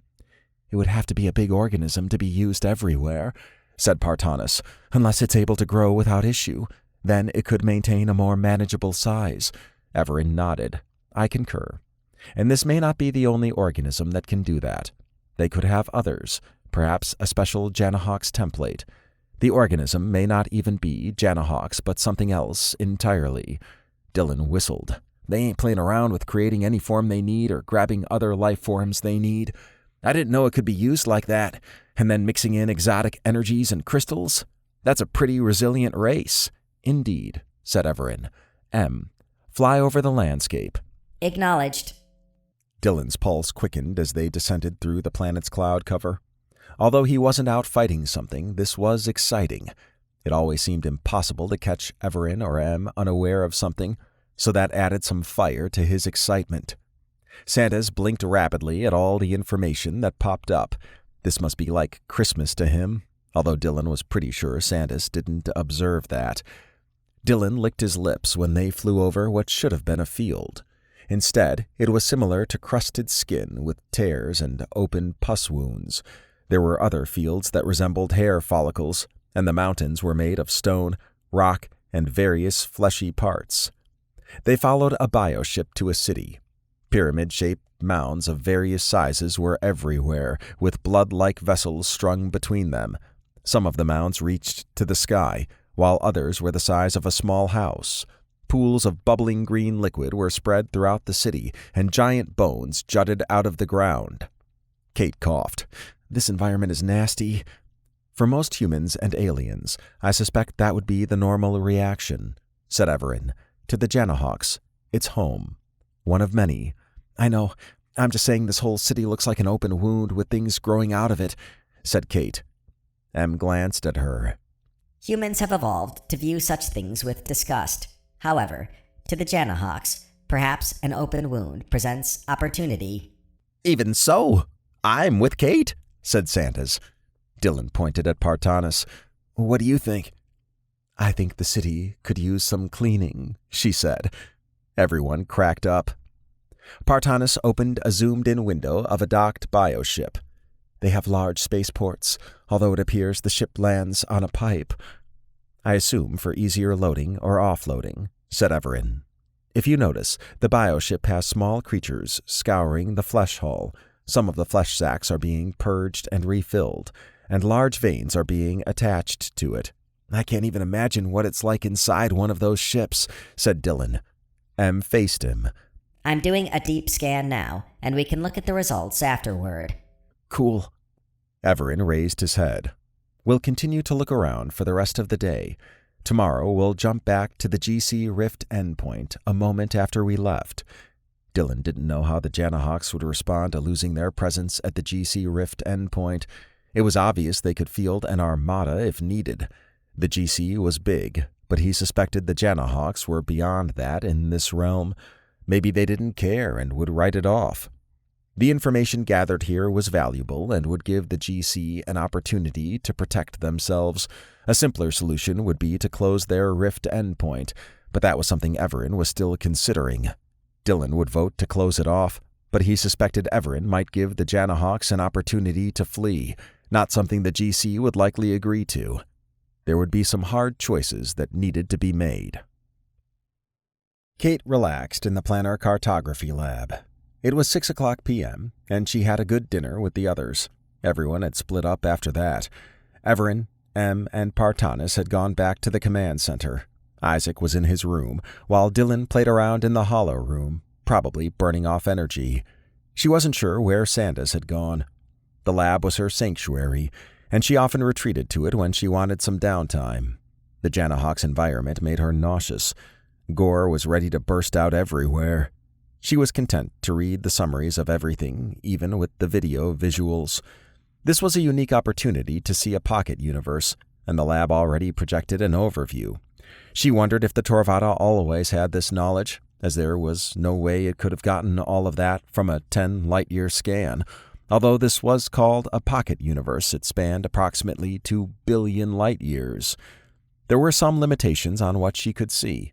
In most cases, there were placeholders without specifics. That applied to areas far from where they were. That made sense, and if the Torvata went there, it would probably remove the placeholder and replace it with detailed data. However, she suspected the Torvata already had the information, but only showed placeholders to encourage exploring, something Evaran would absolutely love. His face lit up often when encountering something new. She heard someone at the doorway. "Hello, hello?" said Sandas. "Mind some company?" Kate motioned at a row of seats and couches along the wall. "Not at all. Make yourself at home." "I will." He ran and jumped, then landed on the couch. "Comfortable, yes, very plush." His antics cracked her up. And like Dylan, he had an endless amount of energy. "You didn't want to watch what's out there either?" she asked. Sandas leaned back. "It made me somewhat nauseous. I'm content with a summary." "Yeah, me too," said Kate. He examined the lab's main hologram. "Checking out this pocket universe, I see." "Yeah, and there's not much there besides what we're scanning. We can see the total size, and it's exciting to even see something like this." Sandas smirked. "You remind me of Dr. Snowden somewhat." She created a chair and sat opposite him. "I wish I could have known him, outside of the academic world, that is. And Emily, and, well, the first Evaran and the gang." Sandas gazed off into the distance as if remembering something. She knew he was close to the first version of Evaran and the gang, and although she had talked with Evaran and Em about it, they didn't volunteer much information. Perhaps she could learn more from Sandas. "They were family," he said, looking down. "I miss them and wish I had more time with them." "You'll see them in 2012, though, right?" asked Kate. "Yes, but it's an earlier version of them, and I have to follow a script to maintain the timeline." Kate still adjusted to the situations time travel posed. This was a case where the personal timelines didn't line up neatly with the universal one. Time travel decoupled the two types, whereas without it, it would be one and the same. Sandas was a living example of his future being the past to the first version of Evaran and the gang. "Seems like it would be hard to control your excitement at seeing them," she said. "It will be," said Sandas. "I've been practicing my role and ensuring I don't get too excited, although I am in the meeting, so maybe not too hard. Yes, definitely possible." "That's good to hear," said Kate. "I guess with our version there's nothing like that, so you're safe from that." "Ho, you're right, of course." Sandas shook his hands in front of him. "How are you doing after becoming Torvata-touched?" She laughed. "I'm still getting used to it. Thankfully, I can turn the colored areas off and on. It seems I need to focus for the effect to occur, and I guess that's easier under pressure." "I'm impressed you can repair things, too," he said. "That's a powerful skill. Yes, very handy. You'll find out through experience what can't be healed or fixed." She rubbed her chin. "I guess so." "Imagine someone dying of hunger or thirst. Unless you can create food or drink out of thin air, not much you can do. Another example is when you fixed the door hinges. If there were no screws, I don't think you could have created them," said Sandas. "Those are excellent points," said Kate. "I'll need to explore that some." "And what better place than on the Torvata?" Those were situations where she might not be able to help, but perhaps she could relieve pain and suffering. For repairing things, she could use alternatives, like a thin piece of metal for the screws. It was something she would explore when she had time. "I'm curious about that future event," said Kate. "I tried to pull it up, but the Torvada didn't show anything." Sandas wiggled his whiskers. "Let me see if I can." He opened a hollow menu, and after he perused it, it closed. Kate jumped when the environment around her changed. She hopped up and sat next to Sandas. The hologram showed a room packed with workstations and metallic tables with strange objects on them. There were holographic displays as well as star maps sprinkled throughout. It reminded her of a control center. She chuckled when she saw Sandas pretending to be a statue.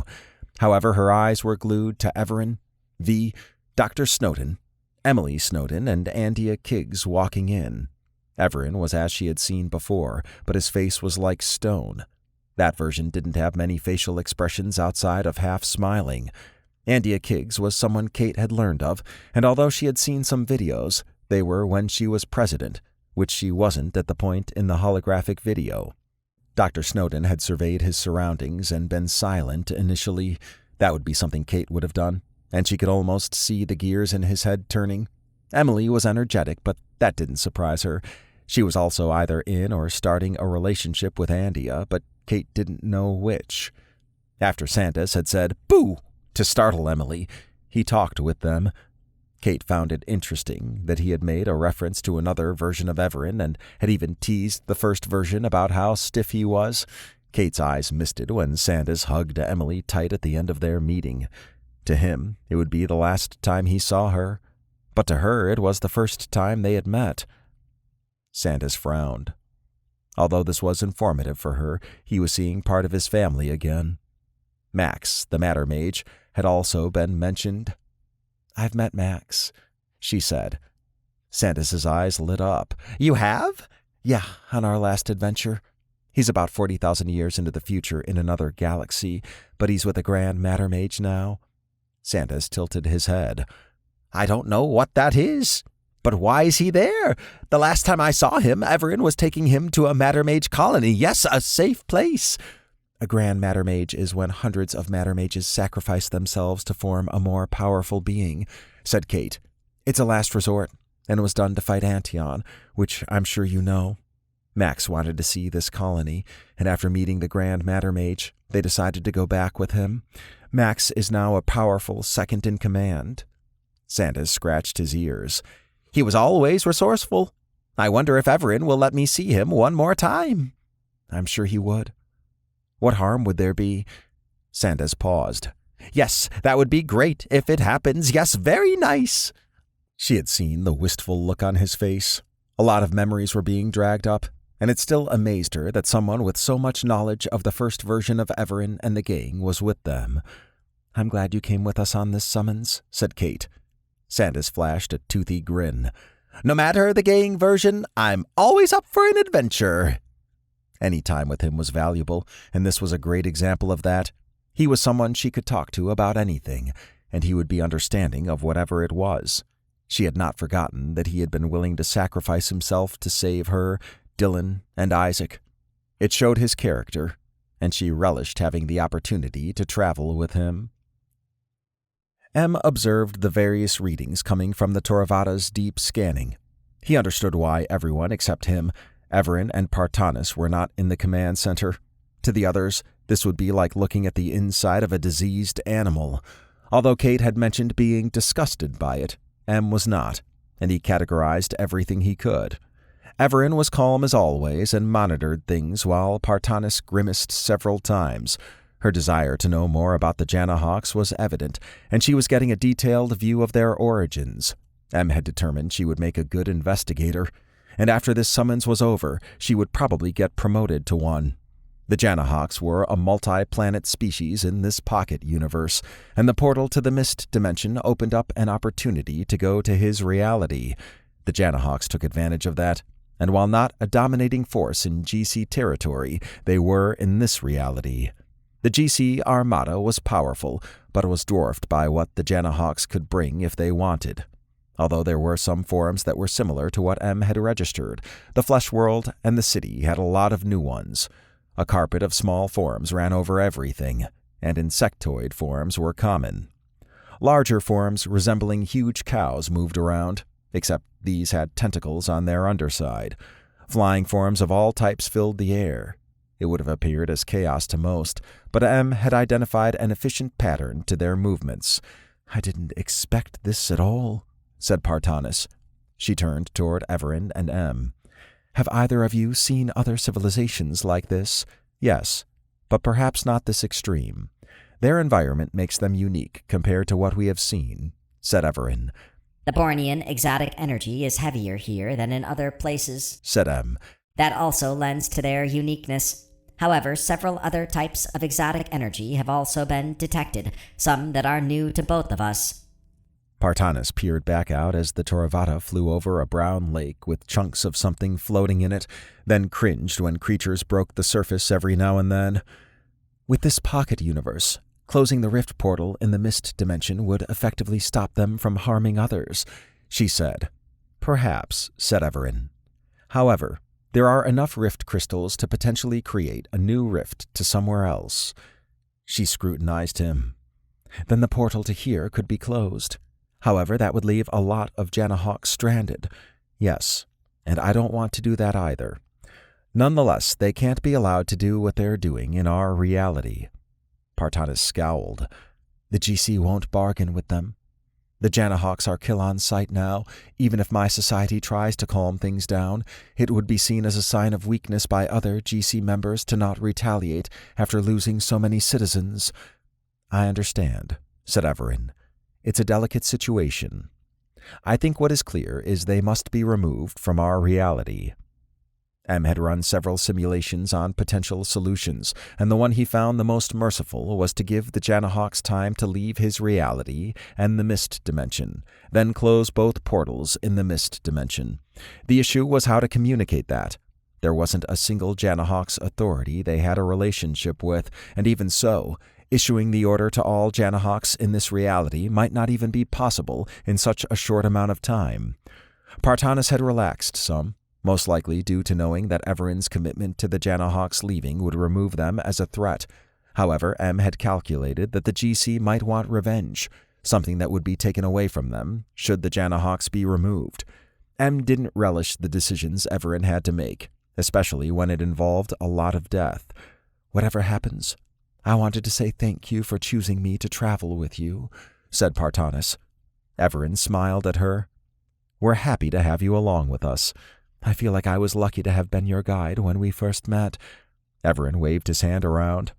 "I think something knew you would be there." Partanis swept her gaze around the command center. "Thank you, Toravata. You've been great." Although there was no response, M often wondered why Cyrilus's echo didn't have a voice or a visual form. Her impact was often felt, whether it was her tucking in the gang while they slept or deciding to make the new gang Toravata touched.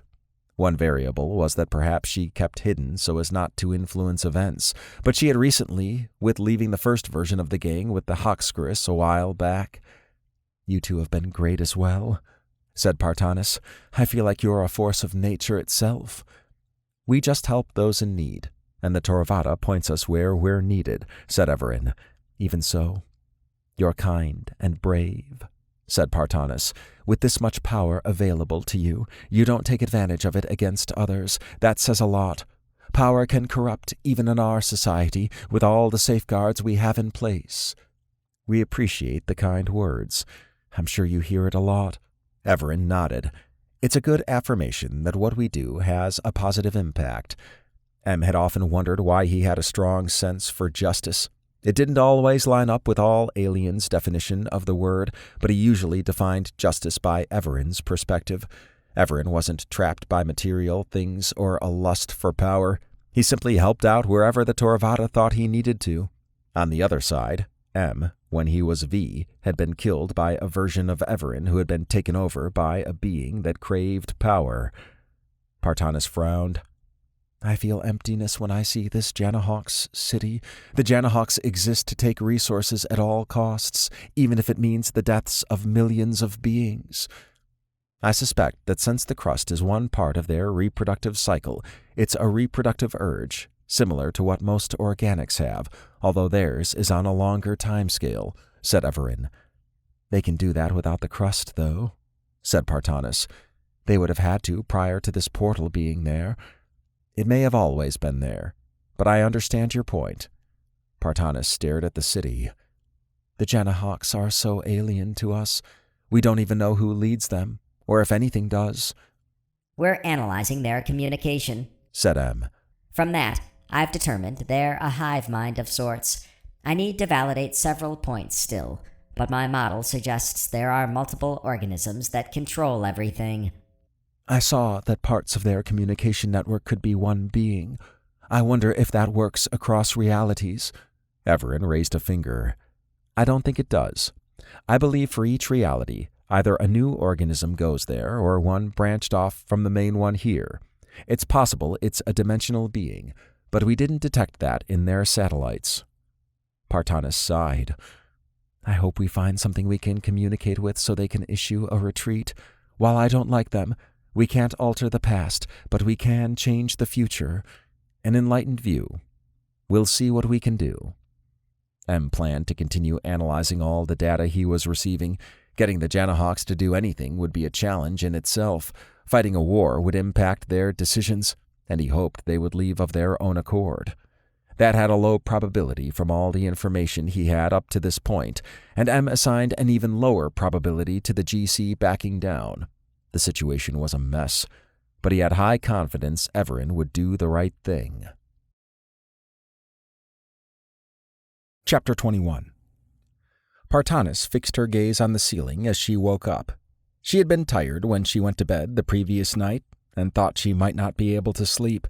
However, the neural effect the Toravada employed had been effective. A quick look at a screen next to her bed showed it to be 9:00 a.m. Earth time. She was getting used to seeing time like that and had adjusted to a monophasic sleep cycle.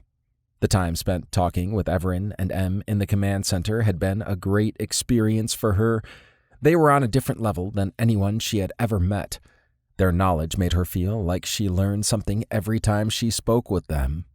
Even though they had not met the Janahawks until encountering the portal, Evaran and M were quick learners with keen eyes and had discussed the Janahawks with great familiarity during their analysis.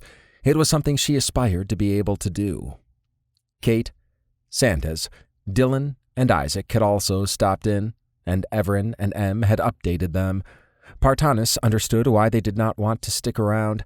The Janahawk cityscape looked like a decomposing corpse being fed on. It didn't help that buildings oozed strange liquids, or that gas sacks burst every now and then. The unusual Janahawk's forms made things worse. The Toravada was like a second home to Partanis, and in the back of her mind she desired to travel on it. Unfortunately, only the gang did that, and they picked up 1 or 2 companions per summons. For this one, it was her and Sandas, and she was grateful to have experienced everything up to this point. She sat on the edge of her bed and analyzed her uniform. It was good for what it did, but she wanted a survival suit like the gang had. A PSD wouldn't hurt either. She frowned at the thought that after the summons was done, Evaran and the gang would leave. She had formed a strong bond with them, and she would be alone again with her work after they left. Maybe it would be enough, but she knew her curiosity would never be sated without them. She realized she had probably missed a morning run with Kate. They would be going back to the traffic station and portal today. She wasn't sure what the next steps would be, but a fire erupted in her when she thought of the situation. The GC would still be performing rescue efforts, and with the Janahawks gone, that would make things easier. The rescue efforts might have evacuated everyone, but only because the majority of the population on the crust was gone. After cleaning up and getting dressed, she had a good breakfast with everyone. Although Sandas was his usual chipper self, the others were more subdued. Evaran had moved the Toravada to outside the traffic station, and he and M had silently analyzed the situation prior to everyone waking up. On the way to the command center, Isaac had touched her arm and said he was glad she was with the gang. It was a small gesture, but it had brightened her outlook. This was not something a Gaz-Jarek would do, but publicly reassuring someone was something that seemed natural to humans. Dylan's echoing Isaac's sentiment also pleased her. Kate had also gently squeezed Partanis' arm, and she soaked in the support. Sandas had joked about why he hadn't been included in the sentiment, and the others reaffirmed that he was. The camaraderie and feeling of a close-knit group was another thing she would miss when the summons was over. After arriving at the command center, she sat with Kate and Sandas on the left side, while Isaac and Dylan were on the other. Em was at his workstation, and Evaran was in his command chair. "So, what's the plan now?" asked Sandas. He wagged a clawed finger at Evaran.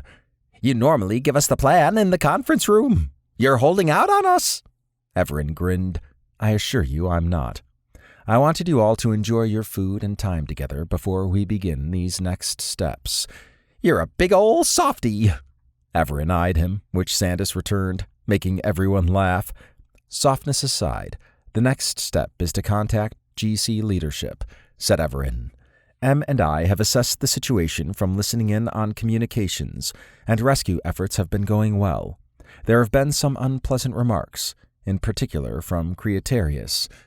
Partanis shook her head. "They complain about everything. This may be the event that causes them to leave the GC. They're on the farthest edges of the GC, and portal access isn't a high priority on their list. We figured as much. Other GC members are sending more support, which is good. Once we know what the situation is from the GC leadership's perspective, we can define our next steps. Partanis, it may help if you sit in the middle space so you're the focus." Partanis gulped. "Okay." A large, comfortable seat materialized front and center. Sandas pointed at it. "The chair awaits you. Yes, it's very patient." Partanis took a deep breath and sat. Although it was exciting to be here, her nerves were frayed. Talking to the GC leadership was not something someone in her station would ever do. She wasn't aware of the protocols, but Hurata's and Jadala's confidence in her helped ease the tension inside her. "Are you ready?" asked Evaran. "I am," she said. "Very well. Em, contact GC leadership." Acknowledged. Partanis took in the huge holographic area that covered the front of the command center. It was black for the moment, but she knew it would give a good 3D view of the GC leadership. A moment later, a room with 15 GC leaders displayed. The GC had a shared leadership role, and those 3 members sat prominently in the middle of a semicircle table. The other 12 sat 6 on each side. It was a testament to the strength of the GC that not all members were Gazjeric. Only one of the leaders was Gazjeric, with another being a reptilian lizard, and the other being a Shama, a species that resembled a ball with short legs, long arms, and multiple eye stalks. "Partanis, it's good to see you again," said the Gazjeric woman. "While we know who you travel with, this is our first meeting with them. I'm Natus Kor Robuntu, a Gazjeric council leader, one of 3. To my right is Scissoral, and to my left is Ortalakin III. She glanced at Evaran. "We wanted to thank you for helping us with the rescue effort, but we're not sure how you did it." "You're welcome," said Evaran. Natus faced Partanis. "What's your report?" She cleared her throat. "We discovered the origin of the Janahawks. They came from a pocket universe that has a portal to the Mist Dimension. There's another portal in the Mist Dimension that is tied to our Galactic Rift network. It's how they can seemingly appear and disappear around the Rift entrances. I'm sending you the data from our trip to the Janahawks universe." The council members looked down at their consoles. Partanis wondered why they didn't talk to Evaran directly. It was probably due to their trusting her more as a Gazjeric, but Evaran had already proven himself. She studied the looks of disgust on the council members' faces. Some stopped watching, while one member got up and walked away. A Gongrian, a species known for their toughness, stood out. He watched with amusement and even smirked. After 15 minutes, Natus addressed Partanis. "That was disturbing. I know you won't say how you got such detail without being detected, but I suspect it has to do with Evaran's ship. Another example of how powerful the Toravata is, said Partanis. Apparently so. On our end, rescue efforts are going well. It has united a lot of member civilizations, while some have walked away. Nonetheless, we have more forces en route to the portal. We need to update our trading partners across the Rift network, but that will take time. Hopefully the Janahawks aren't attacking there. Partanis swiveled her chair toward Evaran. Could we go to each known rift point and deliver a message? Of course. And that's an excellent suggestion, said Evaran. A warm glow spread through Partanis. To be praised by Evaran in front of the GC leadership was more than she could ask for. When she turned back to the GC leadership, their stares made her hearts beat faster. It showed to them how she had integrated with Evaran and the gang, enough to make suggestions that were respected. Nadas peered at the other council members before addressing Evaran. That would be very helpful. Although we'd like to know how that's possible, we understand you don't want to disclose some details. Evaran stood behind Partanis, his hands behind his back. Thank you for not pressing on that aspect. Once we're done updating others, we can come back and assist in the rescue effort. That's more than we can ask for, but we'll take it, said Nadas. As for the Janahawks, it's obvious we can't coexist with them. There are some in the GC who want to eradicate them everywhere. However, most feel it would be better if the Janahawks just left. The question is how to get them to do that. Evaran responded. There's more data to analyze in regard to the Janahawks. Their communication is organism-based, so that's something we'll need to interface with. We're not sure how yet, but we'll figure it out. Once they're gone, I can close their rift connection and pocket universe portal in the mist dimension. That'll prevent them from ever coming back. Another thing I'm sure you can't explain. Scissorol cocked his head. What if the Janahawks don't retreat? Then they will need to accept facing justice here. Scissorol hissed. I like the way you think. Evaran's eyes softly glowed. While I don't condone violence in general, it's an acceptable response when one side inflicts massive damage without remorse. I agree with that, said Ortala.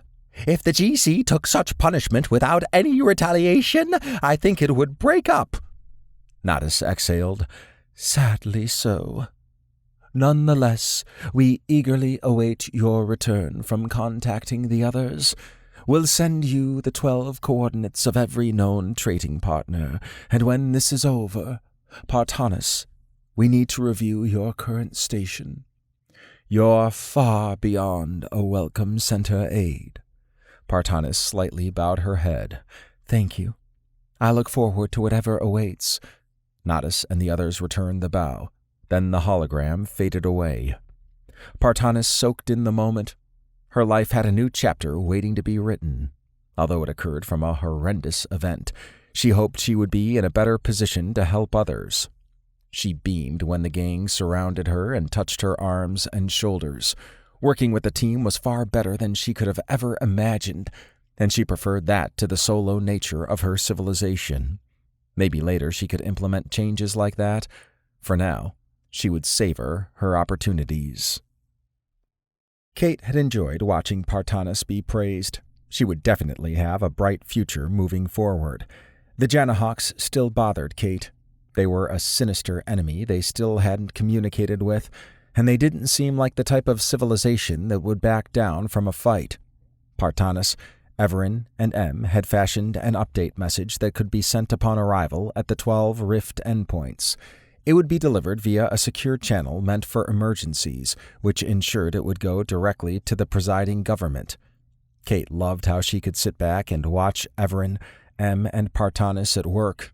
Dylan had taken orders for snacks and drinks, then headed for the conference room to get them. Isaac had moved over to sit with Kate, while Sandas had taken her other side. It was like a family gathering. Becoming Torvata touched had not been something she expected, but she would take it. Isaac and Dylan had adjusted quickly to their new status, but there would need to be a lot of training on what could be done. There were also the aspects of when to use their abilities and in what capacity.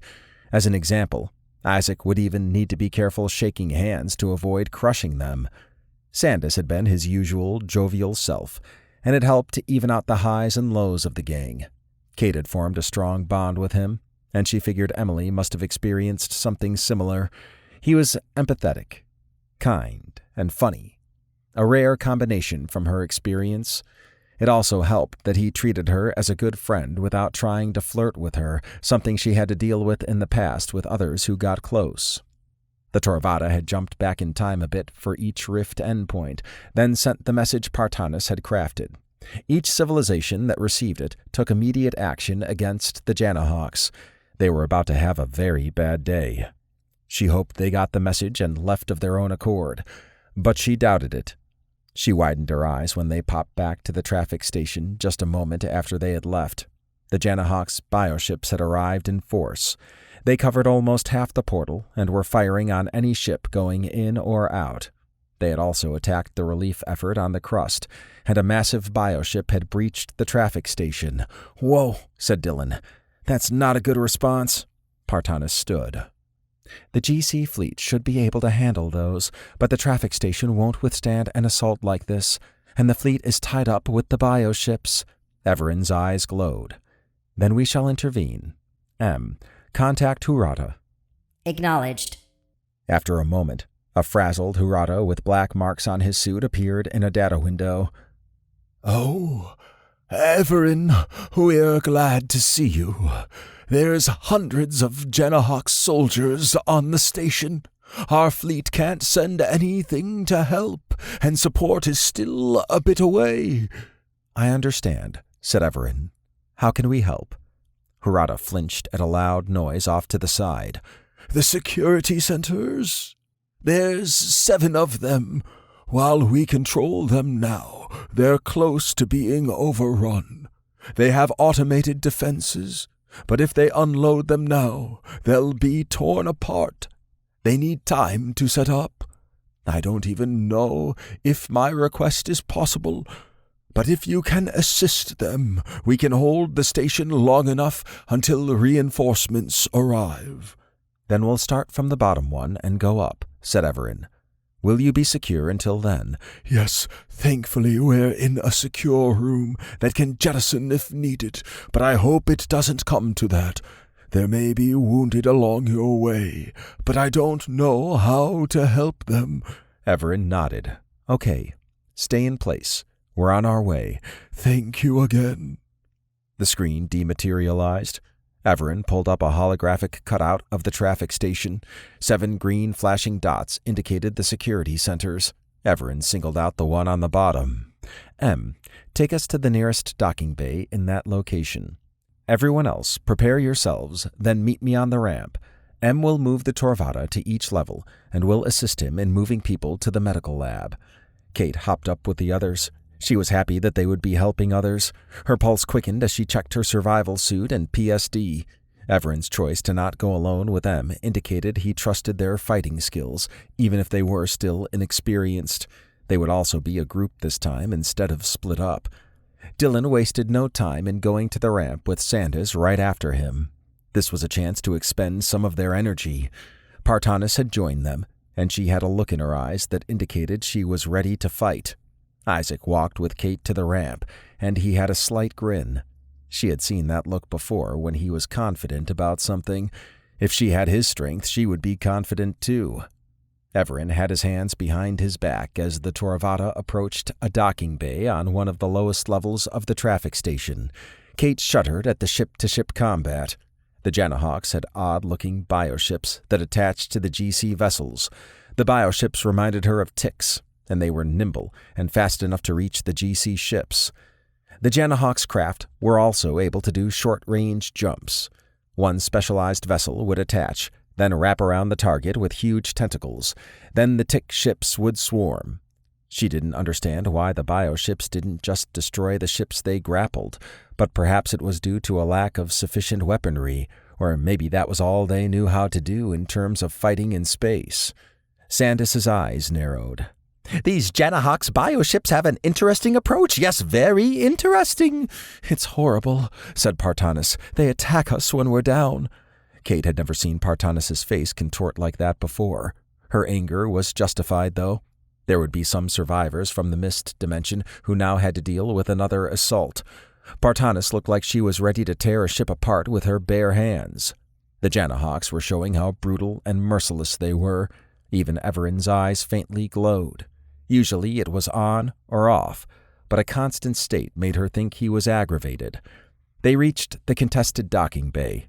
A large worm-like bioship had attached to the outside, and part of it extended into the docking bay. While there was no habitable atmosphere in the bay for a human, gravity still worked behind the light blue shield. The Janahawk's forms that were fighting reminded her of octopuses, with big flaps of thin flesh between each tentacle.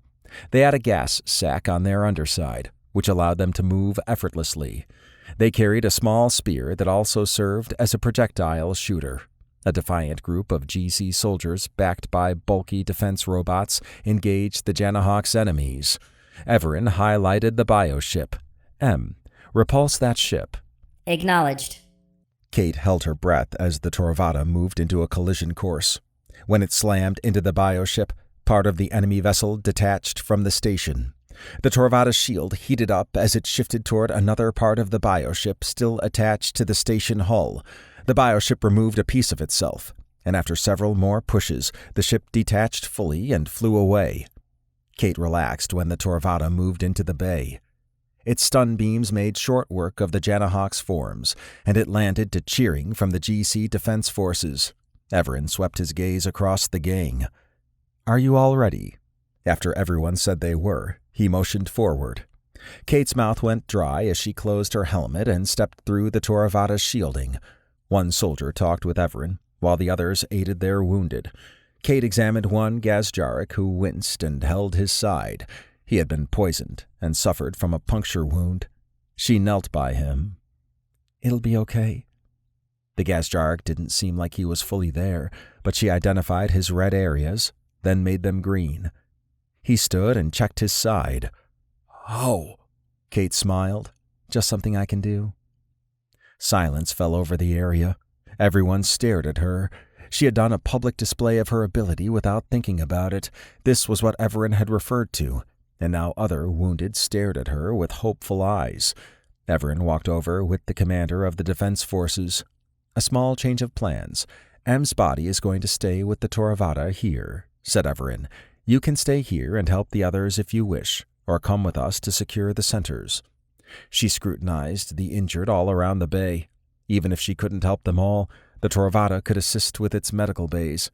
She didn't mind being part of a relief effort, and her skills would be better used here than in a fight. "Okay, I can hang down here with them. Just send us any wounded, and we'll patch them up." "Very well," said Evaran. "I'll leave it to you, then, to organize the effort here. You can work with Uralak, the commander here." "It would be my honor to work with you," said Uralak. "Same here," said Kate. She realized the soldiers must think she was someone powerful. It hadn't registered yet that she was, but this moment made her reflect on how she was perceived. Although a part of her wanted to be with the others, she had to help those who were hurt, and she had M and the Torvada with her, so she wouldn't be alone. She wondered if this was what her role would be going forward, or if she would conceal her ability unless absolutely needed. It was something to chew on. Isaac knew Kate was the type of person to heal someone without hesitation. It was like the bay had gotten brighter as wounded personnel watched her unique healing. It made sense to establish a base to work from, but he suspected she wanted to come with him and the others. Isaac took a deep breath and followed Evaran, Dylan, Sandas, Partanis, and M's orb to the bay exit. It would take them to a long, wide hallway that wound its way to the main traffic station hub that connected all the levels. Using the elevators wouldn't work as they were damaged, but there were ramps between each level. Isaac had grown accustomed to the ARI feed he got from M's orb. It was odd not to see him in his body for something like this, but his robot body would be helpful in the relief effort at the docking bay. It would also help Kate not feel alone. He was glad she would be out of harm's way, but she could hold her own. He grimaced at the corpses of fallen security forces. Next to them were strange Janahawks forms. They resembled human-sized praying mantises, except their forearms were thick cleavers. Their chitin armor plates were hard to miss, but the smattering of tech on them surprised him. The forms had another set of arms that wielded energy pistols of some type. "Geez, these things are crazy," said Dylan. Sandas shook his head. "The Janahawks sure love bug forms, yes, quite nasty ones." Partanis scowled at one. "But they can be downed." "I concur," said Evaran, scanning one with his ring. "These don't have the same slimy skin as others we've seen. Your stun setting should be able to handle them. It may take a bit longer to hold the beam on them, so use crossfire when possible." "Let's go." Isaac appreciated Evaran's leadership style. It had confidence baked in and usually had a solution Isaac agreed with. He poked one of the corpses with his foot. It slid across the room and smashed into the wall. Dylan used his speed and reflexes to evade it. "Sorry, I didn't mean to do that," said Isaac. "You kicked its ass." "Literally," said Dylan, walking over and swatting his arm. "Just maybe wait until I'm out of the way." Isaac chuckled. "All right, my bad. I didn't mean to be a distraction." Evaran studied him for a moment, then took off.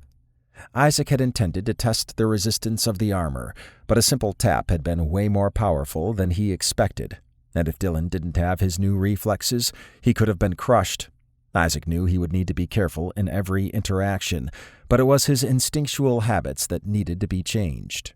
He wondered if he could shut off his ability, then turn it back on. Maybe that was something he could master. He hoped so, or he would essentially be living in a bubble. The next corridor had a pinned-down group of 4 GC soldiers holding off a wave of Janahawks.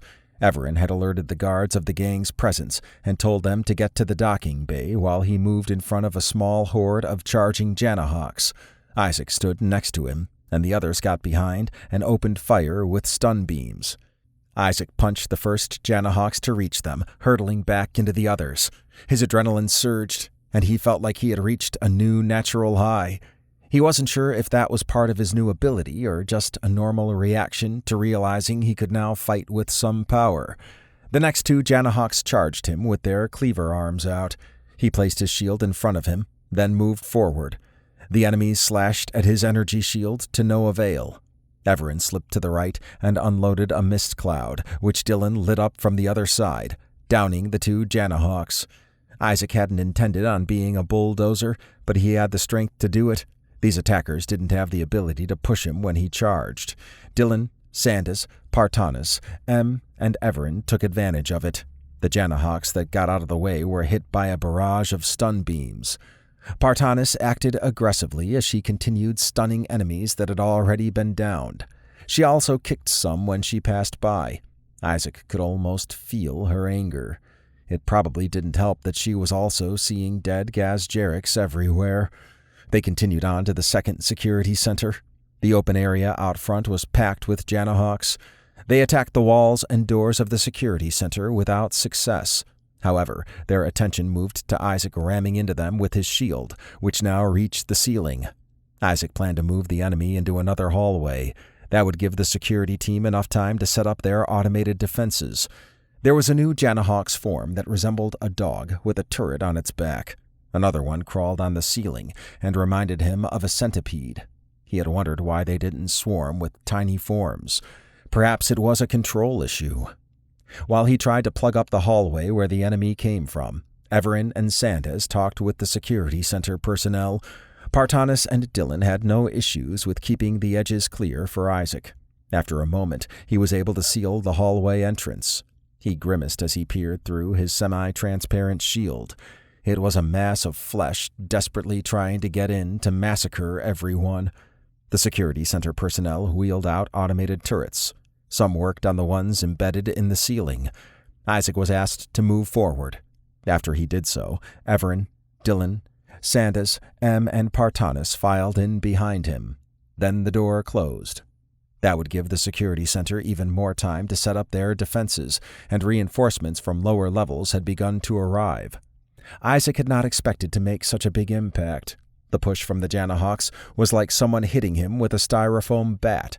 It boosted his confidence that he could do this, and he suspected this would be M's role if he was here with his body. He liked how M had analyzed some things and showed them to him in his interior faceplate. The third and fourth security centers were similar to the second, but the fifth one would be a challenge. The open area was much larger and had big hallways. This was a major security center, and unlike the others, the Gasgerics were out fighting in close-quarters combat. The Janahawks' forms were different as well. These had long legs attached to a spiky, P-shaped body protected by chitin armor. They had 4 arms that ended in cleavers, similar to the earlier ones.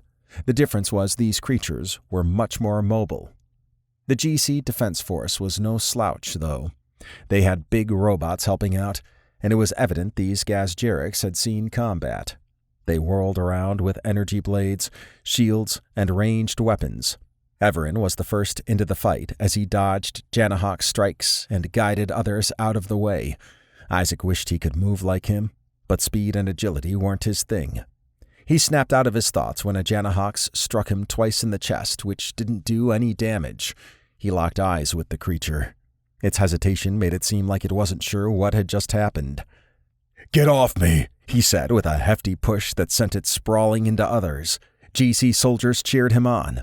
Isaac wasn't expecting that, but he figured he seemed like a powerful being. That was something he would need to get used to because he actually was now. Dylan zipped around the fight, pulling away the wounded before they were injured more. Sandas and Partanis delivered accurate stun shots from the back, and M zapped the Janahawks. The group's arrival had turned the tide of the battle. After they cleared out the main open area, the security center began sealing off hallways. Evaran talked with the commander of the area, and Isaac took a moment to look around. The GC corpses bothered him. It was a mix of civilians and soldiers, most likely caught by surprise. The Janahawks were willing to lose a lot of forms over capturing the traffic station.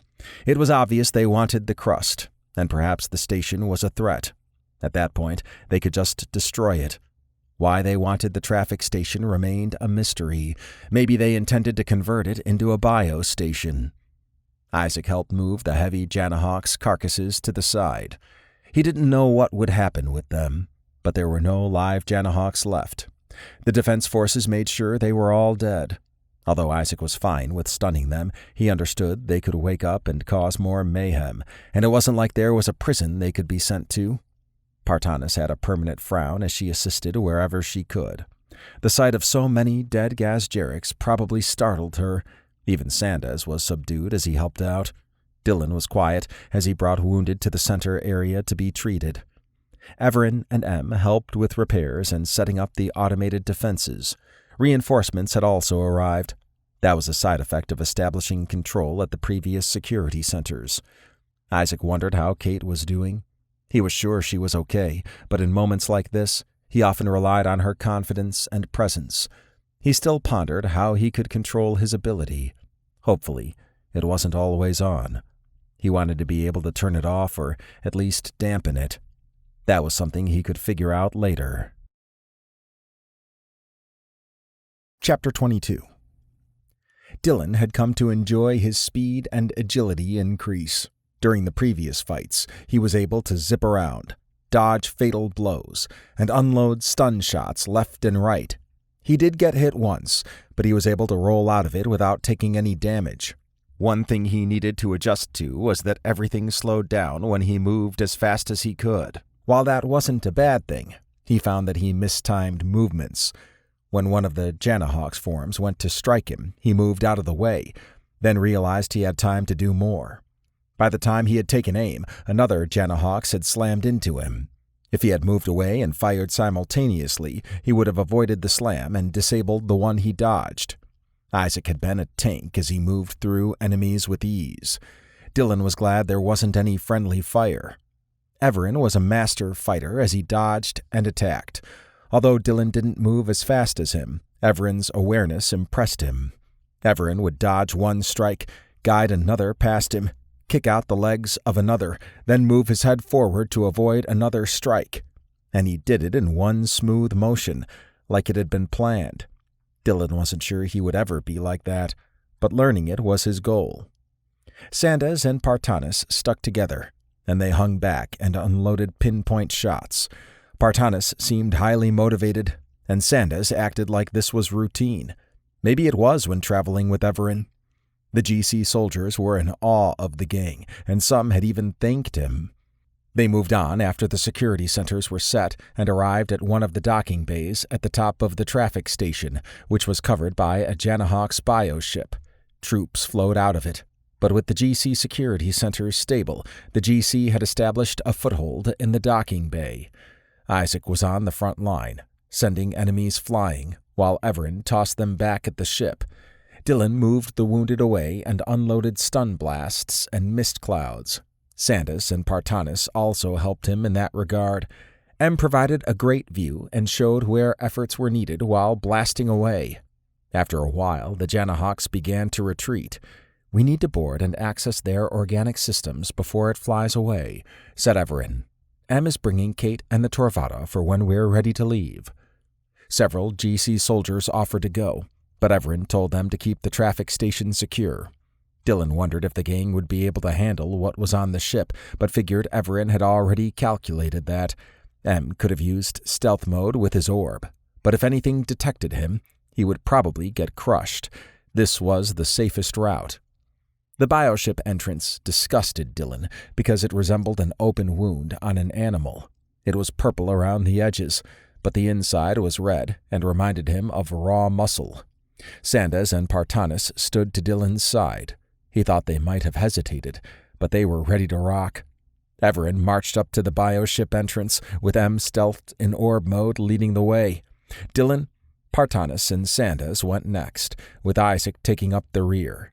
It was a good formation, and Dylan didn't think anything could take either Isaac or Evaran in straight-up combat. That freed up the others to unload stun shots. Dylan grimaced as they entered. The hallways were made of flesh and bones, and there were yellow bubbles interspersed throughout. Illumination was provided by pulsing red strands resembling blood vessels. Per M, the bubbles were to feed the forms, but they resembled giant pimples. The ground was mostly some type of armor, but there were open spots that exposed flesh. This was the weirdest ship he had ever seen. He stumbled when it vibrated. "The ship is trying to leave the traffic station," said Evaran. "We'll most likely still be on it when it does. M is keeping pace with the Torvada and will pick us up from the Rift Crystal Room." Dylan examined the pop-up of the ship layout in his ARI. It was obvious the Torvada had done a deep scan. The path to the room with the giant Rift Crystal was not too far away, but he was still unsure how they would access the organic systems. Evaran didn't seem concerned about that, so he probably had a plan. They entered a corridor that had several of the lanky forms with cleaver arms. Evaran dodged a strike, then kicked the attacker back into the others. Dylan fired a mist beam, which enveloped the area, making it easy for Sandas and Partanis to light it up. After confirming the enemy was defeated, they continued on. They reached a large concourse with tunnels leading off to places unknown. Evaran surveyed the room. "I sense movement, but it's in the walls, floor, and ceiling." "Oh, that's great," said Dylan. "You think they'll pop out once we cross?" "Let's find out." M, project us walking through." Acknowledged. Dylan grinned. He wasn't sure if whatever was outside the room would take the bait. His question was answered when thick vines erupted from the ground, sides, and ceiling to converge on the hologram. Once they passed through it, the vines retreated. "How are we getting past that?" asked Partanis. "Hug Isaac tightly," said Evaran. "Huh?" "Sandas, you and Dylan as well. Isaac will grab onto me, and I'll use my grappling beam to pull us across." "Oh," said Partanis. "I thought perhaps showing affection in a hostile situation was a human thing." "You can hug me if you wish," said Evaran. Partanis bear-hugged Isaac from the back. "Isaac is hug-worthy." Dylan latched on to Isaac's side, and Sandas got the other. Evaran stood in front of Isaac, and once they were connected, Evaran fired his grappling beam. The team whooshed across the concourse. The vines snapped out at them, but were too slow. After landing on the other side, they continued on. Dylan peeked back at the concourse of death. He doubted anything would survive that, but it showed the ship had some internal defenses. The use of a grapple beam hadn't even crossed Dylan's mind. He figured if he had to get through by himself, he would run, but that wouldn't help the rest of the team. He snapped out of his thoughts when Isaac laid a hand on his shoulder. Evaran, Sandas, Partanis, and Em were a bit ahead, so he hustled to catch up. Being caught alone on this ship was not something he wanted to experience. After fighting several forms, they reached a large, round room. In the center was a massive rift crystal supported by a bone structure. Fleshy tendrils connected the crystal to various scab-like ports on the ceiling. However, it was the large, spherical ball of armor in the back that caught Dylan's eye. Per M's scan, there was a brain of some type in there. Evaran marched fearlessly into the room toward the crystal. Once he arrived, he unleashed the nanobots from his PSD, which began to dismantle the crystal, causing the ship to shake. He placed his Universal Interface Card, or UIC, on the armor ball, which turned red. Dylan couldn't comprehend the flow of data streaming across a data window in his ARI, but there was a good chunk of information. He paused, thinking he heard heavy movement. Perhaps it was the ship. His fears were realized when swarms of Janahawks forms of all types swarmed out of the various hallways. Get the Torvata here, said Evaran. Everyone else, form up around me. Dylan gulped as Evaran and Isaac stood out at a 45-degree angle from the armored ball. Dylan, Sandas, and Partanis stuck close to the ball, while M floated above and shot stun beams. Dylan's ARI showed the Torvata was angling itself to burst through a gas sac into the room. That would cause a tear into open space, but everyone had space-worthy suits. It could probably extend its shield enough to cover the breach. He was sure if he thought of that, then Evaran and M had already. The question was how long it would take the Torvata to get there. The first creatures to arrive were easily repelled by Evaran and Isaac, and Dylan focused on the ones coming from the right. Sandas and Partanis took the other side. Dylan cringed at the sheer wall of Janahawks rushing at them. As powerful as Evaran and Isaac were, some of them would get through. He backed up with Sandas and Partanis as the wave crashed hard against Isaac and Evaran. Some attackers broke through. Dylan and the others concentrated their stun beams, downing them, but their bodies impeded movement. A loud bellow erupted from everywhere. Dylan checked on the Torvata and saw that it had melted through the gas sac, which had ignited. The Torvata would need to go through some bone structure before reaching the room. They just had to hold on until then. Partanis shrieked as a Janahawk's form jumped from behind and impaled her leg. Isaac rushed over and backhanded the monster into the encroaching swarm. He stood over her while shield bashing and punching anything that got close. Dylan moved to assist, but was slammed into the armored ball by one that got by Evaran, who was single-handedly keeping the majority at bay. Dylan breathed hard as he struggled to stand. Evaran moved back, and the group reformed around him. Isaac stood back-to-back with him, while the others pressed against the crystal ball.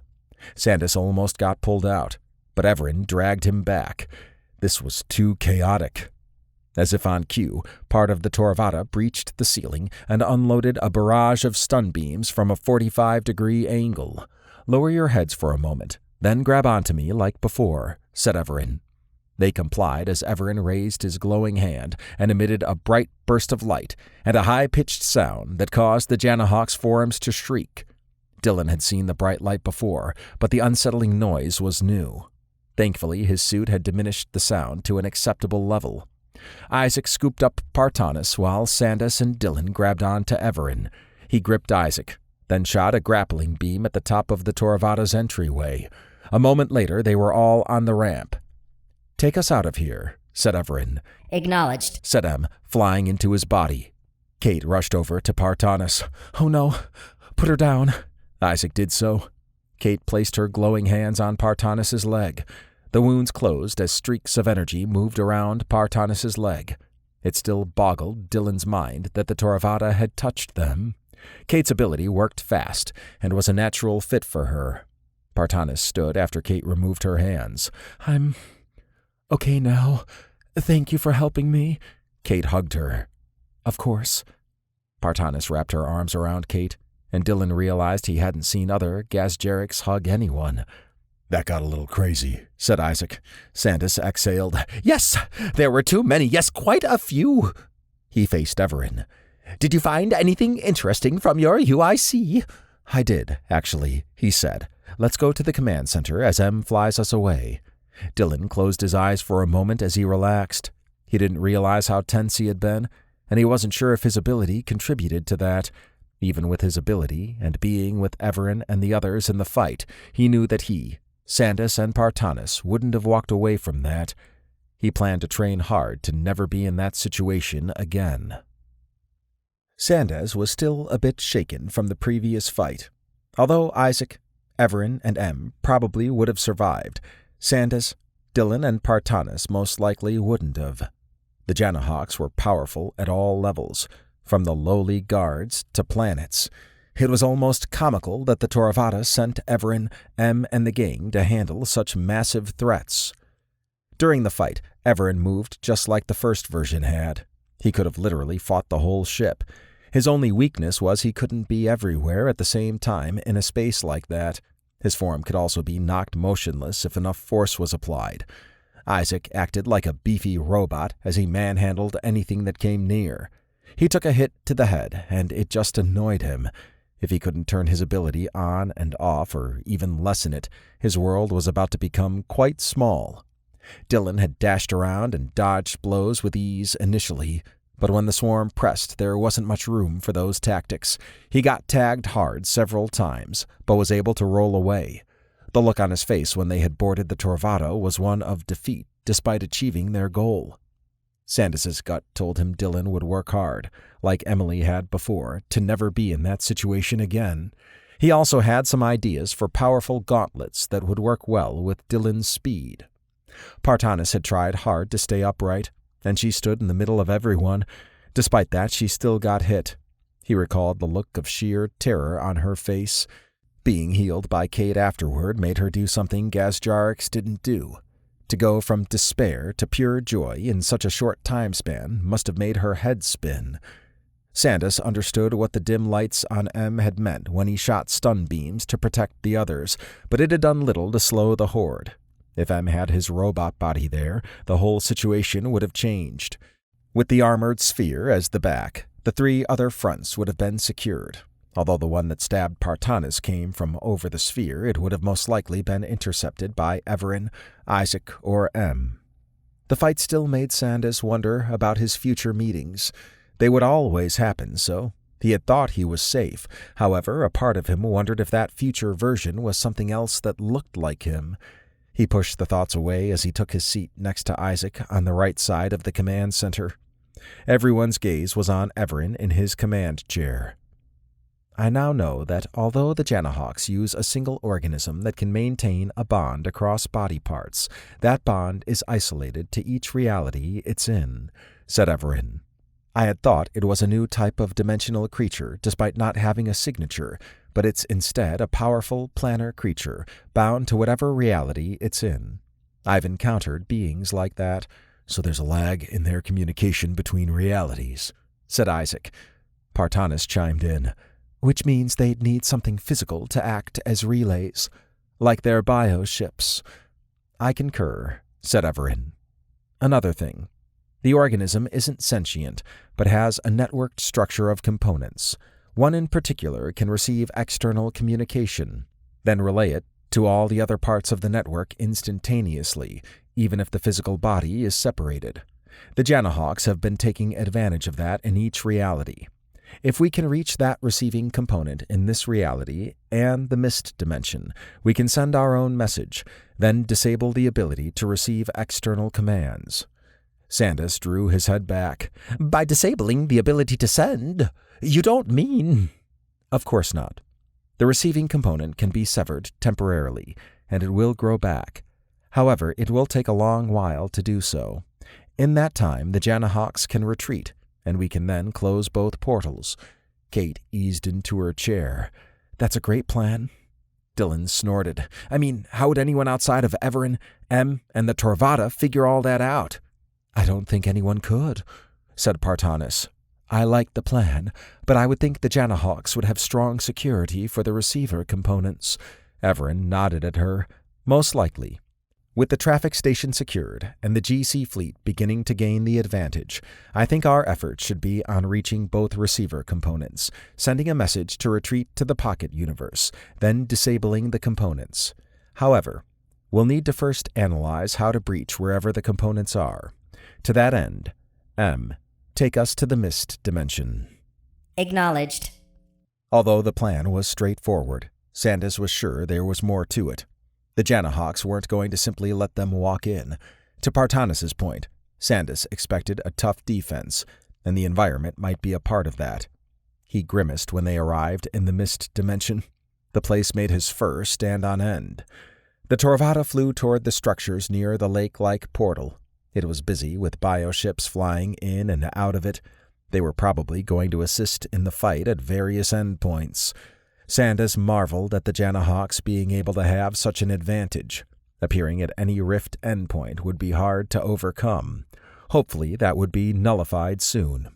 When they reached the portal with structures around the edges, the Torvada began a deep scan.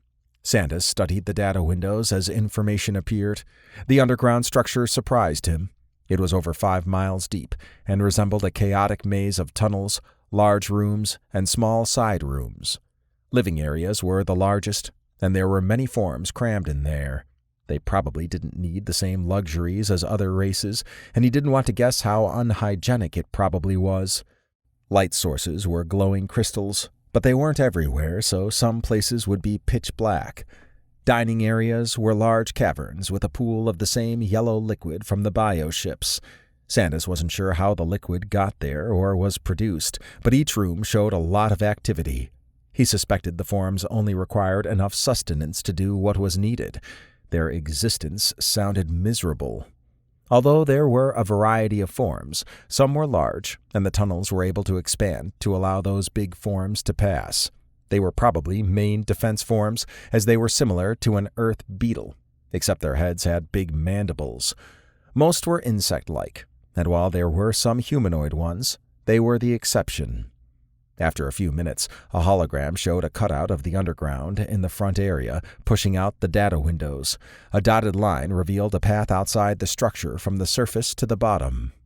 The receiving component is in a large chamber at the bottom of the underground structure, said Evaran. There's also a Janahawk's form encompassing it. The Torvada can use the outlined path to get to the bottom, then use its nanobots to form a tunnel to the chamber. Like the bioship, I expect any intrusion will garner a quick response of forms that will swarm the area. Won't the Janahawks notice the hole we're going to create? Asked Isaac. Yes, and that's why the Torvada will do a controlled descent. It can fill the hole above it as it goes down, said Evaran. Got it. Kate furrowed her brow. And once down, we only need to get to the form and disable it. M chimed in. Yes. Since the Torvada can get close, we can use its nanobots to form a tunnel up to the chamber, as Evaran mentioned, so we only need to focus on reaching the form and silencing the receiver component. Why not just form a tunnel all the way up to the form and create a bubble around it? Asked Dylan. That'd be a lot safer, said Isaac. Unfortunately, the Torvada has a range limit on its nanobot usage, said M. It has only reached its limit a few times, the most notable being when it built a replica of a compound into a mountainside. Sandas chuckled. In other words, the Torvada wants us to work for whatever we're doing. Dylan snorted. I guess so. That would make things a lot easier, though. Why can't we get closer, then? That would cause a structural breach that could collapse the area, said Evaran. While that wouldn't be an issue for the Torvada, it would potentially cause many deaths. Nonetheless, it can get us close. Then how do we disable the receiving component when it's inside whatever form? Asked Partanis. A good question. I can disable it if I can reach it, but the multipod Janahawk's form may make it challenging. For this short trip, Sandas and Partanis will stay inside the Torvada's shielding and focus on stunning what they can. Isaac can use his bubble shield while we move. I'll take point, and M will have the rear. Kate and Dylan will stay in the bubble and stun anything that gets close. Is everyone clear on the plan? Let's do it, said Dylan. Sandas admired Dylan's conviction. He had thought Dylan might have said, "Let's do this," something Emily used to say. Partanis's face softening and her easing into her chair made Sandas think she was relieved. Considering she had been stabbed in a similar situation, her reaction was appropriate. The Torvada moved to a location outside the portal and the structures that ringed it, then burrowed into the ground. The rift crystals lit up as the Torvada descended. That was probably how it handled heat transfer. It still boggled Sandas's mind at all the Torvada could do. He had heard it referred to as the silent member of the gang, and with a Cyrillus echo bouncing around somewhere inside that even talked to him, that made sense. After 20 minutes, they reached the bottom outside the underground structure. Everyone assembled on the ramp. Sandas was mesmerized by the Torvada's nanobots flying into action as they began creating a tunnel ahead. The tunnel was shaped like a dome. It was large enough for 2 people to walk side by side. Once it had enough space, Sandas followed Evaran into it.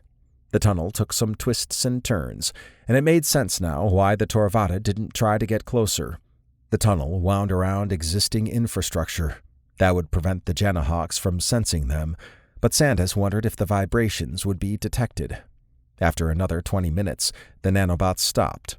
Evaran gestured at the crystal wall in front of them. "Once through here, we'll be in the main chamber. Is everyone ready?" Kate shrugged. "As much as we can be." "Yep, what she said," said Isaac. Partanis smiled. "Sandas and I will keep them off you." "Very well," said Evaran. Although Sandas thought maybe a break was in order, he wanted to take down the Janahawks. He flashed a toothy grin. "Let's do this!" Chapter 23.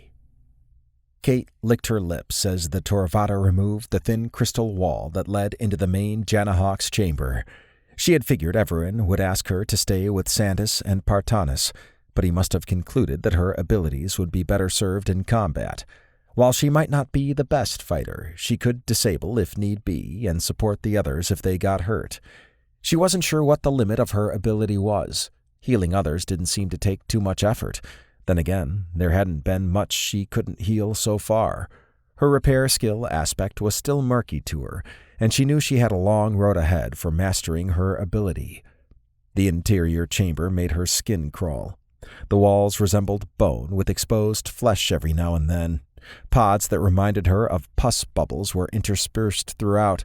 Vein-like objects were everywhere, particularly on the ground and walls.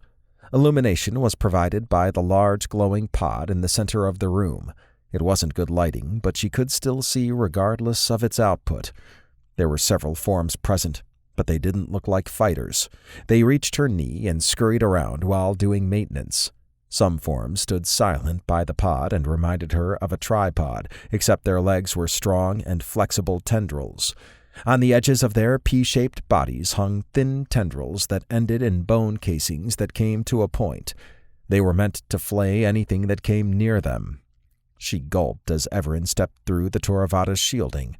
The response was immediate as workers fled the scene, and a deep growl filled the room. The pod defenders assembled in the direction the gang would be going, and footsteps echoed from the hallways. "Let's move," said Evaran. She formed up with Dylan and Isaac, with them behind them. Evaran's sprinting indicated the seriousness of the moment. Normally he would walk, but time was of the essence. She jumped when stun beams rang out behind her. Sandas and Partanis had hit forms coming from a hallway nearest the gang. The forms were not new to her. They were the praying mantises with cleaver arms, which seemed to be a theme. There were smaller ant-like ones the size of dogs that swarmed out of a few places. Their mandibles were large and could easily chomp off body parts. The first forms were easily dispelled by Em and Isaac. It was good to have Em back in his robot body, and with 3 tanks in the group, Kate felt better about the situation. She wondered if she could heal Em if he was injured. Probably his robot body, but she doubted she could do anything with his orb. Hopefully she would never have to find out. As they progressed, the waves of enemies got closer. Dylan's speed enabled him to shoot almost non-stop, and several times Isaac had to nudge him to keep going instead of stopping and firing. Kate blasted a few, but it didn't seem to make much of a dent. By the time they reached the central pod, it would be a wall of armor, flesh, mandibles, and cleaver arms. When they reached the pod, Evaran used his nanobots to open a hole inside. Kate grimaced at the vile interior. Bones were arrayed in a chaotic pattern, with blobs of yellow flesh at junction points. Green goo covered everything, and the path to the receiving component was through a solid wall of vine-like muscles anchored to the bones. She didn't know where the form started and ended. Evaran pointed at the breach after they stepped inside. "Isaac, M, hold this spot. Don't let anything in." Isaac formed his shield and placed it against the interior, while M helped support him. "You got it," said Isaac. Kate warmed up when he flashed her a thumbs up. He really liked his new abilities, but his concern about interacting with others without hurting them was valid. She had offered to help him learn how to touch and see if he could control it, but his eagerness caught her off guard. He had joked that he was okay with touching, and they had laughed, but a part of her wondered if there was more to it. Now was not the time for those thoughts, but it was hard to avoid. Evaran had formed an energy blade and hacked his way forward. Kate figured the nanobot's commitment to not hurting living organisms was in play, and they were inside one. She peeked back at Isaac and M, who held down the hole. The Janahawks furiously attacked Isaac's shield, but due to their size, they wouldn't be able to mass push in, unless there was something that could. She shuddered at the thought. After 10 minutes, they reached a large open area. A green rift crystal pillar stood prominently in the center, and thick vines covered most of it. Per her ARI, the receiving component was inside the crystal. The calm, compared to what was outside the pod, jarred her. It made her think some other defense was lurking around. Her ability showed green lines under the crusted, port-like openings on the ground. She was sure if she detected that, then Evaran did too. He avoided them as he approached the pillar. When he reached it, he unleashed his nanobots to clear away the crystal. The ground came alive as massive tentacles burst through. Dylan dodged them while Evaran faced them. Kate stuck close to Evaran and fired stun beams, which caused the tentacles to pause each time they were hit. They were long and cumbersome, and that would probably allow Dylan to evade them forever. He had been grabbed by one, then released after he hit it multiple times with his stun baton. 6 tentacles went for Evaran, who dodged all but one. It gripped his leg and yanked him, allowing the others to wrap around him and pull him into the air. Kate's heart thundered as she clutched one of the tentacles and made its green lines turn yellow. It released its hold on Evaran and retreated back into the ground. One had grasped her leg, but she did the same touch, and it withdrew. Evaran's hand glowed as he touched the tendrils around him. They let him go, and he landed next to her. "There's too many," said Dylan. "Kate, form your flying unit around you and Dylan for a moment," said Evaran. She wasted no time in complying. Although the unit was now fully grappled by the tendrils, they were safe for the moment. Evaran had marched into the gaps left by the dissolved crystal. The receiving component reminded her of a skull, except it was in a goo encased in spiky armor. Evaran spoke to the component, telling the Janahawks to retreat to the pocket universe. He then used his glowing hand to touch the 6 veins holding it in place, making the spiky shell drop. A thick tentacle reached in and yanked Evaran out. "We have to help him," said Kate. She shared a look with Dylan, then dropped the flying unit structure. She marched over to the tentacle that had grabbed Evaran and touched it. It released Evaran and recoiled. She was tired of being scared, and it was like a wave of energy swept over her. Any tendril that grazed her withdrew as she and the others ran back to Isaac and M. Even the ground reacted to her new state. Everywhere she stepped caused the vein-like tendrils to move away. Anything that touched her went from green to yellow, and if she wanted to, she could have probably done red. She wasn't sure what type of damage that would cause, but seeing Evaran in danger had triggered something in her. He put everything on the line to help others and was the most powerful of the group. He rarely asked for help, but gave it to others without hesitation. She had been a liability, along with Isaac, but this time was different. She could make an impact, and that sensation swept through her like a tornado. Dylan's shocked face snapped her out of her state. They had reached the edge of the interior and were about to enter the hacked patch Evaran had carved earlier. Even Evaran stared at her as if trying to understand. She peeked back and briefly examined the path of tendrils retreating underground. They wanted no part of her. They met up with Isaac and Em just as they went flying back. A monstrous form the size of a small house had burst in. It had huge tusks and didn't seem to care about damaging the pod. Isaac got back up and slammed into it with his shield, knocking it back. Em was mobbed by smaller forms that slipped in through the larger hole. Sandas and Partanis fired non-stop to clear a lane, which the group took advantage of. "Hold that big one in place," said Kate. Isaac put his shield out, and Evaran and Em put their support behind it. The abomination charged again, but was stopped this time. Kate nodded at Dylan, who provided cover as she slipped around the shield and touched the creature. She made some green lines yellow and others red. The monster howled and backed up, shaking its large head, which cut down any Janahawk's forms near it. Isaac waited until everyone was together, then served as a lead blocker for the group as they made their way toward the Toravada. Evaran and Em covered the rear. Although the swarm pressed hard, Kate was able to mix in shooting stun beams and touching anything that got too close. Evaran was a master combatant as he flipped around, kicked, hit, and knocked away attackers. Em held his own, throwing and shocking anything he could reach. Dylan stuck close to Kate and provided support. Sandas and Partanis unleashed a hail of stun shots everywhere to provide cover. They burst into the tunnel. It closed behind them and continued to do so as they ran through it. Kate wouldn't feel truly safe until they reached the Toravada, but nothing was going to enter the sealed tunnel behind them. Her head throbbed, and she grimaced as her body shuddered.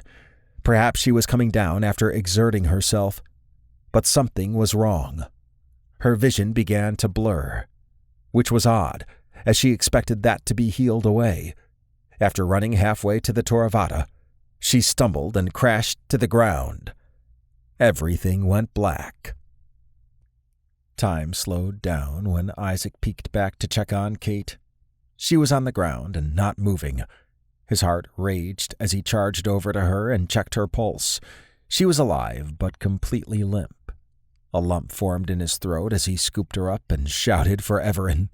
After a quick scan, it was revealed that her universal energy was in flux. Evaran mentioned she had exerted herself to the point that anything touching her backed away. They wasted no time in getting her to the medical lab. Isaac concentrated on the holographic body layers that formed over her. Evaran and Em attached some tubes to her. One layer showed exotic energy distribution, and it looked like it was going crazy. "What's going on there?" he asked. Evaran rubbed his chin. This is the first time her universal energy has been used to this extent. It's trying to find an equilibrium with her body.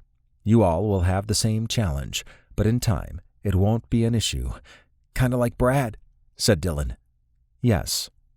Isaac had heard Brad Washington, a member of Inspector Dalton's team and a close friend of Dylan's, had issues with using his expanded abilities.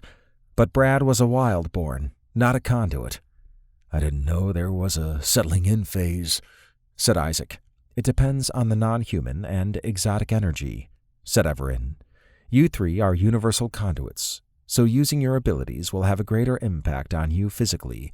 Finding that balance is important, as is giving time for your universal energy to truly sync with you." Dylan scrunched his face. "Maybe we can simulate that in the hollow room. Don't want that happening like where we just were." "I concur. Kate will be fine in about an hour based on the fluctuations I'm seeing." Isaac furrowed his brow. "She must have really pushed it inside that pod. I didn't see any of that, but I'd like to watch the video when we have time." "I'll make it available to you," said Em. Isaac laid a hand on his shoulder. "Appreciate that." Em's lights glowed a bit brighter. "Acknowledged." "Well, one reality receiver component has been silenced. I guess it's back to our reality to handle that one," said Isaac. "Yes, the receiver component in our reality is aboard a massive bioship," said Evaran. "We have its location from the data we retrieved from the bioship that attacked the traffic station. This one will be tougher than what we just faced, but I don't want to enlist any additional forces. The GC has enough to deal with." "Having the Janahawks retreat will have the biggest impact. The GC would most likely ask you to do what we're planning already," said Partanis. "I believe that as well. Em, Take us to that bioship, then jump back a few weeks and begin a deep scan. Once we have a plan, we can jump to the present and execute it." Acknowledged. Isaac was glad they would have a breather. While he was able to handle whatever was thrown at him, he did notice some areas of his new ability he would need to address. One thing that annoyed him was when one of the creatures that was torn up by the monstrous one left parts strewn across his helmet. When he went to wipe it off, he almost cracked his faceplate. That would be lethal in most cases. Another incident occurred when he pulled M clear from being speared by one of the large tusks of the big creature. Thankfully, M was equally tough, but if it had been anyone outside of him and Evaran, they'd be missing an arm. And now he understood if he pushed himself to his limits, he would crash like Kate shortly afterward. He hoped he could trigger that in training versus a real-life situation. Everyone took a seat. It showed the bond Kate had with everyone and reinforced his view that this was his family. They watched each other's backs and got along, a rarity in his experience. He had seen that type of bond in military units before, but he couldn't recall a family that all got along. Although Isaac hadn't sensed the Toravada move, his ARI showed they had arrived at the Janahawk's bioship, jumped back in time, and started the deep scans. The ship was as Evaran had described it. It was the size of a small moon and had an odd design. Although it had the skeleton of a humongous whale-like creature, inside was a massive, rhombus-shaped, fleshy body with tendrils anchoring it. Most of the interior bones were covered with some type of fleshy material, and smaller pods were suspended in the gaps between the bones. There was some technology, especially in regard to the propulsion aspects, but he suspected this was not meant to move too often. They had flown to a rift endpoint that was not marked on the GC Galactic Rift Network. The bioship floated in deep space, with the nearest planetary system being 2.3 light-years away. Small amoeba-like clusters flew in and around it. The hair-like follicles that lined some bones made his skin crawl. This was yet another crazy-looking ship. Sandas grunted. "That ship looks like the decomposed remains of a Galtrin." M glanced at him. Although that species of space-based animal may not be out here, I agree with your assessment. For everyone else, a Galtrin would be comparable to a blue whale. "I'd like to see that at some point, but that ship is nasty-looking," said Dylan. Partanis paused. "I don't know what a Galtrin or blue whale is, but I agree that the ship is disgusting." Evaran interacted with his ARI, causing a hologram of the vessel to appear. The receiving component is in a similar pod structure. However, to reach it, we'll need to fight our way through the underbelly. "Wish the Toravada could just burn through to it," said Isaac. "It would make things easier. If it wasn't a living organism, that would be viable." Isaac eyed him. "It had no problems bursting through a gas sac and bone to get to us before. Yes, but those weren't vital parts of the organism," said Evaran. "Those can be repaired and healed in time, whereas leaving a trail of broken bones and body parts deep into the ship and in space would most likely cause its death. Also, there's gas all around this ship and not in a contained sac that would explode outward. An ignition here would cause a fireball and incinerate everything." "I get it," said Isaac. A dotted line weaved around the hologram. Evaran singled it out. "We can land in the closest docking bay, then head for that chamber." "Can we use the tunnel approach again?" asked Dylan. Evaran shook his head. "The Toravada can't be anchored in the bay. Any movement would cause the tunnel to move, which would cause extensive damage to the ship and potentially force us to work without gravity. The Janahawk's forms are well suited for space combat." Dylan frowned. "That would be very rough, indeed. As we're in the past, take some time to relax. When Kate is up, we can see where she's at, then begin our incursion. Perhaps we can have dinner first." Isaac walked over to the matter replicator. "I'll eat here." "Same," said Dylan. Sandas hopped up. "When in Kreegis." Partanis studied the others. "I'd like to watch what happened inside the pod." We can do that as we eat, said Em. "I'd like that," she said, standing. "I'm not hungry, but I'd like a cold drink." Isaac got a bowl of broccoli cheese soup and sat. He was also curious about what happened inside the pod. More important to him was what Kate did to get herself into this spot. Despite the somber mood of the room, Sandas's teasing Dylan lightened the moment. Even Partanis had cracked a grin at their goofiness. Isaac eased back into his chair as M projected the events from Evaran's chest perspective. Chapter 24. The video M projected was a different view into how Dylan's ability appeared to others. He had streaked around while hitting enemies with his stun baton and blasting any that were some distance away. There were several instances where he could have done better, and he made notes to focus on those areas when he had time. When Kate had turned into a walking thorn bush that nothing wanted to touch, her face had changed. It became emotionless and stone-like. Her hands whipped out at anything that touched her, and she even smiled a little when she hurt something. It was like a dark version of Kate. However, Dylan suspected the smiling was due to protecting the group and enjoying the feeling of power. At least, he hoped so. Everyone's reaction to Kate was one of surprise, minus Evaran and M.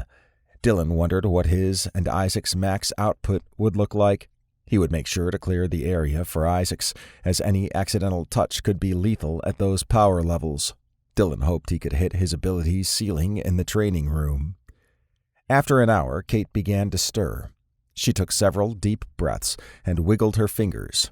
The room went silent as she rose up, then swung her legs off the side of the slab. "What happened?" she asked.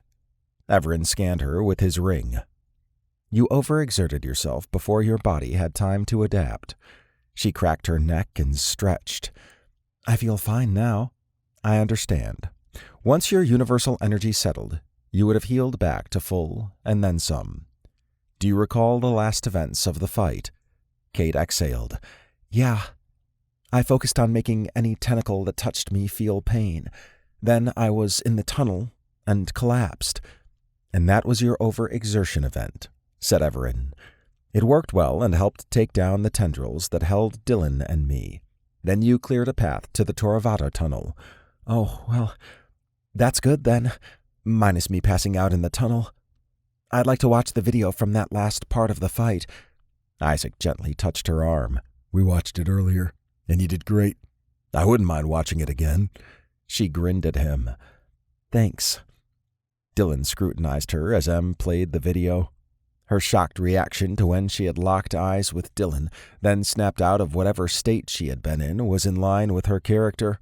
She even recoiled at some parts. It was obvious she hadn't been aware of how she had acted.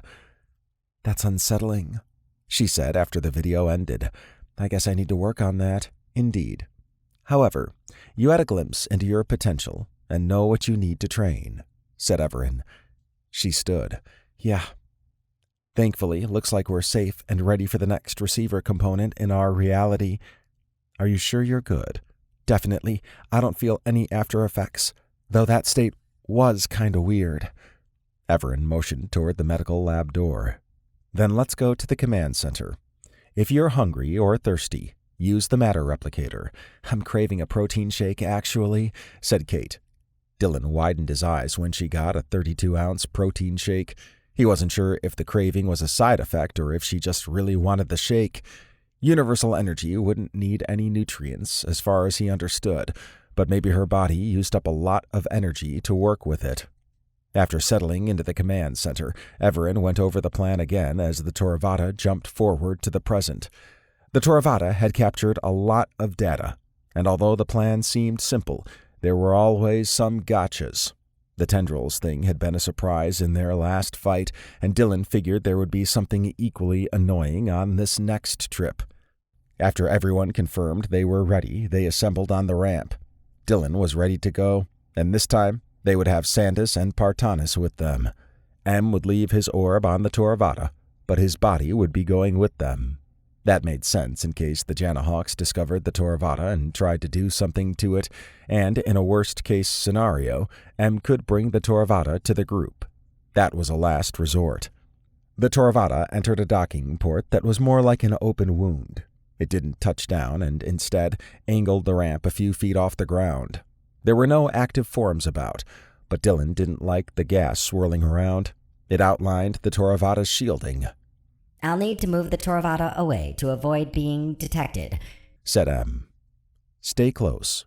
We may need to reroute our escape, said Evaran. Acknowledged.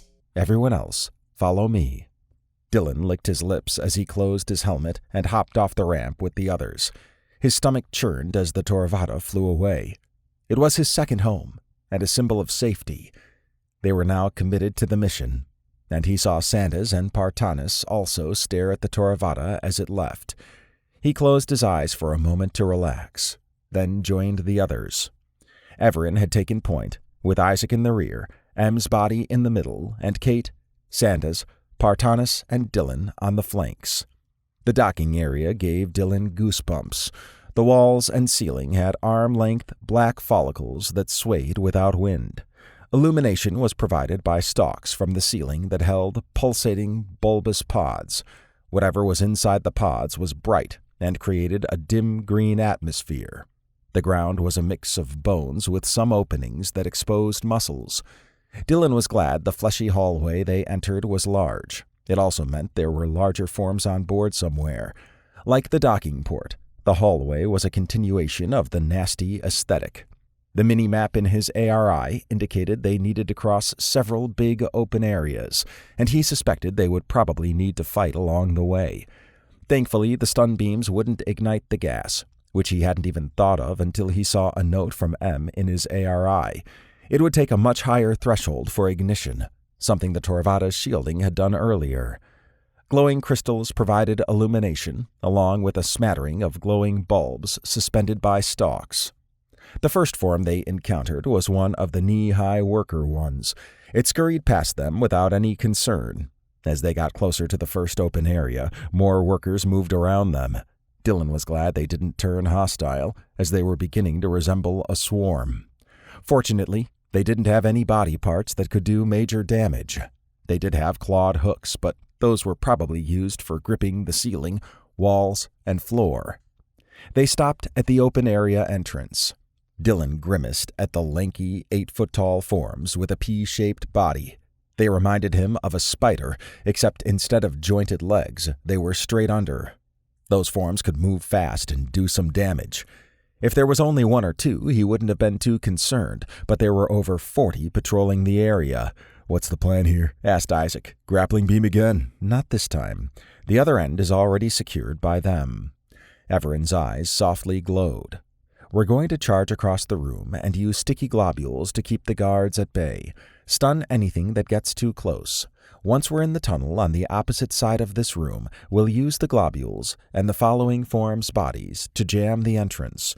"Won't that also prevent us from using the hallway later to escape?" asked Kate. "Yes," said Evaran. "M will reroute the Toravata to a nearby location we can reach. Is everyone ready?" Dylan's pulse quickened as Evaran charged ahead. They made it a quarter of the way before the guards responded. Dylan aimed his sticky globules at the ground on the right side. M joined him, and the guards got caught up in it. Isaac and Kate ensured the left side was covered. Sandas and Partanis assisted in downing anything that got past the globule lines. Evaran was like a bull that tossed guards away as if they weren't there. Dylan wished he had that type of strength, but he was okay with having good speed. At the halfway mark, the room had become a frenzy. The guards clawed through their own to reach the group. Some tried to hop over the stuck guards, but they were covered in globules, adding them to the rising wall of bodies. Dylan gulped hard when a massive form, similar to the one they had fought before, charged Evaran. "M, take the group to the tunnel. I'll join you all shortly," said Evaran. Acknowledged. Evaran moved off to the side, which made the large form change directions. Dylan was in awe as Evaran jumped over it, then hit it in the back of the head. The creature growled and moved around chaotically, crushing and goring anything that got close. Evaran dodged blows from the oncoming guards and redirected them toward the large monster, which caused it to lash out. The distraction worked, and the group reached the tunnel. Evaran used his grappling beam to soar over the horde around him and landed behind the group. "Form the globule wall," he said. They moved inside the corridor and unloaded a wall of glue the attackers got stuck in. As the group backpedaled, the wall kept getting thicker and eventually stopped moving. "A messy situation, yes, very messy," said Sandas. "Unconventional, but good," said Partanis. Evaran waved forward. I think this pathway behind us is sufficiently sealed. Let's go. Dylan wondered if the stuck forms understood their situation. It sounded like a nightmare to be stuck and not able to do anything. Although he wasn't claustrophobic, that type of situation could challenge that. He spun around and followed the others. There were 2 more open areas, but they were smaller. He didn't think this was going to get easier now that the Janahawks knew they were there. M had moved the Toravada a safe distance away. He was in the hollow room and had recreated the environment as his body saw it. Although it wasn't as powerful without him in it, it was still strong enough for what needed to be done. He understood Evaran's caution in having someone aboard the Toravada. Sometimes it got unusual ideas. The sticky globules approach was not new to M, and it was something the first version of Evaran and the gang used often as a non-lethal approach. This version of the gang had done well in applying the glue everywhere, and Sandas and Partanis had no issues hitting anything that came too close. The group moved fast to the next area. No sticky globules were used in those fights, since it was close-quarters combat, and M had no issue with grabbing and shocking attackers. Isaac and Evaran also disabled the odd guard or 2. However, M had detected that the guards were coming through corridors the group had already passed. The second open area they encountered was packed with enemies ready to fight, and the tunnel they needed to reach was also secured. Partanis trembled. How are we getting past that? Evaran laid a hand on her shoulder, then pointed up at a 45-degree angle. We'll go over them. Notice there are no flying forms. Kate, use your flying unit. I'm going to cause a distraction, then I'll join you like last time. I can help you create a distraction, said Isaac. You'll be needed when the flying unit lands. I'll join you at that time. Dylan puffed his cheeks. This is wild. Indeed, said Evaran. M wanted to help like Isaac, but Evaran being able to fight without constraint was powerful in its own right. After Kate formed her flying unit, everyone boarded except Evaran. He walked out into the open area and raised his hand, which emitted a bright glow along with a high-pitched sound that caused the Janahawk's forms to shriek. Kate used the opportunity to move the flying unit high and stayed close to the ceiling.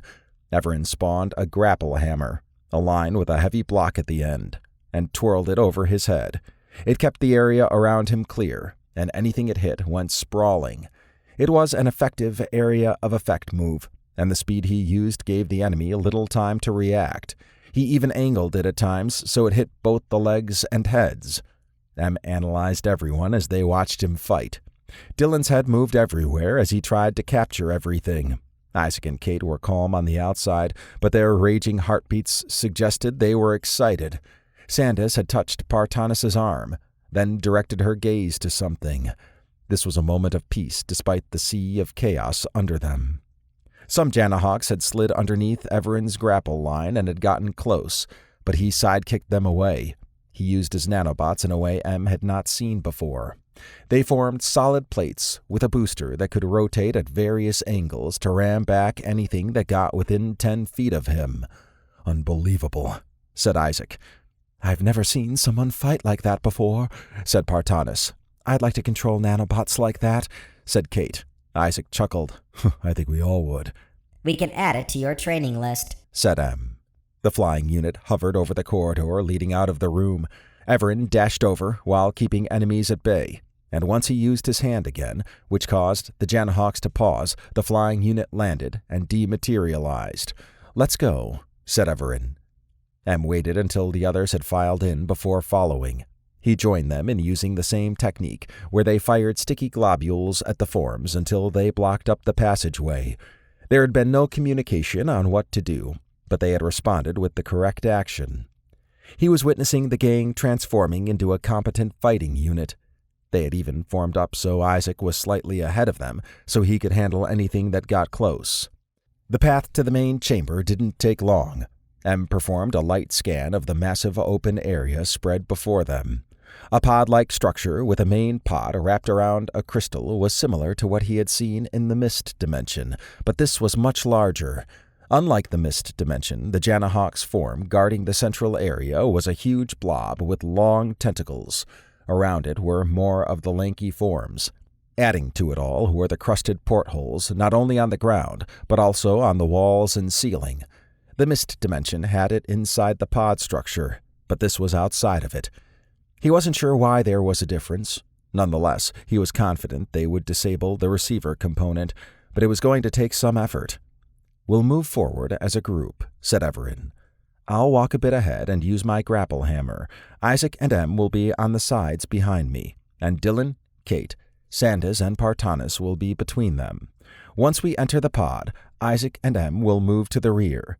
Then we'll disable the receiver component and move to the pathway on the other side of the room, which should take us to a nearby docking area. The Torvado will be there." Kate rubbed her arm. "Hopefully I don't revert back to that state I was in." Evaran examined her. "I don't think you will. You now understand how you got to that state, and I think you'll keep it under that level." "I hope so." "Okay, follow me, and stay a bit behind the path I'm going to create." Sandas and Partanis fidgeted with their stun pistols. Everyone, except Evaran, had body and facial cues indicating they were nervous. That was the right emotion to have, as the Janahawks had proven to be good fighters. They had decent tactics, and the forms adjusted as needed. Evaran moved out and used his grapple hammer to create some space. Once he had gotten ahead enough to create a clear path, Isaac and Em moved out at 45-degree angles until they secured the side positions.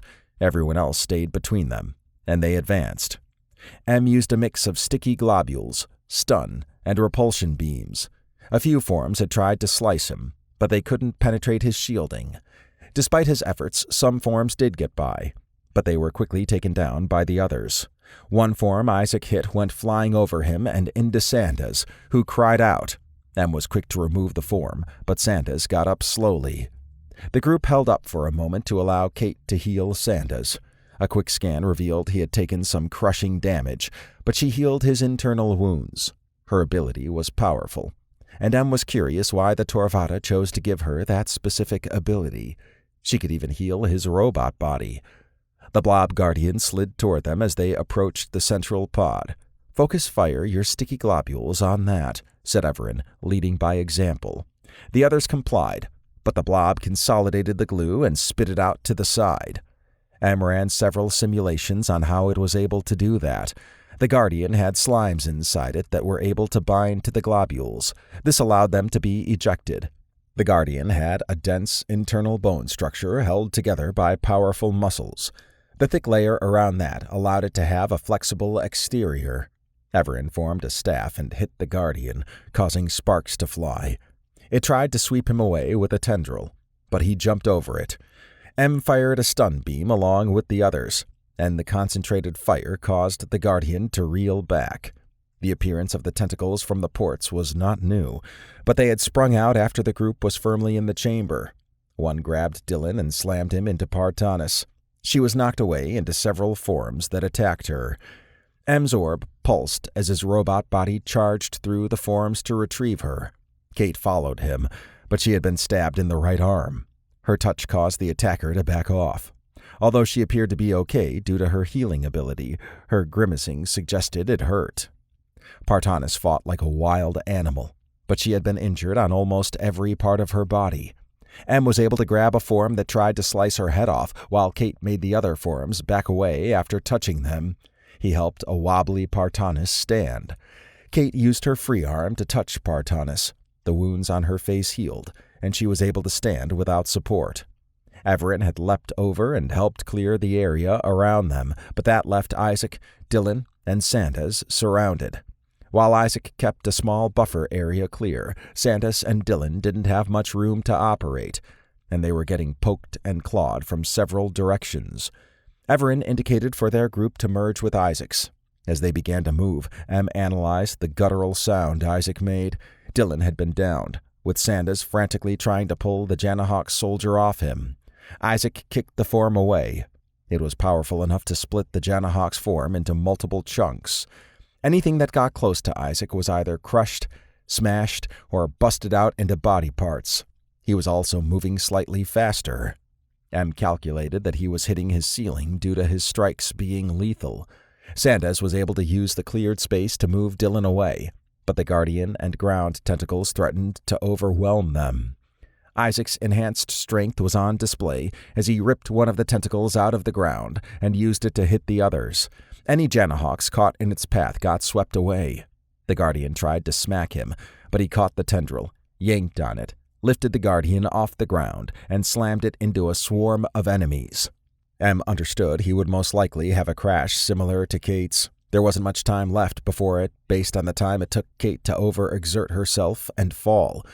Evaran took advantage of the situation by breaking off and using his nanobots to chew a hole in the main pod.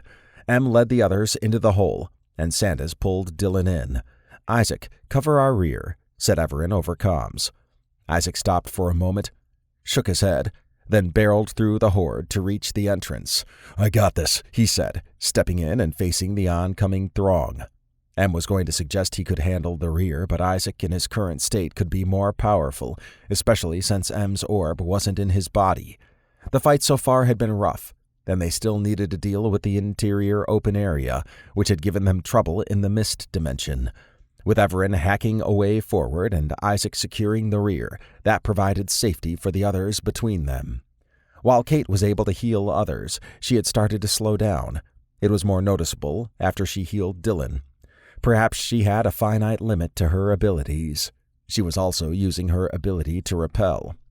Dylan, Sandas, and Partanis had all been hurt. Them had no doubt Evaran had already figured out a new plan. They'd be at the interior open area shortly, and Em was not sure of everything they'd face there. Sandas touched his throbbing cheek. Although Kate had healed him earlier, he had been knocked around since. Being short had its advantages, and he could often sidestep or roll back from an attack. However, the sheer numbers of foes made space he could use a premium. Kate moved slower after all the healing, and although he could use a touch-up, he wasn't going to bother her with that. The formation they were in was optimal. Evaran hacked through the heavy mesh of muscle-like structures that impeded their path. Behind Evaran were M, Dylan, Kate, Sandas, Partanis, and Isaac covering the rear.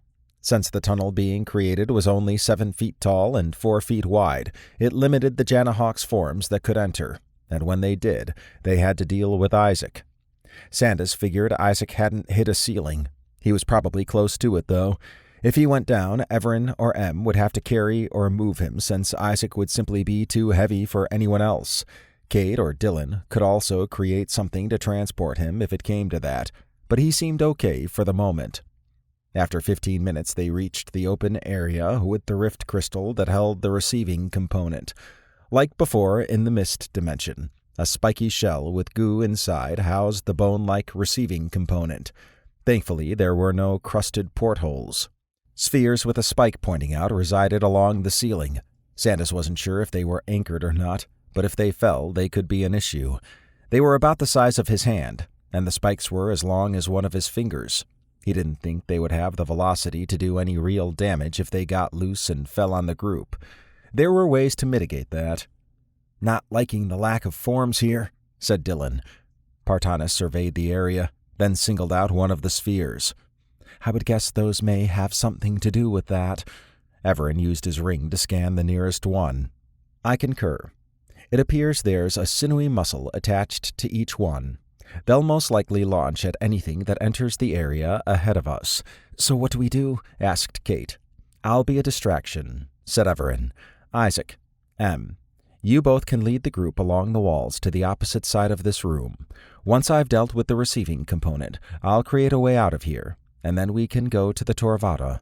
Sandas liked the idea, but he saw some issues. "We'll get pecked at, yes, very often." "I suspect you will, but Isaac's bubble shield will prevent any sudden strikes. That doesn't mean the spheres can't get in, but they'll need to enter it slowly due to the kinetic nature of Isaac's shielding." "We'll have some space to work with then," said Partanis. "Yes," said Evaran. "Okay. Is everyone ready?" "Let's roll," said Dylan. Evaran used his boosters to fly toward the crystal. The spheres shot out at him with blistering speed. Most hit the ground, then pulled back up and swayed in the air like snakes looking for a snack. "Come on, that's our cue," said Isaac, charging along the right wall. Sandas's pulse quickened as he gripped his pistol. Isaac's shielding stopped 4 spheres from breaking in with their initial strikes, but after they recoiled, they paused and moved through the shielding at a much slower pace. He fired a stun blast at one, which made it withdraw. Dylan got another with his stun baton after dodging one, while Kate and Partanis took care of the other 2. Unfortunately, it was like all the spheres understood how to get past the shielding. They no longer tried to shoot out at a fast speed. Sandas grimaced as the dozens of thick, veined, tubular muscles the spheres were attached to emerged from the ceiling and walls. They created a wriggling mass of death that focused on both Evaran, who had unleashed his nanobots on the crystals, and the others moving along the wall. The first spheres that entered the bubble shielding were easily dealt with, but now over 20 approached the bubble shield. Evaran was out in the open, dodging and flipping around while using a double-ended bladed staff to sever the spheres from their muscle support. Although the crystal was being dissolved, it would take some time before Evaran could reach the receiver component, but he was an effective distraction. Part of Sandas wanted to help Evaran, but he knew better. Evaran fought at his best when unconstrained from needing to protect or assist others. He was a whirling dervish as his bladed staff made quick work of anything that got close. One sphere wrapped around his legs instead of trying to spear him, and he did a scooping motion with his staff that freed him. Sandas stumbled to the ground as one of the spheres gripped his right arm and yanked him down. Another sphere joined in, and they tried to drag him out of the shielding. Isaac stepped on the 2 muscles hard enough to separate the sphere from the muscles attached to it. Sandas concentrated on the other spheres entering the shielding. He hadn't seen the last 2, and with enemies coming from all directions, it was hard to determine what to focus on.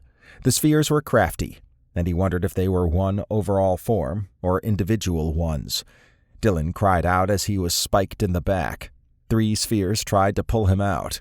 Isaac grabbed the 3 vines with both hands, then jerked hard enough to pull the connecting muscles out of the wall. Sandas grimaced at the odd shape of flesh and bone that anchored the spheres deep inside the walls and ceiling.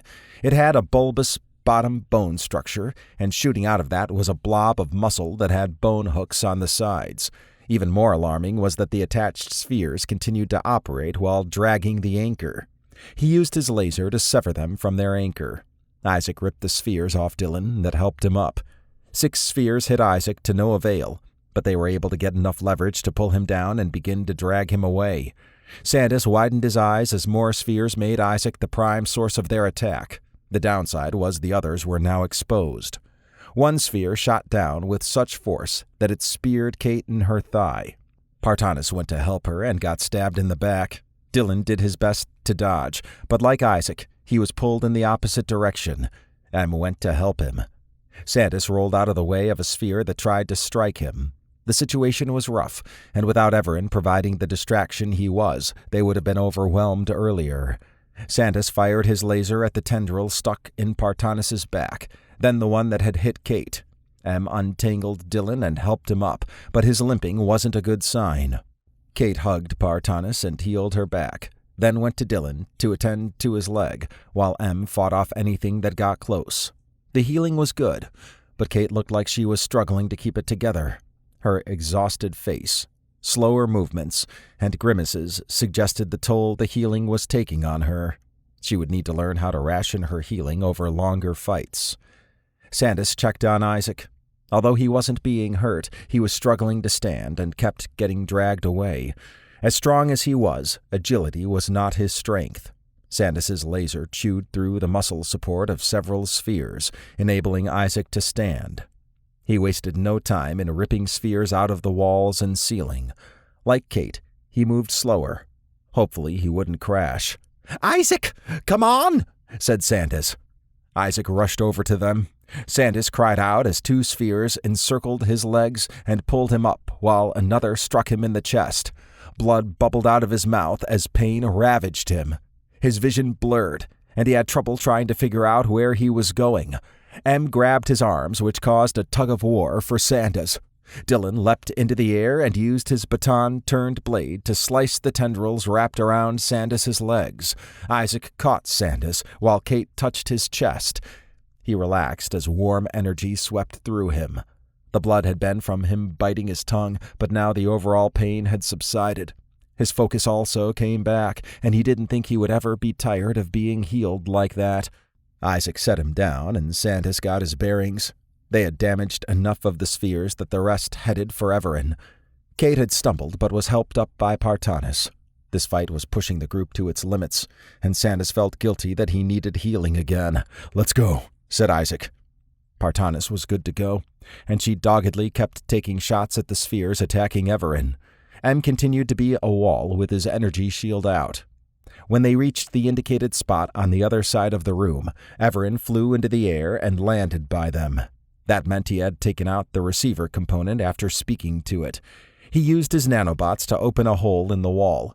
He marched in with his staff-turned blade and created a new tunnel.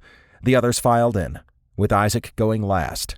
Sandas relaxed as they kept going. He never wanted to see those spheres again. They were dangerous, and if it had been a GC unit that marched in, they would have been annihilated. He didn't hear Evaran speak to the receiver component, but that was partially due to how fast he had been. One moment he leaned toward the spiky shell, and the next he had severed all the connecting tendrils. Silence reigned as they reached a hallway after 15 minutes. Sandas figured everyone was dealing with the situation. He thought they did as good as possible, but they might have been better served by just waiting until Evaran had done what he needed to do and then moved as a full group. He could have been overwhelmed in that case.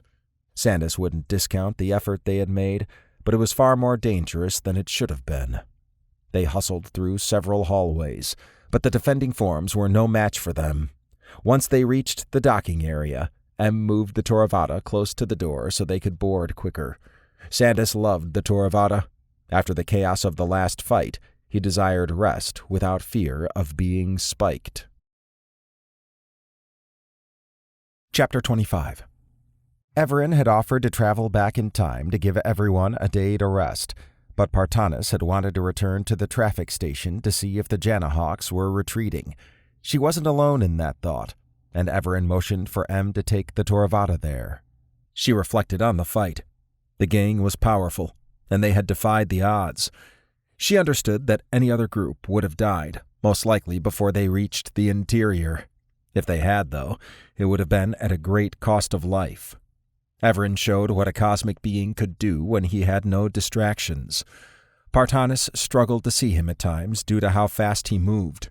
It was like the spheres had been striking at thin air, but she knew firsthand how fast they could move. In one sequence, he had spun in a circle, varying the angle of his staff, and it had sliced through 4 sphere tendrils. He then flew into the air, cutting off another 2. It was one smooth motion, and she understood how unique it was to see it. M had been a tank, and unlike the others, he hadn't been dragged away. Although he moved slower than the others, he had stepped up when needed.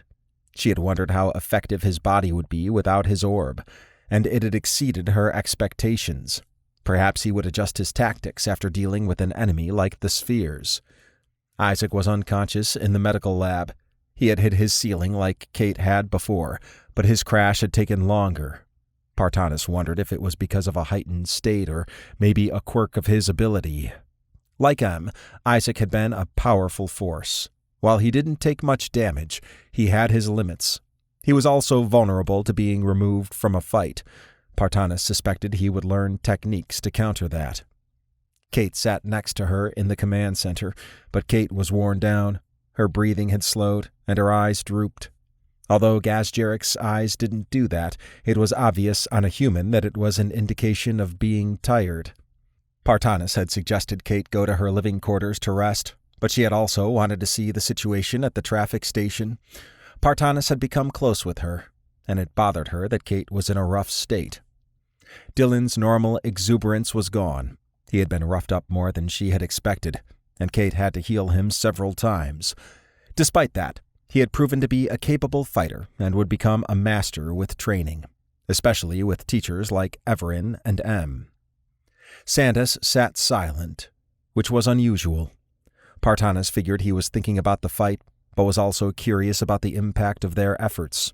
His combat skills surprised her, as he performed like someone who had seen a lot of fighting. His pistols could switch between stun and laser with ease, and his agility allowed him to move around much easier than the others. The Toravata opened a portal and flew through. Partanis stared at the Janahawk ships flying back into the portal ring. Some moved faster than others, but they were all leaving. Despite that, the GC Armada continued to engage them. It wouldn't matter once the bioships hit the portal, as they would jump to the mist dimension. The carnage left behind was everywhere. Debris from ships littered the space between the traffic station and the portal. Partanis' heart sank as the Toravata identified corpses. She was proud to have helped stop the Janahawks, but they had left a trail of destruction in their wake. "So much death," said Sandas. Kate frowned. "Hopefully there won't be any more now." Dylan exhaled. "I know we can't go back in time to evacuate everyone from the crust before it went into the mist dimension, but I wish we could." "We should contact Natus and the Council," said Em. "I concur. Contact them," said Evaran. Natus, Ortala, and Scissorall appeared in a hologram that covered the front of the Toravata. Partanis had thought they might be elated that the fight had been concluded, but their faces showed sorrow. They most likely knew the real cost of the fight with the Janahawks. "Hello," said Natus. "We are glad you reached out to us. The Janahawks appear to be retreating, and we've received updates that they're also moving away from other Rift endpoints. Whatever you did worked." "That's good to hear," said Evaran. "We can assist in relief efforts." Natus sighed. "We'd appreciate that. Our first focus is to finish evacuation from the crust before it disappears again. Once that's done, we're going to repair the traffic station and expand resources to protect the portal. There are other concerns to deal with, but that's something we must handle internally." Partanis scooted to the edge of her seat. "How is the rest of the GC handling the news?" Scissorall grunted. "Most are relieved. However, a fifth of the GC has begun their removal process. They believe the GC isn't competent." "And the Gazjariks shouldn't be the civilization leading such a coalition," said Ortala. "Unfortunately so," said Natus. "We may have won this battle, but we've lost, too. There's a growing number of members who want to change the coalition. These will be long-running issues we'll need to deal with." Partanis knew there would be some impacts, but leaving the GC seemed like a weird thing to do. Then again, she was Gazjarik, and always viewed being a member of the GC as the ultimate goal for most civilizations. It jarred her to think so many had left, and now the Gazjariks might not even be the main civilization anymore. There were a few other major civilizations that could step in, but she suspected the name would change as well as the composition of the armed forces. There could even be other changes, such as cultural. "Despite the bad and good news, we'll weather these changes," said Natus. She gestured at her. "On another note, you're hereby promoted to Sovereign Investigator. You can choose your team and will have use of all investigative facilities." "She will serve her new role well," said Evaran. Partanis' heart thundered. A sovereign investigator was special in that they operated at the coalition level versus a specific region, like Hollock. It took a long time to achieve that rank, and to be given it made her think of the future. She finally had a role she wanted and found it hard to believe she had achieved it. "Congratulations," said Kate, hugging her from the side. "You'll do awesome," said Dylan. "Congratulations," said Em. Sandas eyed her. "You'll do very well, yes, quite well." Partanis swallowed hard, then faced the council. "Thank you. I won't let you down." "We don't think you will," said Natus. "You've worked with an investigative group that uncovered something that wouldn't have been possible for other investigators. Your experience there is unique." Partanis took in the moment. Everything was different now.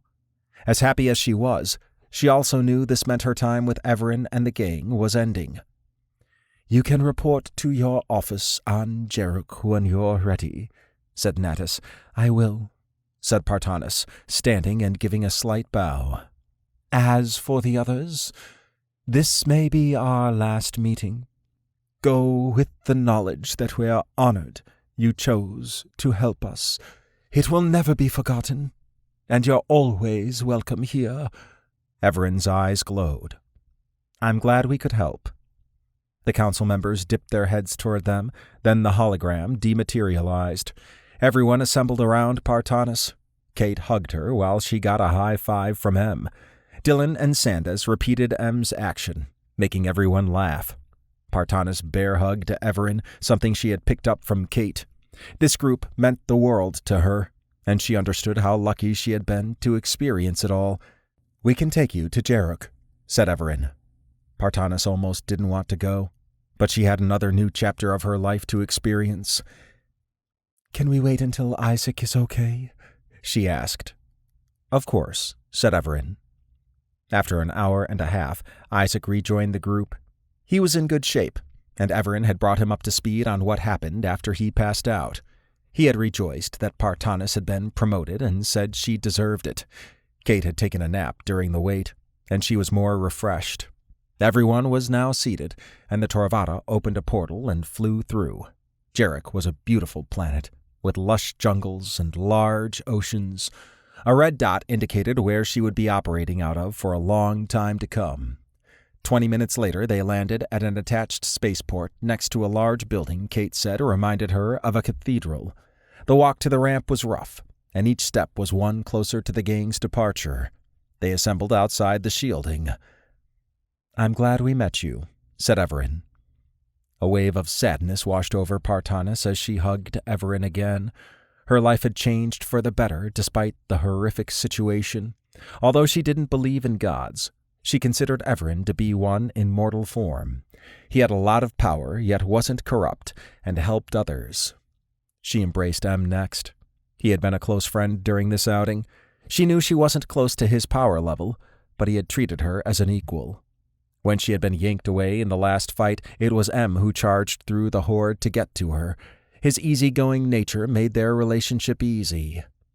Dylan gave her a hug. He had been a good friend like M, and she had come to rely upon his antics to lighten the mood. She had witnessed him grow in confidence over the summons, and she knew if she was in trouble, he would come running, at least faster than the others. Sandas hugged her waist. He joked about being the summons companion alongside her, but she understood he knew that sensation well. His ears drooped, and he frowned when stepping back. She figured he would be doing what she was now once they left. Isaac held his arms out in a T-pose. Partanis smiled and hugged him. Even the lightest touch from him could be devastating, so clearing out the arms worked for her. He had adapted well to his new state and had become a close friend during the summons. Tears flowed from Kate's eyes. She embraced Partanis, and everyone went silent. The possibility of never seeing Kate again devastated Partanis. This would be the last hug she would get, possibly forever, as Gasjariks didn't hug. Kate had been a source of strength for her, and she was going to miss the morning runs. Kate stepped back. "You're going to do great in your new role." "Thank you," said Partanis. Her hearts ached. "I'm going to miss you. All of you." Kate wiped her eyes. "Don't forget about us. I don't think that's possible." "Will you ever visit again?" Kate crooked her thumb at Evaran. "That's his decision, but I vote yes." They hugged again. "Thank you for picking me," said Partanis after stepping back. "I don't know how to effectively express my gratitude." "Be what we know you can be," said Evaran. "I will," said Partanis. She trembled as they boarded the Toravata. A part of her wanted to rush in and continue on with their next summons. However, she knew her role had been temporary, but the time spent with Evaran and the gang had transformed her life. Nodis was right that she had experienced something unique, but she would never know how much so. Partanis returned their wave as the Toravata lifted off. They would never be forgotten, and she already missed them. She smoothed her outfit and pivoted toward her new base of operations. She was a sovereign investigator, and she wouldn't let the GC or Evaran and the gang down. Kate had slept long and well. After dropping off Partanis, she, Dylan, Isaac and Sandas had gone to bed early. Now, with some solid rest behind her, it was time for a morning run. She looked around, half expecting Partanis to be there, but Kate knew she wasn't. It was one of the downsides of traveling with Evaran and Em. Kate got to meet fascinating aliens and even grow close with them, only to never see them again once the summons was concluded. She missed Tehran and Chromu from previous summons, and now Partanis. Kate didn't have a big circle of friends to begin with, and each summons reminded her of that. She took off running. The familiar feeling of sadness followed her. While she was glad the Janahawks had been stopped, there was still a lot of death and an uncertain future ahead for the GC. Partanis would be a part of whatever happened next, and Kate wished she could visit to see some of it. Her mind wandered to when they had traveled 50 years into the future after their last summons to check on things. She ran faster at the thought that maybe they could do that on this summons. Then, afterward, they could maybe stay a month, assuming Partanis' work schedule allowed that type of visit. Those were details that Kate wouldn't mind finding out. After her run, she cleaned up and went to the conference room to get breakfast. It was only 8:45 a.m., so she figured it would be empty. But to her surprise, everyone was already there. Dylan was animated about something, and Isaac had a big smile. Sandas and Em joked about something while Evaran calmly observed everyone. "Everyone's up early. I missed something?" asked Kate. "Yeah," said Dylan. "We're going to travel 50 years into the future to see what Partanis and the GC are doing, then stay a month if possible." She grabbed a protein shake and sat next to Sandas. "I was just thinking about that on my run." "I think it was on everyone's mind," said Isaac. "Indeed," said Evaran. "There's no rush or harm in doing a checkup. I understand it can be depressing to meet summons companions and then rarely see them again. I hope this can alleviate that." "Sadly, that doesn't apply to me," said Sandas. "The reverse? Actually, yes, quite the reverse." "You're a special case," said Evaran. "As long as it's not a not one." Everyone laughed. Sandas weaved his personality into things with such ease. Kate would probably have the same sense of loss after dropping him off. It made time aboard the Toravada precious. "We'll need to find her, as I don't believe she will be in the same position or have the same title," said Em. Evaran nodded. "We can connect to one of their satellites and learn of the situation first. However, I want to warn you that there's a possibility she isn't around." The room went silent. Isaac cleared his throat. "Well, then we'd know what happened. Maybe we could go back to an earlier point." "Perhaps, but you would do so with future knowledge of her death," said Evaran. Dylan shrugged. "It would be whatever it is, then. At least we tried, even if we didn't go back to that earlier time." "Always looking for the positive," said Sandas. "I love humans." Kate swatted his arm. "Very well," said Evaran. "After breakfast, we'll go to the future." Kate downed her shake. She was excited to see Partanis again. She would most likely have advanced in rank, but Kate didn't know which one it would be. She could probably look it up in the Toravada's knowledge base, but if they were going there shortly, it would be easier to just wait. After breakfast, everyone assembled in the command center.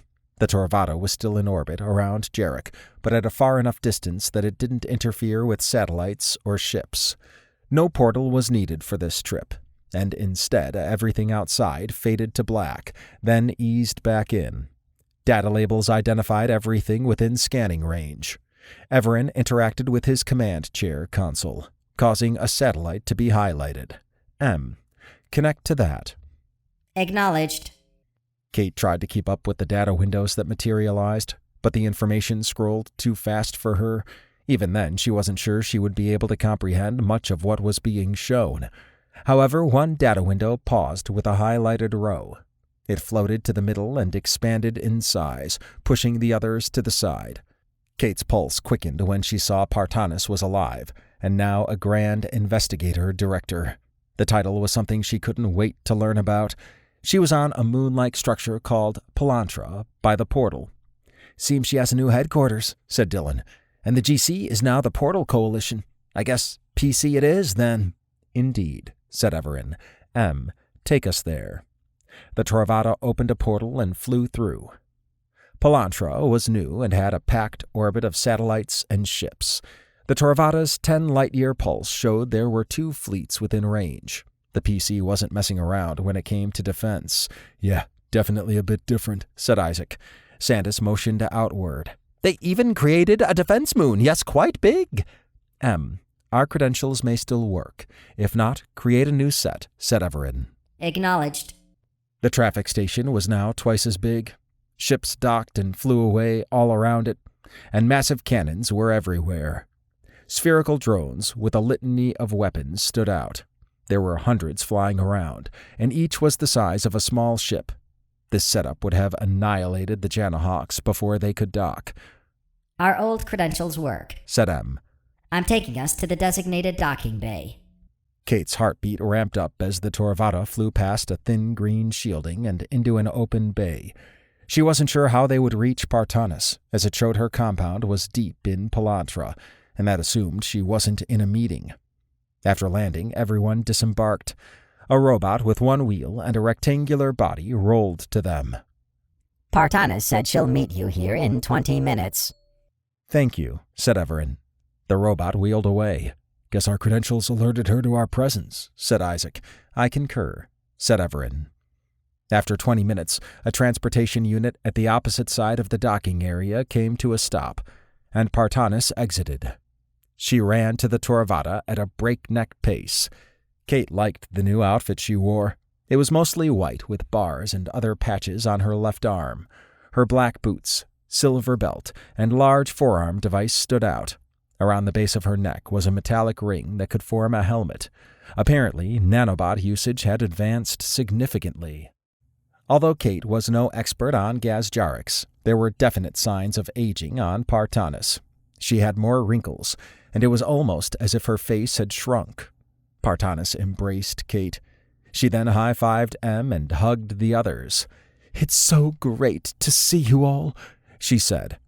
"We wanted to see how things turned out in the future, and of course we wanted to see you again," said Evaran. "I'm so glad. I've cleared my schedule, and if possible we can catch up on the Torvada." "Excellent."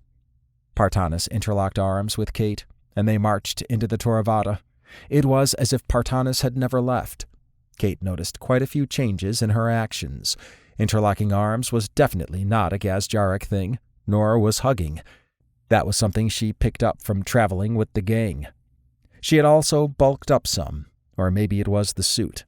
The stares from other personnel in the docking area suggested they were surprised to see Partanis. Maybe some would recognize the gang too, depending on how they were portrayed after the events 50 years ago. Nonetheless, Kate was excited to hear about what had happened since they left. Dylan had been taken aback by Partanis's open affection. While he would have expected some of that if they were on the Torvada, this was out in the open and had been noticed by others in the docking area. She and Kate had already entered, and he figured they would talk in the conference room. After a final look around, he followed the others to the conference room. He grabbed a cold drink, while the others also got snacks and beverages. Partanis got her usual colored drink. She sat next to Kate and Sandas on one side of the table, while he, M, and Isaac took the other side. Evaran was in his usual spot at the head of the table. "I'm glad you didn't disable our credentials," said Evaran. "I didn't know if you all would ever come back," said Partanis. "I hoped, of course, and left the credentials active. I also added an alert to let me know if they were ever used. I was in a meeting when I was notified, so I cut it short and came as fast as I could."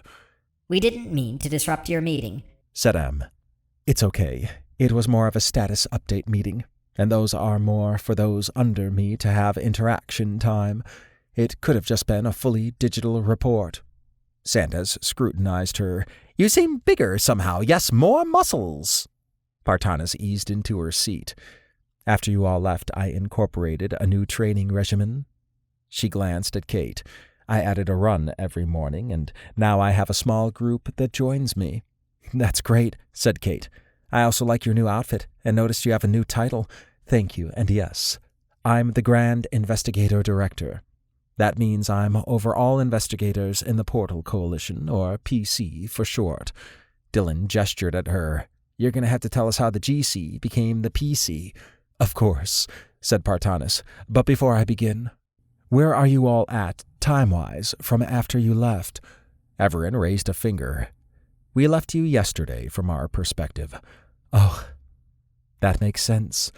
You all look exactly as I remember you. Time travel is amazing in that regard. Indeed. Partanis leaned forward. How long can you stay? Hopefully longer than this meeting. A month, said Evaran. When you're unavailable, I'm sure there's a lot to see here. Partanis beamed. I'll make time for this, and I have enough support staff to cover me. Clemza is my second in command, and she can easily handle things in my absence as needed. Isaac crooked a thumb at the doorway. You could even stay here if you want. Maybe visit some places. I'd love that. I can move in later today. Partanis lightly touched Kate's arm. Maybe you can help me pack some things. I'm looking forward to it, said Kate. Partanis was already sharp, but Dylan noted the confidence with which she spoke. He figured her leadership skills would have been greatly improved if she was the boss of all investigators and their investigations. Partanis interacted with the table console. A projection shot up of the GC and all the areas it held. A green dot indicated where the portal was. This was the state of the GC when you left, she said. As Natus mentioned, we lost about a fifth of our territory. The hologram updated. That looks like a lot, said Isaac. Partanis frowned. It was. However, they were far enough away that they didn't benefit as much from the portal. They had their own thriving trade system without it. After they left, there was an uneasy period as the portal defenses were built. Some members had mentioned there was too much focus on that and not on internal matters. After 15 years, things came to a head, and we lost a third of the GC. The hologram changed again. That's rough, said Sandas. I guess they weren't willing to compromise anymore. Sadly, yes. Partanis highlighted the portal area. However, Palantra had been built along with new defenses. It would have been strong enough to fight a Janahawk's invasion, which was one of its main goals. One side effect from the Janahawk's event was a trending loss of respect for the Gazjerics being the main civilization. Some members threatened to join others who had left, so a vote was taken, and the GC became the PC, with all civilizations being equal. Dylan whistled. Oh, that must have been a rough period for the Gazjerics. Oddly enough, most were okay with it. Gazjerics were tired of always taking the blame for everything. Although we supplied the most resources for the portal, that was redone to be an equal distribution of work and resources. Doesn't sound too bad, then. Partanis moved her hand back and forth. Most Gazjerics just wanted peace, and moving to the PC helped that goal. It appears to have held together for a while now, said Evaran. I noticed the PC has even brought some members back in. You're right. Now that everyone is equal, those with a grudge against the Gazjerics saw an opportunity and took it, said Partanis. Dylan found it fascinating to learn about all the political moves. Although he never fancied himself a politician of any type or being into politics, he appreciated understanding some of the mechanics of it. Here was an empire that was downsized and then renamed, and then it grew again. He was sure there were plenty of talks, and the sheer amount of work necessary to get to where the PC was now must have been staggering. How long did it take you to rise to your current title? Asked M. Partanis updated the hologram to show a list of ranks. I was a Sovereign Inspector for 7 years, 8 months, 3 days. I was then promoted to a Sovereign Lead Inspector. After 19 years, 2 months, and 6 days, I became a Grand Inspector. My role was similar to that of a Sovereign Inspector, but now I had full access to all areas, including highly classified ones. After 14 years, 7 months, and 1 day, I became my current rank. I now oversee all investigators and investigations, both internally and externally. That's a lot of work, said Sandas. I bet you have secret data brokers to help you out, yes, helpful ones. Partanis pointed at him. We do. Actually, we also have an extensive informant system. I'd love to know more about that, said Sandas, looking at Evaran. He shook his head. That's not my call. It's Partanis's. Partanis grinned at him. I have no problem with that, but we should probably only discuss it while on the Toravata for security reasons, unless you have a hidden agenda." The room went silent. Sandas burst out laughing. "You almost had me. Yes, you're quite crafty." The others chuckled. Partanis exhaled. "I can share anything with you all. I trust you with my life and already have several times. I really am looking forward to spending more time with you." "I hope you're ready for morning running," said Kate. "I'm very ready." Dylan cherished moments like this. He didn't know if this would become a trend, where the gang could visit former Summons traveling companions like this, or maybe there would be other changes. He hoped he could see Tehran and Chromu again. Spending a month with Partanis and exploring the new PC excited him, and he couldn't wait to get started. Chapter 26. Sandas fidgeted in his seat as the Toravata approached Intara 3, an ice planet in the Gyrodax system where one of his hidden bases resided. It was June 6, 2009, 10:30 a.m., 10 minutes after they had left to investigate the summons, and time for him to return to his life as a data broker. They had made a quick stop for M to translate some things for Tamula at Jakor. Although Tamula didn't see M, Evaran had kept his word. Sandas loved seeing things wrap up in a positive way. The previous month with Partanis and learning more about the PC had been exhilarating. In particular, he found the way they handled informants to be very effective. They would get a small augment that would register as a general processing unit, but it really recorded everything when needed. When in range of a pickup pillar, all the information was transmitted before being deleted from the informant. Data could also be manually transmitted to a variety of places, where all they needed to do was touch something.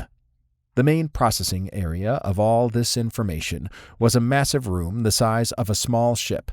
Although there were a lot of workers, there was also quite a few AIs that helped manage the flow of information and diagnose trends. Sandas had watched how they had stopped an attack on a Gastric embassy. The information needed had been collected, analyzed, and presented so quickly that security forces were able to step in before the plot moved forward.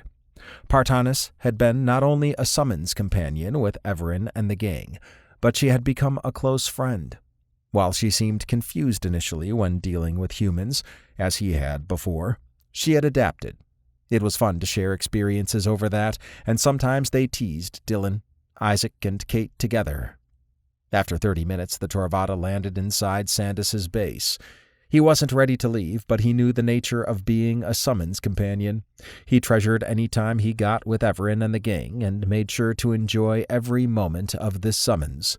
They were rarely dull, and he had learned a lot on this trip. Although Evaran was capable of showing more emotion, he was more or less like the first version. Sandas had caught him frowning a few times, not something that had been common in the first version, but it was usually related to the mention of Dr. Snowden and Emily. Sandas understood, as their loss still affected him. Sandas followed everyone into the docking bay. Although it reassured him to see familiar settings, he was saddened at having to leave the gang. He had become close with them, and enjoyed the time spent with them and Evaran and Em. "I guess this is where you all take off," said Sandas. Kate knelt and hugged him. "I'm so glad we got to meet you." She had undergone a life-changing event, and he had borne witness to it. He had not seen when Dr. Snowden and Emily got their cosmic energy, so he would settle for seeing Kate become a super healer. She was kind and the exact type of person who would travel with Evaran. Her being highly intelligent was also a boon.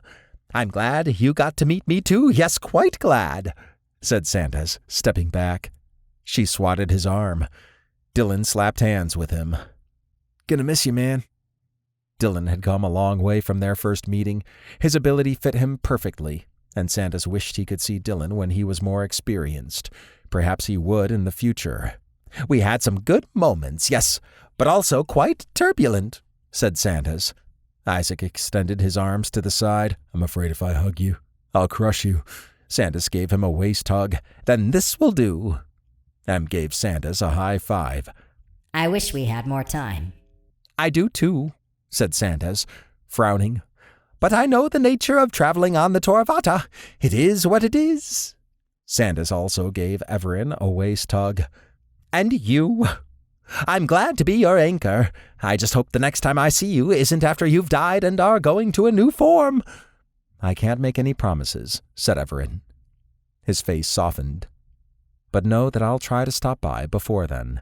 "It's all I can ask," said Sandas with a toothy grin. "Maybe if you have some spare time, I could see Max again." "That promise I can make." A lump formed in Sandas's throat. To see Max again would be great, but it also meant another trip with Evaran and the gang. He'd take it. Kate smiled. "You've now met 2 Everans and the gangs. I wonder how many more you'll meet." "As an anchor? Probably all of them. Each one is unique and special." Dylan rubbed his chin. "We don't have to leave right away, do we? Maybe we could have a pizza party before we go." "Ooh, a party," said Sandas. "Now you're speaking my language." Evaran nodded. "Very well. Let's indulge ourselves." Sandas clapped and headed for his Earth room. Any time he got with this version of the gang, he would take. He already knew that after they left, he would feel down. It happened regardless of which version visited. He could be himself, and due to where they went, there would be no repercussions from anyone finding out he was a data broker. After arriving at his Earth room, everyone crowded around the matter replicator. Sandas had made sure there were plenty of Earth items available, in particular, pizza. While they could have done this on the Toravata, it was a memory he would have at his base. Traveling on the Toravata was never dull, and this summons had been no exception. He would enjoy these last precious moments with Evaran and the gang. Isaac gazed out over the guard railing on the Toravata's roof.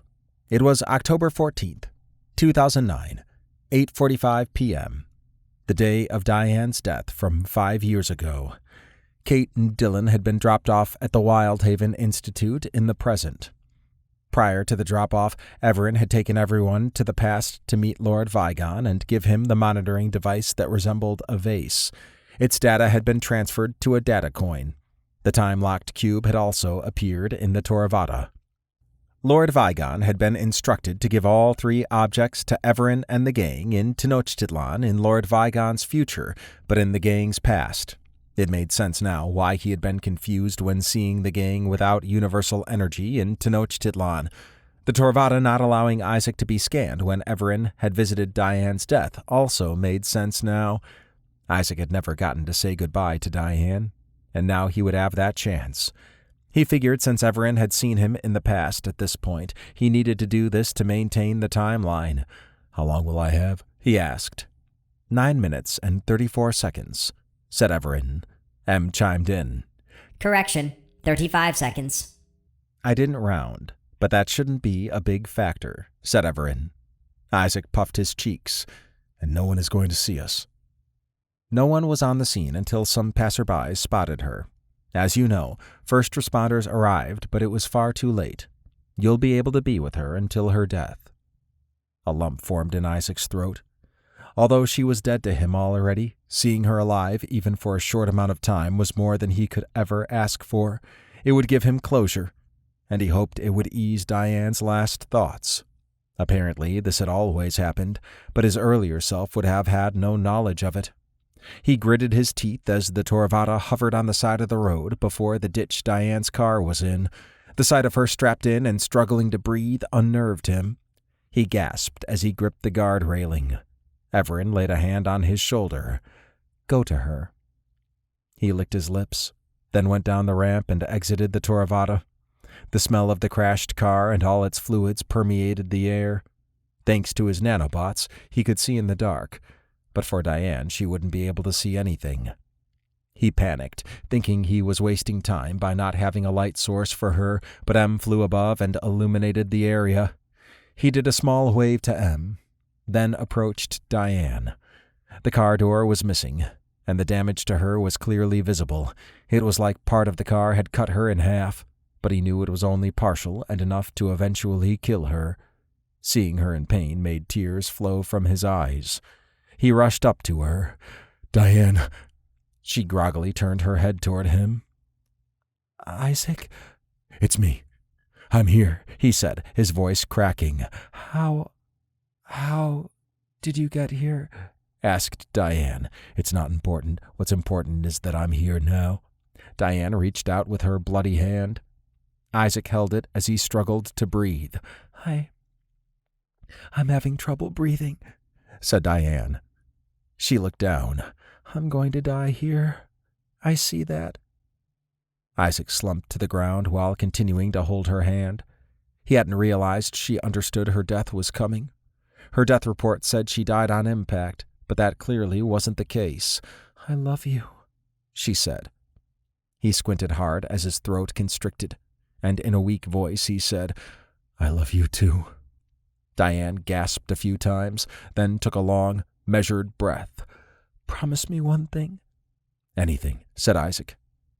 Don't let my death stop you from living life. Please. Promise me. Isaac focused hard. I promise. Good. I don't know how long I have, but I'm glad it's with you. Isaac's breathing went haphazard. Although he was beyond thankful to have this opportunity, he didn't realize what the impact of watching Diane die would have on him. The Torvada was right there, but he knew it couldn't intervene, as her death was established. Evaran wouldn't allow it due to rules, although the Torvada had permitted something similar in a previous adventure. For whatever reason, it didn't allow it here. Diane slowly blinked. You're a good man, a great husband, and an even better best friend. I'm glad we had what time we had. Isaac laid his forehead on her hand. And you're the same to me. Diane coughed hard, spewing blood over the dashboard. Hurts to talk. Isaac gently hugged what he could of her. He tried hard not to make things worse with his newfound strength. While he could rip the car apart to free her, she would die instantly. Just hold me, she whispered. Always, said Isaac as tears flowed down his cheeks. After a few minutes, her voice wavered. Goodbye, my love. Isaac squinted hard as he hugged her as tight as he could without doing damage. She went limp in his arms, and he struggled to maintain his composure. He trembled as his throat began to hurt from being restricted. This was a moment he would never forget. Evaran touched his shoulder. Isaac stepped back and held his head in his hands as his tears became a river. Evaran put his arm around him. I know this was hard, but I hope it gave you closure. Isaac wiped his eyes as he raised his head. Yeah. Let's just go. Halfway back to the Torvada, he peeked back. The passerby would be spotting the wreck shortly. He glanced at the drunk driver's car on the other side of the road. The driver was dead. But if he wasn't, it would take an army to hold Isaac back. Someone's stupid decision took his Diane away, and there was nothing he could do about it. After boarding the Torvada, Isaac cleared his throat and faced Evaran and Em. I'd like to watch when I arrived, if you don't mind. Of course, said Evaran. Let's go to the roof. Isaac extended his hand, palm forward. Wait. I wanted to thank you both for being here with me. I'm so grateful to you both. The feeling's mutual, said Em, squeezing Isaac's left arm. Likewise, said Evaran, getting the other arm. Isaac exhaled hard. All right. I'm emotionally drained, but I still want to watch my earlier self. They went to the roof, and the Torvada hovered in the middle of the road. Isaac knew it would be a bit before his previous self arrived, and despite the emotional tornado whipping around inside him, a sense of peace lurked in the back of his mind. He had gotten to be with Diane in her final moments, and all those times when he had gone over what he would have said played out as expected. Although Sandas had said it was unusual to see the first Evaran frown, this version did, and there was a big one on his face. Em was in his robot body, and his lights had dimmed. They were family to him, and events like this showed how much they cared. Evaran caught Isaac's look. How are you doing? Best as I can be, said Isaac. He furrowed his brow. Once again, I really appreciate this. It gave me a lot to think about. Evaran placed his hands behind his back. Of course. Unfortunately, everything is as it should be. The end. This has been The Galactic Web, Book 3 of the Evaran Chronicles II. Written by Adair Hart. Narrated by Michael Wolfe. Copyright 2025 by Adair Hart. Production copyright by Adair Hart.